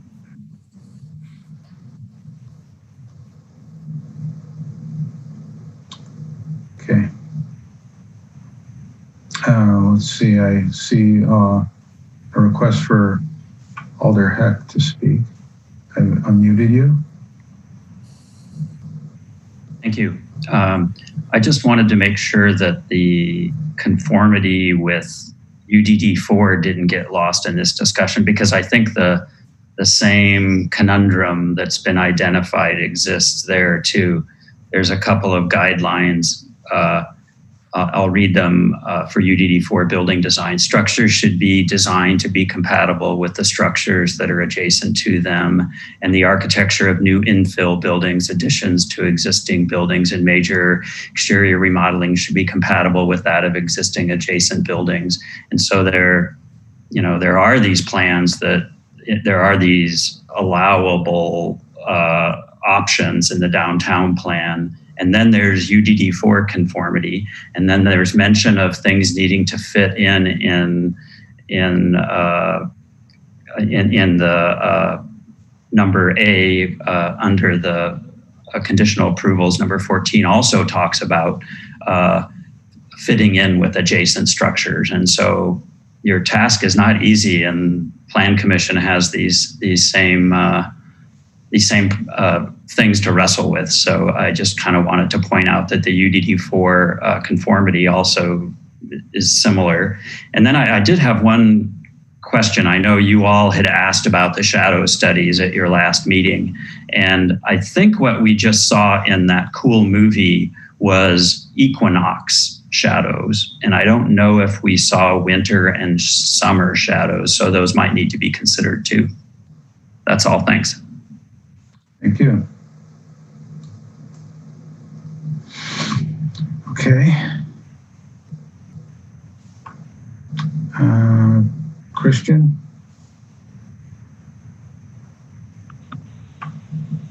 Yeah, nobody else was stepping up, so I just thought a couple other things.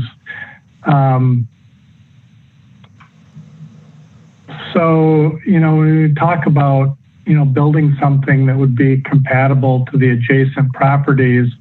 And the very first time we saw this project, I think I was one of the first ones that spoke up about, oh my God, this is a huge mass of a building against, and particularly really close to, what were originally, single family homes, even though they've been carved up into apartments now.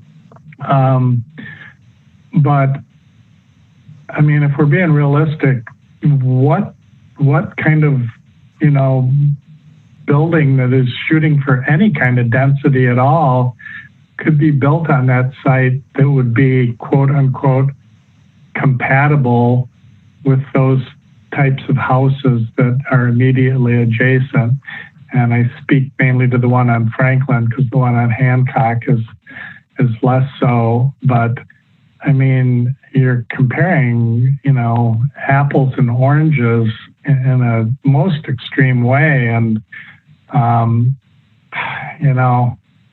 I struggle to try to envision like what something would look like that people, an objective person would look at and say, oh yeah, that's compatible with this old 2-story house next to it. I mean, please, somebody tell me what that would be.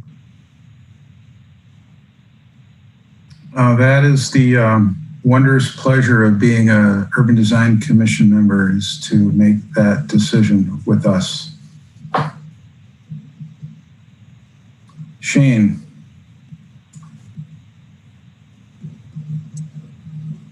Thanks. I can empathize with a lot of Christian's comments. Certainly empathize with a lot of the comments by the neighbors. And there's a lot of issues baked into this conversation and decision. I don't know that we're ready for a vote yet, but I just wanted to kind of throw out my personal opinion for consideration. When we look at the conditional use standards, 14A, B, and D, I do think that the excess height is compatible with the existing or planned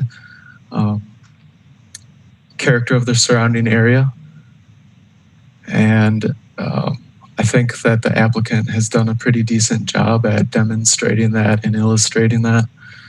Likewise, I think the excess height does allow for a higher quality building, which again, I think they did a good job demonstrating and putting forth the effort. And at least in my opinion, they've convinced me that it is a higher quality building with the taller stories.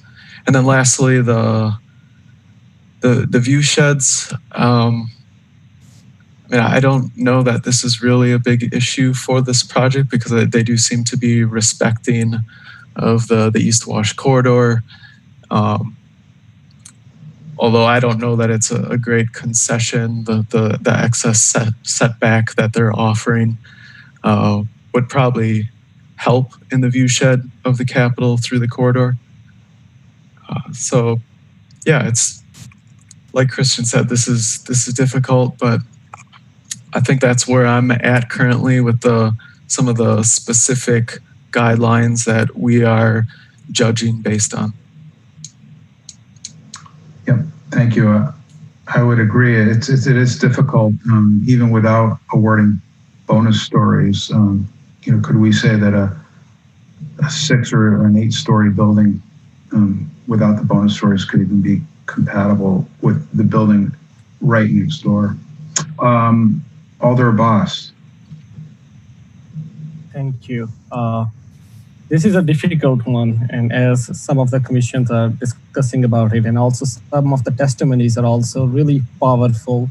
A lot of the discussion and different people had various discussion, which I agree with them, but that's not a purview of Urban Design Commission, like affordability, if it's a more affordable housing project or market rate.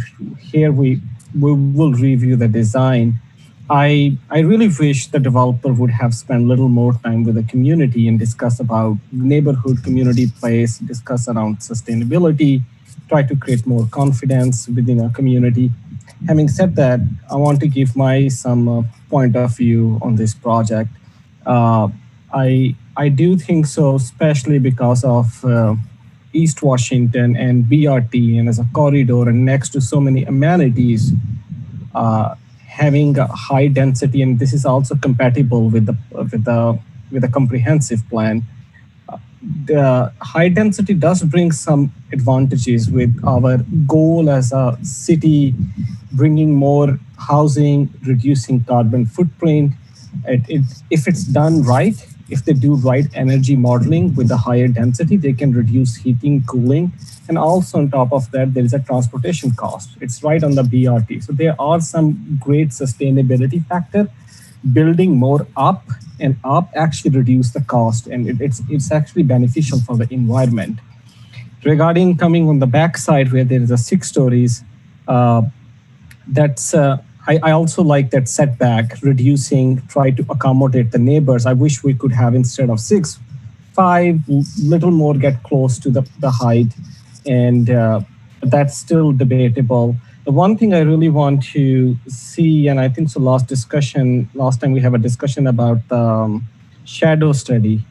We saw, as Alder Heck mentioned, we saw that video, but I would like to see the study which we requested last time to present us, so we can see if somebody can share that study. That will be great on a screen, so we can see what exactly is during winter and summertime, what is the situation with shadow with this 10 and 6 stories.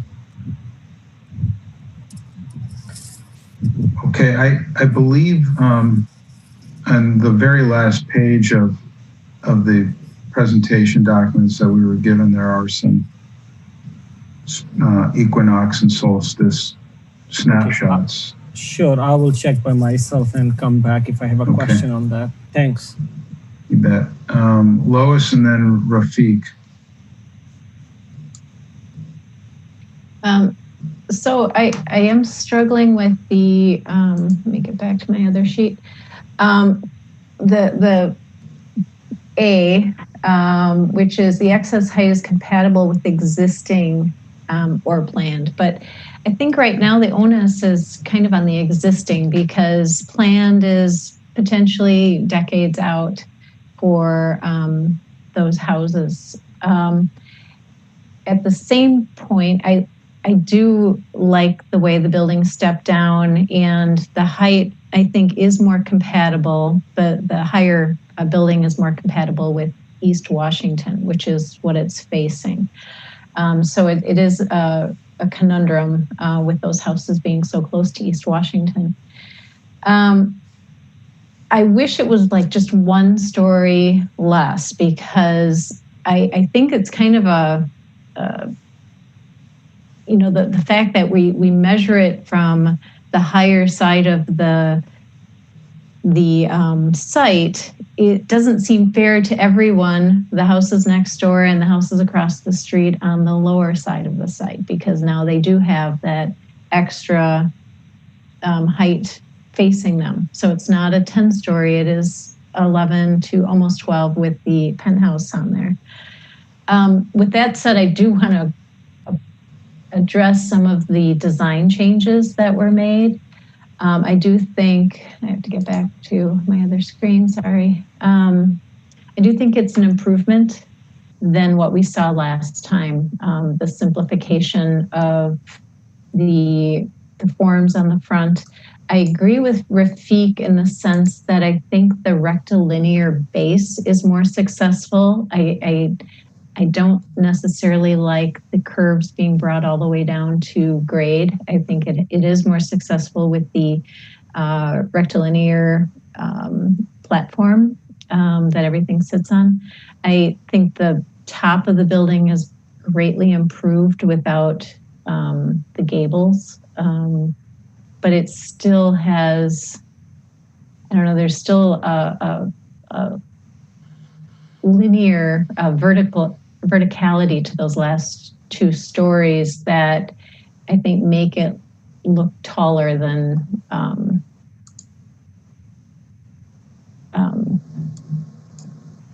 I'm sorry, flipping to the other drawing again. But I think it's improved. I think it's a lot improved from the last iteration. Tom brought up at the last meeting that, this is kind of throwback, his kind of trying to replicate an older looking building, and that's not necessarily what I would choose, but it's subjective. So if I guess I'd be in support of the extra 2 stories if they're not going to reduce it by 1, because I think just in fairness to the neighbors down on Hancock, I think it should be reduced by 1, but if it can't be because of the technicality, then I would be in favor of the extra stories based on these improvements.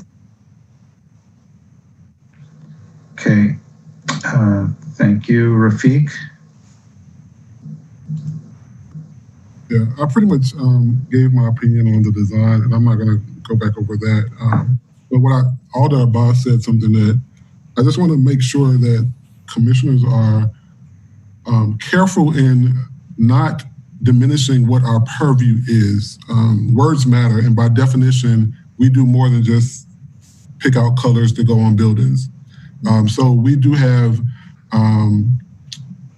been charged with a lot more than just how a building should look. But like I said, specifically, Madison General Ordinance Section 33.24 outlines what the task of the UDC is, and it is a number of things, including fostering civic pride and beauty and nobler assets of the city, as well as promoting a high quality in the design of new buildings, developments, remodeling, and additions to maintain and improve the established standards of property values within the city.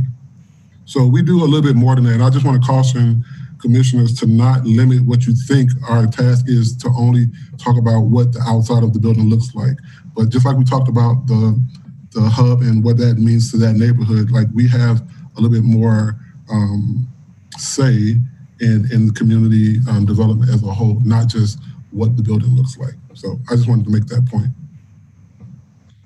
Thank you. And that is a good point, because I think when we look at the requirement or the UDD requirement to look at adjacent buildings, we should maybe not just limit that to the next door neighbor, but the kind of orderly development that we're seeing all down East Washington, and how we see the East Washington corridor very deliberately going from much taller toward the Capitol, lower and lower the further east you get, and then into the neighborhoods also stepping down. So it's not done without some thought, and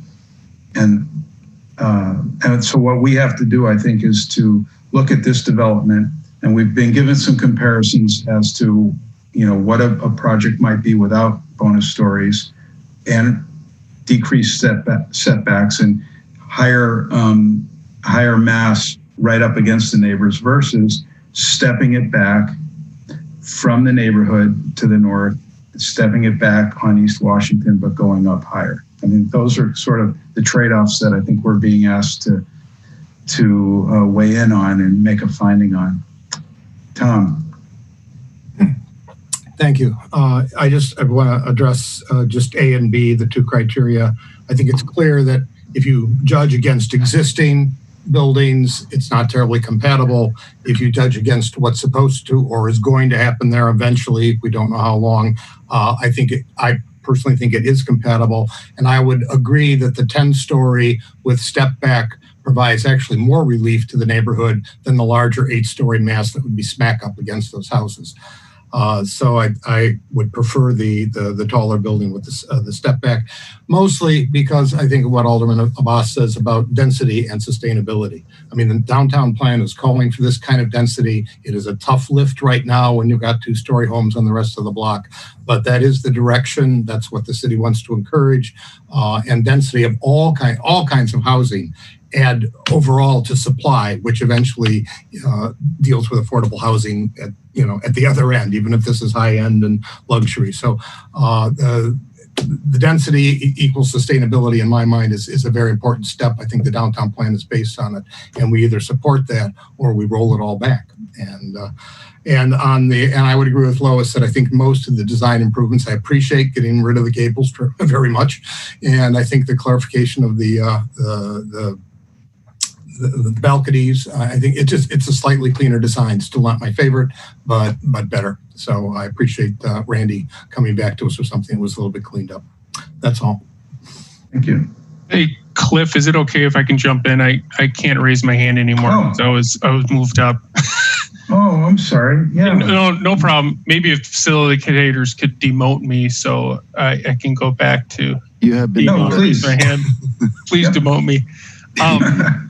So I think some of these are really good comments. And just to remind everybody too, the other reason why we referred it last week was to give the neighborhood a chance to pull their comments together. And I think, Rafiq, what you kind of hinted upon and part of what I'm really amazed at as far as what this neighborhood pulled together for comments, because there's no way my neighborhood could be as well spoken in cite city ordinances, et cetera, is I'm leaning more towards if we have this purview to find a design solution that fits in this very unique site that borders multiple different areas. And I think that's what's very challenging about this. It's on the perimeter of like 3 different areas that I would lean towards reducing stories and keeping the setbacks as is. So keeping the mass up forward, reducing it all to try to find a balance point on this area that, you know, may or may not change for a long time, but because it's on the perimeter of so many different areas, I just see it as more of this area might have to be kind of a compromised area, a compromised solution to work with neighborhoods that are strong neighborhoods that brought up some very good points that I think if this was like in the middle of Mifflin or some other areas, we would certainly listen to them. And because this is on a unique border area, I think their weight should be held just as much. That's all I had to say. Thank you. Okay, thank you.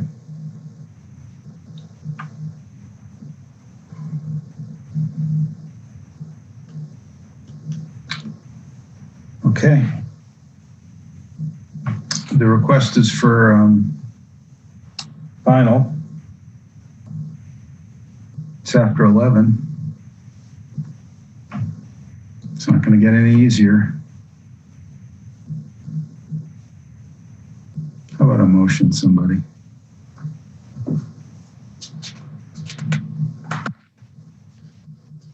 Tom. I'll be the bad guy. Is it? I see on our agenda initial or final. Have we already done initial on this or no?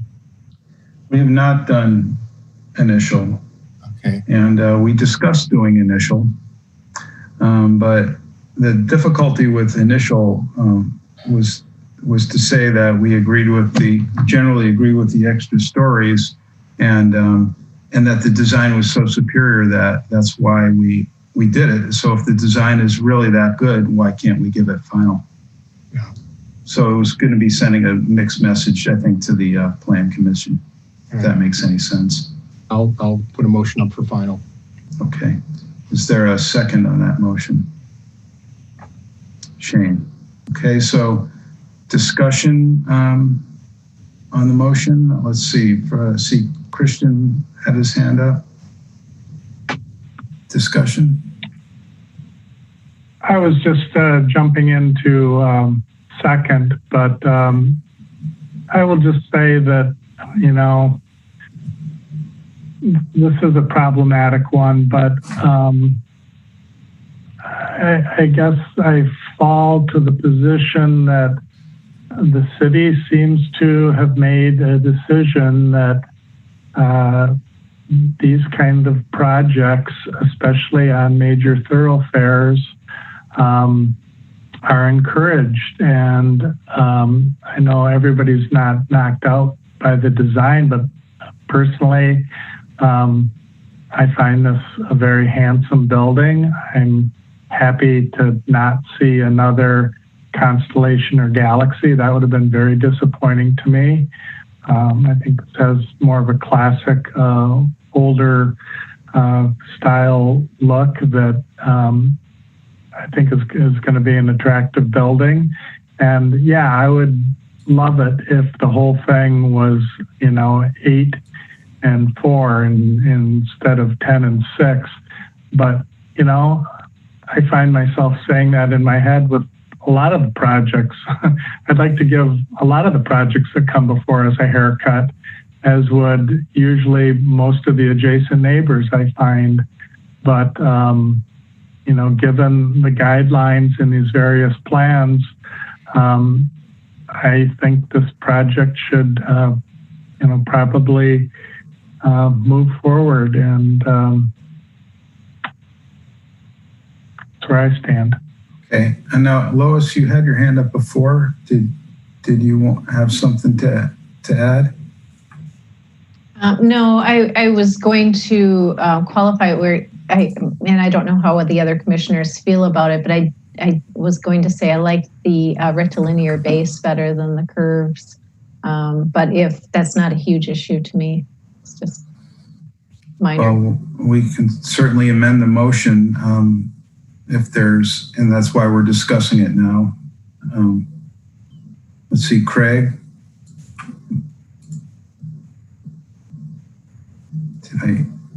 Hold on, there you go. I concur with Lois. I think the rectilinear base was a lot stronger of a design, and it just added more strength to the base overall. Tom? Yeah, I'd accept the amendment. Okay. Let's see, Shane.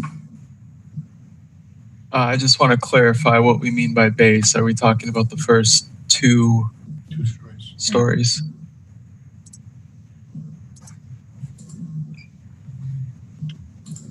What do we mean by rectilinear base? I see Lois nodding. Yeah, the on the I guess it's the west side of the building is the 2 stories.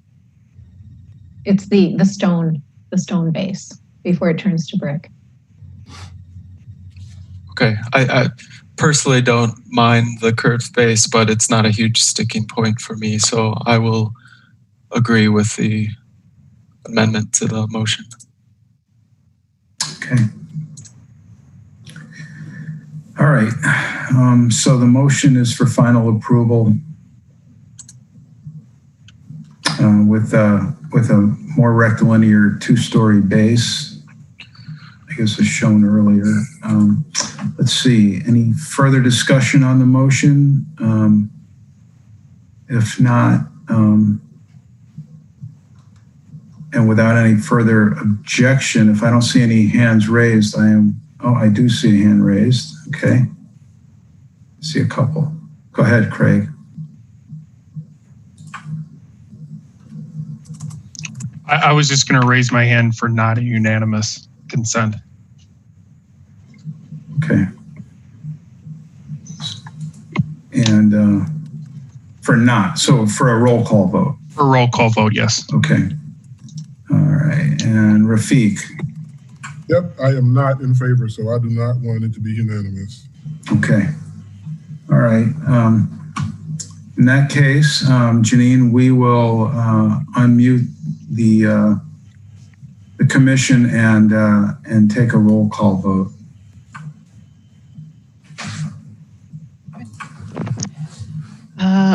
Commissioner Deschamps? Oh, he is still muted.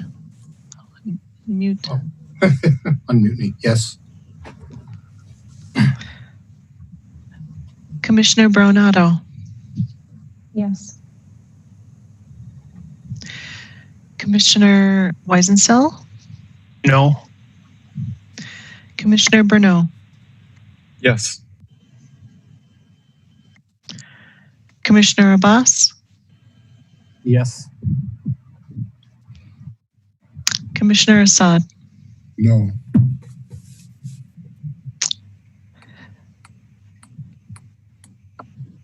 Did I miss somebody? I think I got everybody. So I think that's everybody. Okay. Get Christian. Thank you. Commissioner Harper.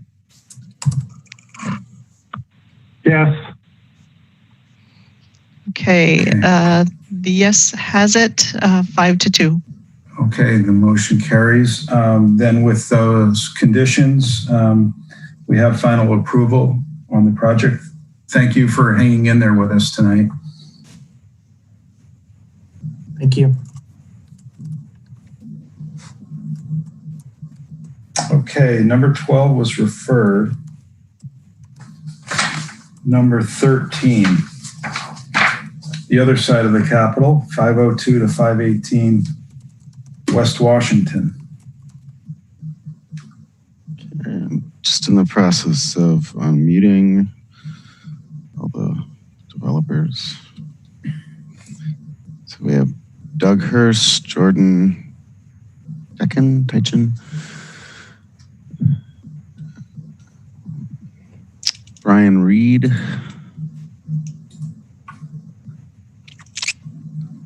and Dave Keller.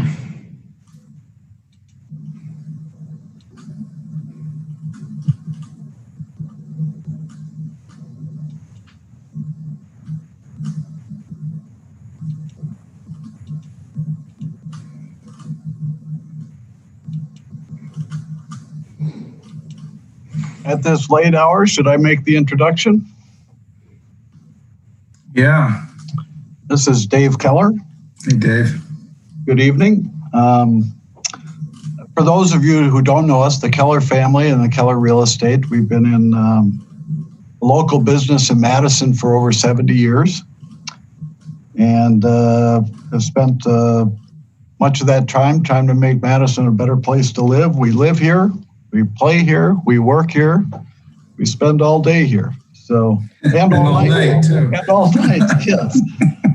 So we've invested in the this west side of the Capitol with quality developments, and there's a few, I'm not sure they're in the presentation, but you should be aware over the last 15, 20 years, we've done the Bassett Walk, Washington Court, Wilson Bay, City Place, Bedford Court, along with Joe Krupp on that one.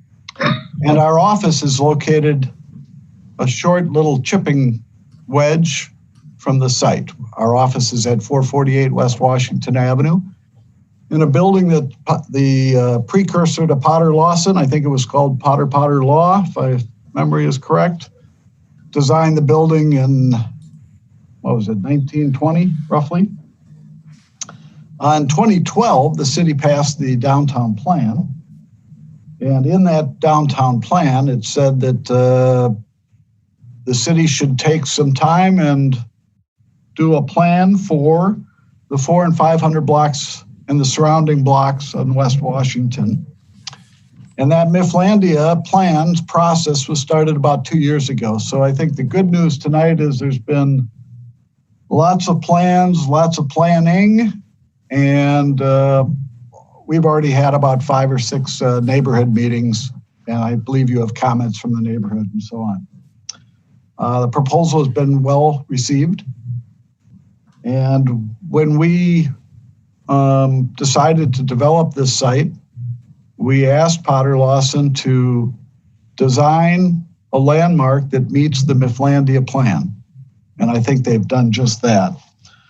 I know at our initial presentation to the urban design, there were some comments. And so that's something that we've been working on. And I'm going to turn it over to Brian Reed and Doug Hirsch and let them go over how the project has evolved since your comments we received. And we wanted to thank the Urban Design Commission for those comments. And Potter Lawson has incorporated them into the development.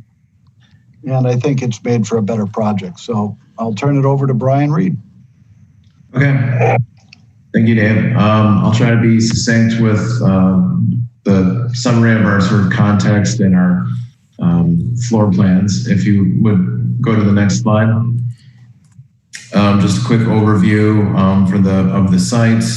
The site is at the corner of West Washington Avenue and North Bassett Streets. Next slide, please.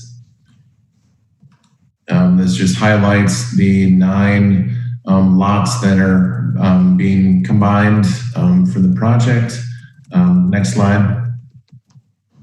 And then the 9 properties that are the 9 existing structures that will be demolished as part of the project. You know, they were reviewed by Landmarks Commission and ruled to be of not historical, architectural, or cultural significance. Within this view here, you can see the 3 existing substantial street trees on West Washington, which will be remain as part of the project. And there will be 1 more tree that will be protected and remain as part of the project on North Bassett Street as well. Next slide, please. Just a quick view of along West Washington Avenue towards the Capitol. The westernmost tree is noted here for just to demonstrate the size and the scale of the street trees. Next slide, please. Similar view then from the other direction, from the intersection at Bassett Street again, just depicting the scale of the 3 street trees along West Washington. You can see how tall and how substantial the canopies are. In particular, this one at the corner that's 4.5 stories in height. Next slide, please. And then one last view then on North Bassett Street as well, with the 1 remaining street tree, which will again remain and be preserved as part of this project. The other street trees that were closer to the West Washington intersection were taken down due to some of the recent utility improvements along North Bassett Street. Some additional street trees as part of this project will be added in, and Jordan will talk about those in a little bit. Next slide, please. Like Dave said, I mean, we've taken the Mifflandia plan and developed the building to be compliant with the requirements set forth by the plan itself. The proposed development is a planned development, and that was under the recommendation of planning and zoning to be able to be provide the flexibility to be as compliant as possible with the Mifflandia plans, and where the recommendations would vary from the standard zoning allowed. Next slide. These are just another list of areas that the proposed development is compliant with areas, recommendations, or guidelines that are noted or put forth in the Mifflandia plan. Next slide, please. Again, just project information. When you last saw the project, there were 103 units. Right now, the unit count is at 94. We have reconfigured some of the units, in particular some of the units in the corners to provide more daylighting based off a commentary that we had received. So right now the unit count is less than it was, and we're still making some slight adjustments, but that just wanted to make you aware of that change. Next slide. And then this image just shows the overall massing and the step backs and the setbacks for the proposal along the 2 streets. You can go to the next slide, please. First floor plan, just real briefly, there's the main public entry to the residential component is off of West Washington. There's a secondary residential entry off of North Bassett Street. The corner commercial space has their primary entry off of the corner, off of that shared sort of public terrace space. There are 3 walk-up residential units on the first floor as well. The 2 vehicular entries, one off of North Bassett and one off of West Washington. The intent with these is to facilitate a reduced need for on-street loading and unloading during move-in times. The intent would then be that the majority of the move-ins could be staged within the parking structure itself and allow for access through the parking, basically to ease some of that congestion and burden on the neighborhood.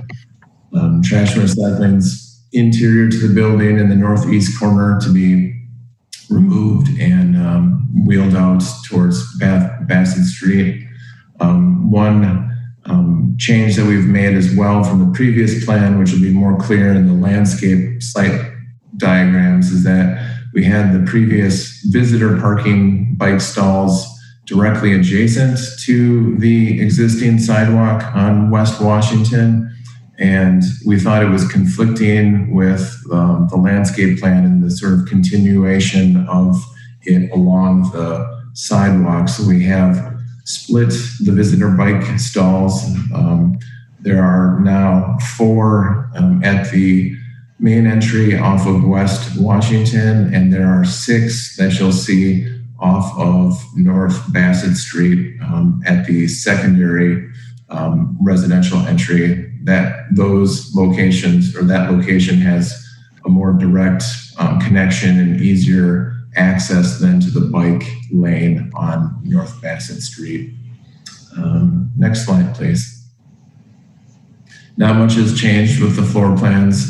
Second floor, the sort of shared communal amenity space is still in the center of the building on the south side with rooftop access out to that green roof feature.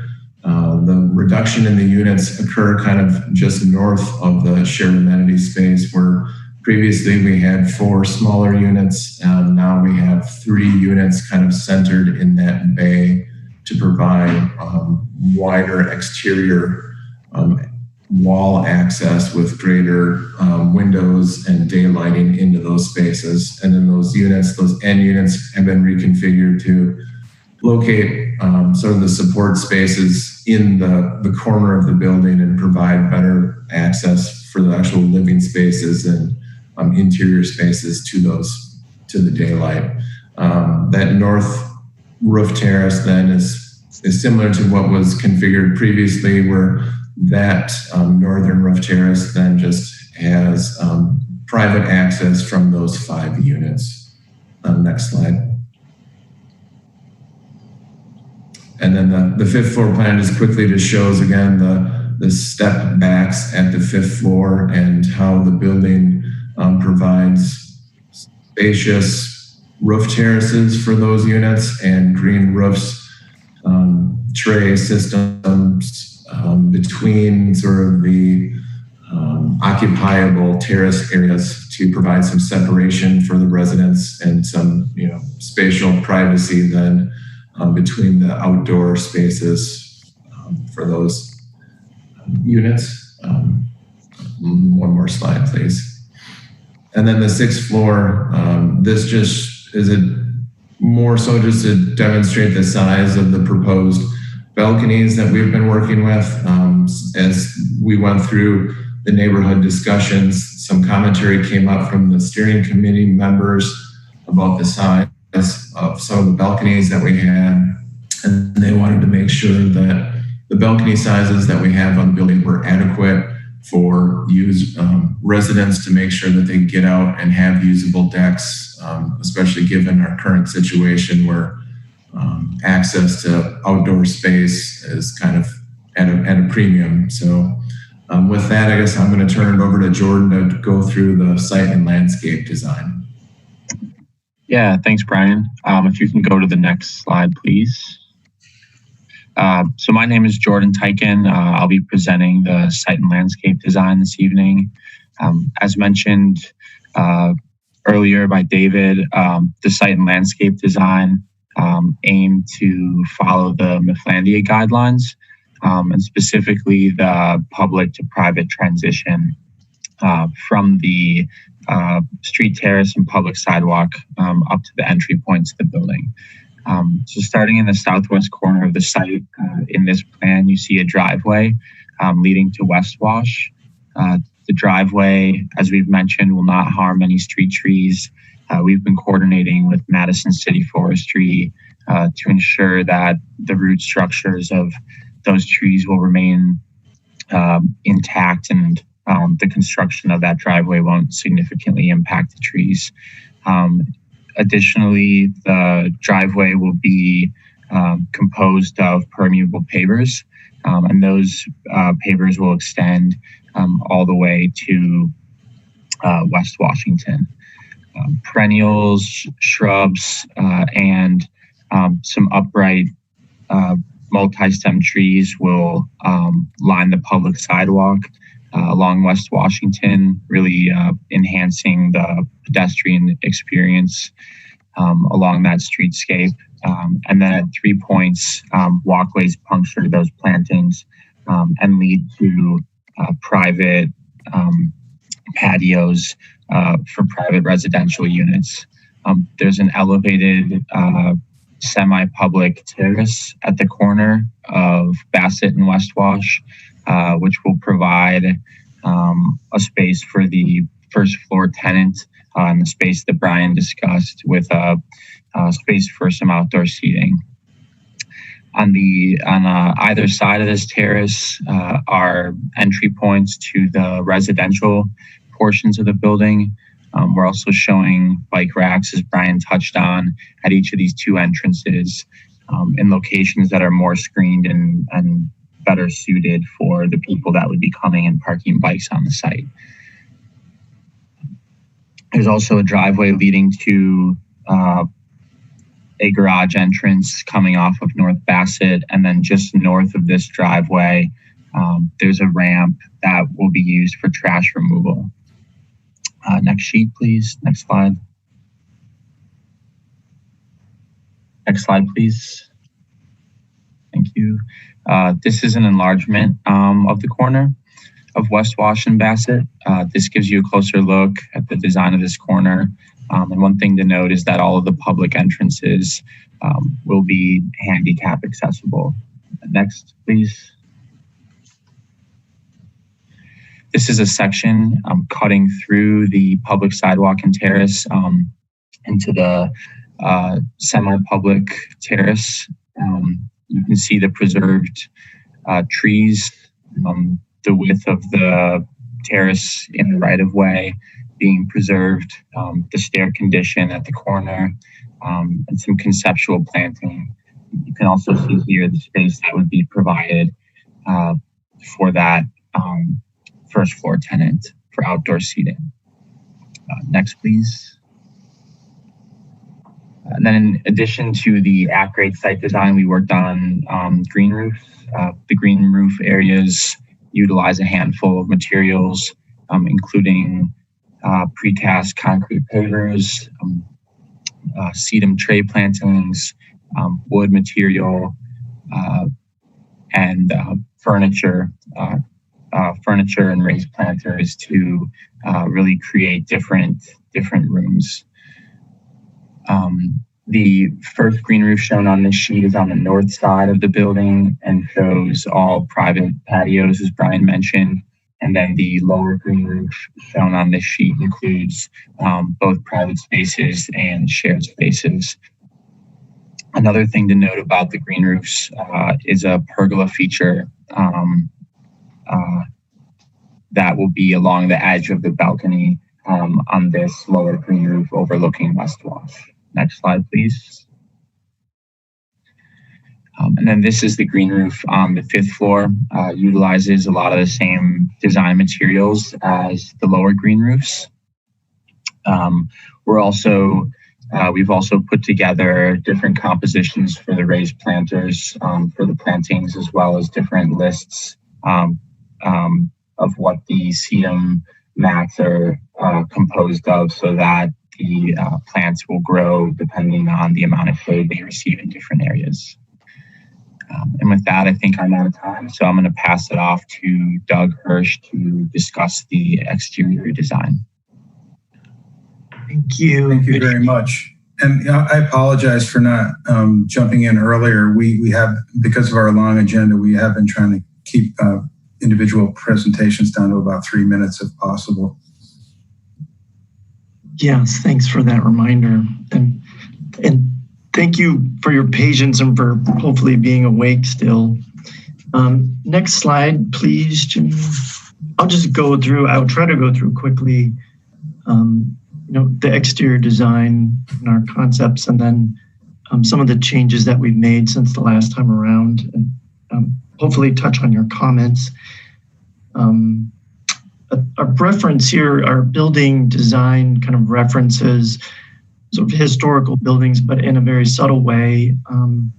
One of the things we like about some of the historical buildings in the area are just the fact that they don't use a lot of materials and they use a lot of brick. So the base of this building, the 4 stories, is all brick. Based on your comments, we have added a secondary sort of gray brick and spandrels, which helps to sort of modulate the building into this vertical window sort of groupings. Next slide, please. In this slide, you can see the garage door for West Wash. Those doors are recessed. They're not flush with the facade. There'll be high-speed coiling doors, so cars will not have to wait or idle. There'll also be glass, so there is some transparency and some interest in seeing inside the building. Next slide. Oh, this is just showing sort of approximation of the existing street trees. You won't see the building much of the time. Next slide. The Bassett Street view also is kind of modulated vertically. There is a break in the building where there is a pedestrian entrance for the apartment building. All the balconies and the brick volume are recessed along the street. The upper volume, we've made some modifications to the balconies based on your comments here. And we've moved one of them to the north, which is the rear yard there. So there's 2 symmetrical kind of located balconies, and then one balcony on North Bassett Street that is partially recessed, and it does extend 3 feet into the sort of step back area. The other change, there was a comment about the vertical siding, and we have gone to a horizontal siding for the upper floors. Next slide, please. This is kind of an elevational perspective view, which shows kind of the entry to the retail at the corner. And then in the middle of the page is the entry to the apartment building. And then the walk-up units are to the left. Next slide. This shows the walk-up units. There were some comments about them looking a lot like the commercial entry. We have grouped the windows closer together to create kind of a townhouse look. We want a lot of light into those units, so the windows are still high on that floor. There's just a small canopy over the entry. It was kind of a continuous canopy similar to the commercial areas. And then we've added a wood sort of opaque, a more residential door in those areas. The other thing to comment here is the roof terrace is on the 2nd floor because of the configuration of the site, trying to get windows to those units. We do have a 1-story portion, but we are a 6-story building. We are raising that, so the bricks up to that 2nd floor to create that terrace and trellis location to simulate kind of a 2-story facade. And the proportions of the trellis have changed since the last meeting. There's less brick and a little bit more metal there. Next slide, please. Just a view of the terrace. You can see the herringbone pattern and the recesses in the brick that are occurring, sort of a subtle detail in the brick, but there is some depth and some interest. Next slide. Oh, I feel like I missed. Is there one slide before this? I'm sorry. It shows the roof. Yes.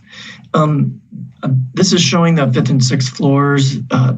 There were some comments about the balconies also. not looking integrated in. We talked about the North Bassett side. On the West Washington side, we've made them more narrow and more linear. They hug the building a little bit closer. They do protrude into the step back area, but from the street, you do not really see balconies. And we have some diagrams that we can go into later that show if there's a question about that. And the next slide shows the materials that we're choosing, and we're going with a white brick. It's sort of a nod to West Washington and leading up to the Capitol building, but also feel like it's a good urban solution as it reflects more light onto the streets. There's the gray brick is a smooth brick for the herringbone and the recessed spandrels. We're going with black for the metal and the railings, sort of to recall kind of iron and steel. And then the gray siding would be a smooth siding. And there is a touch of sort of gray precast at the very base of the building where the brick touches the ground. And with that, I think I'll stop. We do have an appendix of images that might help in a discussion about some of the items. It wasn't me. Your 3 minutes are up. I got the hint. Anyway. I was done. Okay, thank you. Thank you. All right, so let's see. There are some other registrants, I believe, who have signed up to speak. Let's see here. Yes, we had Ronald Luskin in support, but he is not in the list. So next would be Marissa Adams in opposition. Okay, so, yep. If you would unmute Marissa, we can hear what she has to say. Marissa, you might have a prompt on your, there you go. Hello, can you hear me? Yes, we can. Great, thank you for this opportunity. I live on the 500 block of West Washington Avenue, and I have many concerns about the project, including the ongoing loss of affordable housing replaced by more and more and more luxury buildings. But to stay concise and relevant to this meeting, I'll keep my feedback focused on design. Many people in this neighborhood love it just the way it is. We can afford it here. We see history here. We see craftsmanship here. We see opportunities for working class people, and not just working class students, to live in the heart of our city where we work and learn. I'm very aware, though, that the neighborhood is viewed differently by some city officials and especially by developers. The ideal for many of us who live here would be for our neighborhood to be left alone. But being aware of the Mifflandia neighborhood plan and the revenue potential for developers, it's painfully clear that the commodification and transformation of our neighborhood looks inevitable, whether we like it or not. Mifflandia is a real nice, cute little name for a great big target on my neighborhood's back.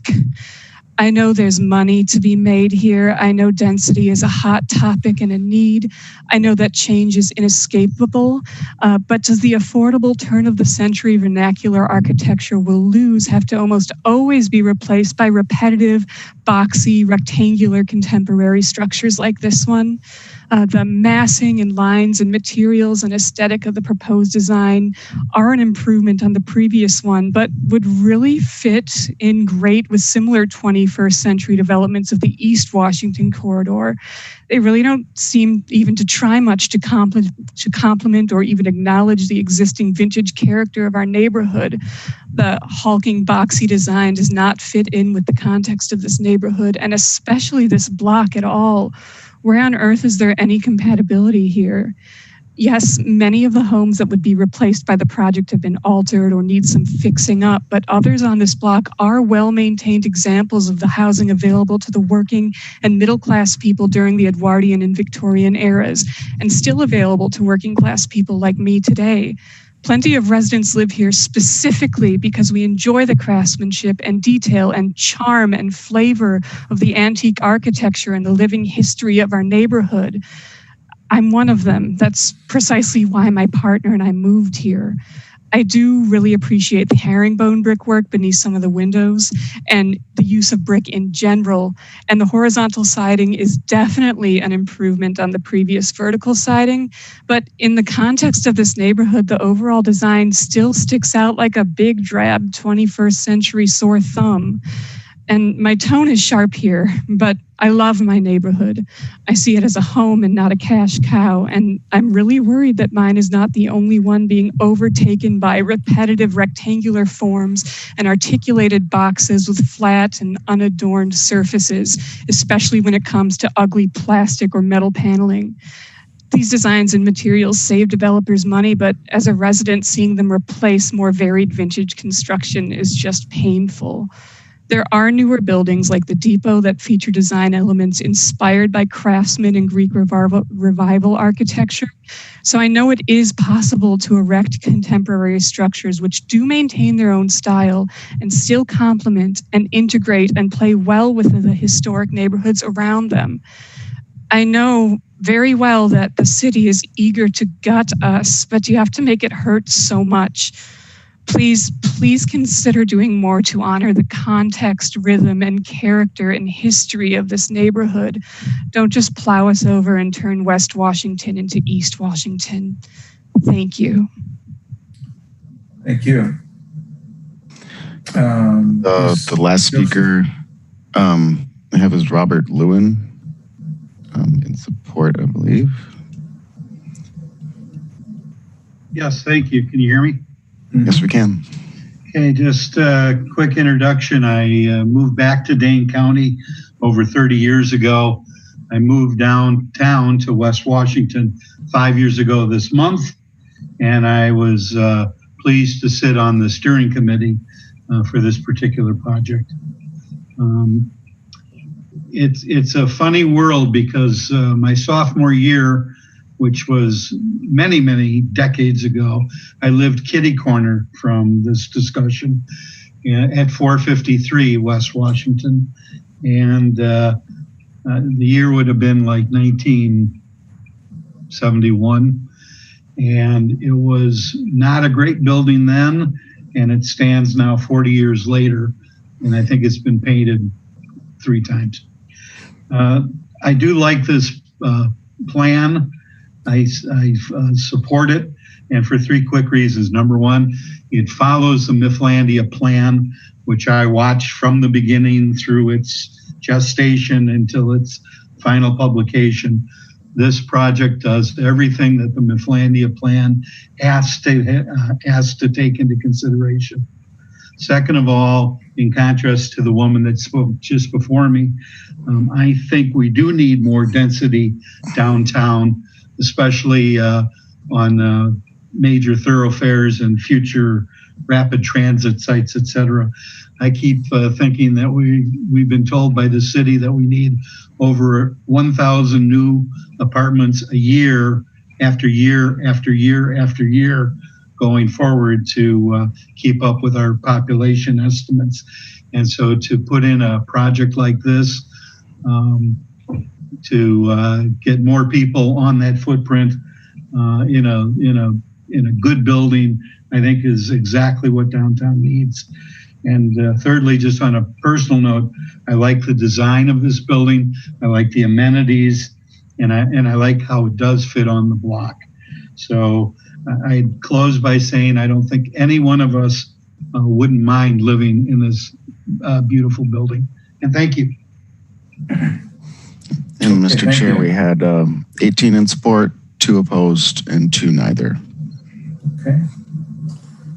All right. So now let's see. Questions or comments by the commission? Okay, Craig. Quick staff comment. Yeah. I don't know if Sydney wants to jump in, but I wanted to add that the zoning administrator did make a determination regarding an issue on the East Washington facade. At the 6th level, 5th and 6th level, there's a deck canopy projection into the step back area, and the zoning administrator determined that it does not meet the zoning code, and it require the Zoning Board of Appeals if they wanted to pursue that. That's all I had. Okay, well, maybe I could, but in a PD, if they wrote their own zoning text, could the Plan Commission, could the council approve that as a PD? No, it is actually not something that's part of the PD. It's part of the downtown plan and design guidelines. It's part of that requirement. And the waivers for that requirement don't apply to this proposal. I'm sorry, could you repeat that, please? You're right in some regards that the PD does have a provision for exceptions to the setback requirements, and there have to be 4 conditions that are present, and this proposal does not meet those conditions for a waiver. And then while we have staff helping us out here, I saw in the report there was another inconsistency with the plan with regard to the driveway entrance off of West Washington. So I think those are the 2 kind of large non-conforming items that we should keep in mind with our recommendation. But it sounds like we really do not have the purview or the authority to approve the balconies within the step back. Okay, so that's something that will have to be dealt with. Okay, Craig. Thanks, Cliff. So I just want to jump in right away. Again, very engaged, passionate neighborhoods, and I just want to applaud both of you. One, for the patience to stay up and make sure that your voice is heard, but then also just to make sure we're just regular citizens like you. We care so much that we're up at 11 o'clock at night or almost midnight doing this as well. So please know that we take this charge very seriously, and we are together, all of us, trying to make sure that we're keeping Madison the best Madison that's possible. So I'll put together the rest of my comments and come back with some of those as well too. But I just wanted to say that first. Thank you.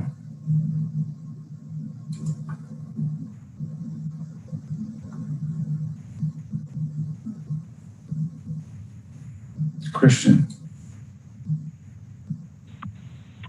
Yeah, I just wanted to point out a few aspects of this that I really appreciate. And one is the attention to the green roof aspects of it. It's really, really nice to see. We don't see it nearly as often as we should. I think it's a real easy fit on a lot of the projects that come before us, and it's frankly disappointing that people don't take more advantage of it.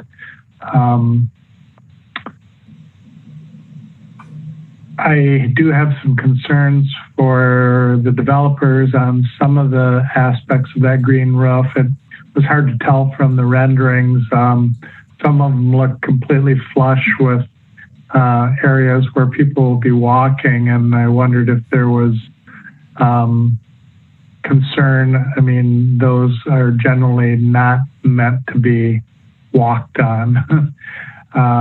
And I wondered how that might be addressed. But anyway, very nice to see that. Would love to see solar panels up on the very top part of that roof. Seems like an easy install too, but I'll leave it at what I've said so far. Okay, thank you. Shane? Thanks. I really like the project. I think it's a very attractive project in many respects. One question, which is maybe more of a city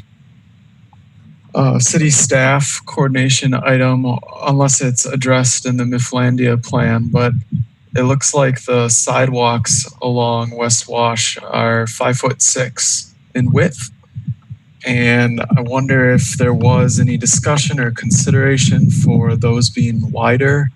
Maybe you can help educate me on what some of the city's plans are for this this site or this corridor, but it seems like the amount of traffic that I see, both bike and pedestrian, using those sidewalks would benefit by a slightly wider sidewalk.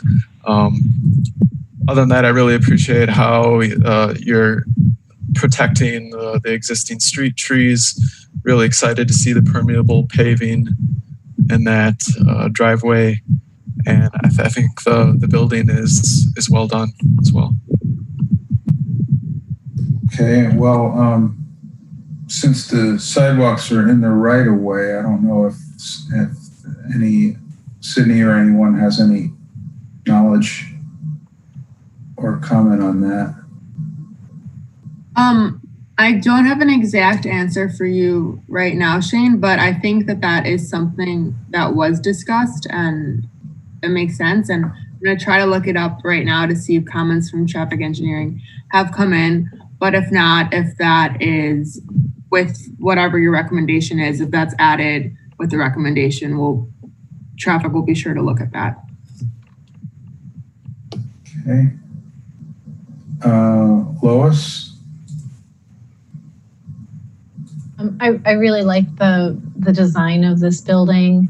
I really don't have many comments. I love the attention to detail with the herringbone brick insets. One question I do have is the ADA access to the commercial area.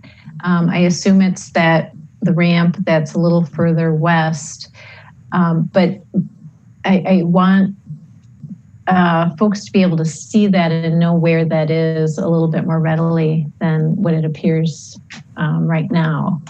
I'm wondering if there's a way to make that a little bit more prominent and less hidden. Would you like the architect to respond to that now, Lois? Yes, please. Thank you. Okay. Yeah, we can make that more. Look at ways to make it more visible. There is a ramp that is located to the west of the entry there. That also has where we put the bikes on. Yeah, and I think in the renderings we've shown this generic sort of hedge because the landscaping always looks so terrible in those renderings. But, we can take a look at that. Okay. Thank you. Okay. Before I turn it over to Rafiq, we have been asked to make a recommendation to the Plan Commission with regard to that driveway coming off of West Washington. Go ahead, Rafiq. Now, let's see if I try to mute you. Yep, there you go.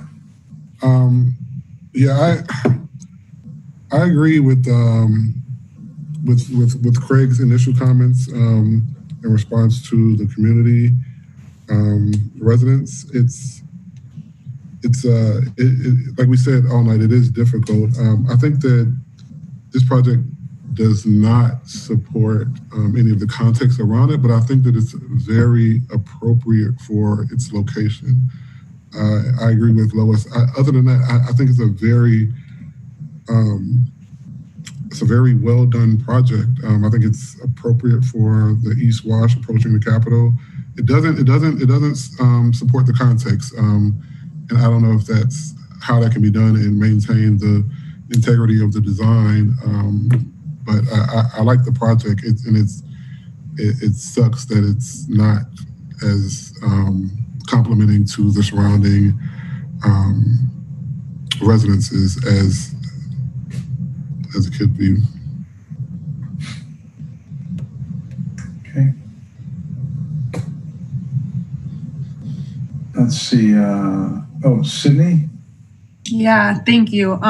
Shane, as a follow-up to your question before about the sidewalk, I'm looking at the possible conditions of approval for the certified survey map, which will be the mechanism to combine all the existing properties. And one of the conditions as it stands now, still hasn't been approved, is construct a sidewalk on West Washington Avenue and North Bassett Street to a plan and profile as approved by the city engineer. So there will be a new sidewalk there. So if you have a recommendation for a larger sidewalk, then yeah, please include that in the motion. Thanks, Sadie. Okay. Thanks.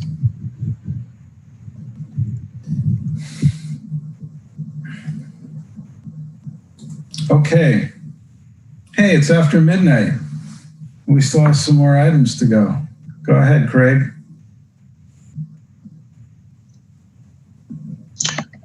So to follow up on what Rafiq and others have said, I agree that the design is well done. It's unique, which I think actually adds to the diversity. So it's not just carrying on from the 600 block down, kind of carrying that industrial brick look. I like that there's some diversity, but it still uses the materials that are similar to that neighborhood for other commercial sites.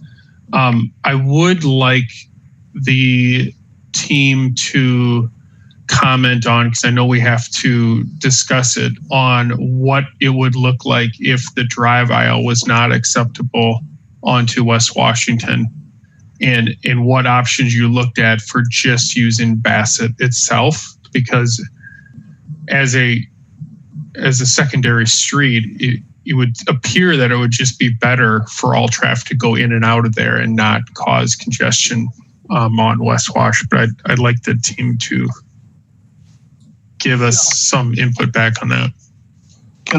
This is Dave Keller. Can I address that? And I guess I would ask who's ever got control of the screen if they could go to our plan.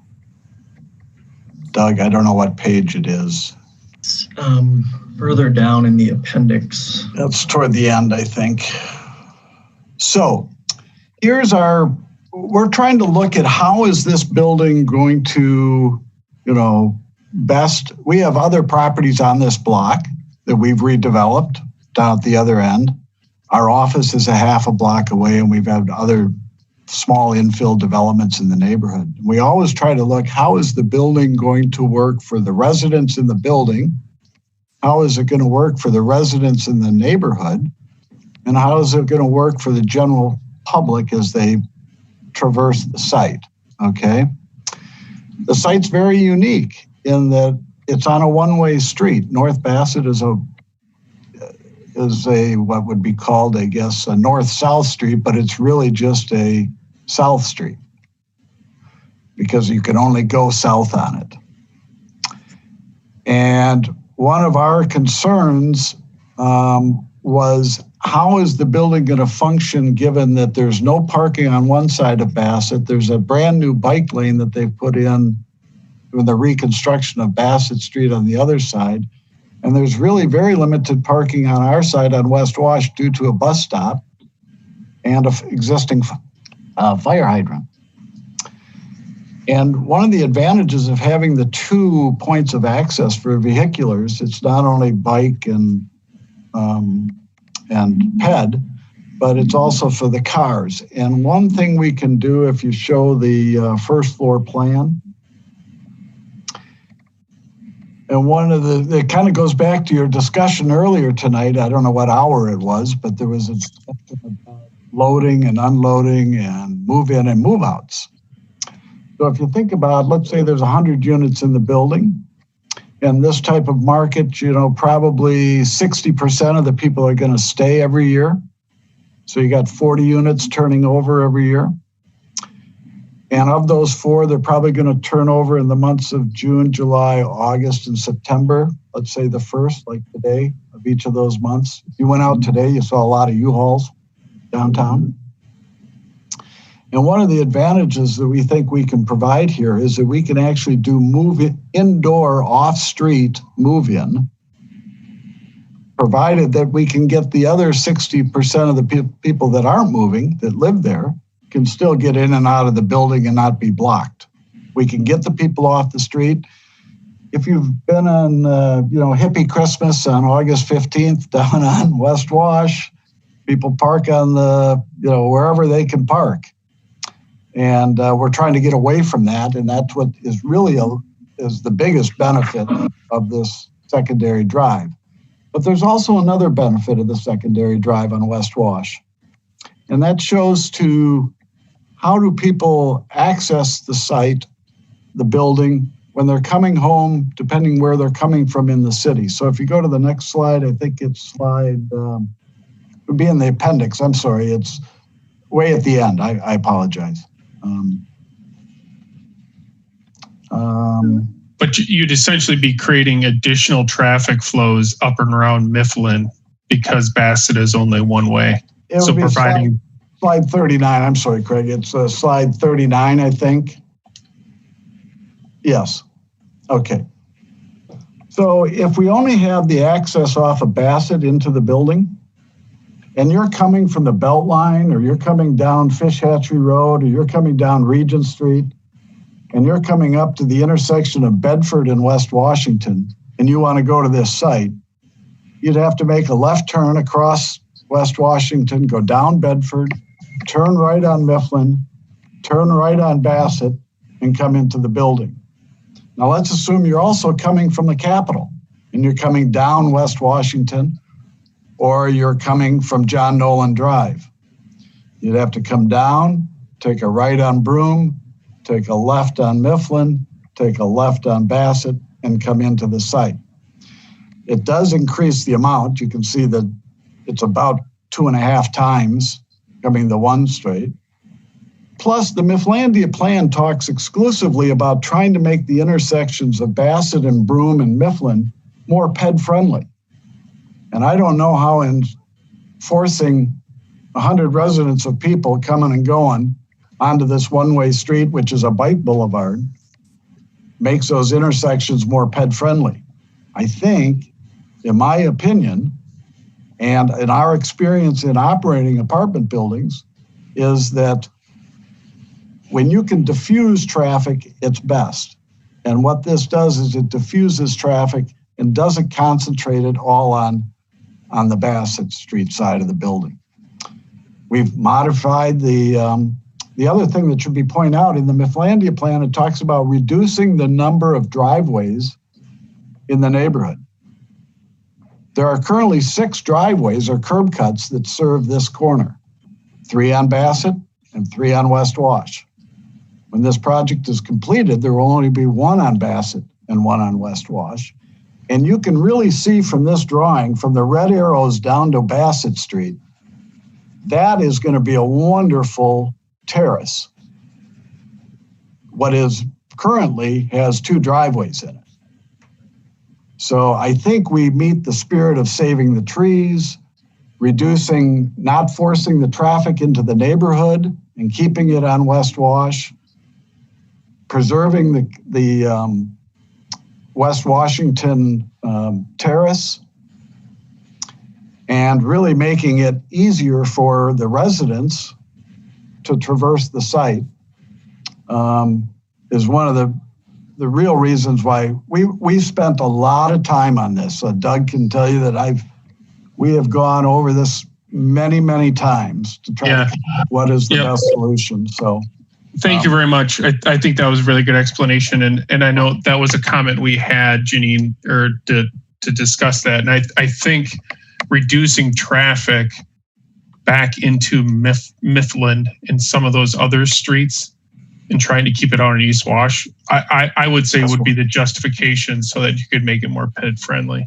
Right. So that's all I had. We actually reduced the ped conflict because it's just where between the arrows is where the ped conflict is. It's very small on West Wash. Thank you. And because, as Dave pointed out, there's a bike lane there too, it might also decrease vehicle and bicycle conflicts as well. Tom, you had your hand up there. I'm going to unmute you. Okay. Thank you. Am I on? Yes. Okay, 3 quick things. One, just a comment. I know we're not adjudicating the balconies on 5 and 6, but I do like what Doug has done to them in terms of pulling them back and flattening them against the building. They are less obtrusive to me. We'll see what zoning does with it. Coming out on the West Washington Drive, we were just talking about that exit out of the building. Will that be a right turn only when you're exiting the building? Or will you be able to try do a left into... because that could be to me, that would be an issue. I know what I do. Right now, there's 3 driveway. There's not just our driveways. There's up and down the 400 and 500 blocks of West Washington. There's probably 40 driveways. That may be an exaggeration. Maybe there's only 30. And the people are making left and right turns, and it works. Our office is here. I come in and out of here many times every day. We're in the 400 block of West Washington. So we're looking at to see if maybe it's a left turn only coming out of the site, or we haven't determined it. I think in reality, it's going to be better than it is today because it's less driveways. And I think it'll work just fine because there's an apartment building right across kitty corner from this that's a mid-block, and it's got a driveway that comes in off of West Wash, and people turn left and right there all the time. We sold a building right across the street from our office to, it's the old AAA, the American Automobile Association. And we recently sold that to C.G. Schmidt, who's a general contractor, and they are making it their corporate headquarters. And that has the same thing. People come in and out of there. For 25 years, Deloitte was in there, the accounting firm, and you'd be hard pressed to have any accidents because of that. So I think it'll work just fine. Thank you. Yeah, and Tom, I think without having a median or something in the middle of the street, I'm not really sure how the developer could control that. Maybe not. It's something signage, but one other just quick clarification where it says bus stop in. Is that just a cement pad, or is there a actual shelter there? This block has actually 2 bus stops. So there's one at this end of the property, and then down at the other end where the old candy factory, it's a Madison Development Corp. It's next to our Washington. Are there shelters at them? Yeah, there's a bus stop down at that end. That one has a shelter. This one has a pad. Okay, that's the shelters make a difference. I've just sat on a committee at the UW, and there's a shelter in front of the new natatorium replacement, and it became a big deal. So I just wanted to know. Thanks. Okay, thank you. All right, Craig. So I'd like to make a motion for final approval. I don't have any major, based on my memory and what my bad note taking when people were talking, so I apologize. I don't have any conditions other than recommend that West Washington entry drive is acceptable. That was the one staff note that they wanted us to comment on. And Lois, is that a second? Yeah. Okay, Shane, you have your hand. Oh, now yeah, here we go. Shane? Oh, sorry. I was just going to second. Okay. So, all right. So I guess I see no other hands raised. Any further discussion on the motion? Okay, unless I see any hands, I'm going to declare the project approved and thank the team for hanging in there with us tonight. Okay, that was 13. Number 14 is 160 Westgate Mall. 2 more after this, believe it or not.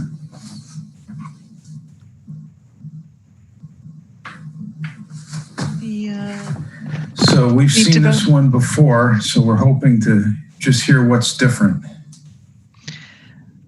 The speaker list for this project includes Kevin Burrow, Randy Bruce, Brad Freegan, Don Schroeder, Melissa Huggins, Jacob Klein, Danny Affably, and Bruce Holler. And don't tell me they all want to speak.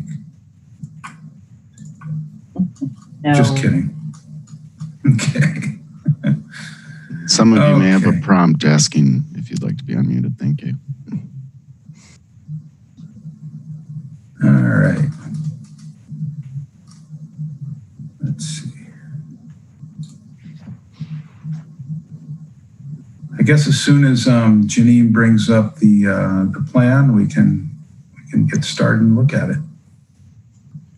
All right, thank you very much. This is Kevin Burrow with Canothian Bruce Architects. I'll be the main one presenting this item, and the other speakers are available to answer questions. But in light of the time, I will try and be as efficient as I can with breezing through the updates that we made to this proposal. So we were before you a month ago for the informational presentation. If you can go to the next slide, please, Janine. To summarize some of the key points that were raised, what we'd like to highlight is the fact that we've further refined the design and added additional detail to our presentation here, such that we're hopefully able to address all the questions and comments that were raised at the last meeting. One of the points we want to clarify with this slide in particular is the mixed-use character of this development, how we've got a mixture of housing, a medical/clinic space or office space, and then a predominant retail space on this site. The existing Hy-Vee store in itself would accommodate up to 5 or 6 different individual uses based on the offerings they have within that store.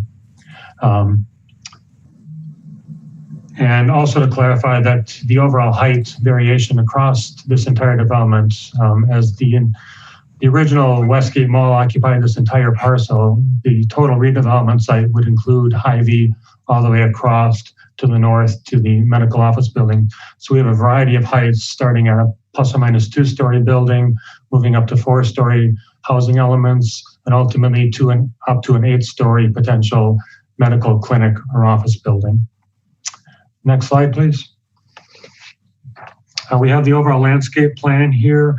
Brad Fergane with Olsen Toon will be available to answer any specific questions on this, but we have done an extensive planting plan across the entire site with regards to providing foundation plantings around the buildings, specific plantings at the green space areas, the public plaza areas, the private plaza areas between the buildings, and then also really dressing up the streetscape along the new private street, which runs north-south with numerous street trees and other amenities that have been added. Next slide, please. There's an enlarged version of the landscape plan. I won't get into the detail on this. We'll just be available to answer questions should they come up. Next slide. Want to just highlight the fact that we do have these green spaces available for public use on the left-hand side of the screen, which has connection over to the Hy-Vee area. The key feature is the pedestrian pathway that have the connection to the Odana School Park, which is on the bottom of the page or to the east of our property, and then how the public plaza has a direct connection as well out to these pedestrian pathways along the eastern side of the property. And then the key node element at the end of the drive coming into this development is in a location for a public art feature where we intend to utilize an opportunity for the city's new COVID-19 Municipal Art Fund initiative. Next slide, please. So here this shows the pedestrian and bicycle pathways. That was one of the points that was raised, trying to clarify how circulation would occur on the site beyond just vehicular traffic. So the yellow dashed lines represent all the pedestrian pathways and how all the properties are interconnected and also connected through to Hy-Vee to each of the streets. And then the green dotted line represents the bicycle pathways. Again, how you can traverse across and through the site. Next slide, please. Some section views that we've enhanced to further define how the varying heights and architecture are accomplished across this development. Moving from left to right at the bottom of the screen, you'll see that we have a 5-story element directly up against Tokay Boulevard, which then transitions across the courtyard down to a 4-story element, all over a shared parking deck. And the next building down is actually at a lower elevation of 4 feet, again, a 4-story building. And then transitioning further to the right, we are dropping grade again another 3 feet for a 4-story building, and then ultimately down to the plus or minus 2-story building of Hy-Vee, which is further located about 7 feet down in grade. So across the entire property, we have a change in grade elevations and also varying building heights. Next slide, please. A cross-section view the other way through the site. basically clarifying how the connection to the Odana School Park, which is up at the higher elevation, has a direct connection down through a slope with a handicap accessible pathway to the plaza level of the housing buildings located along the east side of the site. Next slide, please. So we've enhanced numerous rendering and perspective views, which I'll walk through quickly here. So this is a view of the relationship to the Odana School Park and how it connects to the Epic with regards to the overall massing and character and scale of these buildings. And you can get a glimpse of that accessible pathway up to the Odana School Park, and also the Green Plaza area, which serves as a buffer between the housing elements and the Hy-Vee building to the south. Next slide, please. Here's a close-up view of that park pathway connecting down to our plaza area of the market rate building. Next slide. Another perspective view, basically trying to clarify the overall mass and scale of each of the buildings, where we've got a 5-story building in the foreground, adjacent to up to potentially an 8-story building, and then how it transitions down to 4 stories, and ultimately down to the massing of the existing Hy-Vee store. And then we've also represented the original Epic buildings to the correct scale and height as well. Next slide, please. Here's a view of the market rate building, which would be the first phase of construction located along Tokay Boulevard. So this is the street view along Tokay, where you can see we have direct entry access to each of the first floor units on this building. Next slide, please. Here's a view of the senior housing building located at the intersection of the main drive-in between Hy-Vee, where they have a courtyard space for their parking areas. And then you can see the medical office or clinic building in the background. And you also get a glimpse as to the park plaza area with the adjacency to the Odana School Park. Next slide, please. Here's a view along Whitney Way with regards to the access for the senior building along the street. And this is the overall streetscape along Whitney Way. Next slide, please. Here's a view looking up the private street, where you can see the plaza area and the public use green space in the foreground. And then again, you can get a sense as to how the buildings are stepping up in height and in grade along this new private street. Next slide, please. Here's a view showing the interaction between the plaza area, the public green space, and the Hy-Vee space. As you note, Hy-Vee does have an outdoor seating area at the corner adjacent to us. So we feel it's a good interaction between their public gathering space to a further public gathering space directly across. Then you can get a sense as to the area we're creating for that public art feature as well. Next slide, please. Here's a view looking at that green space again, and then with the Odana School Park would be just beyond. Next slide, please. Close-up view as to how we're utilizing vegetation to create a public gathering space and also give you a sense of privacy as well with regards to not being adjacent immediately to the parking area, but creating more of a lush green space with plantings and creating gathering spaces beyond. Next slide, please. Here's a close-up view of one of those seating areas that we've created within that plaza area. And then you can also see in the background the entry into the first floor units for that workforce housing building. So those would also have direct entry for those residents. Next slide, please. Here's a view looking at the market rate building, hovering over the street of the new Pirate Street. And again, you can see the roof elements that we've created and the overall streetscape. Next slide, please. Here's a view of the middle building, which would be a market rate building as well, one of the later phases. And you can also see the variety of character and style with regards to the architecture and the different color materials and elements and how they interact, relate to each other, but not with enough contrast to create unique variation between the buildings. Next slide, please. Here's a better view looking at the 5-story down to 4-story transition for the phase 1 building, which would be the market rate housing building. Next slide, please. Here's a view looking up the main drive-in adjacent to Hy-Vee, where you can see the public green space beyond. Next slide, please. Another view as you turn the corner to turn and head up the private street, where you can get a glimpse as to the landscaping, the tree line areas we've created, and also space for bikers and then pedestrians as well. Next slide, please. Here's a close-up view of the market rate building in the middle of the site. Again, just to try and highlight the different character and style of the architecture. Next slide, please. Further view looking down that private street. Market rate building would be on your left, and then the potential clinic space would be on your right. Next slide, please. Here's a view of the courtyard area showing the main entry into the senior housing building and how they've got their own green space available to them as well. Next slide, please. And then some views that we've highlighted with regards to this private street. One of the comments that we received was trying to make sure that we had a rich amenity for pedestrians and also for the residents, such that it has a placemaking feel to it. So we've added numerous locations for public benches, bike parking, generous terrace areas, and sidewalks. Next slide, please. Here's a further view to sort of enhance or show those amenities that I just spoke about. Next slide, please. This is a view highlighting what one of the private entries would feel like. Such a residence, all apartments do have their own balcony space, and the first floor residents all have direct access out to the sidewalk. So you can get a really sense of the feel for the residential space and the separation down to the public sidewalk area.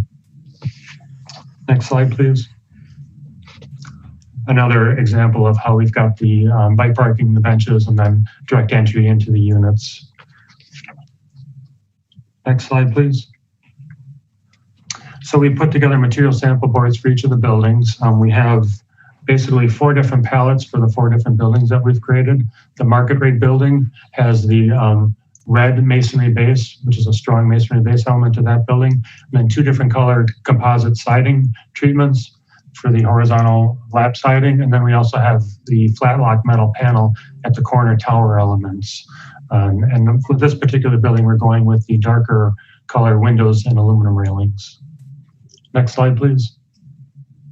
For the middle building, we've got the palette of a cream colored brick veneer for this element, and then 2 different colored sidings. And then also the windows on this building are a tan color, whereas the railings will be the darker color.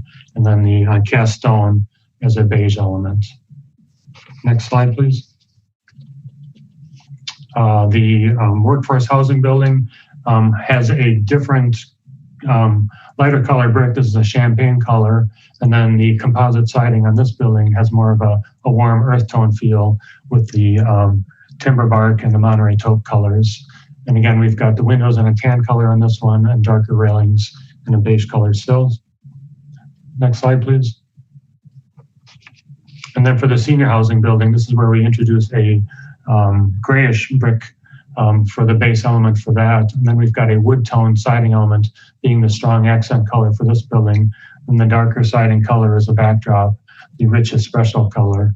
And then here on this building, then we have all the windows and railings as a darker black color with a more grayish stone accent.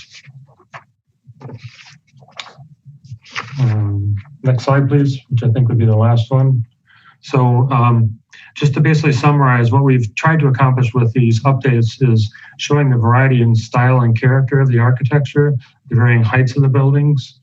We also wanted to make sure we accentuated how we had the private entries into each of the units, how we had pedestrian and bicycle access points across the site, and basically to make sure that we provided a unique character and feel for that private street. And with that, again, our entire team is available to help answer questions that you may have. Thank you.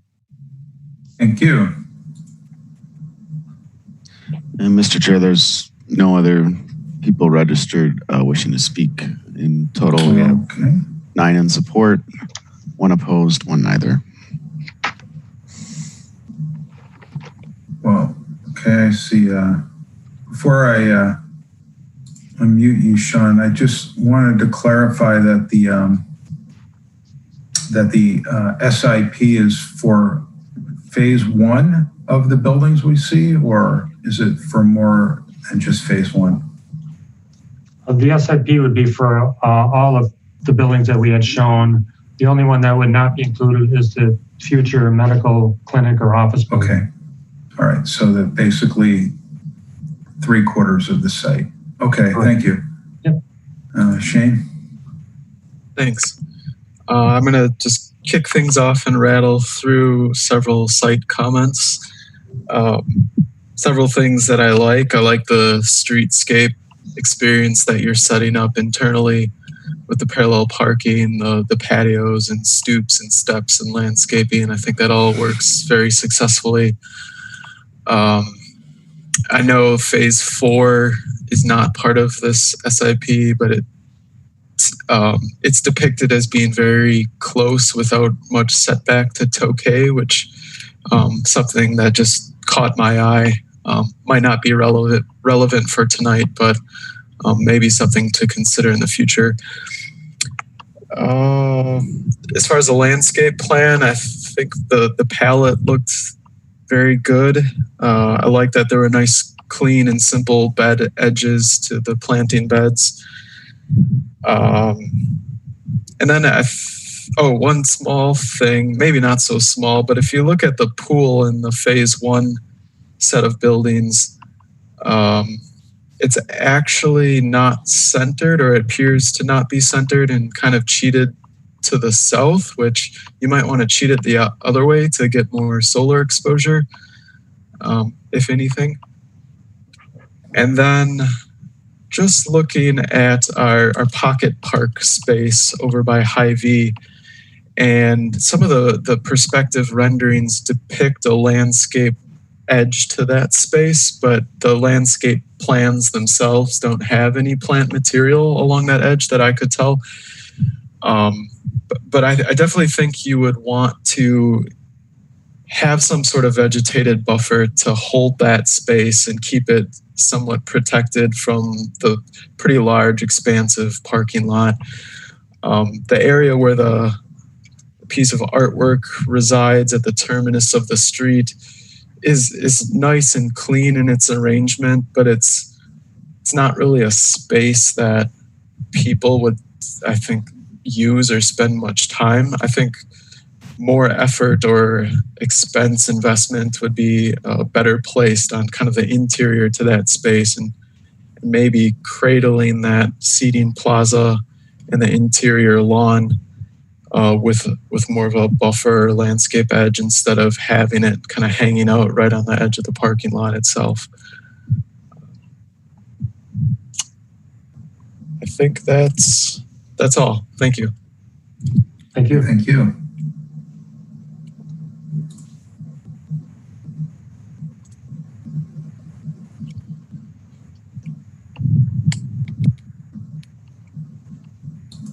Any other questions or comments? Rafiq? Yeah, I think overall it's a really, really good design. I like the slight modifications between the different phases, but they all kind of work together. I'm surprised that I actually like the red. It might just be the rendering, but I think that works. It works pretty well. The two things that that stuck out to me. Number one, you kept saying market rate housing, but your rendering showed Bentleys parked outside. And I thought that was very interesting. And then I forget which phase it was. They had these very fragile looking overhangs that kind of bothered me. I think they need to be a lot more robust, or something else needs to happen, but they look very thin and fragile, like the wind would just blow them off of the building. Okay. That's it. Thank you.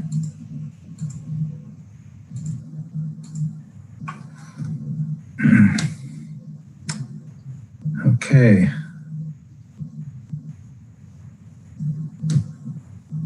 So any other questions or comments or observations? Christian. Yeah, I'll be real quick. I brought this up when we were asked to make comments last month. Just out of curiosity, as you approach this from the east, like say you're coming down Tokay, it appears there's no way to turn into the development from Tokay from the east because there's a median in the middle of the street. And I just wondered if the developers are, somewhat concerned that people coming from that direction are probably going to, angle down Seago, and then the first chance they get, they're going to sneak behind the back of the Hy-V building and,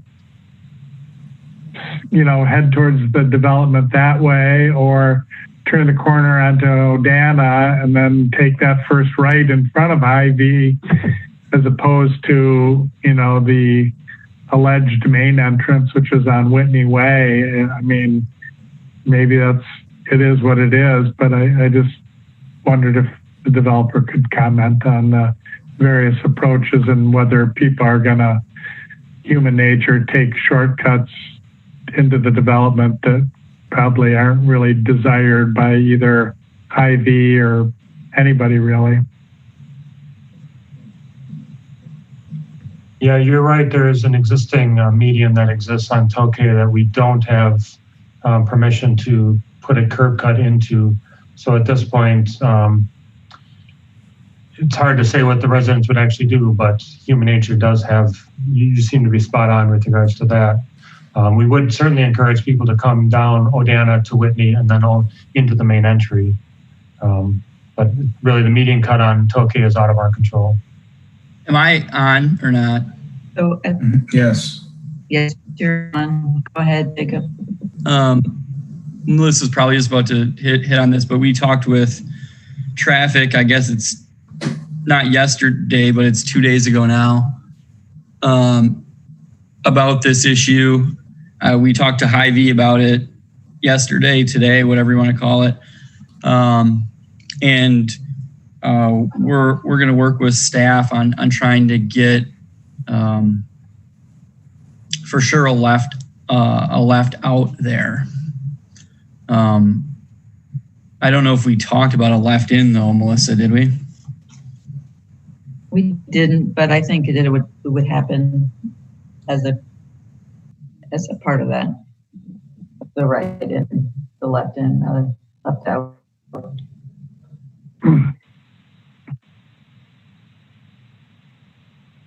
Okay. Let's see. Tom. Yeah, thank you.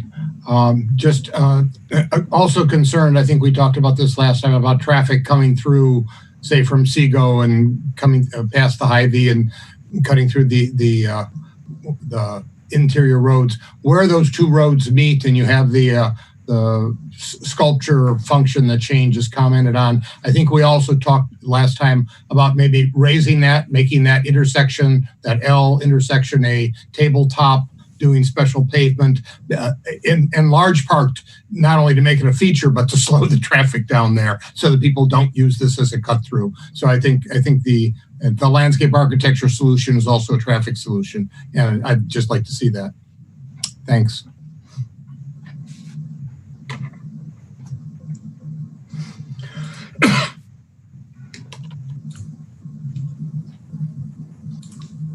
Okay. Any other questions or comments?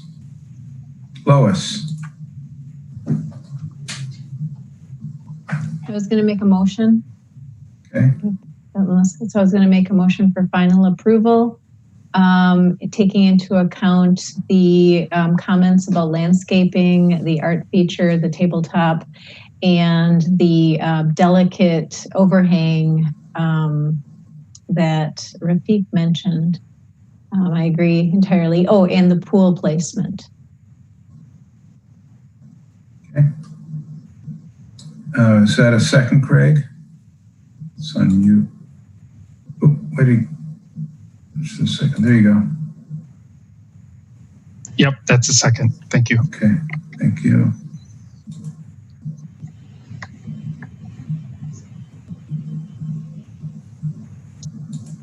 Okay, any further discussion on the motion? Rafiq? Don't forget the Bentleys. We can't leave them in there. I think there's Rolls Royces, Rafiq. Oh, I couldn't tell. I just knew it was out of my price range. That's all I knew. Hey, things must be looking up. Okay.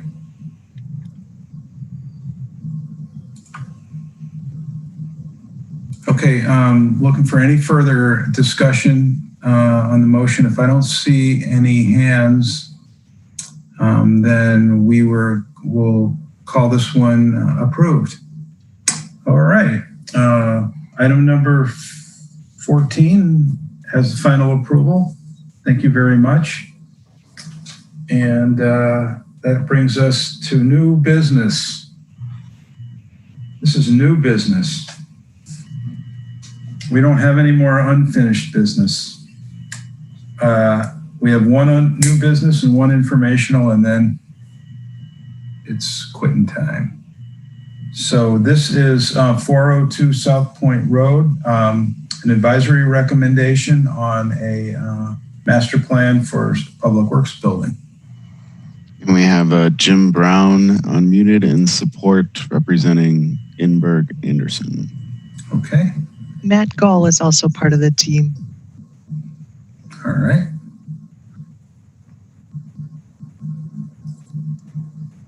Anytime you're ready.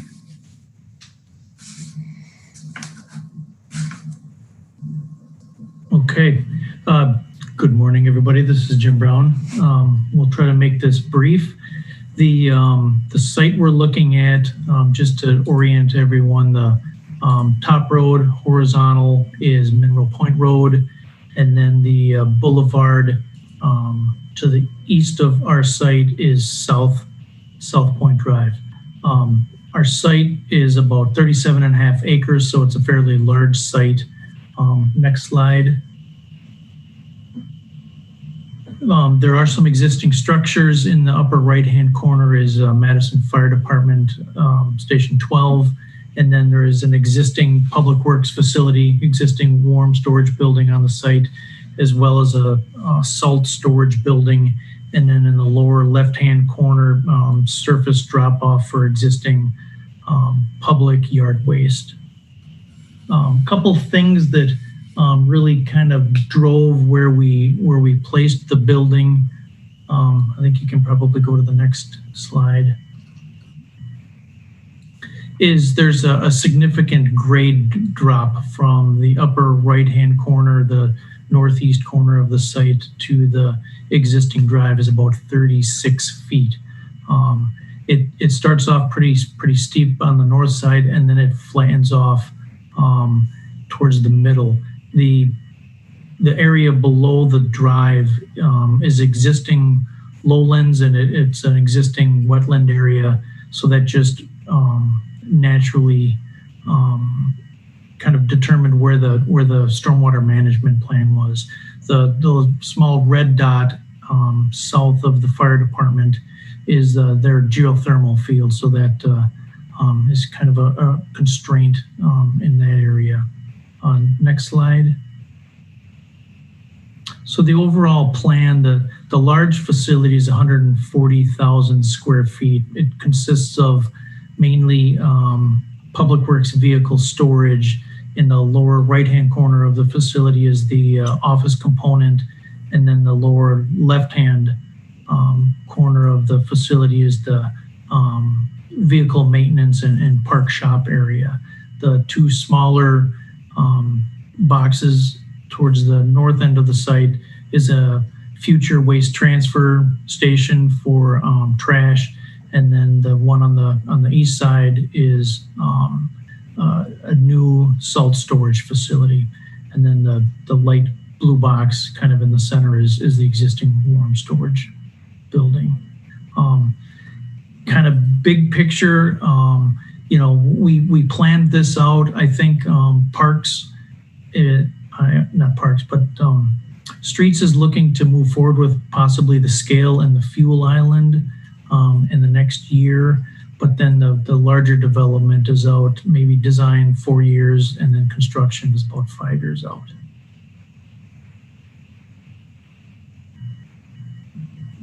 With that, I will answer any questions if anybody has any. Okay. Thank you.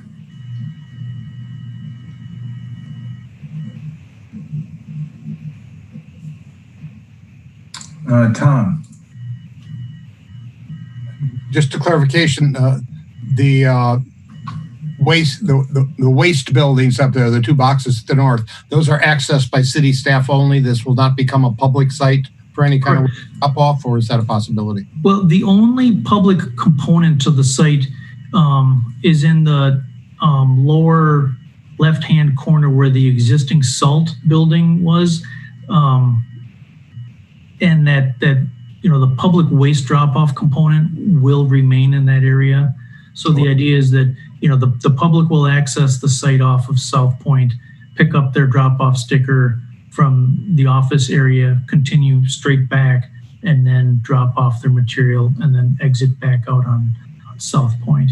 So it operates like Badger Road does then. So then what I wanted to know was the circulation is west and then north and then out on the north edge of the building? Yep. So there's a cul-de-sac dashed in the upper left-hand corner. That's Yard Drive. It's existing. It just dead ends right now. We are proposing on using that as a secondary egress point for the truck traffic, knowing that having the large volume of trucks coming out onto South Point Drive to turn left could be problematic. So that the idea is there that those trucks would leave via Yard Drive to use, if they were servicing the northern part of the city from this site or further west. Okay, but then pedestrian, so the local guy off his lead, he will still go around will go back east and exit out on South Point.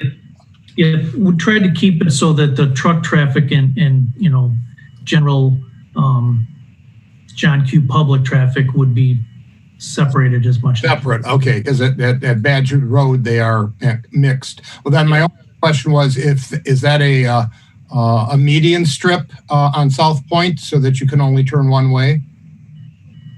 Yes. Okay, so that's going to force it. All right, and then that's. I was just looking for the public circulation route, and that. Yeah, the public would come in off of South Point and then head straight west, and then turn around and then head back to South Point. And so, once you get to South Point, you could go north or south. Oh, you can?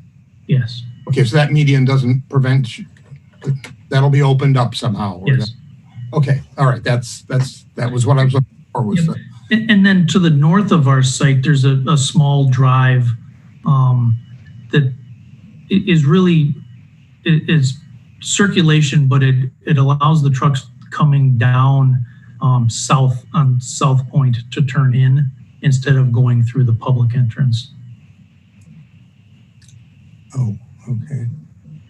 Not sure I see that. It might be helpful at some to maybe have a plan that shows completed circulation, because it's a little hard for me to understand the truck versus car traffic. That would be useful, I think, for just understanding how the two flows will be kept somewhat separate. Okay. There's a lot of asphalt.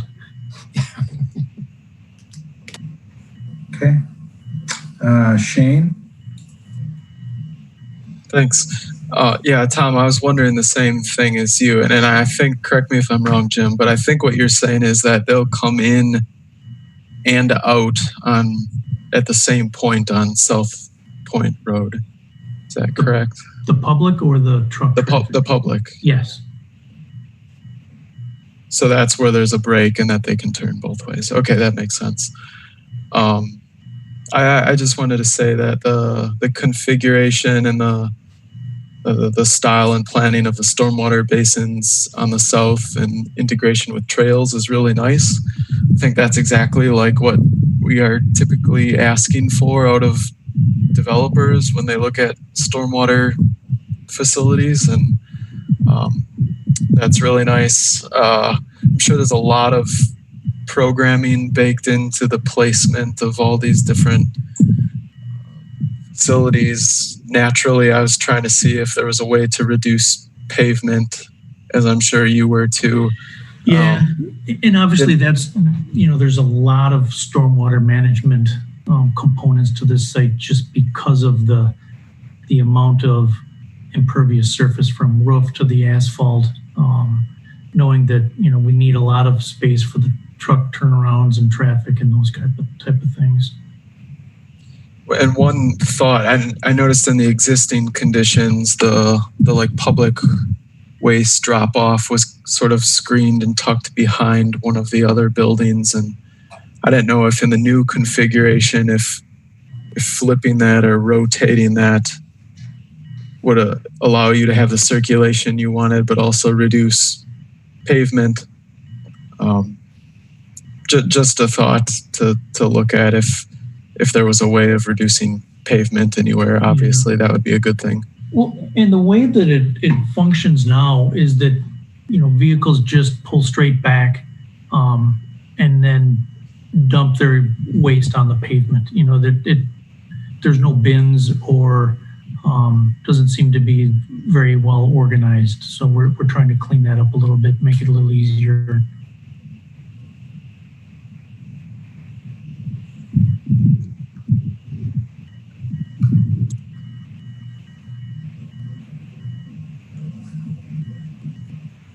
Is that it, Shane? Well, I guess with that, unless any others have a comment, I would. I do have a question. Okay, yeah, go.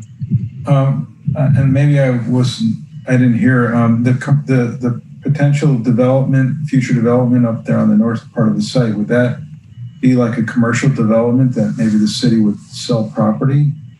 I think that's the idea. That kind of came in towards maybe the middle of our planning.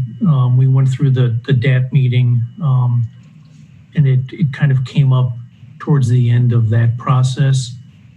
We originally did not have a public drive running through,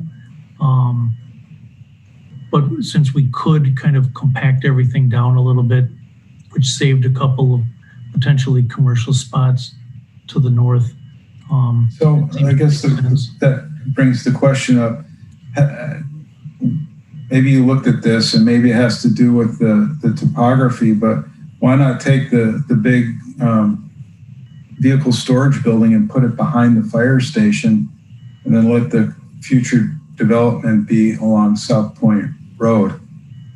The grades, we were fighting grades because of that building is probably 650 to 700 feet long. And it wants a nice flat floor, I'll bet. And the grade is flatter towards the existing drive than it is to the north of the site. So that really, the grade forced the building to be oriented horizontally. We looked at it vertically, but it just wouldn't work with the existing grades. Okay, so then I guess what would be the plan in your mind for that future north site? In the short term, would you just let weeds grow, or would you put trees in there and make it more natural? Well, I think right now it's natural. I think streets or parks mows trails through that space. Fire department. Fire department does? Actually does, yeah. I could see that continuing to the north of the site, and that was kind of the idea behind some of the trails around the stormwater features to the south of the site, knowing that I think the neighborhood uses this as an outdoor trail area, continuing that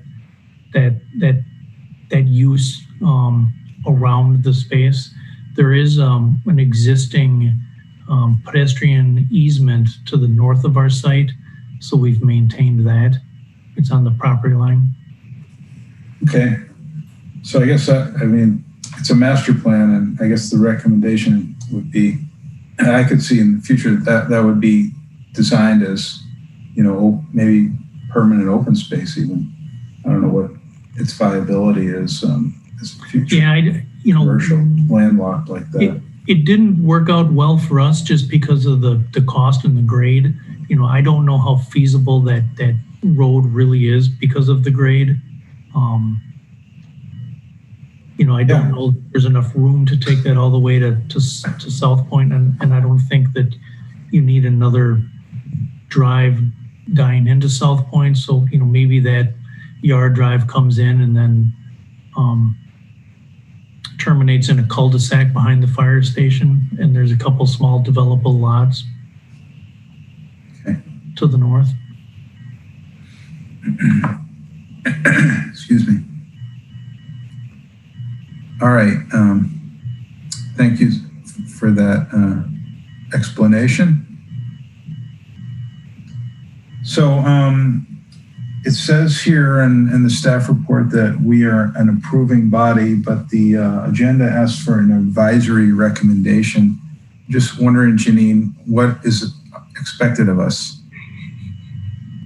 So this, typically a public project would be an approving body, but this is a master plan, and the code does, request that you either provide support or recommendation on a master plan.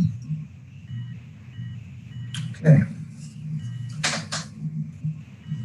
So do you then, so we would make some advisory recommendations, and then somebody will make a motion, and we'll send them on their way. Well, I guess my only suggestion is, it's part of the master plan. I mean, the master plan is fine as it stands. Consideration of future, permanent natural space on the north end. Shane? Sure, I'll make a motion to recommend or advise approval of the master plan, considering how those lots to the north fit into the master plan development, as well as the road and cul-de-sac, and maybe looking to reduce pavement if possible. Okay, Lois, is that a second? Second, yes. Okay. Any discussion on the motion? No further discussion? No hands raised? Okay, then we have an advisory recommendation for approval of the master plan. Thank you.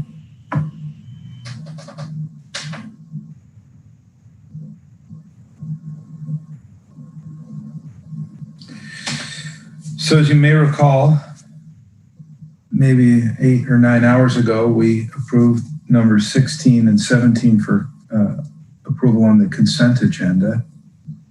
And that brings us to an informational item, which is a residential building complex on Wheeler Road. If our applicant has managed to stick with us all these hours. Ray White, representing the Annex Group. You still awake, Ray? I'm still awake. Okay. Unprecedented times, and I've never started a UDC meeting at 1 a.m. in the morning. That does not make you alone.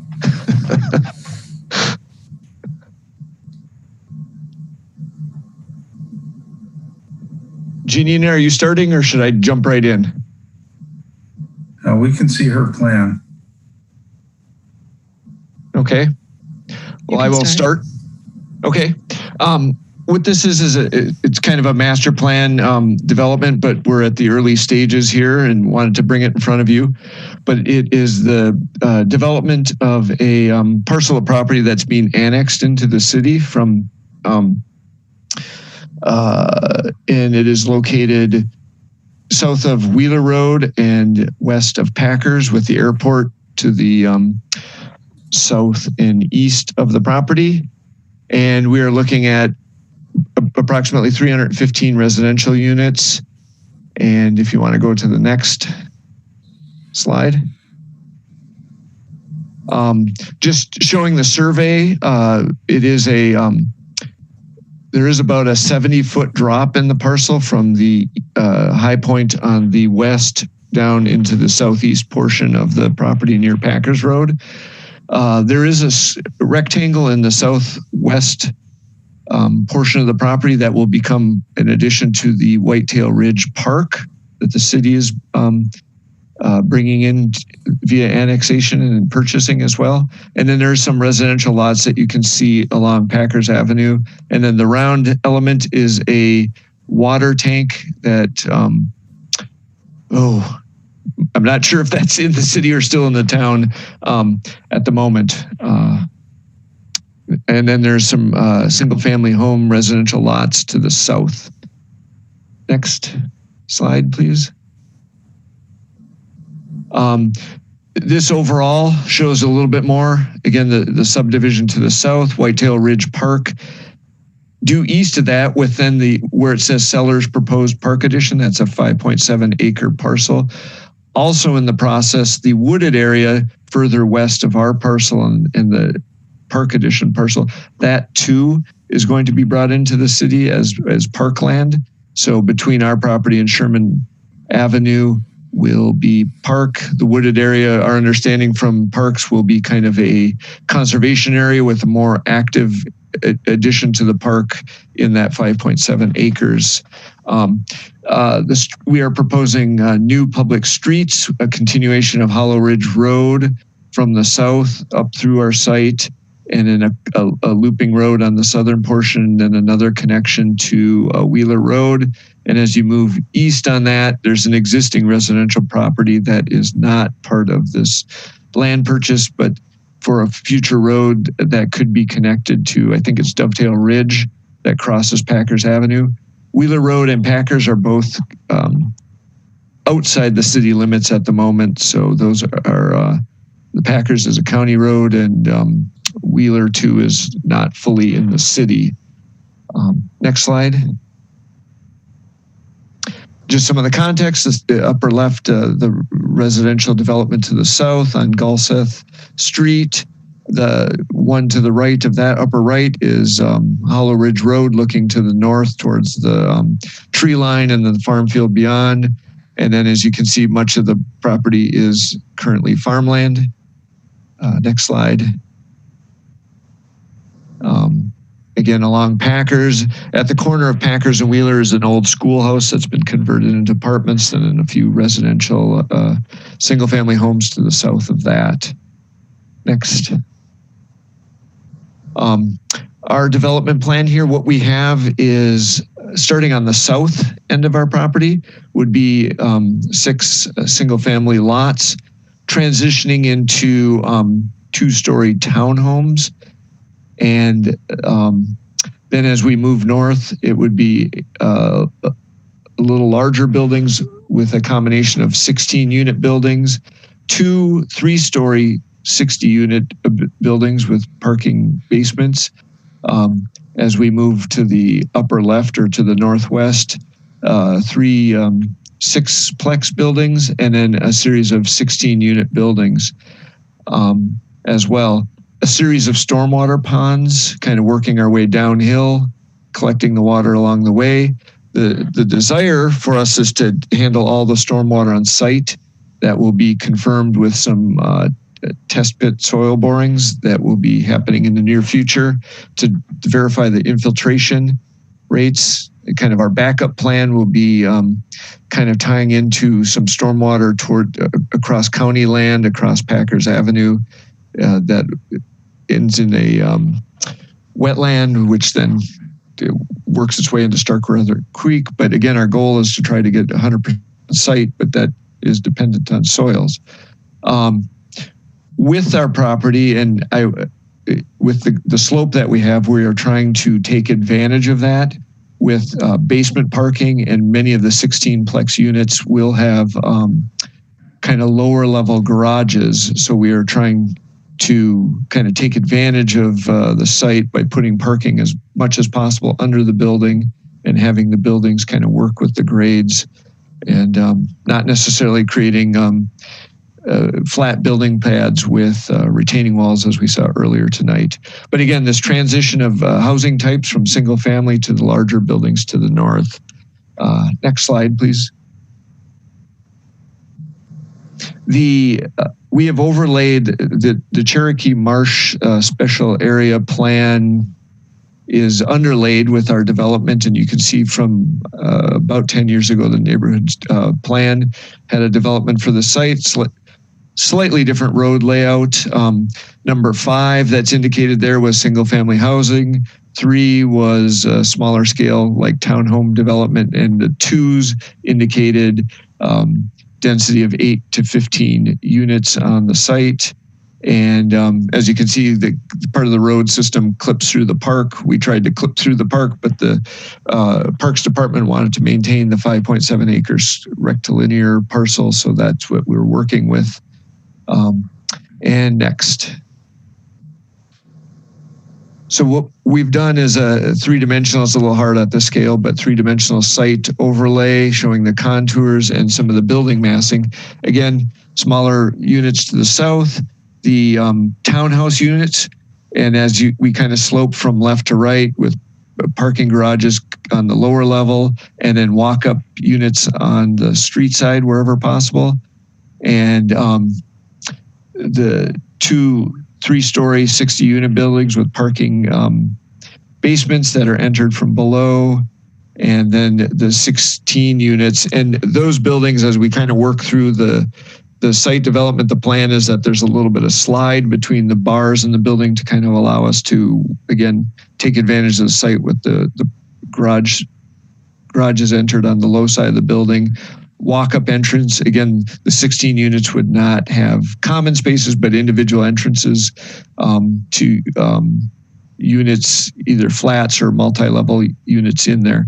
The development does have a range of 1 to 4 bedroom apartments, and it will have affordable housing, workforce development housing as well in the project. And then the last slide is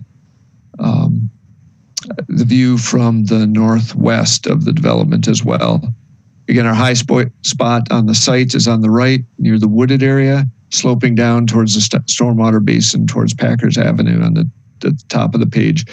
We had a previous plan with more of kind of 8-unit, 12-unit, and 16-unit buildings. One of the early feedbacks we had gotten from conversation with the alders, who don't necessarily represent this property yet, but will probably slide into their district and neighboring district, was trying to get more parking under the buildings and possibly creating a little bit larger buildings, where the 3 stories came from, as a way to maintain more green space on the property. And at this point, I will leave it open for questions and comments. Okay, thank you. Tim Parks is available to answer any questions about the area plan. I appreciate that. Lois. To what level are you planning for stormwater retention? Is it the 100-year flood, or what are you required to, and what are you designing to?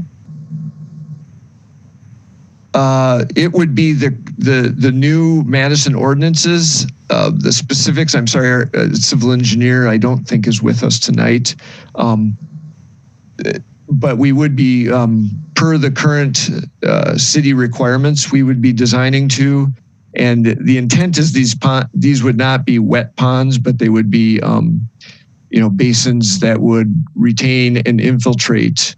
And I apologize, don't know the exact storm criteria that we'd be maintaining, but we have had conversations with engineering and would be accommodating I think it's a newish ordinance that's in place. Okay, thank you. Can I jump? This is Melissa. Can I jump in here? So at the very least, the stormwater management new development will improve the current existing condition in terms of how the stormwater is running off of the farmland. And we're hopeful that it will that we will retain all of the water on site.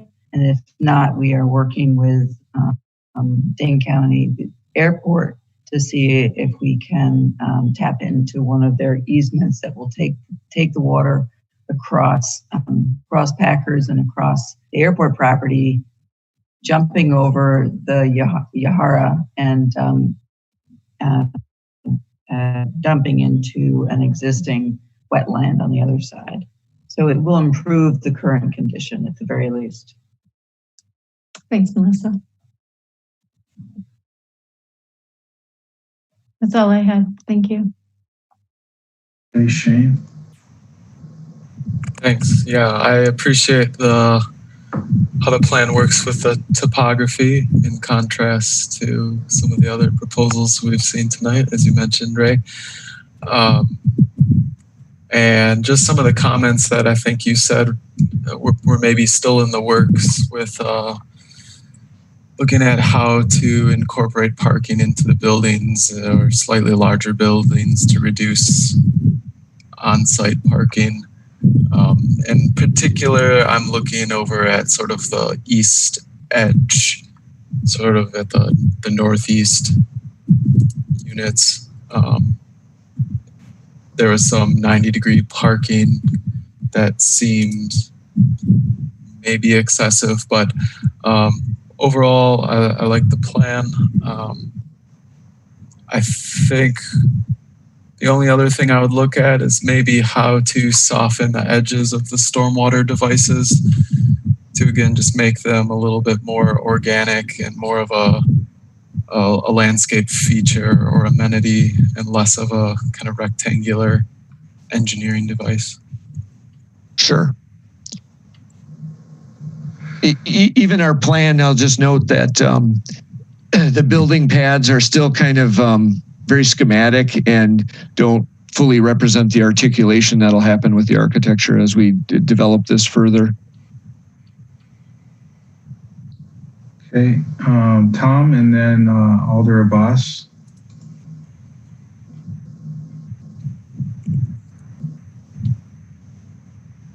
See if I can unmute Tom. There we go. Thank you. Actually, this might be a question. Is Tim Park still on board? I think we said he was around. I just wanted him to address the concern, the inconsistencies between the original plan, which was lower density, and this one with the 60-unit buildings and more of the 16-unit buildings. Given the trade-off with underground parking, is this going in the right direction, or is there a real concern that the lower density is still what the city wants to see?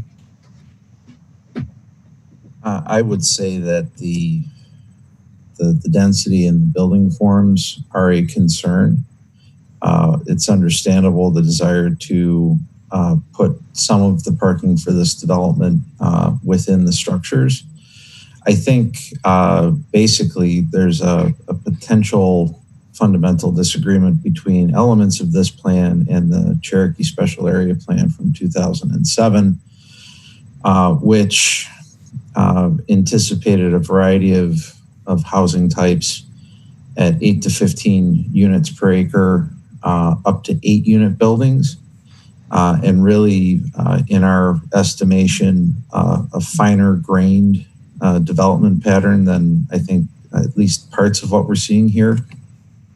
Elements of the proposal are consistent with the special area plan recommendations, the townhouses on that southern tier east of the closest portion of the park addition, and then the single family lots backing up to Whitetail Ridge are rather consistent with the plan. But the 16 unit and the 60 unit buildings are the primary question mark And I think that's something that we need to explore further with the applicant.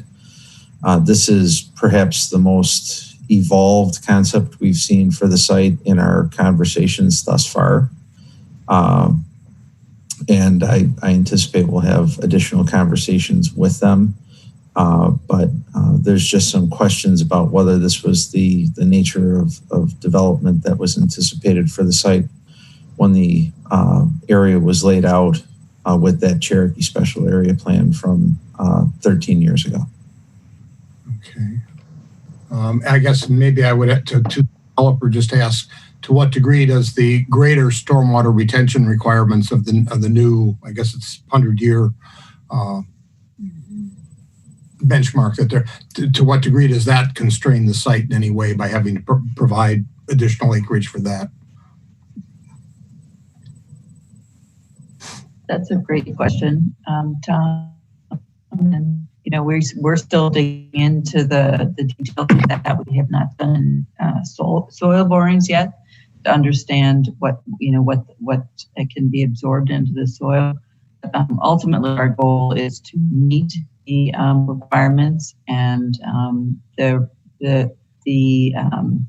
choice to include 16 units and the 60 units was directly in response to the Alder's concern about the green space and the stormwater. So that is the direction we went, and that was based on some of the feedback that she heard on the Marty Rifkin site, the Ramish Farms, just south on Packers. So, you know, as Tim noted, this is a 13-year-old plan, and things are a little different now.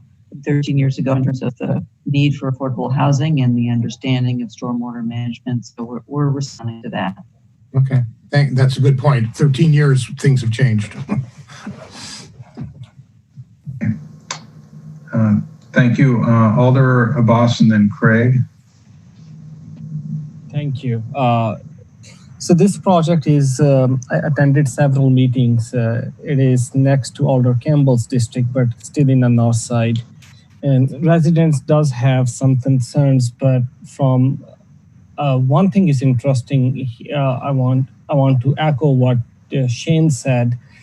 There's over almost close to 70 to 80,000 square feet of stormwater, ponds or whatever. I think so moving forward, that's interesting for us as a commission to see how we want to see within a design, what type of design do we want to see, which location we want to see, how big they are, especially with affordable housing, if there are kids playing, how much that amount of water we're storing on the site, what safety features gonna be we use with that amount of water. Like in front of us is 38,000 square feet. That's quite a bit of footprint. So right now it's just an introduction. I know a developer is working with Dane County and try to find a way how they can move this water towards wetlands. If not, if it stayed there, I think so when it will come back to us, we should really look into stormwater design. Might be we get more interesting projects like that in future. So just throwing this thought out there. Okay. Craig? So my comment, and I know this gets complex, is the layout where it's connecting to both Packers, Hollow Ridge, and Wheeler, where it looks like Wheeler really wants to be the collector and then strengthen the intersection at Packers to get traffic in and out, and not make additional cut-through streets where you could have increased traffic near such a large park, to really calm the traffic down and decrease the amount of cut-throughs so that it could be a calmer street and make it more accessible for bikes and pedestrians to get to the park. And maybe they're just like walking paths or biking paths that connect down to like Anhalt and some of those other areas. Okay. I guess My only concern about that, it just seems like Packers takes a pretty a fast turn right at that intersection, and I'm just wondering about making that. You're suggesting that become the primary intersection, the primary entrance to the development? Correct. And, at some point, I was just looking on Google Maps because it's got everything on it. It's 45 miles an hour. So I understand at some point that road is probably going to have to slow down. But instead of making multiple pathways in, looking at possible reinforcing a Wheeler and Packers, maybe it's a roundabout or something else. And I know this gets complicated, but trying to get cars to stay on these artillery or the feeder roads and not making so many pathways in that you end up getting additional traffic going through areas that maybe on a neighborhood, especially where you have the single family or higher density, that you can keep that traffic flow down. Would you like to respond to that? I see your hand raised. Yeah, I would just simply point out that the road that's not quite coming out to Packers opposite existing Dovetail Drive is called for in the neighborhood plan, and in our initial conversations about the project, we've been encouraging of that connection being made. It's a little bit of a weird one because there's a home sitting right between where the future permanent connection out to Packers Avenue would be. But I think one of the reasons we would ultimately want to make that connection is so that we don't have traffic from this site having to go out to Packers Avenue to go south through Whitetail Ridge to try and limit some of those trips through the adjacent neighborhood. In terms of directing all of the traffic up to Wheeler, Wheeler can probably handle some more traffic. However, it is the primary means of access to Cherokee from Packers Avenue. There really isn't another route at the present time. And while there's pretty good sight distance, the road is pretty flat. I mean, Packers does bank through there as it comes in from north of the airport, but the intersection of Wheeler and Packers is adequate now. We wouldn't necessarily want to overload it though, because right now there hasn't been development here. There might be some more additional development at the intersection of Wheeler and Packers itself, this site, but then everything else to the west.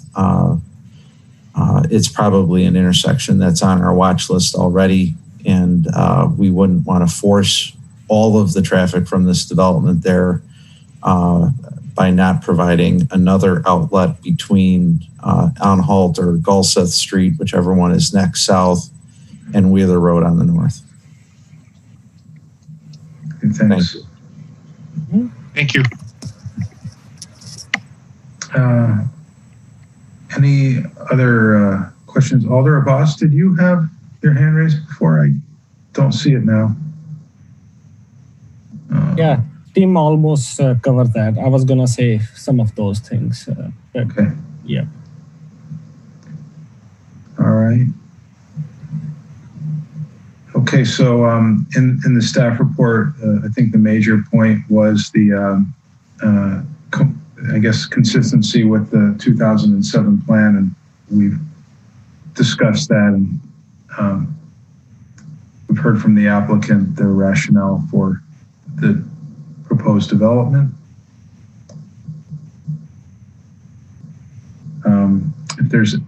This is informational, and so it doesn't sound like there's overwhelming objection to going to I guess a larger building type than what the plan calls for. So I just want to make sure we, even at this late hour, we kind of send the developer away with some understanding, and then when they come back and we're awake and don't remember we saw this, it'll at least be in the minutes. Alder Abbas. Yeah, I will. I will just give one or two comments. So this is an affordable housing project, and we have that in detailed discussion during neighborhood meeting. Having affordable housing projects so far, and like end of the city tips, and public transportation is also a concern. How we're going to connect with public transportation with affordable housing?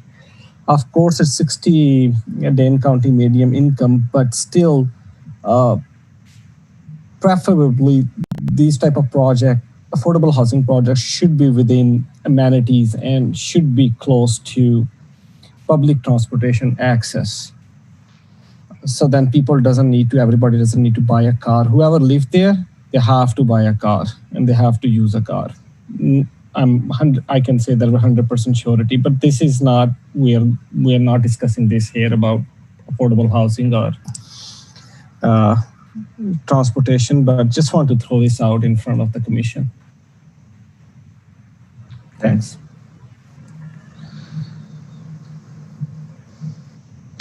Well, and while you mentioned that, maybe, should all affordable housing be very high density?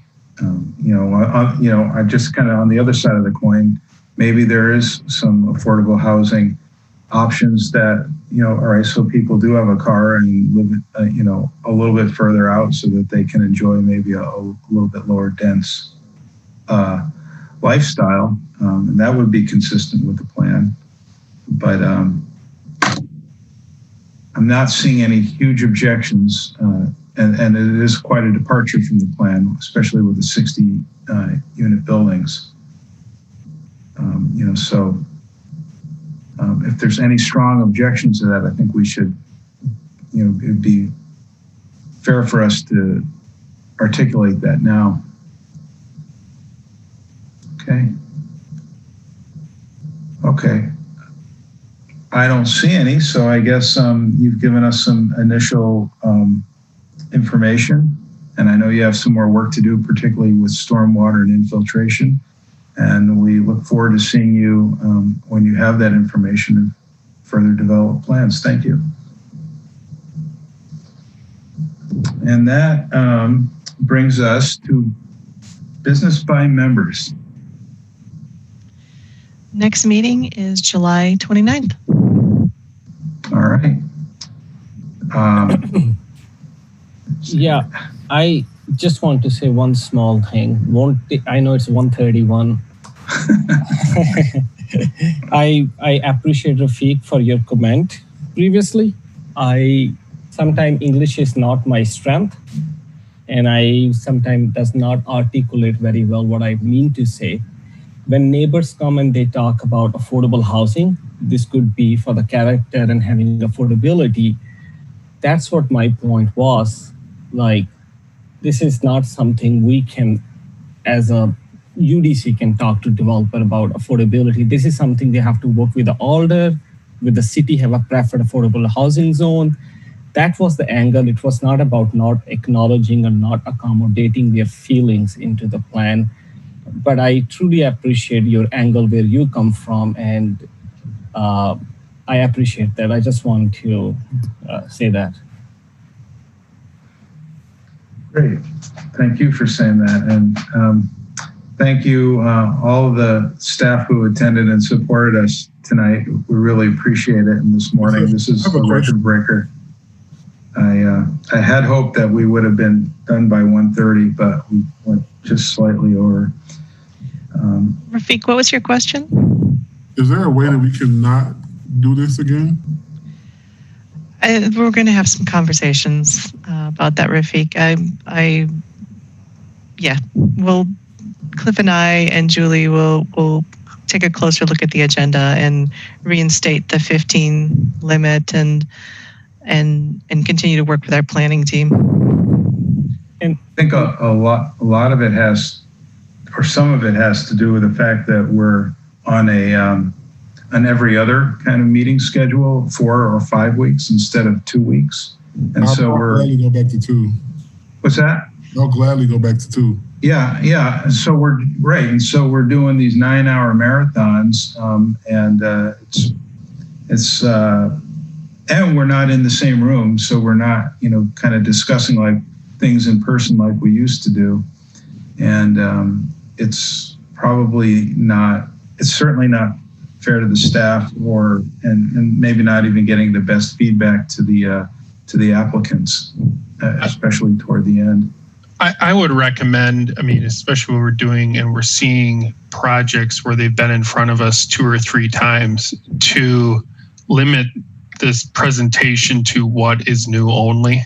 Mm-hmm. Some of them go back into introducing their design team, and I think we can just cut right to the chase and just what's new. Mm-hmm. I appreciate the full package, but I think a lot of that would help out as well. And Janine knows I save all of you guys from Oscar my special area plan. If that was here today, we would have stayed till 4 a.m., 5 a.m. I asked them to remove it from UDC. Oh, thank you. Thank you. And let's not forget to thank our IT team that worked tirelessly to prepare and stay late. No, absolutely. And, and I think, Rafiq, that's one of the reasons why we're not able to stay on a 2-week schedule, is because the IT staff has, I don't know, there's 80 commissions or whatever there is. And, and so they're doing this all the time. And so I agree, it would be nice to kind of lighten the load and have it more often like we used to. It may not be possible for a while, but maybe some of this pent up and backed up project load will start to ease off now that we've gotten through a number of meetings like this. I hope so, anyway. Yep, our IT stuff looks fresh than us. Look at him; he look really fresh. Like he's smiling. He's smiling. See, he's awake, man. He's really fresh. We are the one who's yawning. Yeah, some people are night so owls. many Monster Energy drinks, you have no idea. I was gonna say that. I was like, did you drink Red Bull or Monster? Look at that. All right, so by unanimous consent at 1:36, we're adjourned. Thank you very much. Good night, everyone. Good night. Good night.